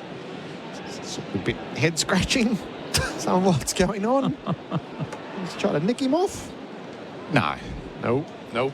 Sticking with the umbrella field down on the boundary behind square. Gerard, if you want any advice in this moment with regard to the batting, Fleming has done a university degree in this type of batting. He was very good at it himself. He for a short period of time. Yeah. But I wouldn't bat long, but and he knew when to do it and how to make it look very cool. So he will give you a lot of definitive answers with what's going on right now. Hazlewood sets himself from the top of his mark. He's in from the Paddington end and he's bowling to Jamal, who drives magnificently out to extra cover. He'll take a single. No, he won't. He just doesn't. No, they've cut off a bit of innovation. Yep. I was saying get yourself leg side and hit through the offside because they didn't have any men deep on the offside besides the fly slip, but they've covered that now. And just quickly, you two, who is fielding at deep second slip? It's Warner. That's an interesting position. At the fly slip. It's like an old whacker position, catching position. Yeah. Jamal sets himself inside edge past the stumps. Carey goes and collects. That's as full as we've gone to him there. Yeah. Jamal could actually just go down the V, yeah. Yep. Interesting. This is quite funny, but because it's a little bit like American baseball here, except the ball's hitting the deck as he swings away searching for a home run. I feel like 6 of those in the conventional field and Jamal's not getting out of the over. And that's gone devilishly close to being played on. Yeah. But that is not the approach. Hazlewood digs it in. Jamal went after it and he flung himself to ground. He went so hard at it. It's through to the keeper untouched. He just keeps chewing his gum, Jamal. He's been batted a bit early on and then he's batted the red kookaburra on a few occasions. 28 off 34. So 3 balls left in this over. Yeah. 25 from 33 is the partnership. So heads at deep cover. Kawacha's at deep point. Warner's at fly slip. Stark's at fine leg. Labuschagne signing autographs at deep backward square. And there's 2 more in the deep. Jamal on the advance almost popped it back to Hazlewood. He picks it up on the first bounce. Smith's at deep mid-wicket. And Lyons just hedging his bets 2/3 of the way to the boundary at wide long on. Yeah, I feel like they're just evolving their fields to the way that Jamal's playing. And if they get into a scenario where a tail ender's hitting them like this, they'll use this field again. I wouldn't mind getting on the back foot, just taking one on the chest and just knocking it towards square leg and trying to run 2. 5th ball of the over. And there's a single everywhere for him. Jamal clouts the ball down to deep mid-wicket and takes that run to Lyon. So Hazlewood's only going to get 1 at Hamza. And Hamza hasn't shown any tendency to play an attacking stroke. So unless he knocks him over, Jamal will get another over at Nathan Lyon. Yeah. Well, it's interesting here because I just wonder what... from a captaincy point of view, where do you say, OK, we're going to change this plan? But this is the thing, we always focus on Pat Cummins, but it's a group decision, this Australian team. Yeah. It's him and Smith on the field. It's Andrew McDonald and the coaching staff. There's 2 analysis people who come up with a lot of these plans. They're crowded in around Hamza. Hazlewood's around the wicket to him. He turns it straight to short leg. Head takes the catch. And that is the end of matters. Hamza couldn't get through that last ball, as lame a dismissal as you would see. All out 253. Hamza's gone for a duck. Has he gone for a little review? No. It was just off his thigh guard. Right. Yeah. Oh, sorry about that. Yeah. I beg your pardon. It was a great wrap of the innings. We can edit that and use it later on. Stricken that from the record. But that was similar. Is that the way he got out in Melbourne? Yeah. It just looked like a repeat. It just popped up a little bit. No. Travis had conned me. Tipped straight into that. It was beautiful, Gerard. I've got to go. So 9 for 253, the K-Rain irrigation scoreboard at the Landscaper's Choice. Lyon is bowling from the Randwick ends. Jamal's on 29. He advances. He smashes the ball straight back down the ground. Stark gets around from long on to do the fielding. And didn't go. I must admit, Gerard, I don't like when one batsman is just trying to hit boundaries and then not taking any runs at all. I've never really understood that theory. It's a lot of strange stuff in all of this. Jamal defends Lyon to backward square, no run. Yeah, it's interesting. I just think that, what if, right, he takes a single, and what if Hamza finds his way in 2 or 3 balls, he gets a single, and then Jamal gets a single. There's an over of 3 runs. Yep. Jamal leans forward and defends. And again, there would have been a single on offer, but they're not being taken at the moment as it just squeezes out past Smith at first slip. In these situations, but I know the Australian team would find the slowest fielder. They'd aim for the slowest fielder to get their 2s in these risky situations. Jamal's reverse sweeping down to deep backward square. As it turns out, that's where Hazelwood will field. And they do take the single off the 4th ball. 9 for 254. K-Rain irrigation scoreboard, the Landscaper's Choice. A couple to come. I've been keeping an eye on Nathan Lyon's pace. He's sitting around the 87, 80k, 88k mark, even 90. I'd love to see him spend an over around the 82 to 84 kilometre and go up and down and see if that batsman wants to make the risk. Okay, he might go for 6, but it might be the confidence and the next ball mistake caught it in the deep. Slip short leg and silly mid-off in place. Lyon bowls to Hamza, who smothers the spin. Lyon none for 49. Last ball of his 12th over.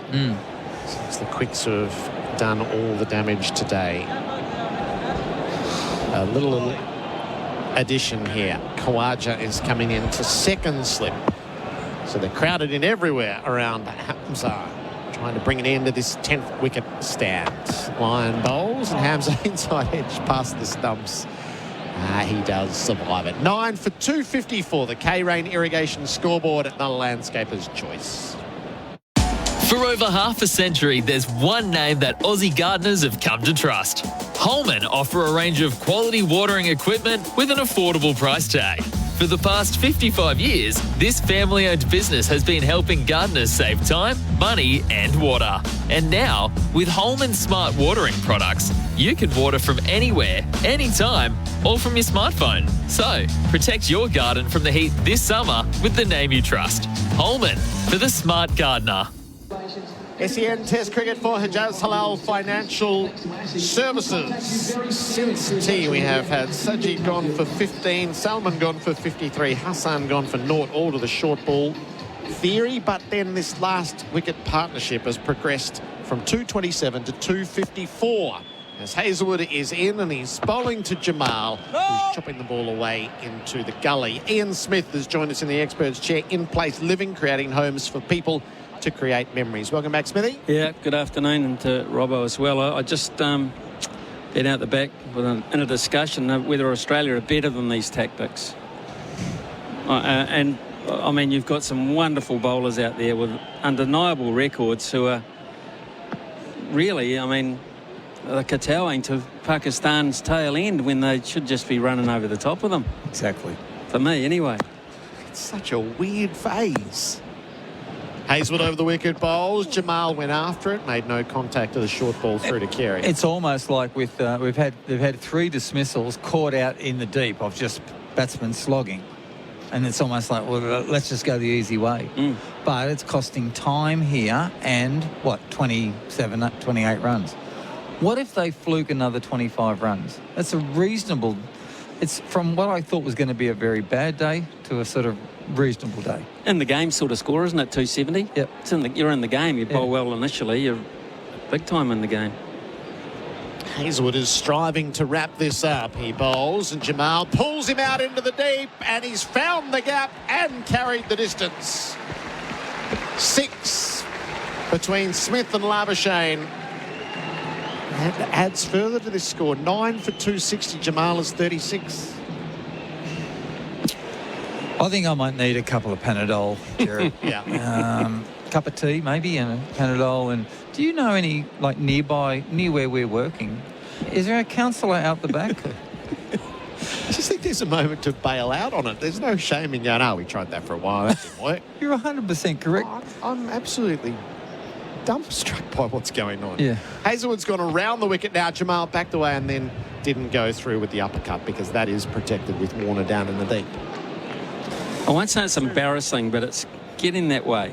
A little bit that way.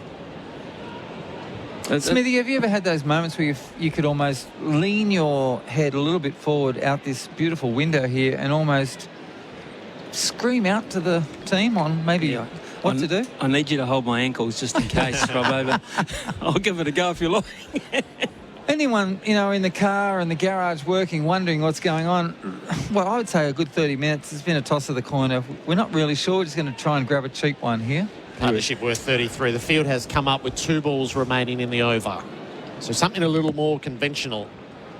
Hazelwood bowls, Jamal swings and misses outside the off stump. He would hate this, Hazelwood, wouldn't he? Deep inside. I mean, this is not his ball game. He is line and length, outside edge, kind of a ball. I mean, this would be so foreign to him. Well, the good thing is he's not a father yet, so he doesn't have to ring his children to say, turn the TV off. Don't watch Daddy going through this at the moment. Very good. Oh, well, it's been an interesting... I love how we've discussed it, and you've controlled us so well, Gerard. You've kept us swimming between the flags here. So Point and Square are coming up as well to see if they can pin Jamal on strike and get a full over at Hamza. And so Hazelwood has the right to bowl a regulation delivery and see if he can nick Jamal off. Hazelwood bowls. Jamal was on the move. He's going to beat Point. Khawaja on the dive, and he'll just settle on a single to a ball that wasn't struck well enough to get to the boundary. So the points are with Jamal again. The partnership is worth 34. It's 9 for 261, the K-Rain Irrigation scoreboard. The landscaper's choice, that is going to be the drinks break. So a chance to take a good think about what's going on. Interesting. The Bundaberg Ginger Beer drinks break, the great Australian brew. When the job needs doing, that's Ace. When you need it fast, that's Ace. When it's Ace Gutters, it's built to last. As a roofing plumber working on an estate, I can't afford to be sitting around waiting for gutters, fascias and downpipes to be delivered. That's why I've always used Ace Gutters. If I order a stocked item by 5 a.m. that morning, I know I'll get it the same day. When it's Ace Gutters, it's built to last. Call 9586 4888 or log on to acegutters.com.au.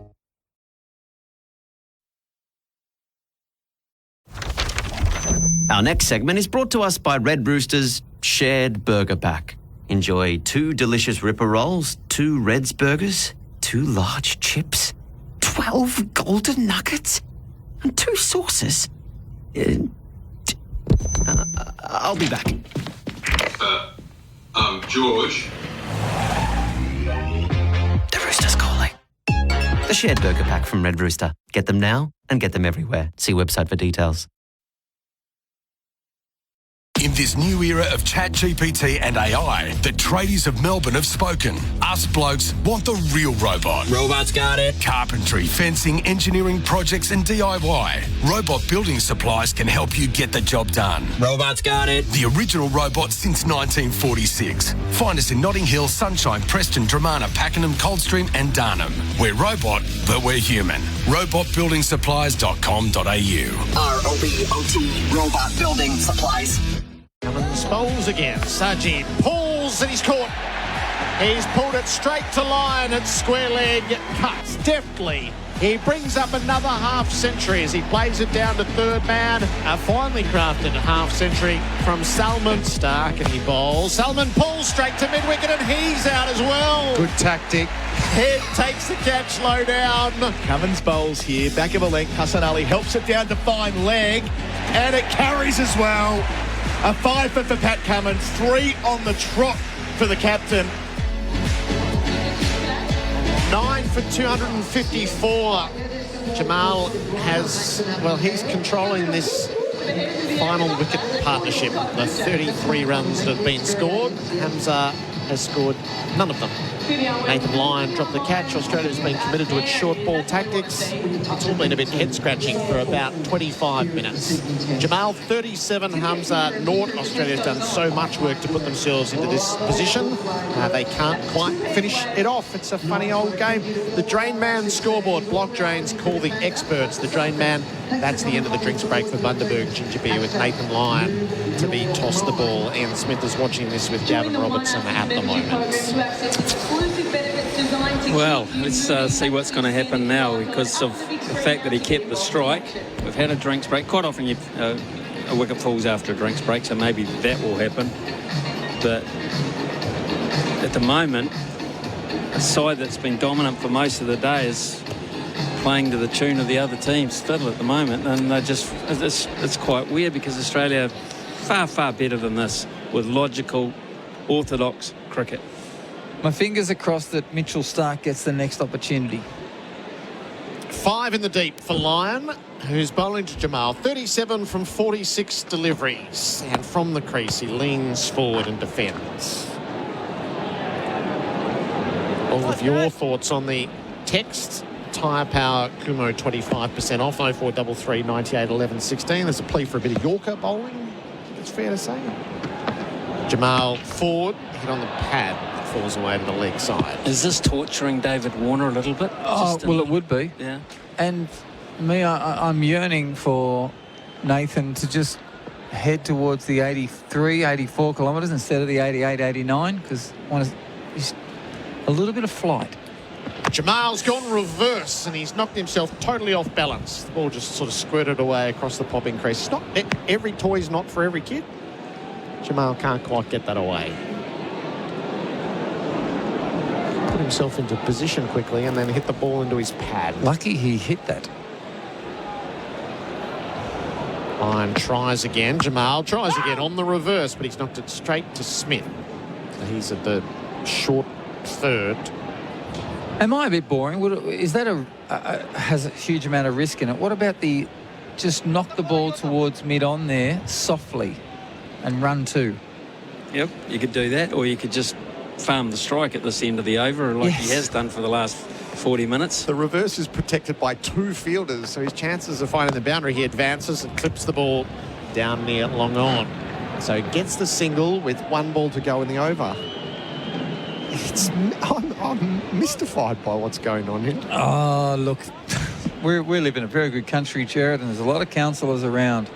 And they'll be very busy tomorrow, let alone tonight. It's been interesting to watch this last half an hour because we're not only assessing the bowling, you're primarily assessing the decision makers. Wonder what they're thinking right now. It's just odd to have the field back on the 5th ball. Is at that stage you're trying to squeeze, aren't you?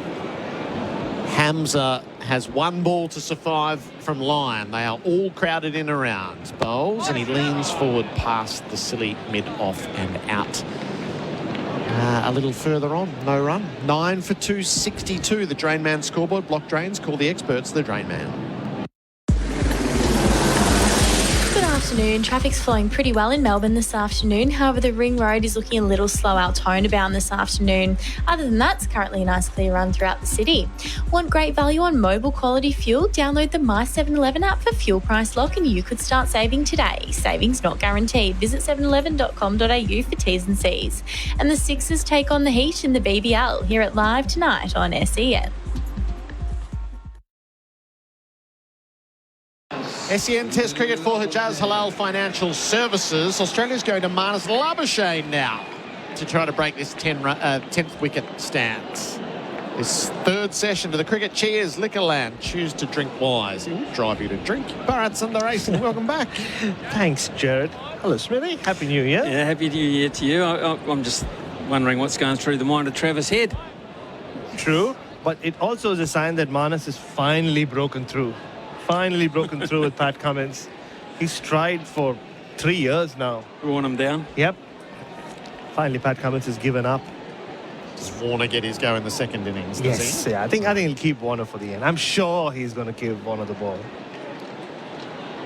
Okay, so Marnus Labuschagne gets a go at Jamal, who's back and pulling the short ball down to long on. He's not taking a run at the moment. It's just a bizarre period of play, right? It's like we all have our favorite music bands, and every now and then they'll come up with a song which makes no sense. It's what this has felt like the last half an hour or so. Labuschagne in out the back of the hand. Jamal was trying to cut. He missed. Well, he's basically got the same field as the other guys had, except he's bowling part-time leg spin with everyone out on the fence, just waiting and hoping. He's in, and Labuschagne prods the ball back to him. Just having a look, when was Labuschagne's last test wicket? It was in this corresponding test last year. Labuschagne bowls, and Jamal's beaten past the outside edge. It's a lovely ball. Lovely ball. Don't forget 2 years ago, Gerard, that bizarre finish where Steve Smith and Marnus were trying to bowl Australia to victory. Jimmy Anderson and Stuart Broad battling. Yeah. Bad light. Actually, no, that's not it. He didn't take a wicket there. I'm going to go back a little bit further. Rawalpindi in March 2022. Labuschagne up the back of the hand, dragged it down. Jamal clips it away to deep mid-wickets. Fifth ball of the over and the field was still back. I don't know. So up they come for one ball. It's like they don't want David Warner to bat today. Almost feels like. Just wait for the rain to come.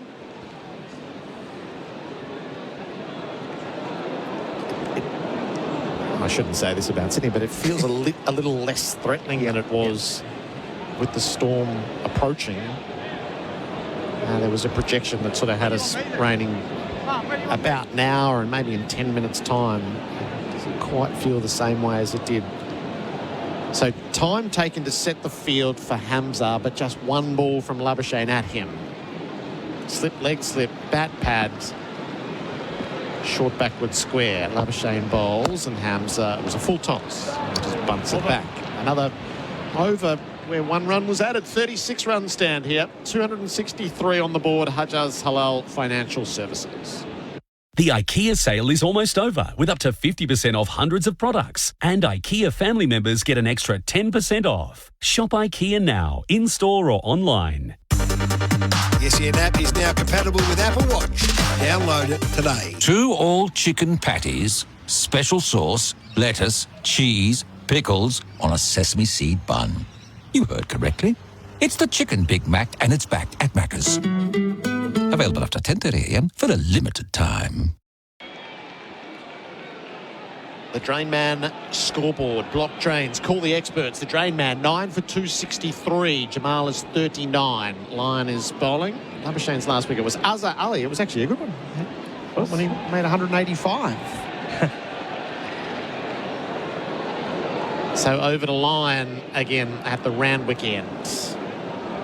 He's over the wicket bowling, and Jamal's tickling down the leg side. Now, there might have been a chance at a couple. They're not going to take the one down to fine leg for Hazelwood. Hamza is on naught.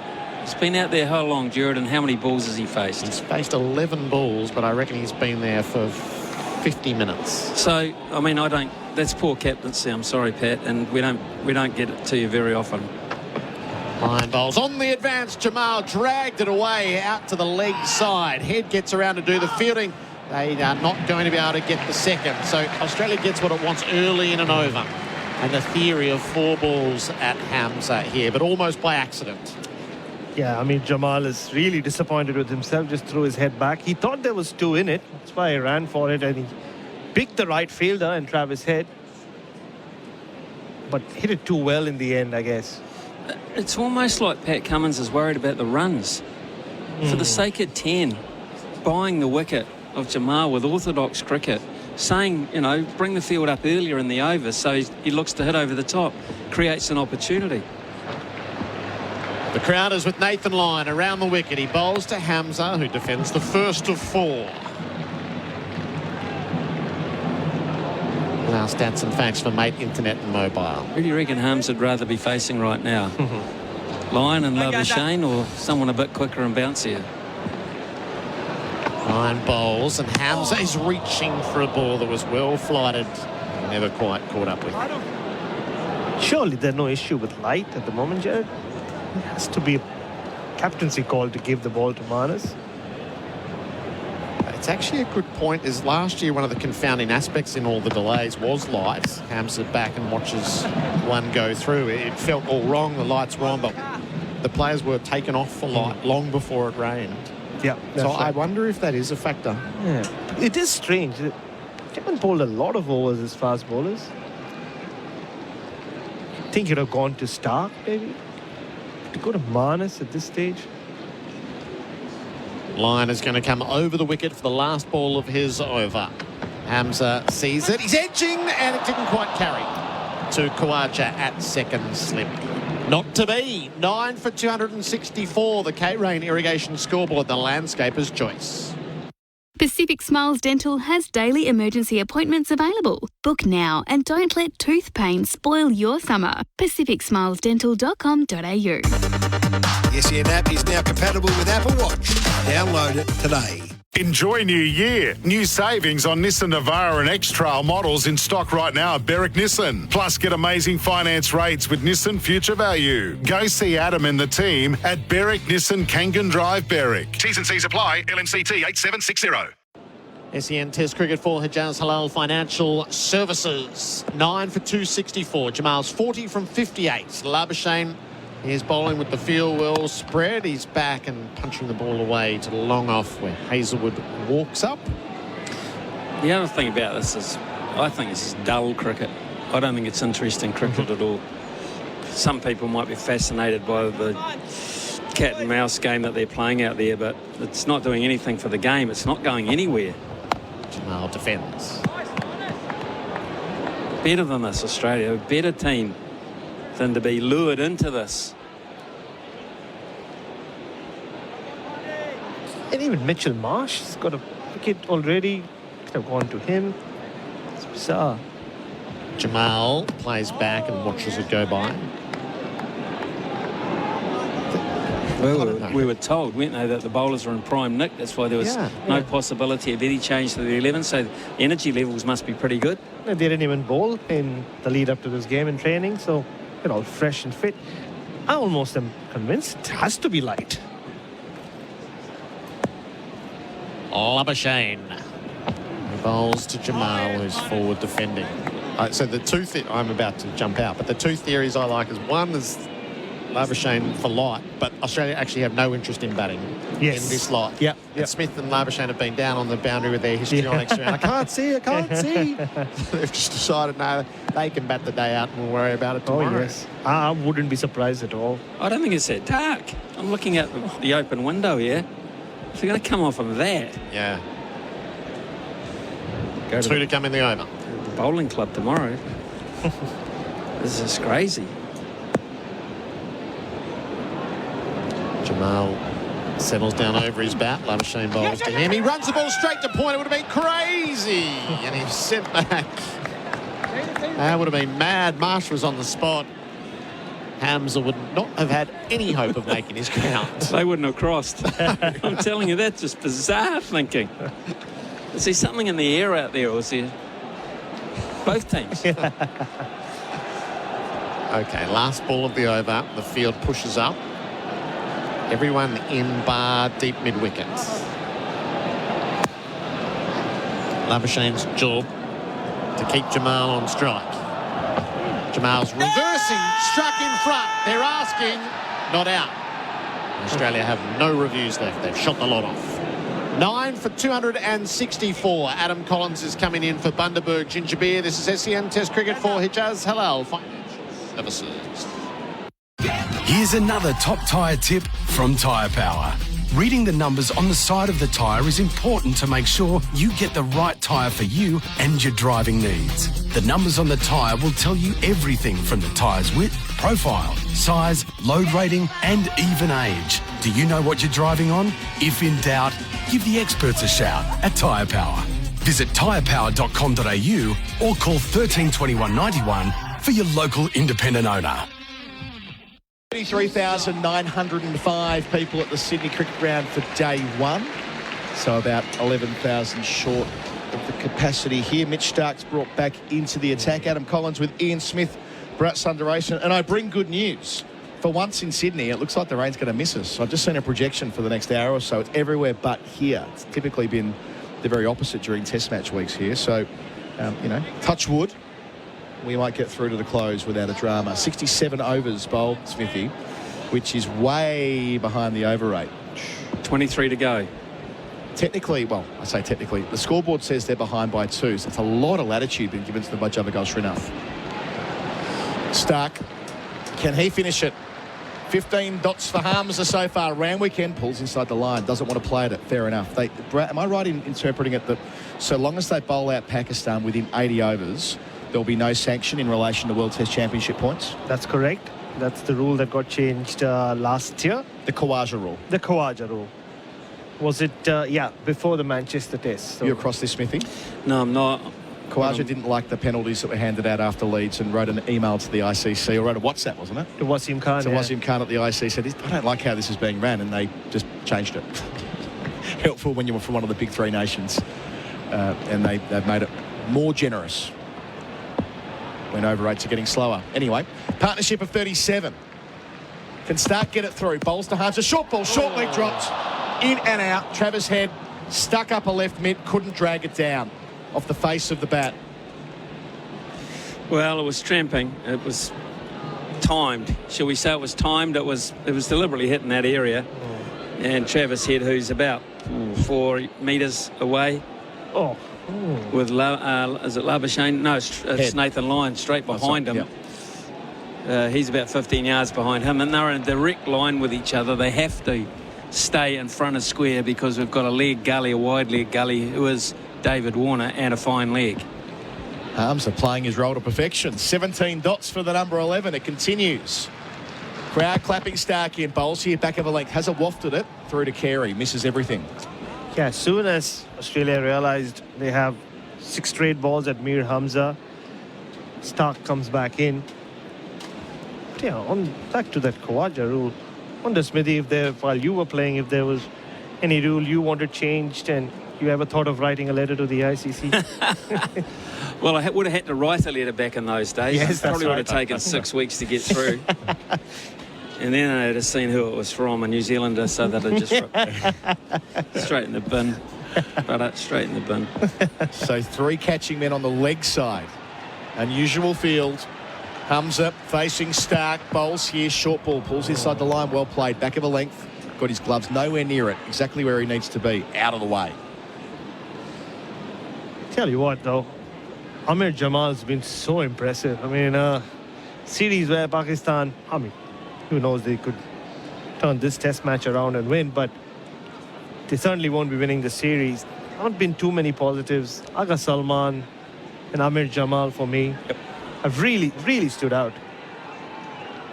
Yeah, there have been some important partnerships that he's contributed to through the series, Baz. And Jamal up the non-striker's end on 40s. High score. Can Hamza get through? Stark with 2 to come in the over. Full and straight and dug out. Not convincingly, but doesn't need to be. 77 balls this partnership has lasted for. I was down in the members before, between commentary stints, just paying a visit, and they just want to see Warner bat. They're here to watch Warner bat. They might have to come back tomorrow the way things are going. Yes, 50 minutes to go today with the extra half hour. It would take quite an effort from these two to make sure that Warner doesn't bat today. I suppose they were factoring in the the likely rain as well, which feels like we're part of the seas so far here at the SCG. Last ball for Stark. Hamza waiting for him. Closer to the stumps, on the hip, down the leg side. Shout for caught behind. And it's been turned down, and Australia don't have any recourse. They've burnt their reviews. Maiden done.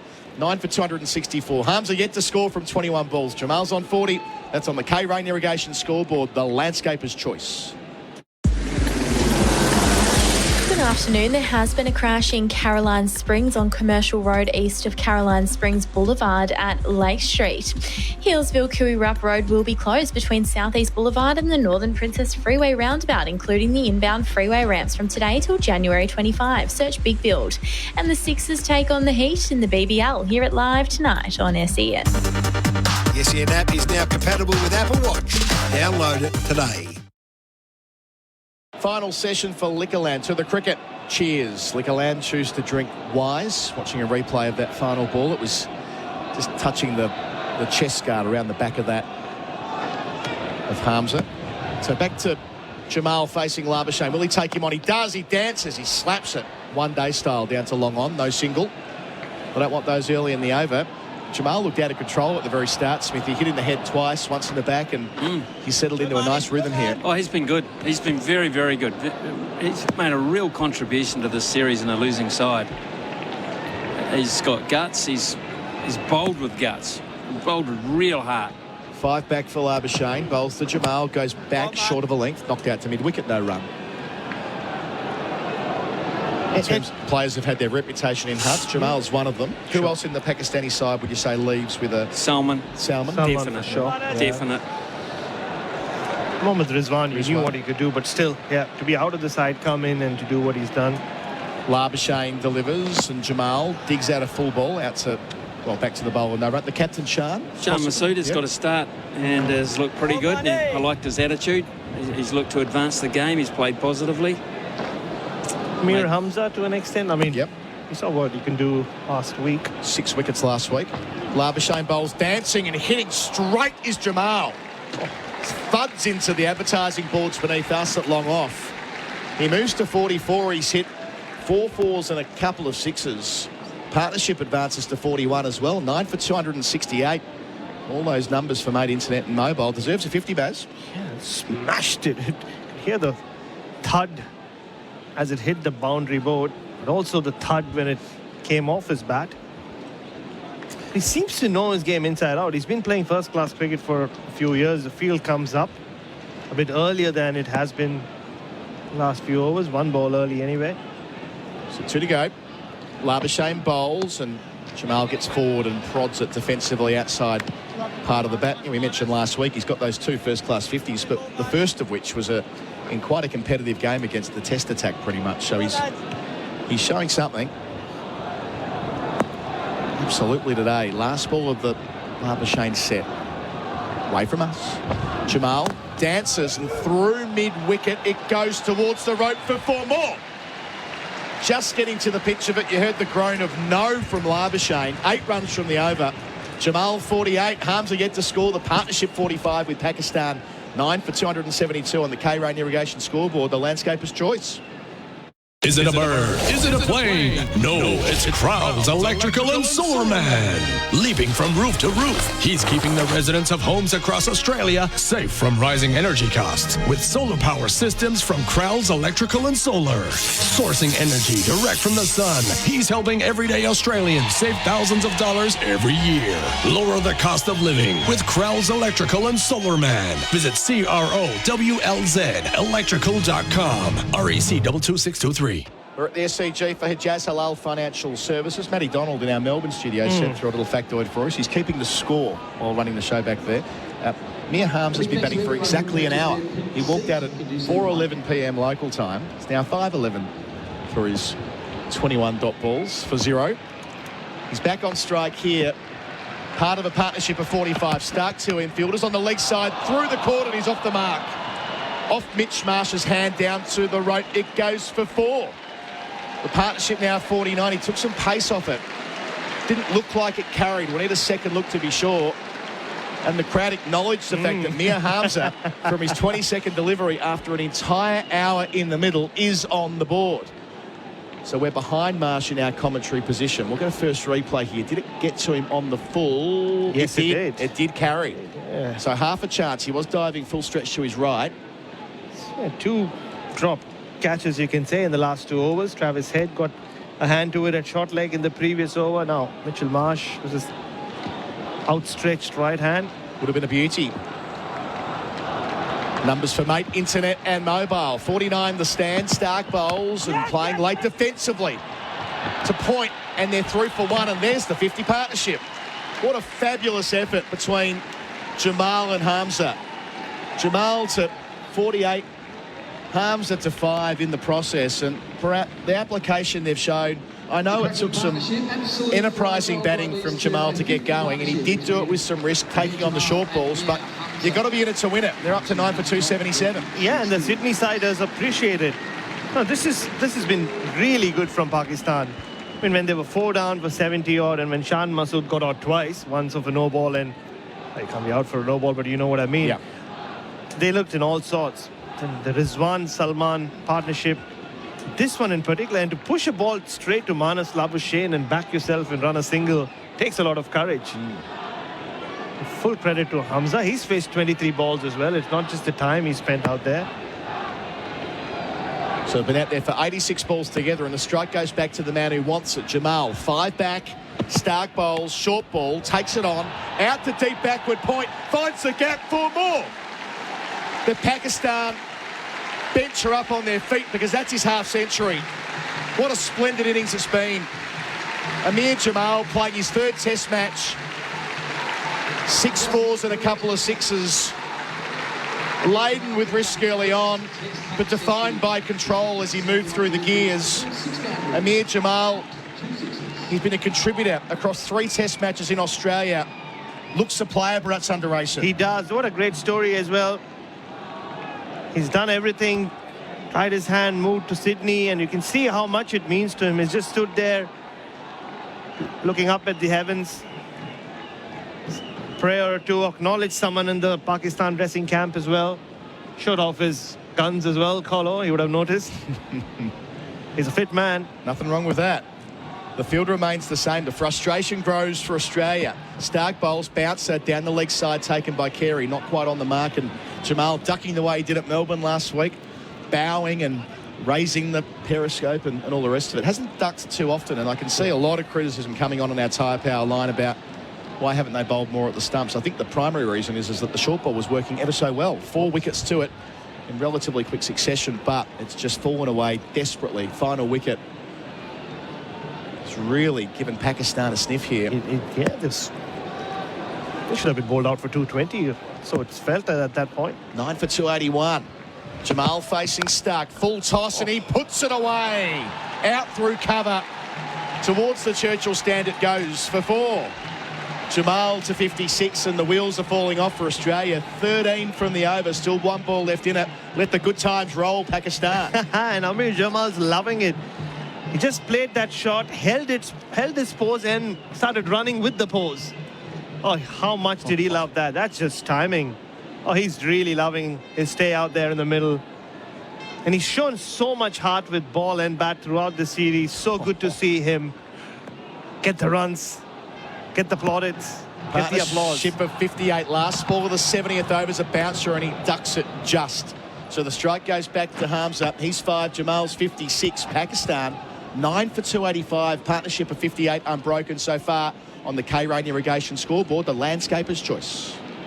Bevmarks, the sleep professionals' January sale has 50% off all mattresses and 20% off all furniture, no exceptions. Available at all Bevmarks stores and online. The SEN app is now compatible with Apple Watch. Download it today. Hello, it's Emma Martino from State Transport. Accessible, solutions-oriented and reliable. That's State Transport. We partner with you so together we can grow your business. Our people are your solution. Visit statetransport.com.au. Now, the SCG for Hijaz Halal Financial Services. They quite like saying over the loudspeaker, back into the attack, your captain. Pat Cummins, and that's the captain back. He took his fifer at the start of the session, picked up 2 wickets in a hurry. took himself off at 5 for 57 for him, and they've added about 50-odd runs since then, Pakistan. So can he take a 6? Typically, when he gets into the attack at the moment, Brad, he's taking a wicket within a couple of deliveries. He is, especially if there's been a partnership on. I've been wondering who Ahmed Jamal was signaling to. Someone with glasses, I think. Before showing the guns. Yeah. Who was the Afghani captain that liked to do that? Gulbuddin Naib. Gulbuddin Naib, of course. Wonder what he's up to now. Here's Cummins, round the wicket, catches everywhere for Hamza. That's who they want to bowl to. Short ball kept down, rode it towards short leg. So to set it up, slip gully, point in very close, silly point, short leg, a man around the corner, backwards square, fine leg, mid-wicket, but quite a squarish mid-wicket, and a mid-off. Yeah, and in comparison to how he was facing up to Mitchell Starc, when Starc just came on to bowl to Hamza, now he's covering the line of the ball, getting right behind it. He's grown in confidence as well. Now, this is so spirited from Pakistan. So impressive. So good to see. Cummins passes umpire off, wide of the crease, short ball that nearly reaches silly point. Didn't quite. Labuschagne's almost stood on the cut strip. Dot ball, 9 for 285. I think it's worth us going back over the short ball strategy, Bharat. And, as we understand it, there is method to this, but when it goes wrong, it looks ugly. We saw this in England when Australia didn't get it right, at especially Manchester, when they couldn't get it right there. The criticism comes thick and fast. However, they finished off Pakistan taking 5 for 18 in about 4 overs, doing this a few days ago, sorry. So it is contested space. It is. Labuschagne takes another step forward at silly point. Cummins bowls to Hamza, who drops his hands on a ball that doesn't even reach Carey, pace off. Because it obviously does take more out of you as a fast bowler. And every fast bowler would tell you that. And if it doesn't go to plan, it depends a lot on the pitch as well. Runs can come quicker. I mean, that's how this partnership really kicked off. Ahmed Jamal kept throwing his bat, had the short deliveries, and got a few away. And before you knew it, the partnership was 30, and then it also got him into that batting rhythm. Until this point, they lost 4 for 37 to the short ball either side of tee, so it can go both ways. Cummins bowls short enough that he's playing on the back foot. It's an inside edge. It spills into the pitch and then goes to Carey. No run. Got here from a message that sort of sums it up from Jeff in South Australia. Great short crap bowling again, Australia. When will Cummins, not Cummins, learn to bowl at the stumps? Then one here saying from Barry and Rye, gentlemen, why don't they bowl Yorkers to the tail end? And yeah, this is where there's this friction or this tension between what the numbers tell them about bowling to the tail versus the lived experience of watching a partnership like this where they stick to it for a really long time. Cummins round the wicket to Hamza. He's faced 27 balls. Bowls here. Hamza defends well through the cordon. More runs here. Out to the Churchill stand at third man. They'll take 2.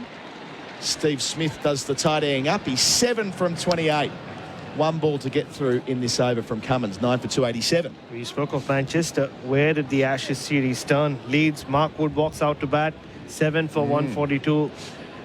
Our England at the lunch break. And then Australia stick to bowling shot. The series turned in 8 balls, Adam. Yeah.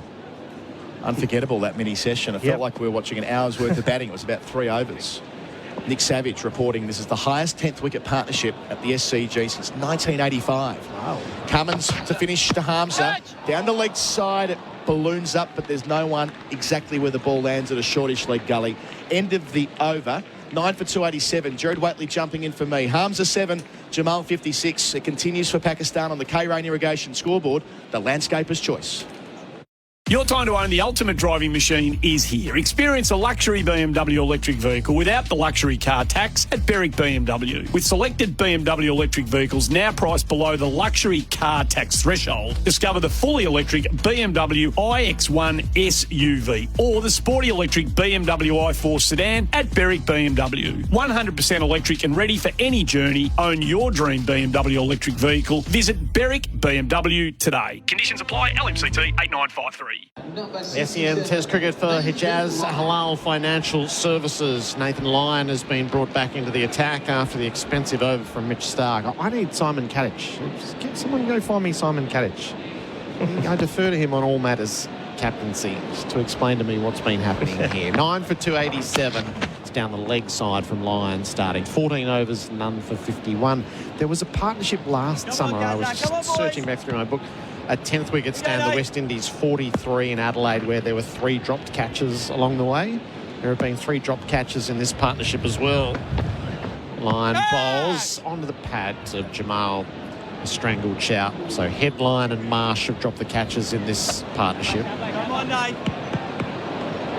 Yeah, what started off as a cute, spirited partnership has become a dangerous one now. Jamal right forward, inside edge, squirts away. There's nothing at bad pad, so they'll take a single off the 3rd ball of the over. It was back in Adelaide last year, last summer, it was Labuschagne, Warner and Carey who all dropped catches. And it was Chase who scored the runs.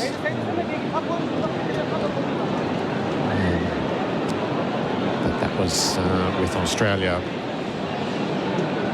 miles in front. They'd made 511. The West Indies had been 9 for 171, ended up making 214. This is giving Pakistan a foothold in the game at 9 for 227. This could have been extremely one-sided. They'll crowd in around Hamza, who's now on 7. Lyon bowls to him, and Hamza's good enough to defend back down the pitch. He's getting better and better with that defence. He's seen off Stark. That's a big tick for a number 11. 2 overs Stark had at him. He survived 9 of those deliveries, even got a boundary. Lines around the wickets. Hamza is reaching for a ball that he doesn't touch. Carey whips the bails off, but there was no lift of the foot. Yeah, you would still think it's a pitch where the Australian batters would fancy themselves, Gerard, but a few have kept low. It's been mixed pace pitch in that sense. If you can get to 300, you are in the game, like you said. Lyon bowls. Hamza stands and defends the ball to the offside and survives the over. 9 for 288. The K-Rain Irrigation Scoreboard, the landscaper's choice. Download the My 7-Eleven app for Fuel Price Lock, and you could start saving on mobile quality fuel today. Savings not guaranteed. Visit 711.com.au for T's and C's. The SEN app is now compatible with Apple Watch. Download it today. Roast chicken? Maybe halal. Home loans from Hijaz Financial Services? Definitely halal. HijazFS.com.au. This information is provided by Hijaz Financial Advisors, Pty Ltd, AFSL 517686, and Hijaz Islamic Credit Solutions, Pty Ltd, ACL 480542, and does not take into account your objectives, financial situation, or needs. This final session will play on day 1 to the cricket. Cheers, Liquorland. Choose to drink wise. Pakistan 9 for 288. Jamal has been splendid. 57 from 77 balls, 7 fours and 2 sixes. Here's breakdown for Mate Internet and Mobile. And Hamza now doing his bit. He's 7 from 32 balls, and the Pakistan fans who are here in great dress are now captured, chanting their team on. They've made themselves heard in the last half an hour or so, the Pakistanis, all around the SCG. Pat Cummins looking for a 6th wicket. He's in and bowls to Jamal, who turns the ball to the leg. He won't take the run at square. Right, we found Simon Katich to just explain to me what's been going on. Hello to you, Kat. Good afternoon, gentlemen. It's been an interesting final session, hasn't it? I think Australia have been sucked in here because it worked, the short ball tactics worked, but then these two have applied themselves, and in a way they've shown up some of their predecessors in terms of their application, and this has been a superb partnership. They've played it smart at times. Cummins over the wicket, bowls to Jamal, who plays from the stumps out to cover, no run. And this young man, Jamal, we've spoken about him a bit throughout this series. He's got great numbers with bat and ball, but it's been his temperament and character and reading of the situation that's probably impressed the most. I mean, he got terrorised a bit by the short ball in Melbourne, took his eye off the ball, got hit a fair bit. But here he's come out and he took Hazelwood to the cleaners. He kept banging him in short and he kept putting him into the end of the Brawongle stand. So it's been a very good knock from him. And then Hams has supported him beautifully at the other end. Cummins hits the crease, bowls. Jamal from the stumps, plays out to deep point and takes the single from the 3rd ball of the over. He's 58 and he's behind only Rizwan as the leading run scorer for Robot Building Supplies. Robot's got it. And I think what's happened is it's shown that, you know, once this ball's gotten old, it's a good surface. Yes, it's two-paced, and we've seen Cummins in that previous over come around the wicket to Hamza and smash that bare patch on the wicket and it's starting to play a few tricks already. You'd normally expect that to be maybe day 3, day 4, but this wicket might be a lot drier than we first realised. And already Nathan Lyon's getting some good turn as well on day 1. So there's been enough there. And if they can get to 300 now, which they're in reach with 11 runs, they'll be pleased with that. Cummins bowls to Hamza. Now that's gone to head at short leg. I fell for that last time. I'm not falling for it the second time. It's off the bat. I heard Damien Fleming lured you in, Gerard. I got totally sucked by all involved. Good on you all. I'm not going for it twice. Off the thigh pad straight to head, who again put the ball in the air. It looks so out when you watch it, but then you see it hit the thigh pad and, yeah. But this man, Cummins, he's brought himself back in to finish the job. He's frustrated. For so much of it, he was the player of the day thanks to Bing Lee. Pakistan's tail is defying him. Cummins bowls and Hamza in behind it, tickles it to mid-wicket, no run. And your mind shifts to David Warner, doesn't it? What does he want to do now? Well, if these two can bat for 20 more minutes, then he doesn't have to bat today. Just have to get to 550. Oh, that's running through your mind. Don't worry about that.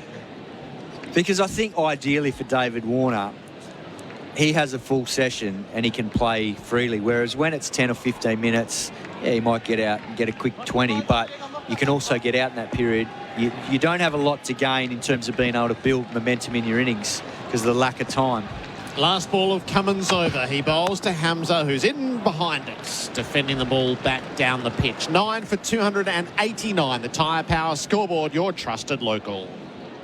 Here's another top tyre tip from Tyre Power. Before you go on a road trip, make sure you run a few tyre safety checks. If in doubt, give the experts a shout at Tyre Power. Visit tyrepower.com.au or call 13 21 91 for your local independent owner. It's a mountain of football on Paramount Plus with the third round of the FA Cup. And it's game on! Every game, live and exclusive. The FA Cup third round starts Friday only on Paramount Plus. Ringers Western, whether it's the paddock or the pub, Ringers Western has the kit to keep you cool this summer. 33,905, the final attendance. They're watching Nathan Lyon, who's about to bowl the 74th over of the innings. Jamal is 58, Hamza is 7. Jamal has the strike. He's down and sweeping straight into short leg. Labuschagne wore that on the right hand after it had bounced. Well, the worst possible scenario for Australia is they come back tomorrow and have to bowl. These two make it to stumps. That would really frustrate them. And they'll get hit with the overrate penalty if they don't get them out within the 80 overs. Jamal uses his feet. He goes big down to long on. Stark is taking strides. He won't get there. It carries to the rope. We'll see whether it's 4 or 6. Stark had a lot of ground to make to his right. It was struck into the gap by Jamal. And he's nailed the boundary. It's the naked eye. I think it was 6, but you'll see the replay. No, it just bounces. Pete Lawler's just brought the radar around very specifically to show that, yes, we're going to get the full day's play and what was coming circled. So kudos. It's been a good day for Sydney. Line bowls reverse sweeping. Jamal whacks that. Absolutely superb to the ladies' pavilion. And that too has, well, that one's carried the journey. That's gone for 6. And Jamal is fully lashing out here. That's Glenn Maxwell-like. It is. That's what the Stars have been enjoying. That is an amazing shot. I would have been happy to play that as a left-hander, let alone as a right-hander. That's a phenomenal reverse. That's just about the play of the day for Drinkwise. You won't miss a moment if you Drinkwise. Nathan Lyon, give credit there. Jamal, conventional sweep down to deep backward square for Hazelwood. 4-6-1. And 300 up for Pakistan. They have a foothold in this test match, courtesy of an astounding 10th wicket partnership. And it's the highest 10th wicket partnership in Australia against Australia since 2015. So, phenomenal 73-run partnership. And now the pressure will be on Hamza if Jamal gets closer to that 3 figures. Yeah, he's done well so far. Oh, I can't help but go back to that Abdullah Shafiq drop of Mitchell Marsh. Imagine how exciting this would have been. Yeah, if the series was alive. Yep. 2 balls for Hamza to survive. There are 2 aspects to this. One has been the handing up of ascendancy by Australia, but the capitalisation of the Pakistan batting, particularly in the back half of this patch, outstanding. 3 slips in place. Lyon bowls to Hamza, who defends to the silly mid-off. 3 slips, slid him off, and bat pad, as well as the keeper. So 6 in a round. And that late wicket of Rizwan just before tea, I think it happened probably 10 minutes or so before tea. He played beautifully for 88. So had he got through that last 10 minutes, this last session could have been. Hamza survives the last ball. Lamashane picks it up, throws it at the stumps. 9 for 300. The Tyre Power scoreboard, your trusted local. Good afternoon. There has been a crash in Caroline Springs on Commercial Road east of Caroline Springs Boulevard, just at Lake Street. There are also delays after repair works currently on the Hume Freeway outbound past Donnybrook Road.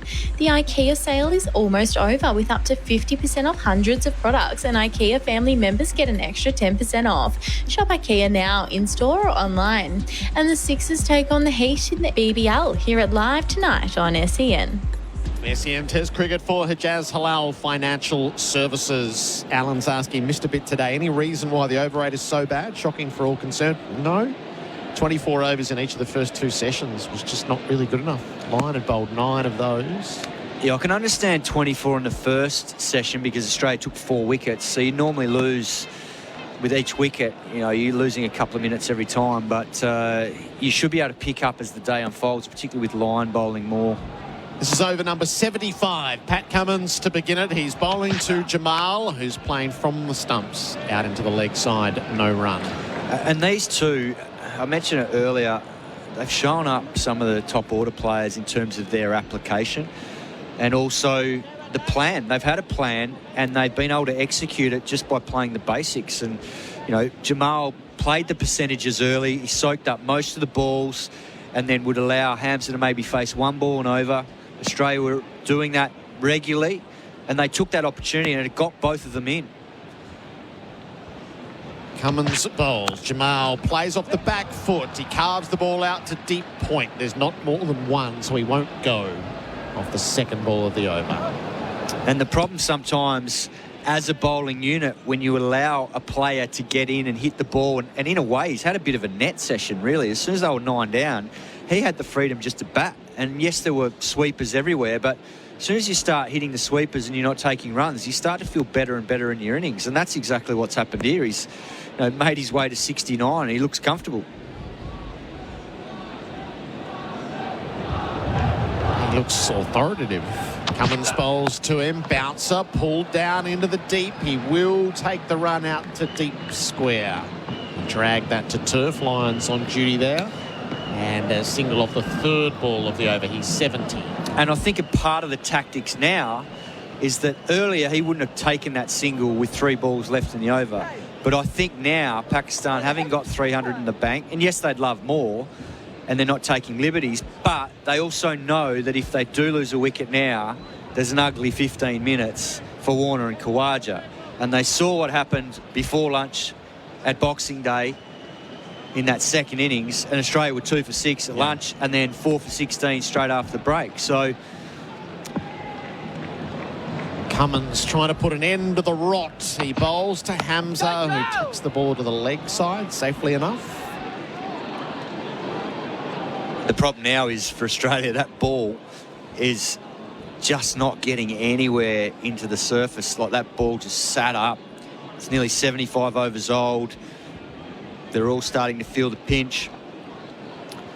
So they've still got work to do here, Australia. And I think Pakistan should make them earn that last wicket, not hand it over. And if they can bat the stumps, that's a massive tick for Pakistan. Come back and make Australia bowl tomorrow.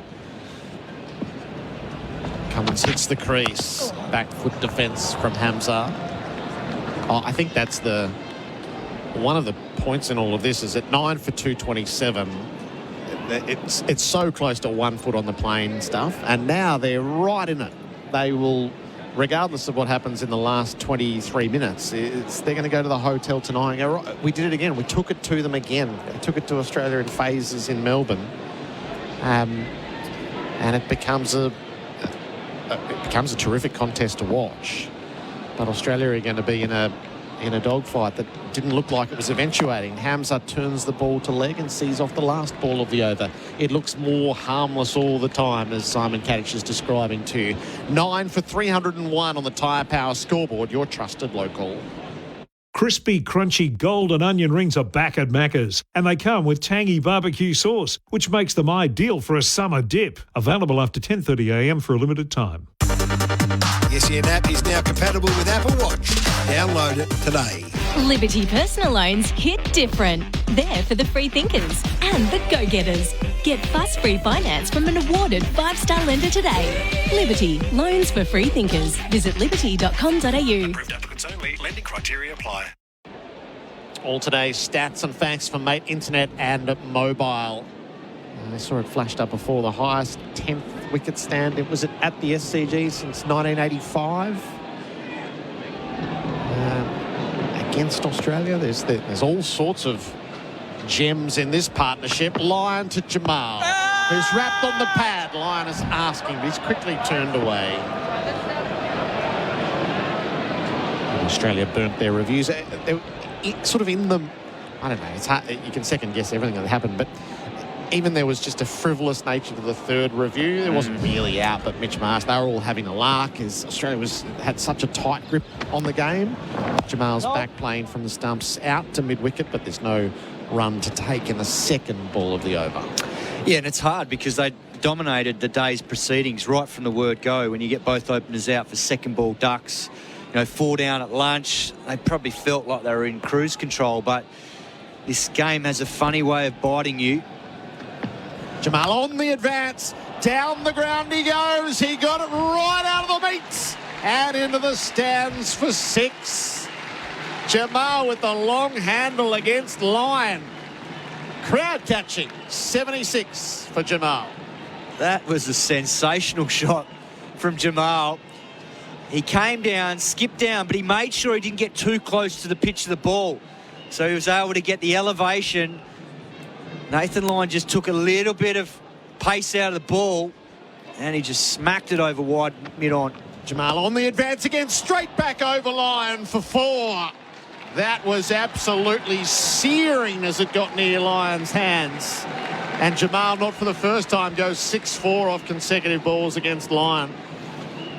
And there's 4.2 overs till the second new ball. Jamal is 20 away from his 100.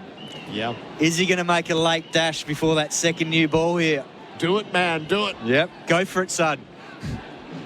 He's 80 from 91 balls. Lyon bowls to him. He's down to sweep. He got that a bit wrong. It somehow squirts away past the keeper, Carey. And it will be a run. He must have dragged that back around. Right. Oh, it's a bottom edge onto his pad and it's just rolled past off stump, which is why it got past Alex Carey. And then hit Carey's foot behind off stump. Well, there was a lot tied into that, wasn't there? That ball had no right to go there. All right, 1 to come in Lyons over. Hamza will see it. Jamal is 81. I like this from Nathan Lyon. He came over the wicket one ball before, probably about 20 minutes ago. Hamza defends the last ball of the over. So 9 for 312. The Tyre Power scoreboard, your trusted local. Colo's coming in to join Kat on the way to stumps. Harvey Norman clearance on now. Save on the latest tech with BYOD laptops priced from just $344.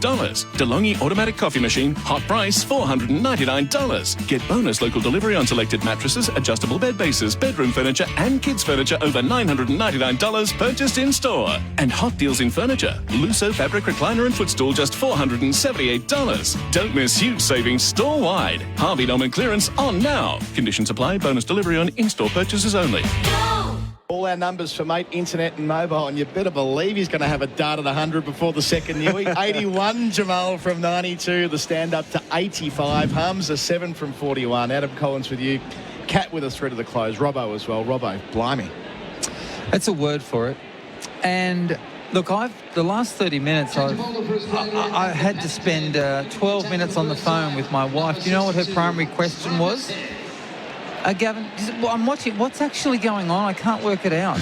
I said, don't worry. You are not on your own.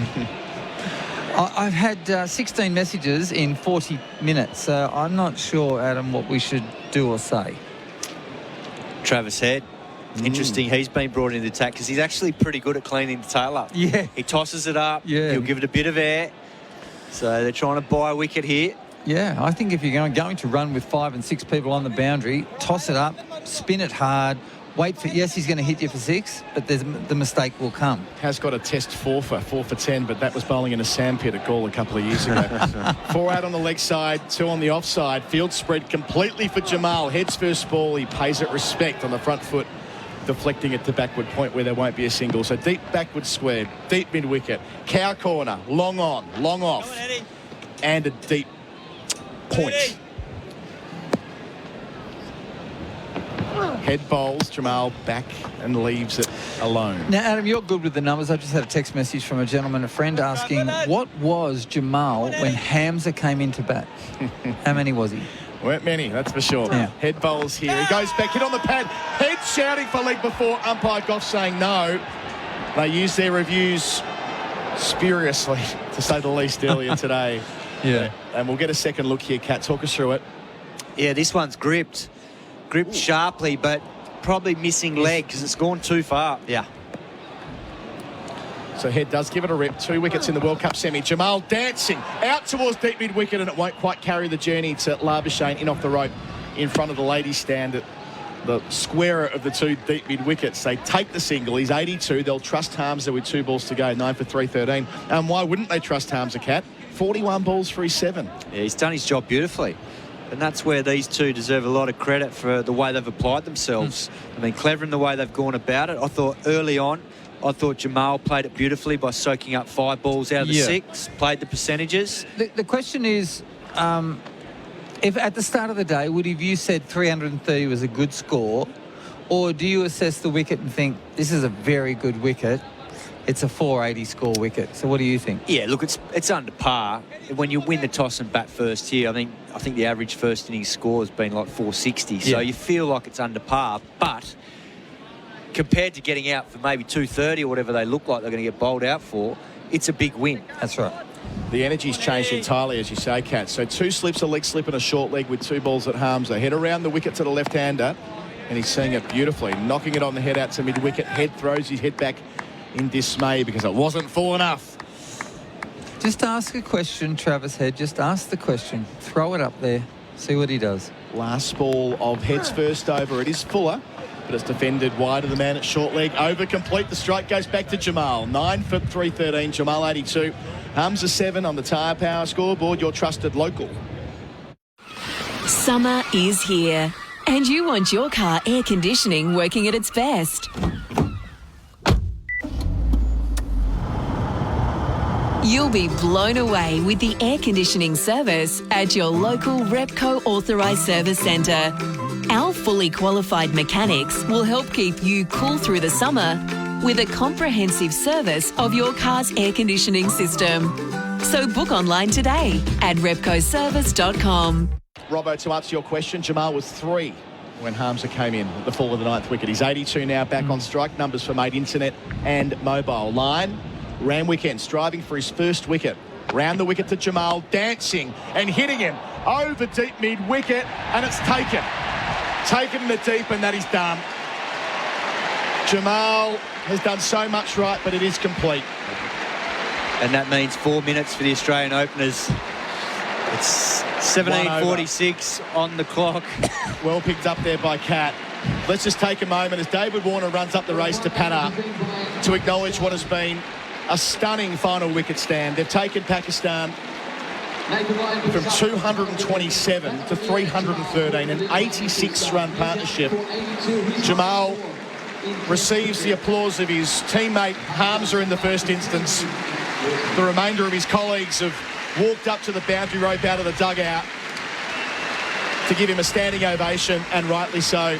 Amir Jamal arrived in this country as a member of the squad, barely heard of, a depth bowler at best, due to injury, gets his chance, takes a six-for at the first time of asking at Perth, and here makes 82 from 97 balls and drives Pakistan beyond 300 when they were in a world of pain earlier today. Simon Katich, what an innings. Yeah, it was, and it's full of character. I think that's what stood out and been so impressive in his 3 short tests so far. Every time there's been a challenge for him, he's met it with the ball, and then the last 2 tests been challenged off the short ball, but today he answered beautifully. And that innings has just changed the momentum of this test match when it looked like Australia were romping away on day one. Pakistan have fought back, and they've still got plenty of work to do, but at least they've given themselves more of a chance now with 313 in the bank. Cap's going to take a break and clear the rest of our commercial commitments as David Warner and Usman Khawaja, presumably, unless they go with the night watch when they could at this stage, we'll see, prepare to come out to bat after Pakistan have been dismissed for 313 in the 78th over on the Tyre Power scoreboard. Your trusted local. Back in a moment for the Australian reply.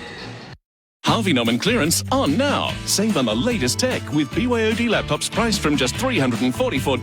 DeLonghi automatic coffee machine, hot price $499. Get bonus local delivery on selected mattresses, adjustable bed bases, bedroom furniture and kids furniture over $999 purchased in store. And hot deals in furniture. Lusso fabric recliner and footstool just $478. Don't miss huge savings store-wide. Harvey Norman clearance on now. Conditions apply. Bonus delivery on in-store purchases only. Hi, bank. Hi, I've been loyally paying off my home loan for... You want a medal? No, I want to be able to lower my rate.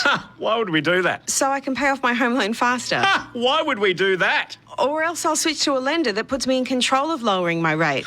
No bank would ever do that. You're right. Thank goodness Athena's not a bank.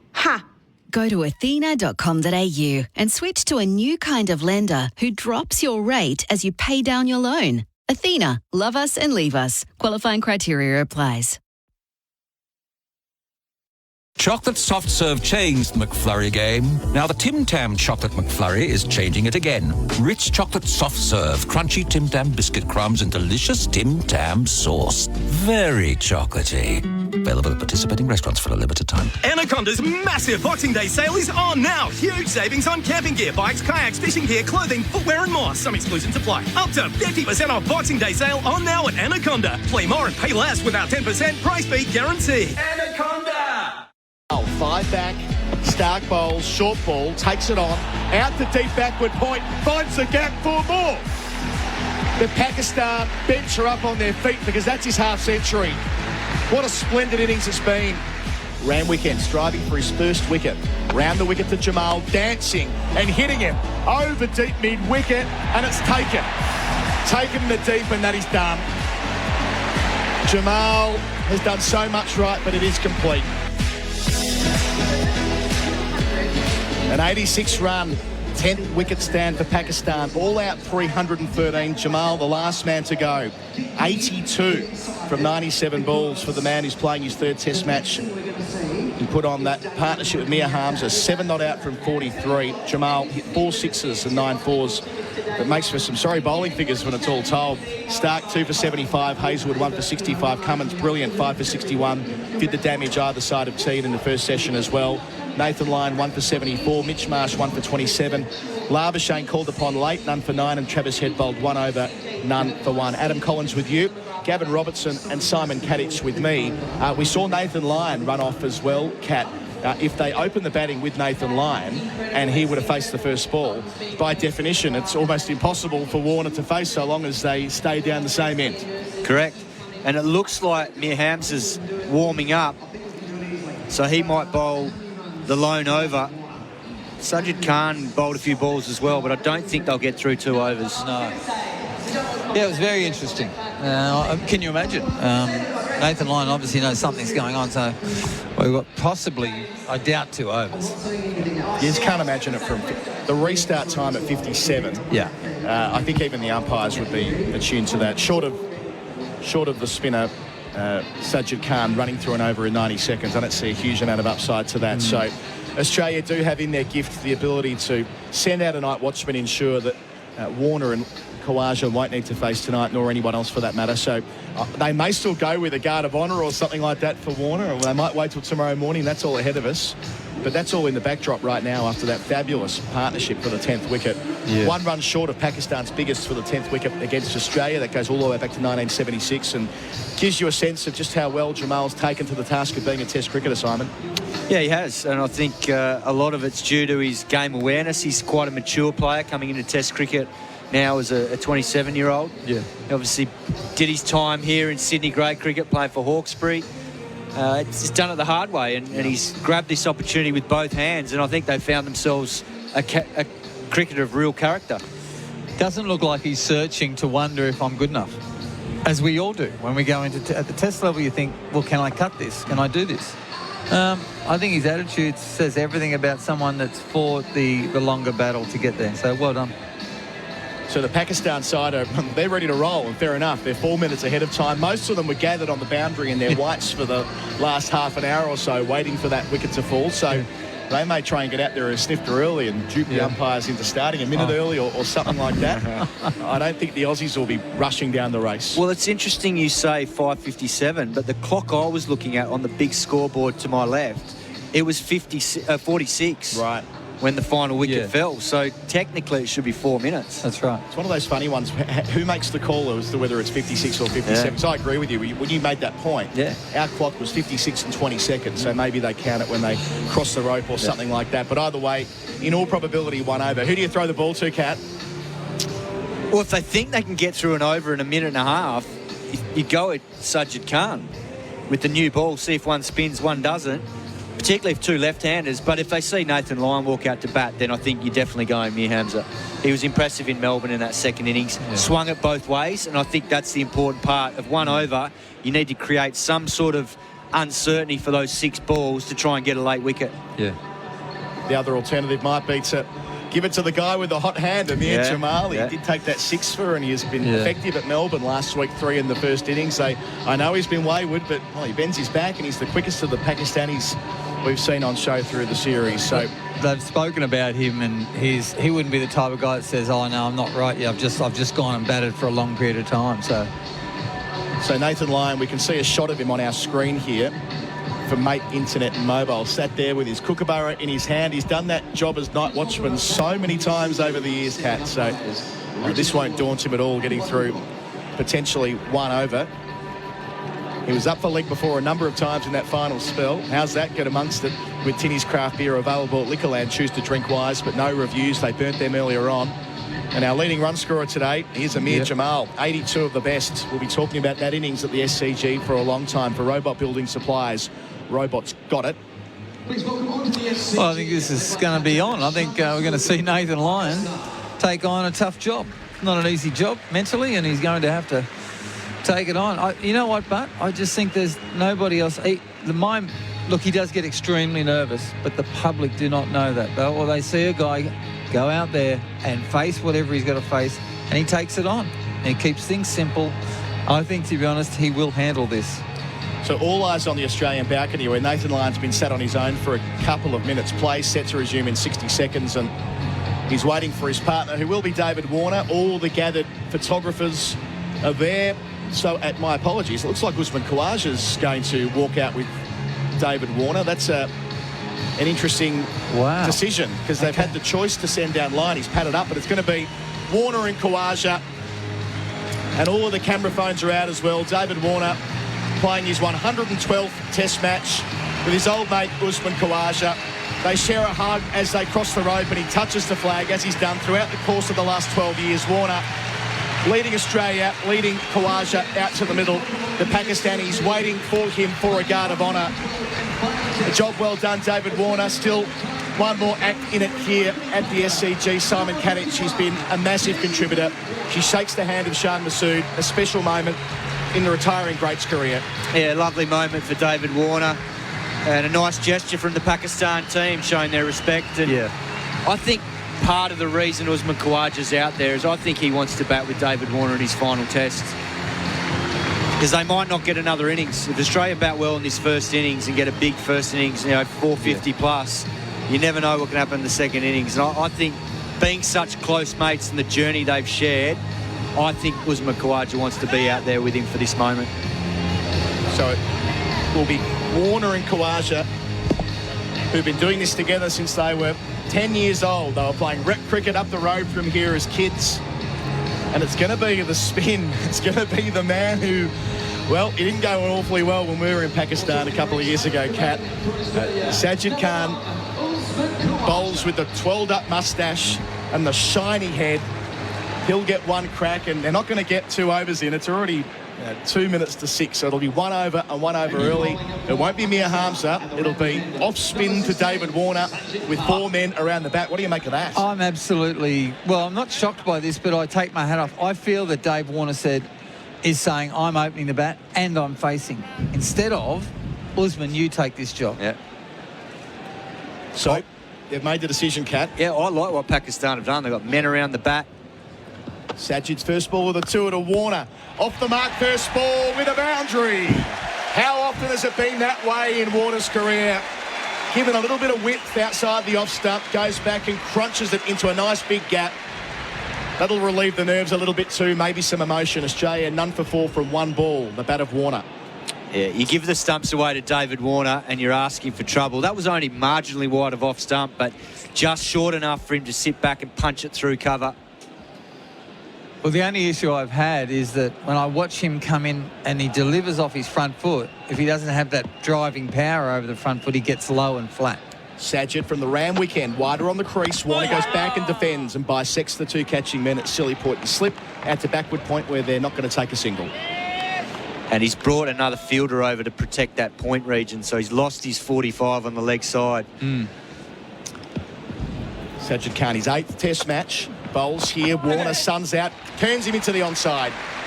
Meets the ball on the half volley, ample space to walk back for a couple. Warner 6, none for 6 after 3 deliveries. So Sajid hasn't been picked for a test match since we were in Lahore a couple of years ago. Started his career well against Zimbabwe and Bangladesh, but came a cropper against the Aussies, just 4 wickets in the series. 3 balls and he has not hit the spot yet, so he's under pressure but trying to find his rhythm also.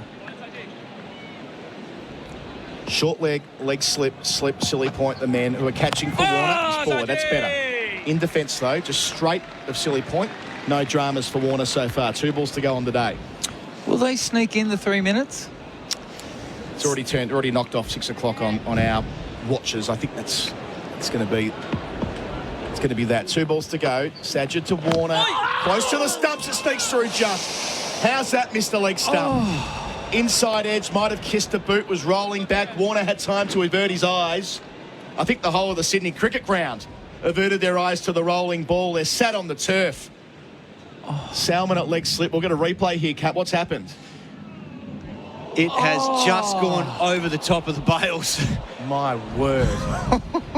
Into his boot, and it ballooned up. He's been saved by his shoe. The extra elevation on that angle. Wow. It's missed the bail by a centimetre. Final ball of the day, Warner safely in defence. He will bat on day 2 with the SCG. He will resume on 6. Australia, none for 6. 307 in arrears after Pakistan moved to 313 in this final session. They came back after tea at 6 for 194. The final wicket stand of 86 got them to a point of credibility, maybe even more than that. 82 from Amir Jamal. Khawaja yet to face a ball. Warner all the runs so far. Simon Katich, an extremely watchable day of Test cricket here at the SCG. Yeah, it was. I think Australia have been dominant for the bulk of the day until that final partnership between Jamal and Mir Hamza. But I think at the end of the day, Pakistan should still be disappointed that they didn't get a bigger first innings total in terms of the sun was out. It was a pretty good wicket. and they lost their way with 4 wickets in the first session. When you lose both your openers for naught, both second ball, it's hard to come back from that. But I thought the bright spots for them was Mohammad Rizwan was outstanding again with 88, and then Jamal.